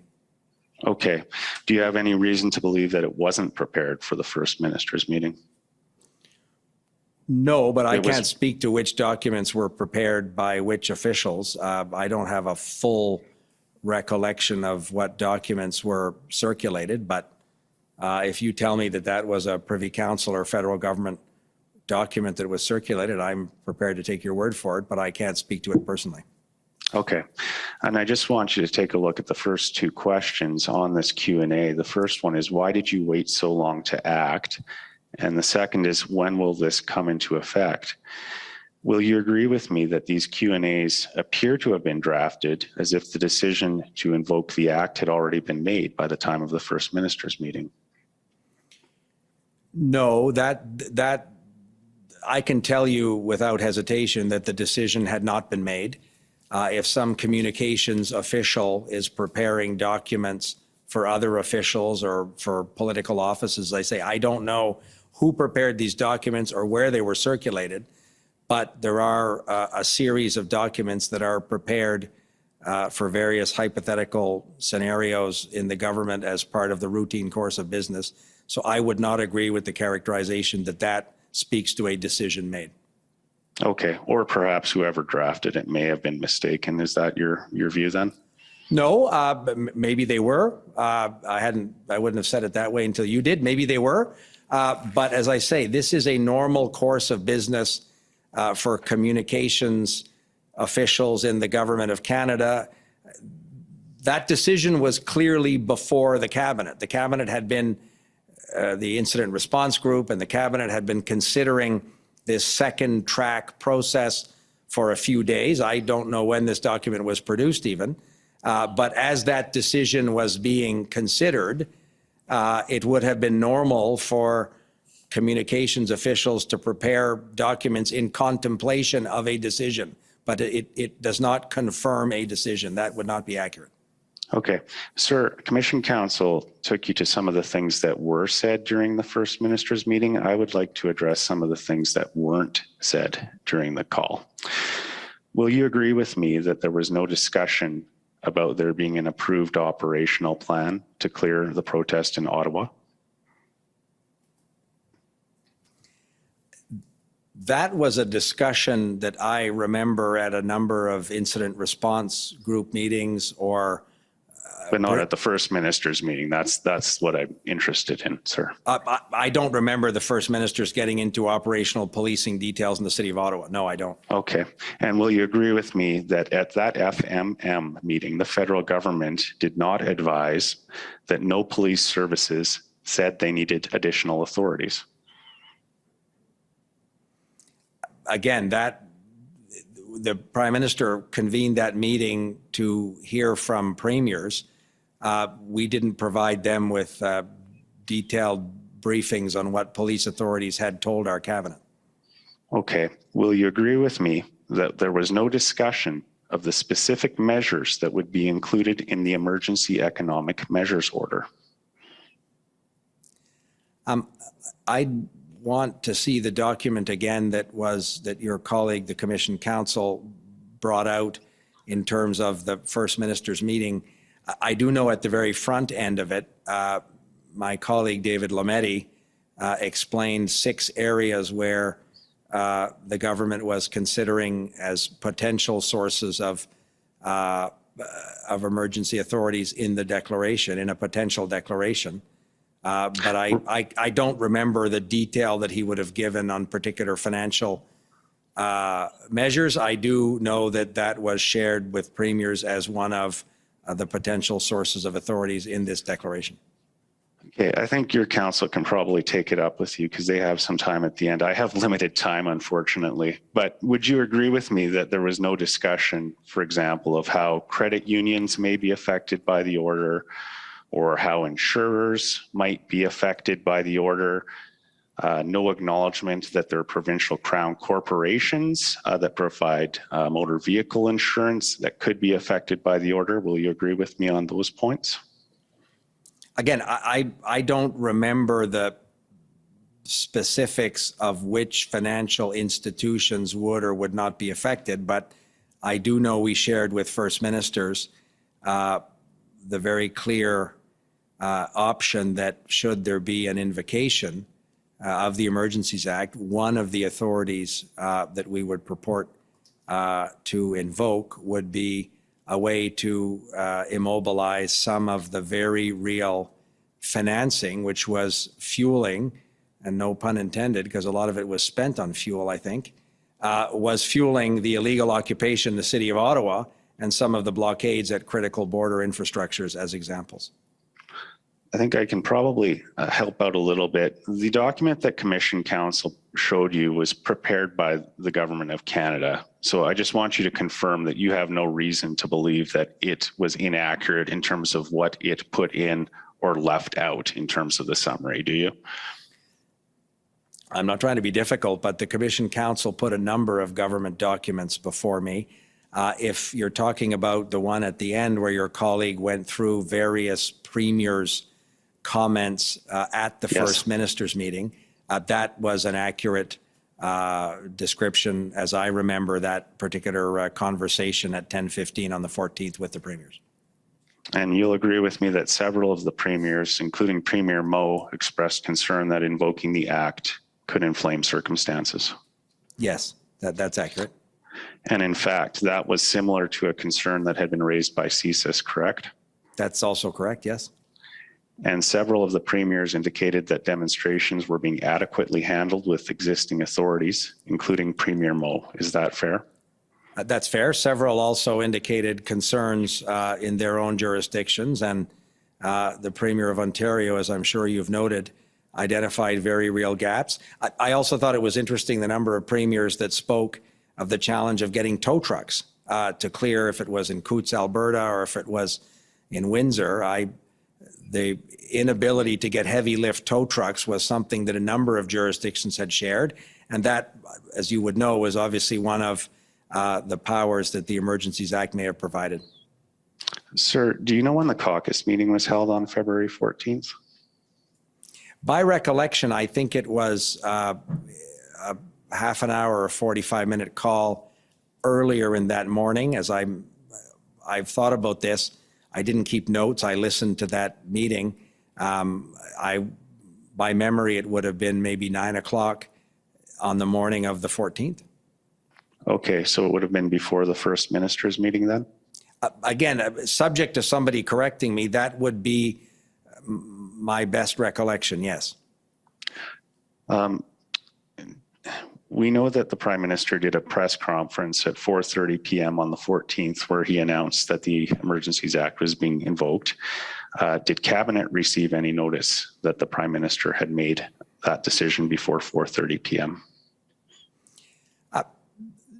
The way the Prime Minister did not convene another Cabinet meeting after the one on the Sunday evening, a number of ministers with operational responsibilities, of course, would have been involved in some of the drafting necessary for the Governor in Council process, which was engaged after the First Minister's meeting and after the Prime Minister received the decision memo forwarded to him by the Clerk of the Privy Council. But there was no formal Cabinet notification that took place once the Prime Minister had come to his decision after the First Minister's meeting, and the Governor in Council process was engaged, which led to the order in Council being issued. Okay, Minister, you're well over your time. I've given you, in fact, an extra 5 minutes. So please, if you could wrap up. One last question, Commissioner. Minister, how and when did you find out that the Prime Minister had made his decision to invoke the Act? I was probably consulted during that afternoon, whether it was around the media, the news conference the Prime Minister had at the end of the day, and the Governor and Council process had been engaged. So I was probably notified by somebody in his office that this was a decision as we moved towards the end of the afternoon, and we were getting ready for what would have been the public announcement. Thank you, Minister. I appreciate you answering my questions today. Thank you. Okay, thank you. Next, if I can call on the Canadian Constitution Foundation, please.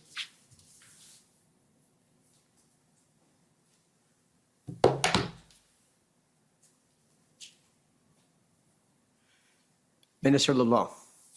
My name is Sujit Chaudhary. I'm counsel for the Canadian Constitution Foundation. So, good evening. Good evening. I'd like to pick up on a theme that was being developed by my friend from the government of Saskatchewan. And so the theme I would submit to you is this, that as you know, the Emergencies Act has a number of requirements that has to be met to declare a public order emergency, correct? That's right. And so it's one of the questions that we're trying to get at is whether at the First Minister's meeting, the Prime Minister and other members of the Cabinet in attendance effectively communicated to the First Ministers why they felt those requirements had been met. So my friend just asked you questions about the availability of other legal options, the so-called policing plan, correct?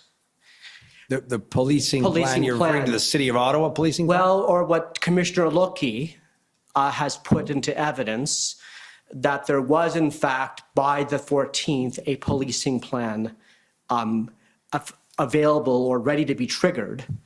And my friend, I believe, asked you whether that plan was put to the First Ministers and you weren't sure if it had been or not. I'd want to see the document. One of the major concerns that the government had is the lack of effective policing plan, particularly in Ottawa, to some extent in Windsor. These things had dragged on now for 2 and 3 weeks, and the policing authorities were not advancing a plan, or more importantly, implementing a plan that would bring these to a conclusion. But the First Minister's meeting didn't discuss operational details of policing plans. Well, what I'd like to do is pick up on another limb of the legal test for whether a public order emergency can be declared, which is whether there's a threat to national security. And you're aware of that, correct? Yes. And so you're aware that under Section 16 of the Emergencies Act, the Governor and Council can only declare a public order emergency if there's a threat to national security.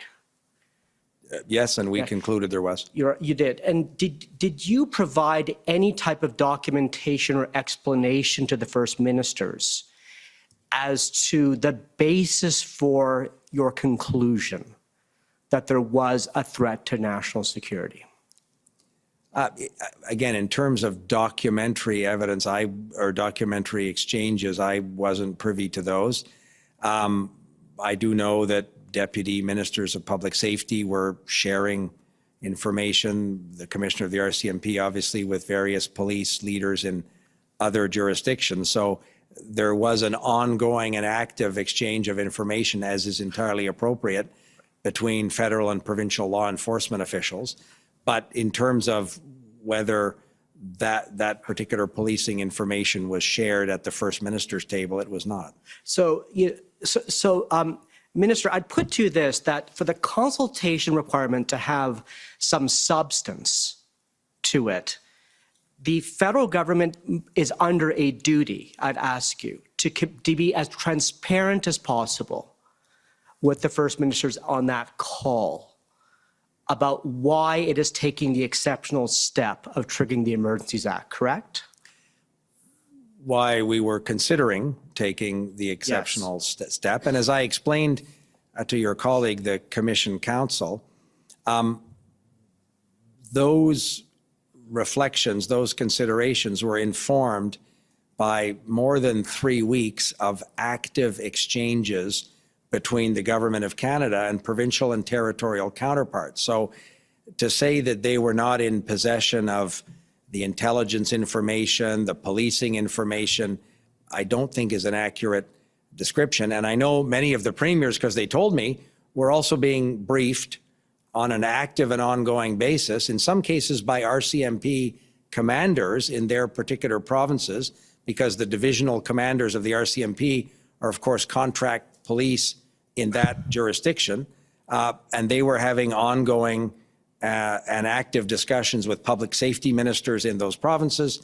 And in the case of Premier Kenney, he was clearly being updated in considerable detail by the police commanders in the province of Alberta. Sure. But Minister LeBlanc, I believe you understand that at this point, according to the evidence that we've heard in the Commission, there were 2 potential sorts of threat assessments at the center presented in the Privy Council office. The first you're probably aware of is Director Vigneault's assessment, correct? And he'd concluded there was no threat to national security for the purposes of the CSIS Act. And that's a very significant, yes, for the purposes of the CSIS Act. And I think it's important that there not be confusion around which particular section of what act he was referring to. But as you probably know, last week, the NSIA, Ms. Thomas testified that in her view, there was a threat to national security under the Emergencies Act, correct? Yes. But was her view shared with the First Ministers on that call? so that the consultation was more than just providing them with notice. Well, I don't share your view that the consultation was providing them with notice. The National Security Advisor wasn't briefing the First Ministers on that call. She would regularly update the Cabinet and the Incident Response Group. We benefited from her analysis and that of Director Vigneault as well. But I'm not quibbling with you. The purpose of that consultation was not to have a legal discussion with First Ministers on the test that the Governor and Council was going to apply when and if we made the decision. My colleague David Lametti will be here tomorrow. He'll be able, I'm sure, to speak directly to the legal test that the government was using and concluded when the Governor and Council made the decision.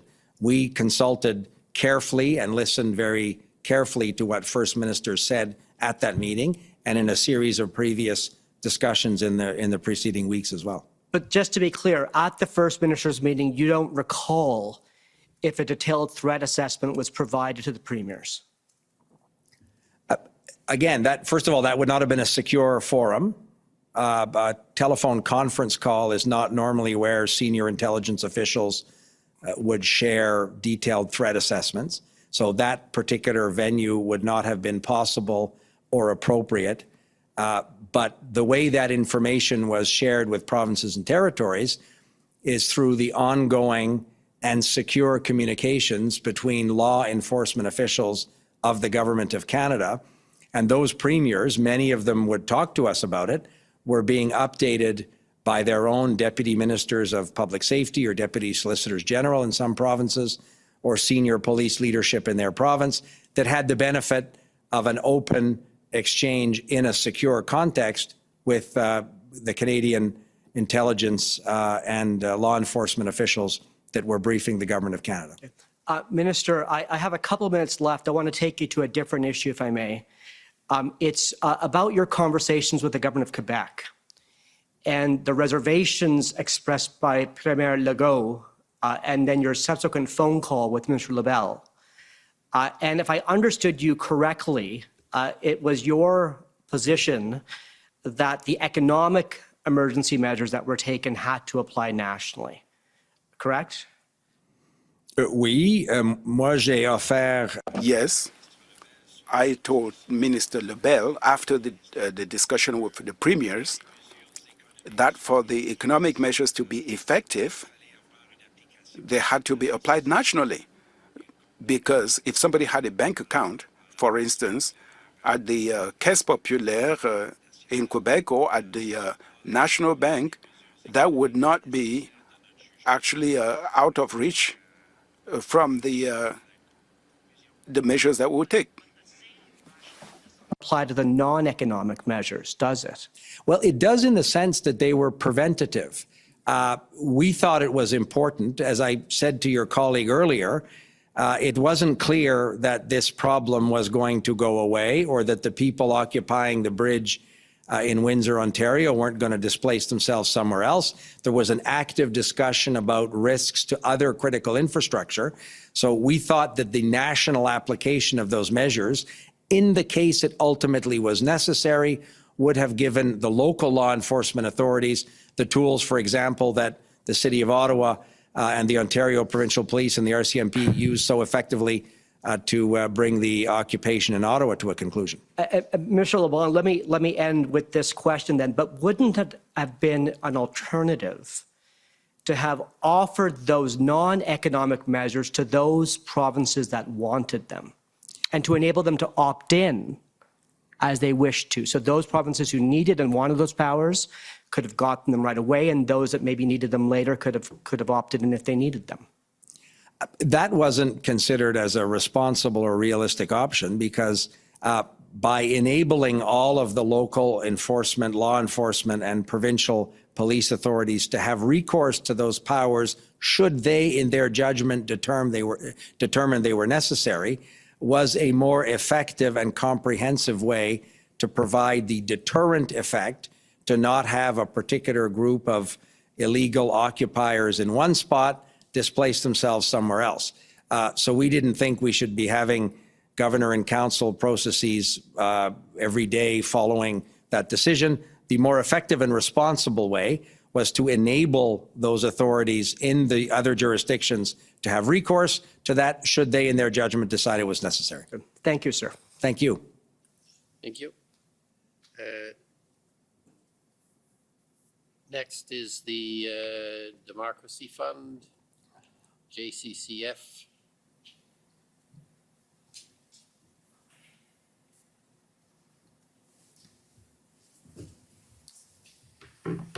Good afternoon, Minister. Good evening. Yes, good evening. I'm Hatem Kir, Counsel for the Justice Center for Constitutional Freedoms. So the first document I'd like to take to you to is the one that we've been talking about for a bit now. It's SSM NSC CAN 50625 REL 3001.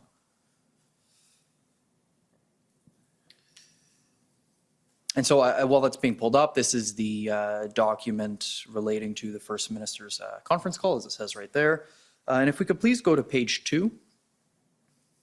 Yes, there where, do you see under Premier Horgan's third point, he said that local law enforcement was able to manage. Do you see that? Yes. Okay, and if we could please go to page 3. If we can go to Premier Kenney's comments. So at the top of his first point, you see there where he said that 15 days ago they had 1,000 trucks doing a rolling protest, but then 900 went home. It was reduced to 100 hardcore who stayed behind.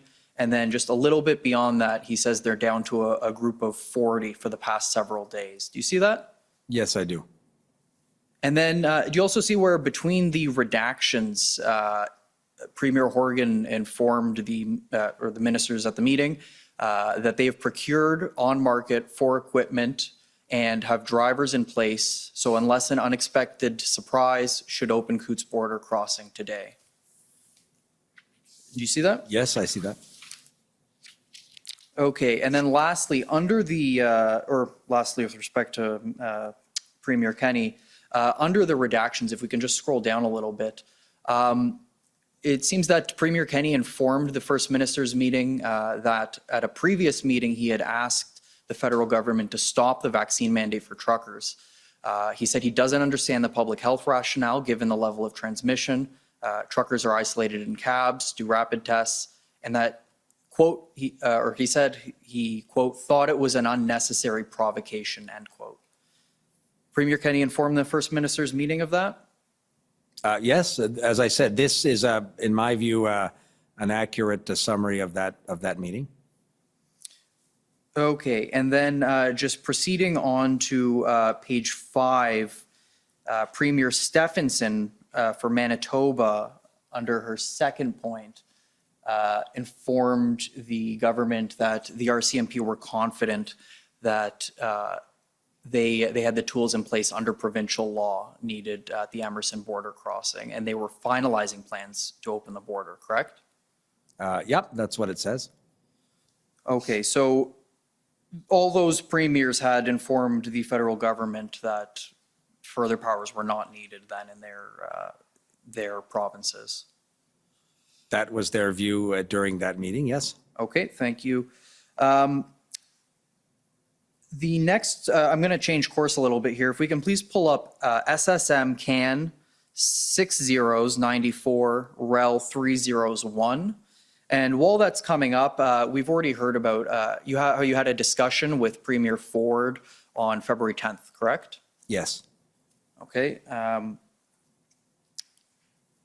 So if we can please just scroll down to the second email in the chain, which I take it was chronologically the first email. This is a readout of that conversation that you had with Premier Ford? Yes, that's a summary that my Deputy Minister of Intergovernmental Affairs, Michael Vandergriff, would have circulated to colleagues across the government that you see noted at the top of that email. Okay, and Mr. Clerk, can we please scroll down to the second page? I want to take you to the final paragraph in the summary. So it says there that the Premier had informed you that on the following Monday, which I take it would be February 14th, he will be announcing plans to relax public health measures. And he said in his view, quote, the public is at a breaking point, end quote. And then he refers to other jurisdictions taking these steps. Do you see that? Yes. And I take it that accords with your recollection of the call? Yes. Okay, now he refers to other jurisdictions taking steps. Was it your understanding that he was referring to Alberta, who had announced that they were implementing an accelerated removal of COVID restrictions on February 8th? To be honest, I don't want to mislead you. I would not be able to say which jurisdiction he was referring to. He may have been talking obviously to other provincial premiers, and his officials would have been. They speak actively amongst themselves, as would Dr. Moore, who was his chief public health officer, with their counterparts. So I can't purport to remember the sequence of which jurisdiction was enacting or altering which particular measures.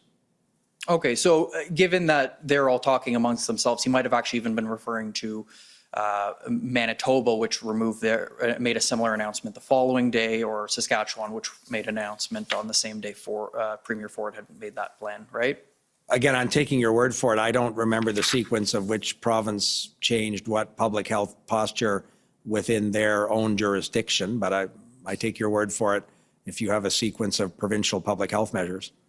Okay, I want to hone in on one point that Premier Ford raised there. He referred to the public being at its breaking point.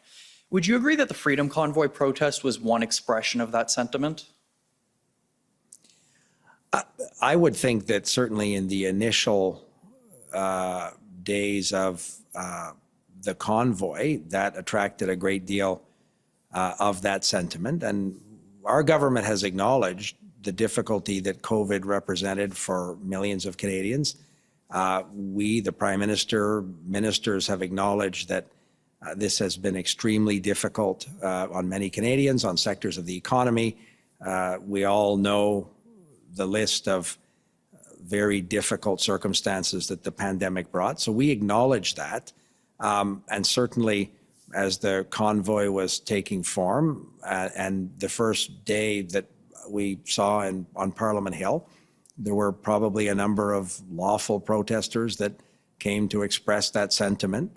That wasn't the case as the thing dragged on and as it evolved. But in the initial steps, I think that might be a fair characterization that some of the people participating in some of the convoy activities fit in that category. Clearly, some didn't. But you'd agree as a general principle that generally the goal of protesters is to be heard by their government on an issue that concerns them? I'm not sure I'd generalize that across protest movements around the world or across the country. I can't speak to why particular protest movements are formed.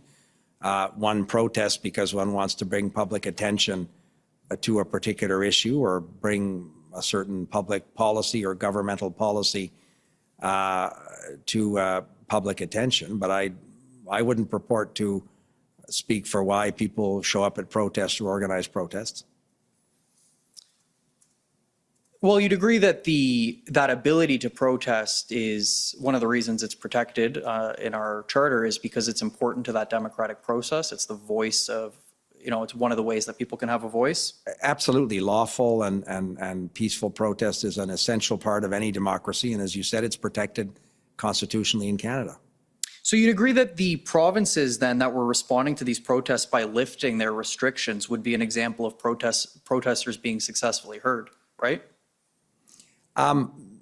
No, I wouldn't speak for why provincial health authorities made those decisions. I have noted on a number of occasions that Premier Ford, in the case of Ontario, referred to following the medical advice from Dr. Moore, his chief public health officer, and other scientists.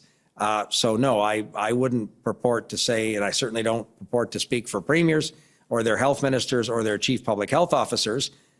They can explain why they made particular decisions with respect to their public health measures, but to say that it is in response to a protest, I think is a pretty simplistic analysis that may not be borne out by what a number of them have said publicly. what they've said publicly, but if we look at Premier Ford's comments in this call, I grant you, he says he has the support of Dr. Moore, but he says that the public is at a breaking point, and so he's going to put in a more aggressive schedule in Ontario. You didn't take him to be referring to taking action in response to the protest? No, because in that same conversation, he talked about his extreme frustration with the protests and the illegal blockades and the serious multi-billion-dollar damage it was doing to the economy of Ontario. He shared with me the conversations he had with the governor of Michigan. He shared with me the conversations with union leaders, business leaders about the investment climate that this was sending for Ontario. He spoke to me about the very real risk of violence in Ottawa, the illegal occupation of Ottawa. He was not crediting the illegal occupation or blockades with his decision to adjust public health measures. And in fact, he referred to his chief public health officer in that context as well. He wasn't crediting that decision, but it doesn't mean it wasn't motivating it, right?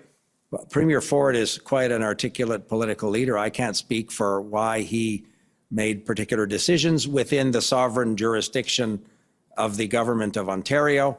But my frequent conversations with him would lead me to believe that the decisions that he made on the appropriate public health measures, and Ontario was one of the jurisdictions in the country that had at various times amongst the most severe measures. So his government had taken very difficult and very real steps in the fight against the coronavirus, which we thought were very conducive to trying to protect as many citizens of his province as possible. So his leadership with respect to public health measures, from my conversations with him, was not motivated by the illegal blockade that was causing such harm to the economy of Ontario in Windsor, or the completely unacceptable illegal occupation of the city of Ottawa. Well, let's turn our attention to a different premier. I'm going to ask that we pull up PB Can 40 1846. You've already seen this, I believe, that, or at least a different version of this document. And Mr. Clerk, if we can please go to the last page, we're going to have to zoom in on the second screenshot.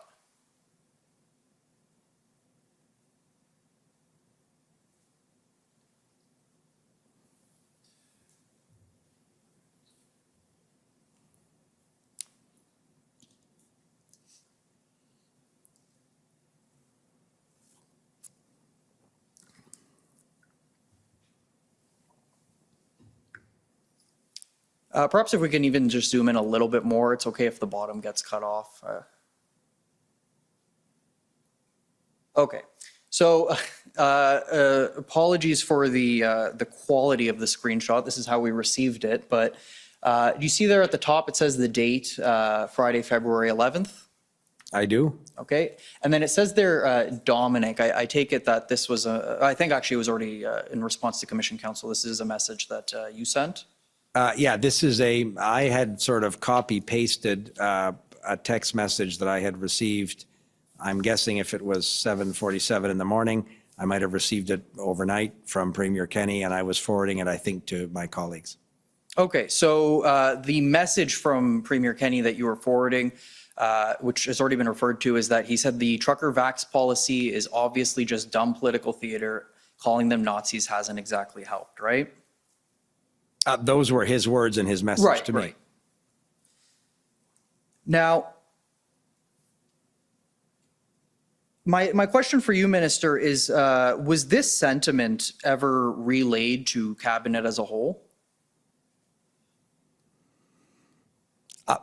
I was updating my Cabinet colleagues at the Incident Response Group on various discussions with premiers. I would have forwarded that to, I think, I can't see the top of it, but I remember it was Minister Algabra, I think Omar, and probably Marco Mendicino. But I was updating my Cabinet colleagues on those interactions. But so too was Dr. Tam, who was talking to her chief public health officer counterparts. So the sharing of information around the views of provincial governments was much broader than my summarizing for cabinet colleagues various conversations that I may have had with premiers. Given, and you know, we did see that Premier Kenney raised a similar statement, though perhaps with different language at the First Minister's meeting. Did the government consider lifting restrictions as a way to hear what the protesters were asking for? No, the decisions that we made on public health measures were informed by public health advice from doctors and from scientists. That was always the focal point of our decision-making as a government with respect to these public health measures. I put it to you that Premier Kenney was right and that the removal of the exemption for truckers that led to this whole protest in the first place was just a political tactic. Well, it won't surprise you that I don't share that view. And I would also remind you that the United States had a vaccine mandate with respect to truckers that the government of Canada was not able to lift. So there was also a lot of confusion around whether, if ultimately based on medical and scientific advice, we determined that that particular mandate was no longer necessary. If the United States government hadn't lifted that particular measure, it wouldn't have changed much for truckers trying to cross that particular international border, as an example. Well, what about referring to the protesters as Nazis? I put it to you that that was also a political tactic. Again, I don't share that view. I didn't agree with the characterization of Premier Kenney. I shared his message with colleagues of mine. Okay, those are all the questions I have. Thank you. And I believe there's some time left over so I can pay back yesterday's indulgence with interest. Okay, thank you. So next is the CCLA, please.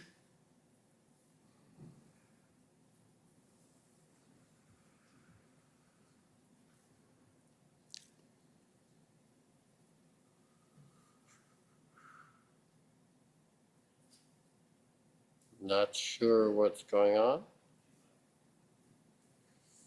Those words we've heard so many times, Commissioner, you must be on mute.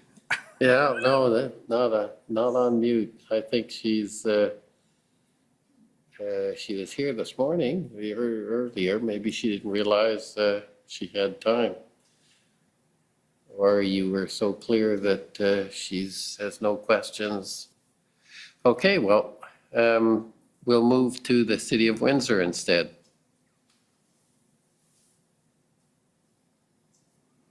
And maybe Commission Council can. I'll do that. Thank you. Good evening, Minister LeBlanc. My name is Graham Reeder. I'm counsel for the City of Ottawa. Good evening. I want to start off by clearing up some comments you made to my friend for the Canadian Constitutional Foundation about the police operations in Windsor. It was not the case that there was no plan in Windsor, nor did it take weeks to resolve. The evidence before the Commission is that the blockade in Windsor began on February 7th. A preliminary plan was in place. Windsor Police quickly requested public order resources from the OPP and other policing partners. These resources quickly arrived and the plan was further developed. One integrated command was set up on the 10th. The plan was actioned on the 12th and 13th, at which point the blockade in Windsor was cleared less than a week after it was established.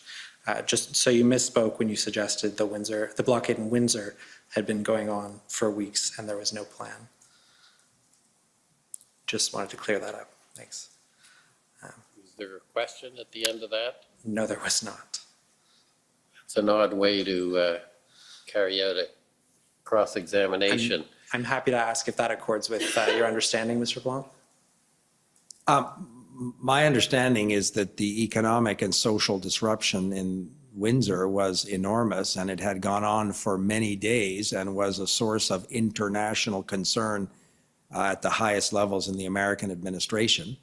We were obviously glad that it was resolved in the way it was resolved, but to have an international border crossing that cost billions of dollars to the Canadian economy and led to considerable reputational damage for Canada as an investment opportunity, we wouldn't describe as a very successful effort, but I certainly share your view that when it was resolved peacefully, it was a very important moment for the country.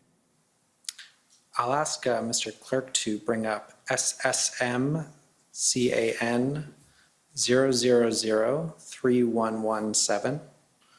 This is a letter from the Prime Minister to Premiers sent after the First Minister's meeting on February the 14th. And if we can go to page 3 under point 6, the letter reads, our government recognizes the importance of coordinating with provinces, territories, and municipalities to ensure the safety and security of Canadians. Do you agree with the Prime Minister here? Yes, and he was very clear in the First Minister's meeting and in various discussions across our government that was the case. Thank you. Minister Blair and Minister Mendocino both told this commission that there's a responsibility for all 3 orders of government to communicate and cooperate when responding to an event like the protests earlier this year. Do you agree with them? Yes. And we heard from Minister Mendocino today that timely two-way communication between his ministry and the City of Windsor was important in his work at the federal level to respond to the blockade of the Ambassador Bridge. I'll ask Mr. Clerk to bring up SSM CAN 00002253. Although I understand you did not communicate directly with Windsor, were you aware that your senior advisor, Meredith Kaplan-Jameson, communicated with Windsor's Mayor's Chief of Staff, Mr. Telzewski, during the blockade of the bridge? Yes, I know that people who work in my office were speaking with officials at the City of Windsor and in the government of Ontario. And I know that my colleague, and he, I'm sure, spoke about it today, but Marco Mendocino spoke, I believe, with the mayor of the City of Windsor as well on a number of occasions. Ms. Kaplan-Jameson spoke with Mr. Telzewski the morning of February 8th, the morning after the blockade started in Windsor. She relied on and Ms. Kaplan-Jameson relied on that information she received from Mr. Telzewski in this briefing note to you on that same day. She talks about Mr. Telzewski, if we can kind of slowly scroll through to give the minister a chance to see the briefing note. She talks about Mr. Telzewski's download and highlights information that she characterizes the makeup of the convoy in Windsor, the situation on the ground, the city's key concerns, what next steps the city had already taken, and what the city's next steps were. Are you aware that Mr. Telzewski continued to share information with Ms. Kaplan-Jameson throughout the blockade?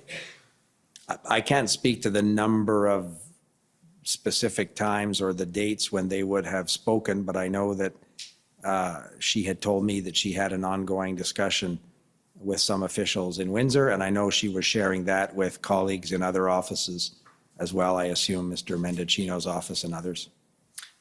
And further to that, Ms. Kaplan-Jameson asked her counterparts in other ministries to invite her to meetings with Ontario counterparts, including municipalities. Is that right? Does that accord with your? That would be a normal part of her responsibilities in my office, yes. Okay. And you're familiar with the report to the Houses of Parliament regarding the Emergencies Act consultations? The report that was tabled per the legislation, yes. That's right. So let's pull it up. PB CAN 00001159. So the report includes details on the federal government's engagement with the provinces, territories, and municipalities and law enforcement. It's on the first page under engagement.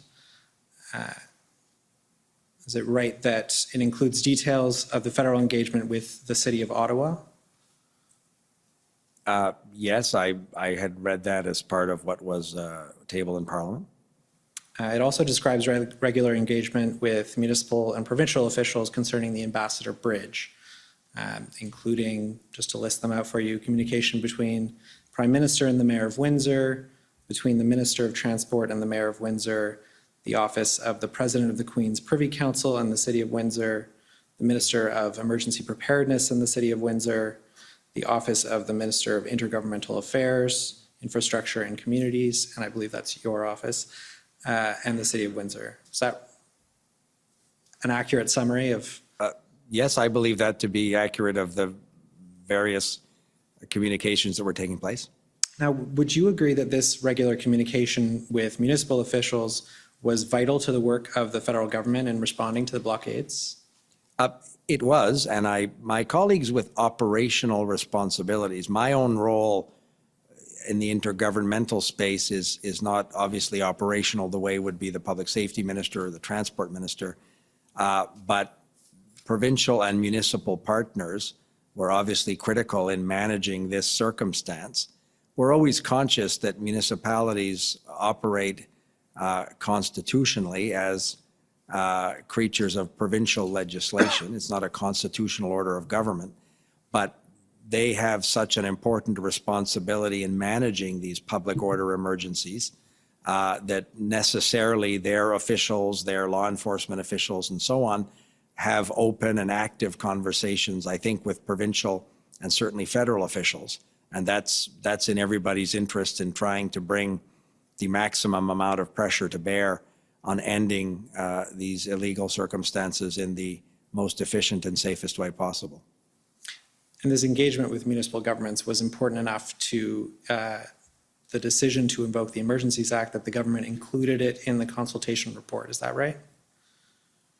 Yes, because it was part of our government's conclusion that existing provincial and municipal authorities and resources were not going to be adequate to bring these illegal events to a conclusion. And that's why the Emergencies Act, which is necessarily the last resort in this decision-making process, in our view, became necessary. So to inform ourselves, we had active and ongoing conversations as a national government with these municipal and provincial authorities because everybody was trying to use every existing tool, authority, resource to bring these to a safe and appropriate conclusion. So for us to conclude that it wasn't likely going to work and that it was necessary ultimately for the governor and council to proceed to invocation, this had to be one of the very critical inputs to that process. Would you agree with me that it's apparent from the protests and the collaborative relationship and two-way communication between the federal government and impacted municipalities that that communication is critical in responding to a multi-jurisdictional event like the ones we experienced earlier this year? Yes. And would you agree that the federal government cannot always rely on their provincial partners to facilitate that communication? Again, I want to be careful. As the Intergovernmental Affairs Minister, I'm conscious of the constitutional orders of government. You're a lawyer, you'll understand that as well. Some provinces are very jealous of the Government of Canada having, in some contexts, direct relationships with their municipalities. That's not the case in every jurisdiction. And happily, that was not the case with respect to this joint effort, this collective effort, not joint effort, from the different orders of government, as you noted, to try and manage this national public safety emergency. And the direct communication that you alluded to there, is that particularly important, which in the case, for example, with the Ambassador Bridge, if an event is related to federal critical infrastructure and that borders within a municipality? Yes, and that was one of the challenges with respect to those international border crossings, which clearly are critical economic infrastructure for the country. The fact that this international border crossing could so effectively be blockaded, largely in the municipal streets of the city of Windsor. One of the challenges was the bridge itself may have a different jurisdictional scope, but access to an international border crossing, in this case, is properly in the municipal streets of the city you represent. So that is exactly why it was important for us to have the appropriate situational awareness as we contemplated what would be the appropriate tools that might assist municipal and provincial authorities in bringing this to a conclusion. I understand I'm at the end of my time. If I could just ask one final question. Go ahead. What are you doing to ensure this cooperation and communication happens, particularly where if, for example, a provincial partner isn't engaging in the way you would like? So I, as the infrastructure minister, another portfolio that I have responsibility for, have ongoing and active discussions with provinces and municipalities in terms of infrastructure programs. So across the government of Canada, there are active discussions with municipalities in many different areas of public policy. But, and in something as important as the effective enforcement of measures necessary to bring illegal, very dangerous and damaging illegal activities to an end, we'll continue to work with all the partners necessary to do this. And as I said, from our perspective, the provincial governments understood that the three orders of government had to be involved for this to be effective. And in the vast majority of cases, that was the cooperation that was successfully being used. Thank you, Commissioner. Thank you, Minister LeBlanc. Those are all my questions. Thank you. Okay, next to the City of Ottawa, please.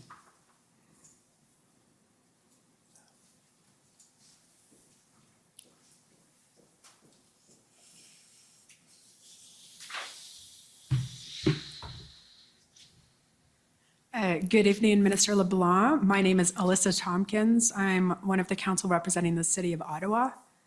I just have a couple questions for you this evening. So I'm going to follow up on a document that Commission Council took you, the email from Ralph Goodale. So if we could bring that up, it's ssm.can.00006594.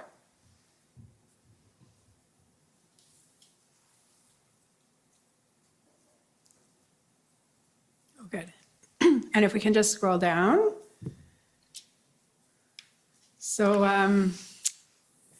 it's really the last sentence of the first paragraph, but we'll start one sentence prior. Granted, the volume of the protest in Ottawa was greater and came without as much warning, but the City of Ottawa and the OPS have proven themselves incapable of grappling with this problem. And I get that's not your statement, it's his, so I'm going to park it.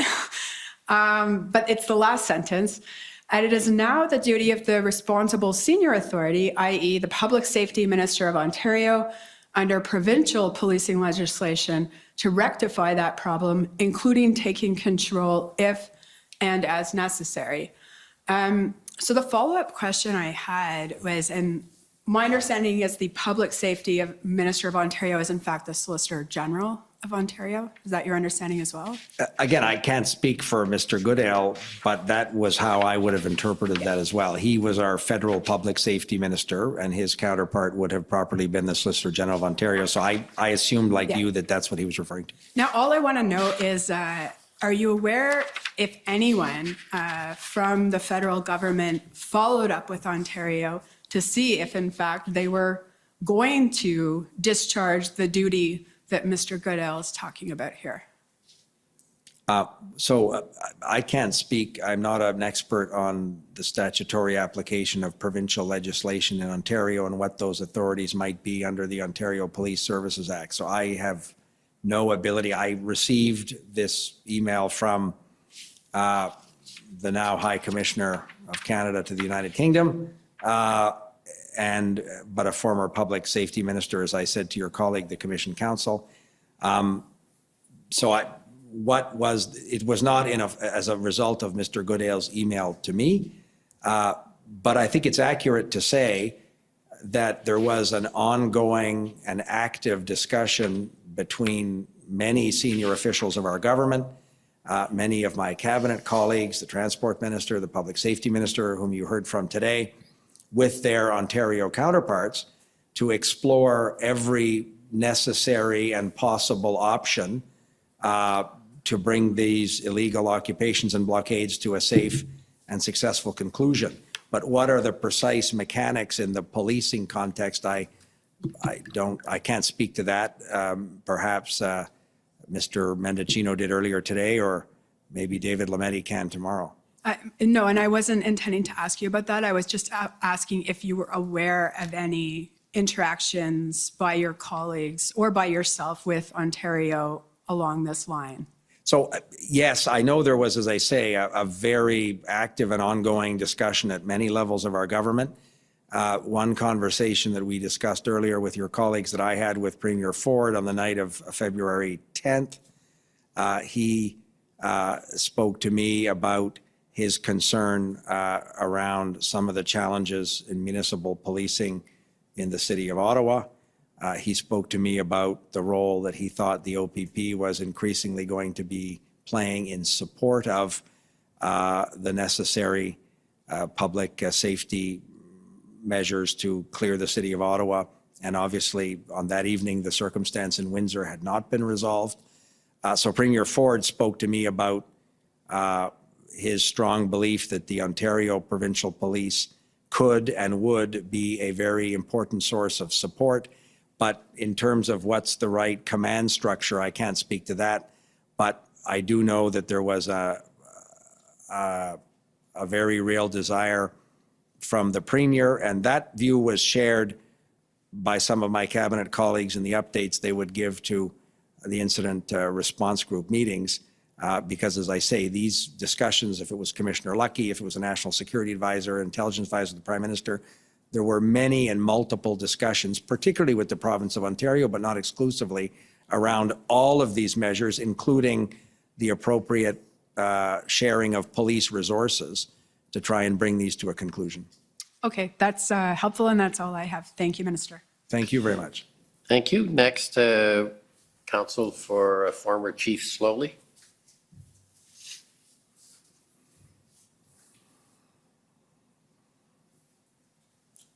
Good evening, Minister. Rebecca Jones for former Chief Slowly.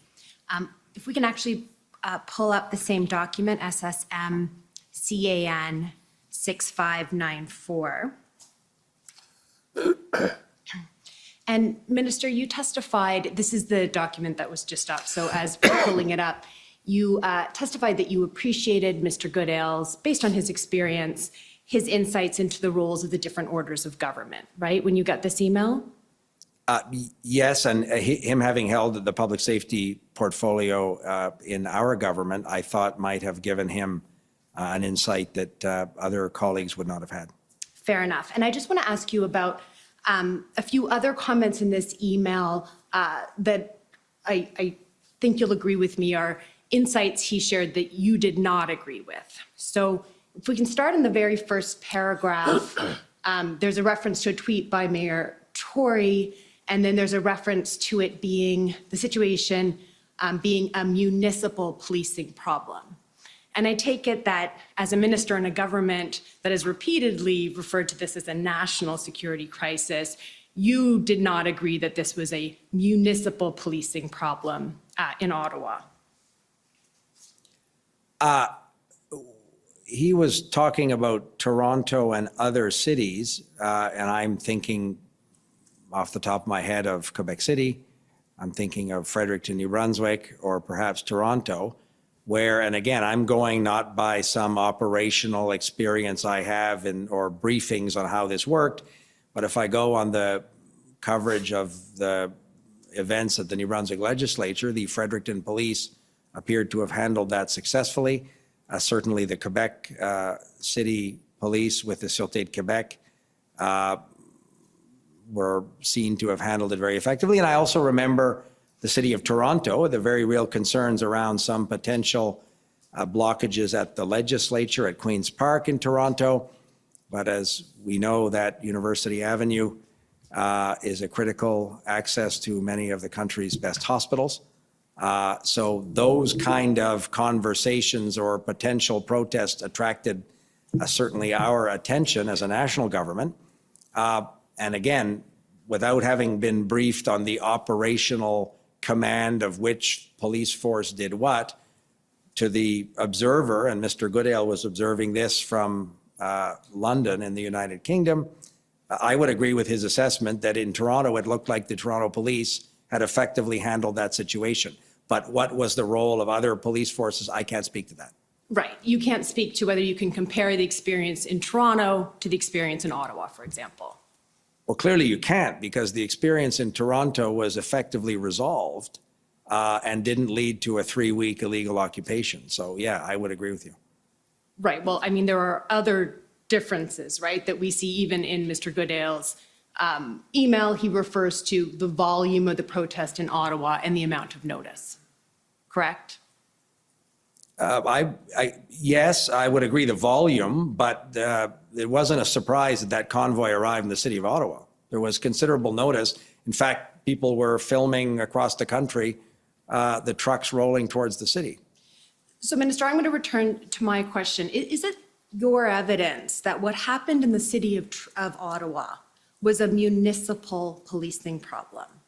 That it was not a national problem? Not at all. That's not my evidence. That's what Mr. Goodale's email would purport to identify. Right. So let me just go back to my question. My question was, I wanted to know what part of his email you disagreed with.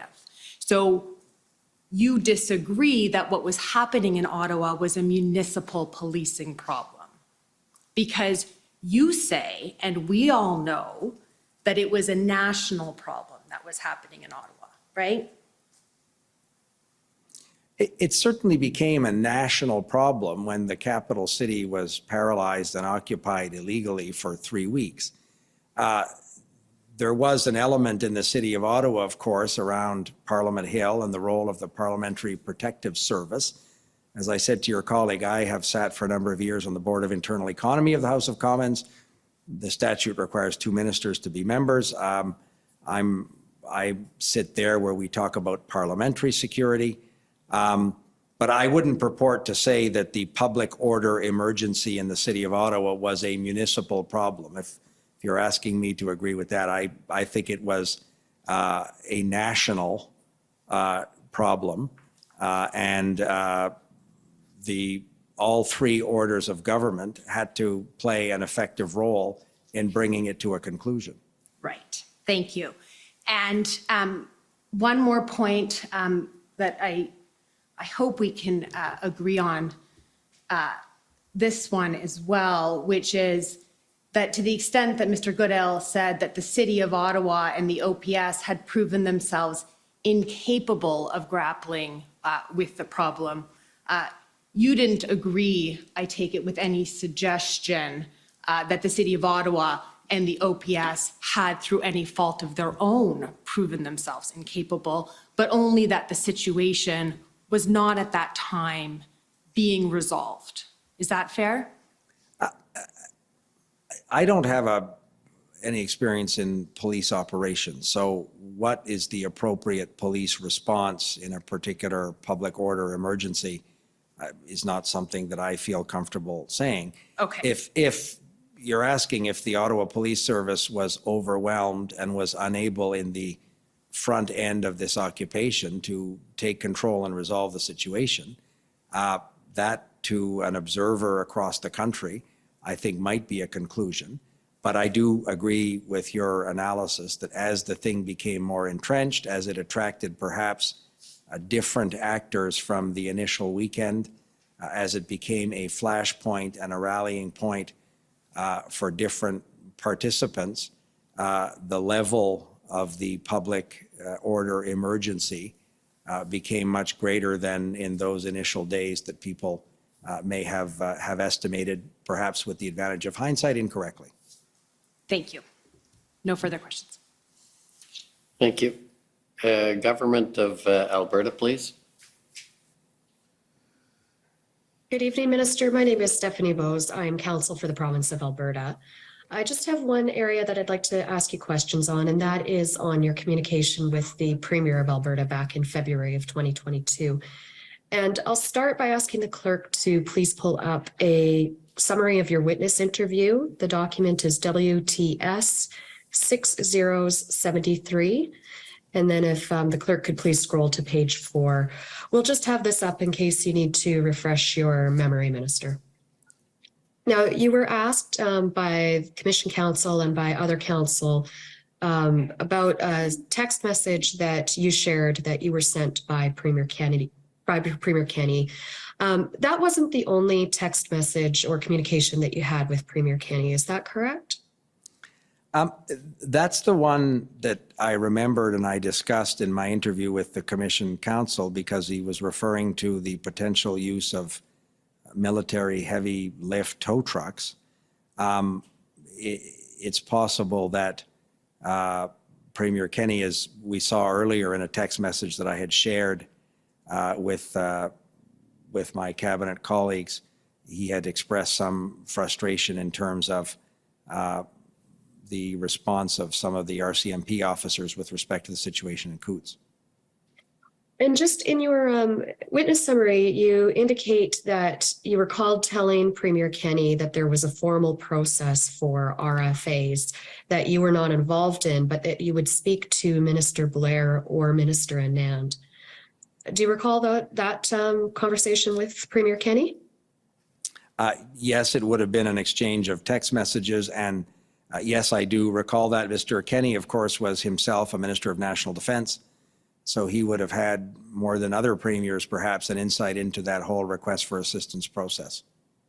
And at that time, were you aware that province of Alberta had in fact submitted an RFA on February 5th? I was not until Premier Kenney indicated to me that they had submitted it. No, I was not.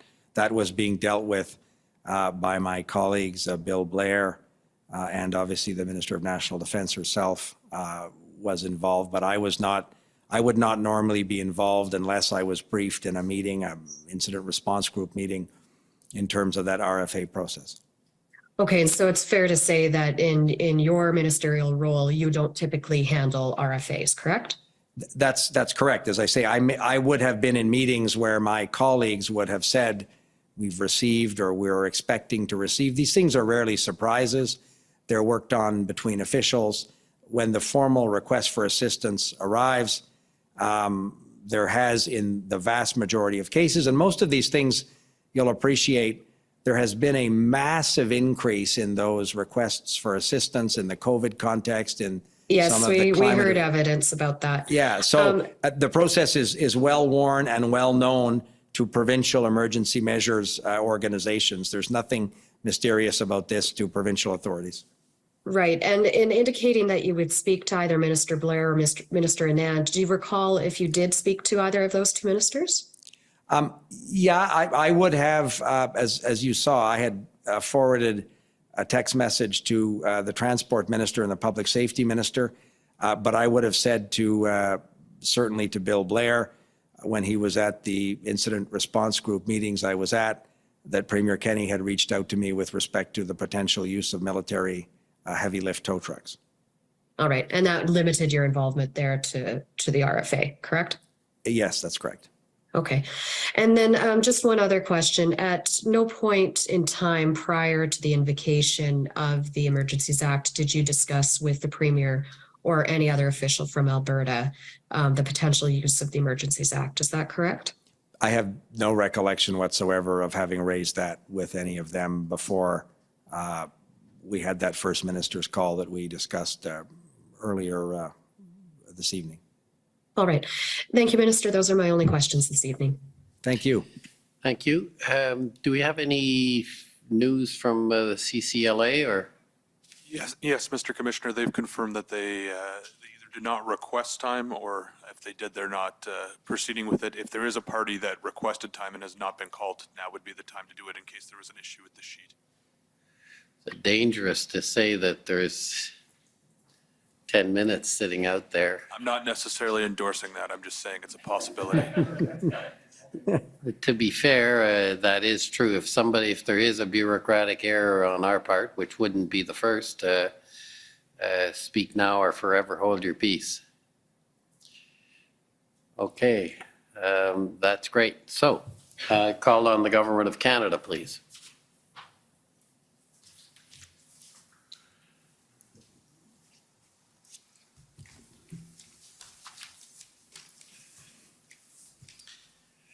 Good evening. Robert McKinnon for the Government of Canada. I just want to take you to a couple of documents that my friends have taken you to already. So the first one would be the readout with Premier Ford and that's ssm.can.several zeros 94. I think it's 7 zeros.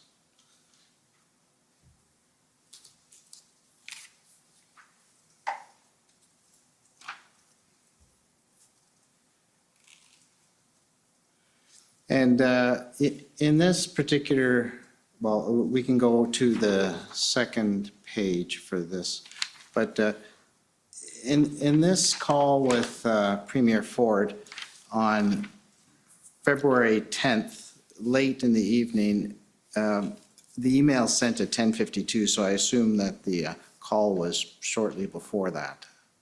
Is that to your best? Yes, and that would have been 10:52 in PM in Ottawa, which was almost midnight in New Brunswick, where I was when that call had taken place. Okay. And I would have, my practice was to, after a call, certainly of that significance, to immediately provide my deputy minister at Privy Council for Intergovernmental Affairs, Mr. Vandergrift, with a summary of the call, and he would circulate that to his counterparts as appropriate in the Government of Canada. Right. And in this call, he's letting you know about Ontario about to issue an order under the Emergency Act? Yes, the Premier had told me that they were finalizing those measures, and he was announcing them the next day. And you had mentioned that you had had discussions with Ontario concerning options to deal with the situation. Is that correct? Yes, the initial part of the conversation and the purported reason why I texted Premier Ford to ask if I could speak with him when I got home in New Brunswick was to explore what we thought were, particularly in the transportation sector, but not exclusively, options that perhaps non-emergency act options, obviously, that might be brought to bear in the context of Windsor and in Ottawa. So this was part of an ongoing effort at every level of our government, and not only with Ontario, but the example you're using was with Ontario, to ensure that we have used every available and possible authority, municipal, federal, provincial, that may assist in resolving these various illegal activities. And that was late at the end of the day on February 10th even. You were looking at these options apart from the Emergencies Act and talking to provinces. Is that correct? That's absolutely correct. And as I say, I know there had been that day a discussion around some what we thought were provincial transportation department authorities that may be helpful in the trucking context. And that was the original reason why I reached out to Premier Ford. And as I say, the conversation was quickly overwhelmed by his explaining to me the decisions that his government was in the process of implementing, which led to their invocation of their own measures the next morning. In fact, if you look at the second last paragraph, second sentence, it says, Minister LeBlanc said that the RCMP is ready to provide whatever resources are needed as long as there's a good plan in place. That is absolutely accurate. One of the things that struck me at the various incident response group meetings and in briefings from particularly Commissioner Lucky, but not exclusively the Commissioner, because other federal law enforcement officials were providing updates, the head of the Canadian Border Services Agency, the director of CSIS, and others. But police authorities, particularly in our case, the RCMP, the Commissioner of the RCMP, were very concerned about their counterparts in municipal or provincial police organizations having the appropriate operational plan in place that would enable the RCMP to then effect additional resources in a safe and effective way. So that was a subject that Commissioner Lucky brought up often with the incident response group and in various other briefings that I was a party to before the incident response group was stood up by the Prime Minister. And there's no mention in this email of any reference to the Emergencies Act, the Federal Emergencies Act, only the Ontario one. Is that correct? That's right. And I did not discuss with the Premier at all the potential invocation federally. We were still canvassing and you would have seen that in some of the incident response group minutes. The first track 1, was still very much on that evening the focus of our efforts, because we recognized that the Emergencies Act, ultimately, if that was the decision, was a decision of last resort. So we were very much actively in pursuit of existing provincial and municipal authorities and federal support that would help them execute those authorities in the most safe and effective way. When did you, I'm talking about cabinet, first consider the use of Emergencies Act? The first time I remember a discussion about the potential invocation or the necessary analysis that might lead the government to conclude that that was the necessary step of last resort was at a meeting earlier in the evening on the 10th of February in Ottawa, an incident response group meeting. And as I say, the briefing by officials was framed in the context of track 1, which we had been pursuing since the very beginning of this public order emergency. And track 2 then became an option or a source of discussion for the government as an option if track 1, which was the existing authorities, municipal, federal, and provincial, continued to prove ineffective in resolving these illegal blockades and occupations. So it was earlier that day then, you said February 10th, that Cabinet first considered. There was an IRG meeting that day. Are you referring to that IRG meeting? Yes, and I want to be careful. Considered, I'm not sure that would be the way that's the first time Cabinet was briefed by senior officials that they were beginning to look at, and subsequently over the meetings the next day and on the weekend, that became part of the conversation. But the first time it was raised as an option before the government, the invocation was as the second and last resort track, if you will, was on that evening of the 10th of February at the incident response group meeting. You're correct. Right. We know that there's a chart at the back of the February 12th minutes listing track 1 and track 2 options. Do you recall that? Yes, and I would have recalled that conversation at that meeting as well. I think that was the Saturday. I was physically in Ottawa during those days, and I remember that Saturday meeting. So would you use the word consider in that context on the 12th for that meeting? Yes, the cabinet was being briefed by officials and I assume the Minister of Justice. I'm going by memory. I don't have the minutes in front of me. But cabinet colleagues and senior officials were explaining to the government, to the incident response group meeting in that case, what might be the steps necessary and the potential authorities that could be contained should the government decide to proceed to an invocation of the Emergencies Act. Okay, thank you. Another document my friends took you to, and you made reference to, so I just want to make sure I'm highlighting an area that you referenced in your answer. It's ssm.nsc.can. A number of zeros, 625. It's the First Minister's conference call.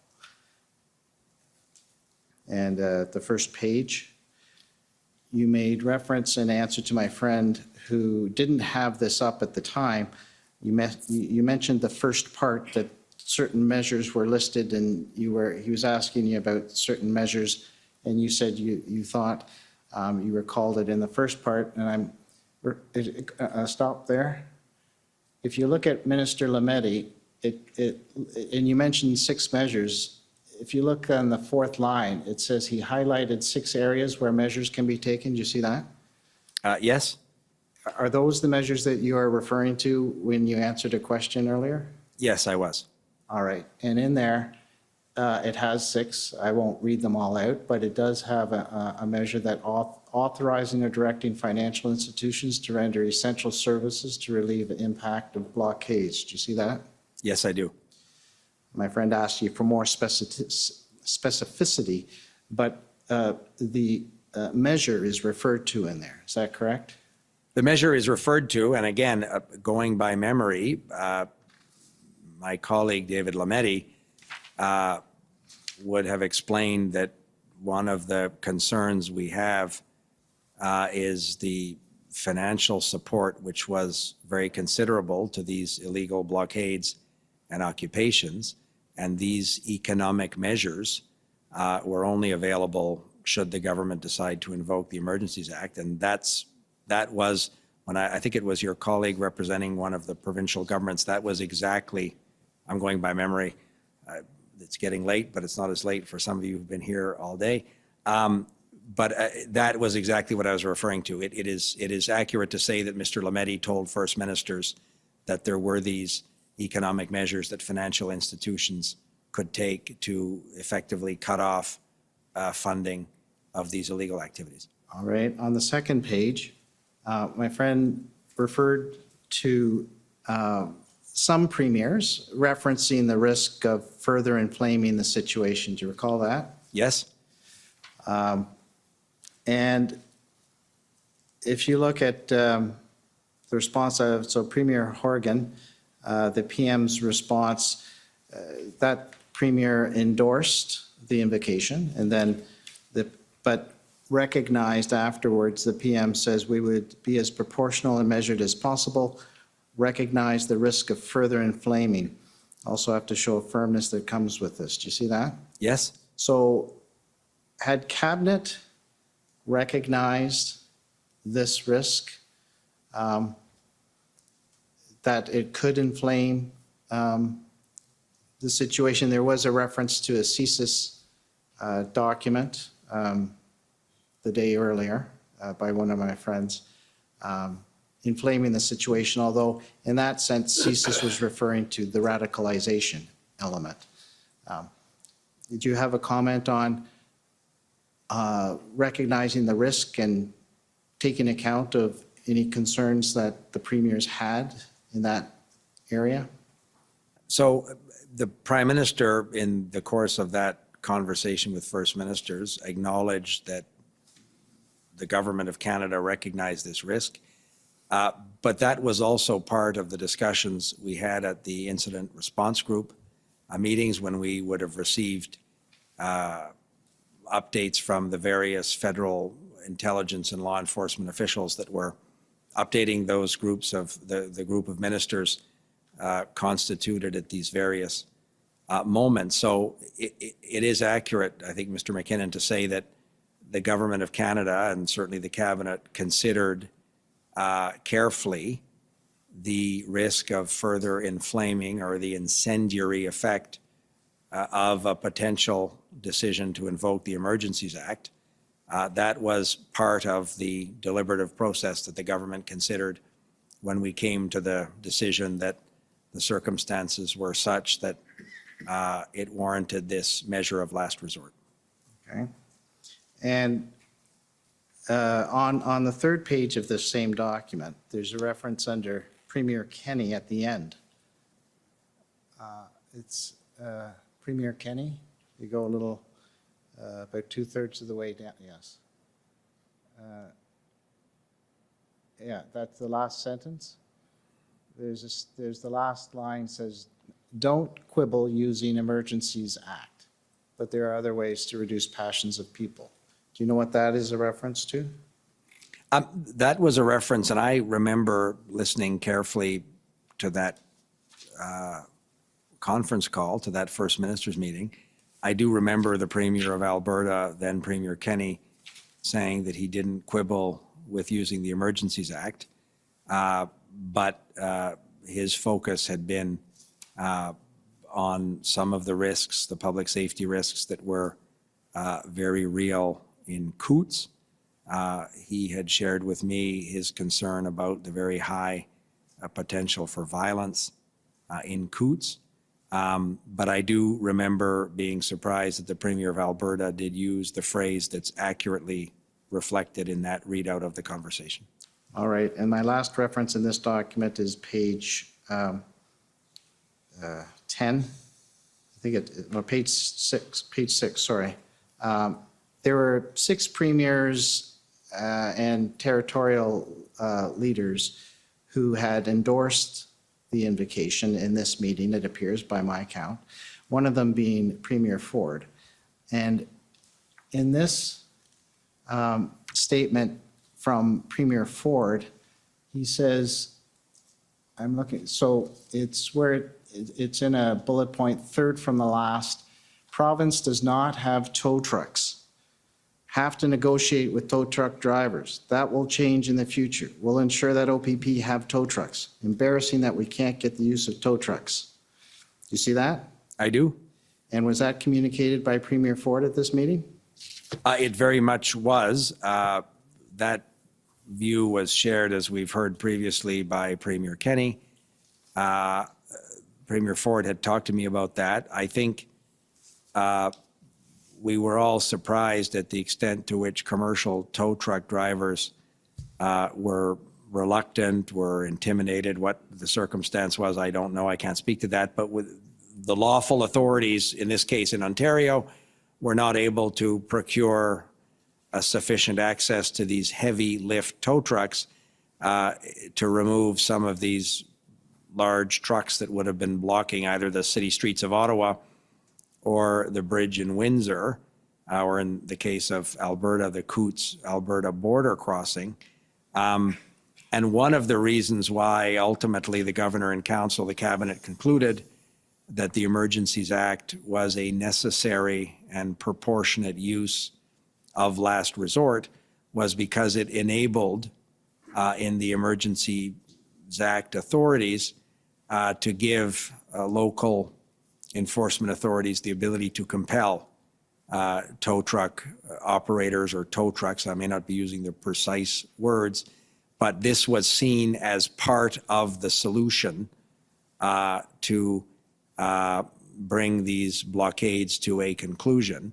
It was not tenable to say we can't enforce municipal bylaws, criminal code bylaws, because we can't find somebody to tow a truck away from a critical piece of infrastructure as important as the Ambassador Bridge.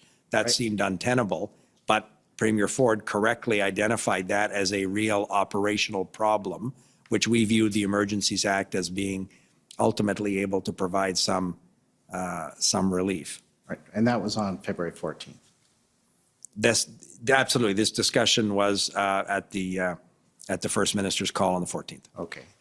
My friends also took you to your witness statement, WTS number of 073. At the very last page.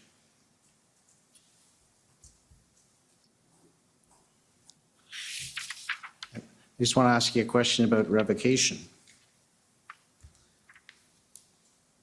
So in your last paragraph, you described the revocation aspect.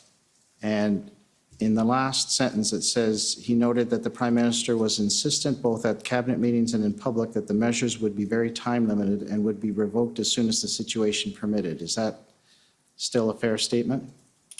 It is. The Prime Minister, when we began to consider the potential invocation of the Emergencies Act at the Incident Response Group meetings, was very insistent that it be time limited and that it not be used longer than was minimally necessary. All right, and I just have a couple more points to respond to questions my friends have asked. The Council for the Democracy Fund mentioned on February 8th that Premier Kenney had announced accelerated stages to remove all COVID-19 measures. Do you recall that being referenced the February 8th? I do. Okay. And that on that very day, the first step was to remove the vaccine passport removal, correct? And Was there a dispersal as a result of that announcement of healthcare measures of protesters at Coots in the next few days? That, I'm taking your word for it, Mr. McKinnon. That decision of the government of Alberta was on the 8th of February? Of 8th, yes. No, the Coots illegal blockade continued for a number of days after that. And in fact, there were sites, I remember, on the route, on the access to the particular Coots border crossing that were increasingly becoming the source, a magnet for other activities. So to pretend that the vaccine passports to go to a restaurant in Alberta resolved the Coots border crossing would not be an accurate view, in my opinion, of the chronology of those events. Okay, there was another point that was raised about the Windsor blockade and the fact that it had been cleared. Are you aware, if I could just pull up this document, it's WIN 50932. Are you aware of the injunction at Windsor? I was aware at our incident response group meetings, officials were briefing us, and that was very much in the public domain and in public media about the injunctive relief that was being sought by authorities in Windsor. Could you go to page 8, paragraph 47? That's it. That's right. About the notion that all was fine at Windsor, if you just look at the top paragraph there, it mentions that a court decision says that there is a risk that there could continue to be, based on uncontroverted evidence, a return of protesters, so it was necessary to continue. So was the Emergencies Act, to your knowledge, a deterrent that was useful for this state? In my view, yes, and I think I tried to express to one of your colleagues that if a particular, in the case of the Windsor blockade, it was, as I've said before, extremely damaging economically. It was high risk of public safety concerns. All of that, in our view, was true. But once it was dispersed, it wasn't clear where those people had gone or where they may show up next. So in order to keep that particular border crossing open, there was a level of very significant and sustained police presence required. The injunctive relief, as you noted, continued. There was an issue of potentially spreading too thin police resources.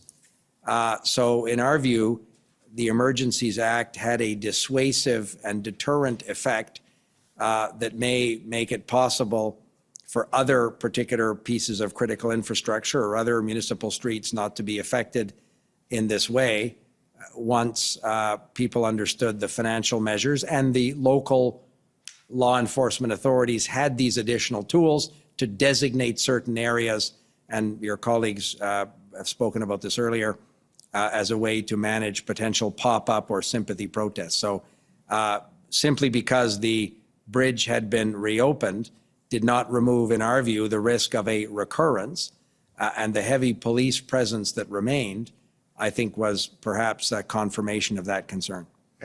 My last question, my very last question is, are you, because it has to do with the deterrent effect, and I hope my question isn't in that same vein, have that effect. But maybe my answer needs to be briefer. This can be brief. I won't take you to it unless it's necessary. In the IRG of February 23rd, there's a reference to the use of pamphlets in Manitoba at the Winnipeg legislature that contained measures that were used, that were handed out to protesters in order to help deter them from coming. Are you aware of that from the IRG from February 23rd? Yes, we took note of the certain irony that the province of Manitoba said over and over again that this wasn't necessary and need not apply on the territory of Manitoba. But the Winnipeg Police Force thought that those measures that would have been available to them, had they been needed, were of sufficient importance that they should use them in a pamphlet that they were giving to demonstrators who I think were in front of the Manitoba legislature. I think it's on Broadway Avenue. But that was a source of real concern, and the Winnipeg police thought that those additional authorities were significant enough that they may be used to perhaps dissuade some of those protesters from entrenching in front of the Manitoba legislature like we saw in the city of Ottawa. Thank you, and thank you for your indulgence, sir. Okay, so any reply? No reexamination, Commissioner. Okay, well then I think you're now free to have supper. J'ai pas l'air de quelqu'un qui a manqué beaucoup. Well, I don't look like someone who's missed lots of meals, yes, but still, maybe you could have a glass of wine to celebrate the end of your testimony. Yes, I could even go and smoke a cigar with my colleague, Mr. Mendicino. Thank you so much, Mr. Commissioner. Thank you for appearing and for testifying, and thank you as well for having accommodated us up to this hour. I really appreciated this occasion and your work as well. Thank you. At 9:30 tomorrow morning.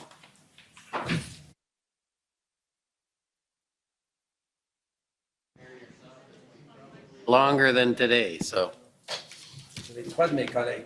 The commission is adjourned. La commission est adjournée.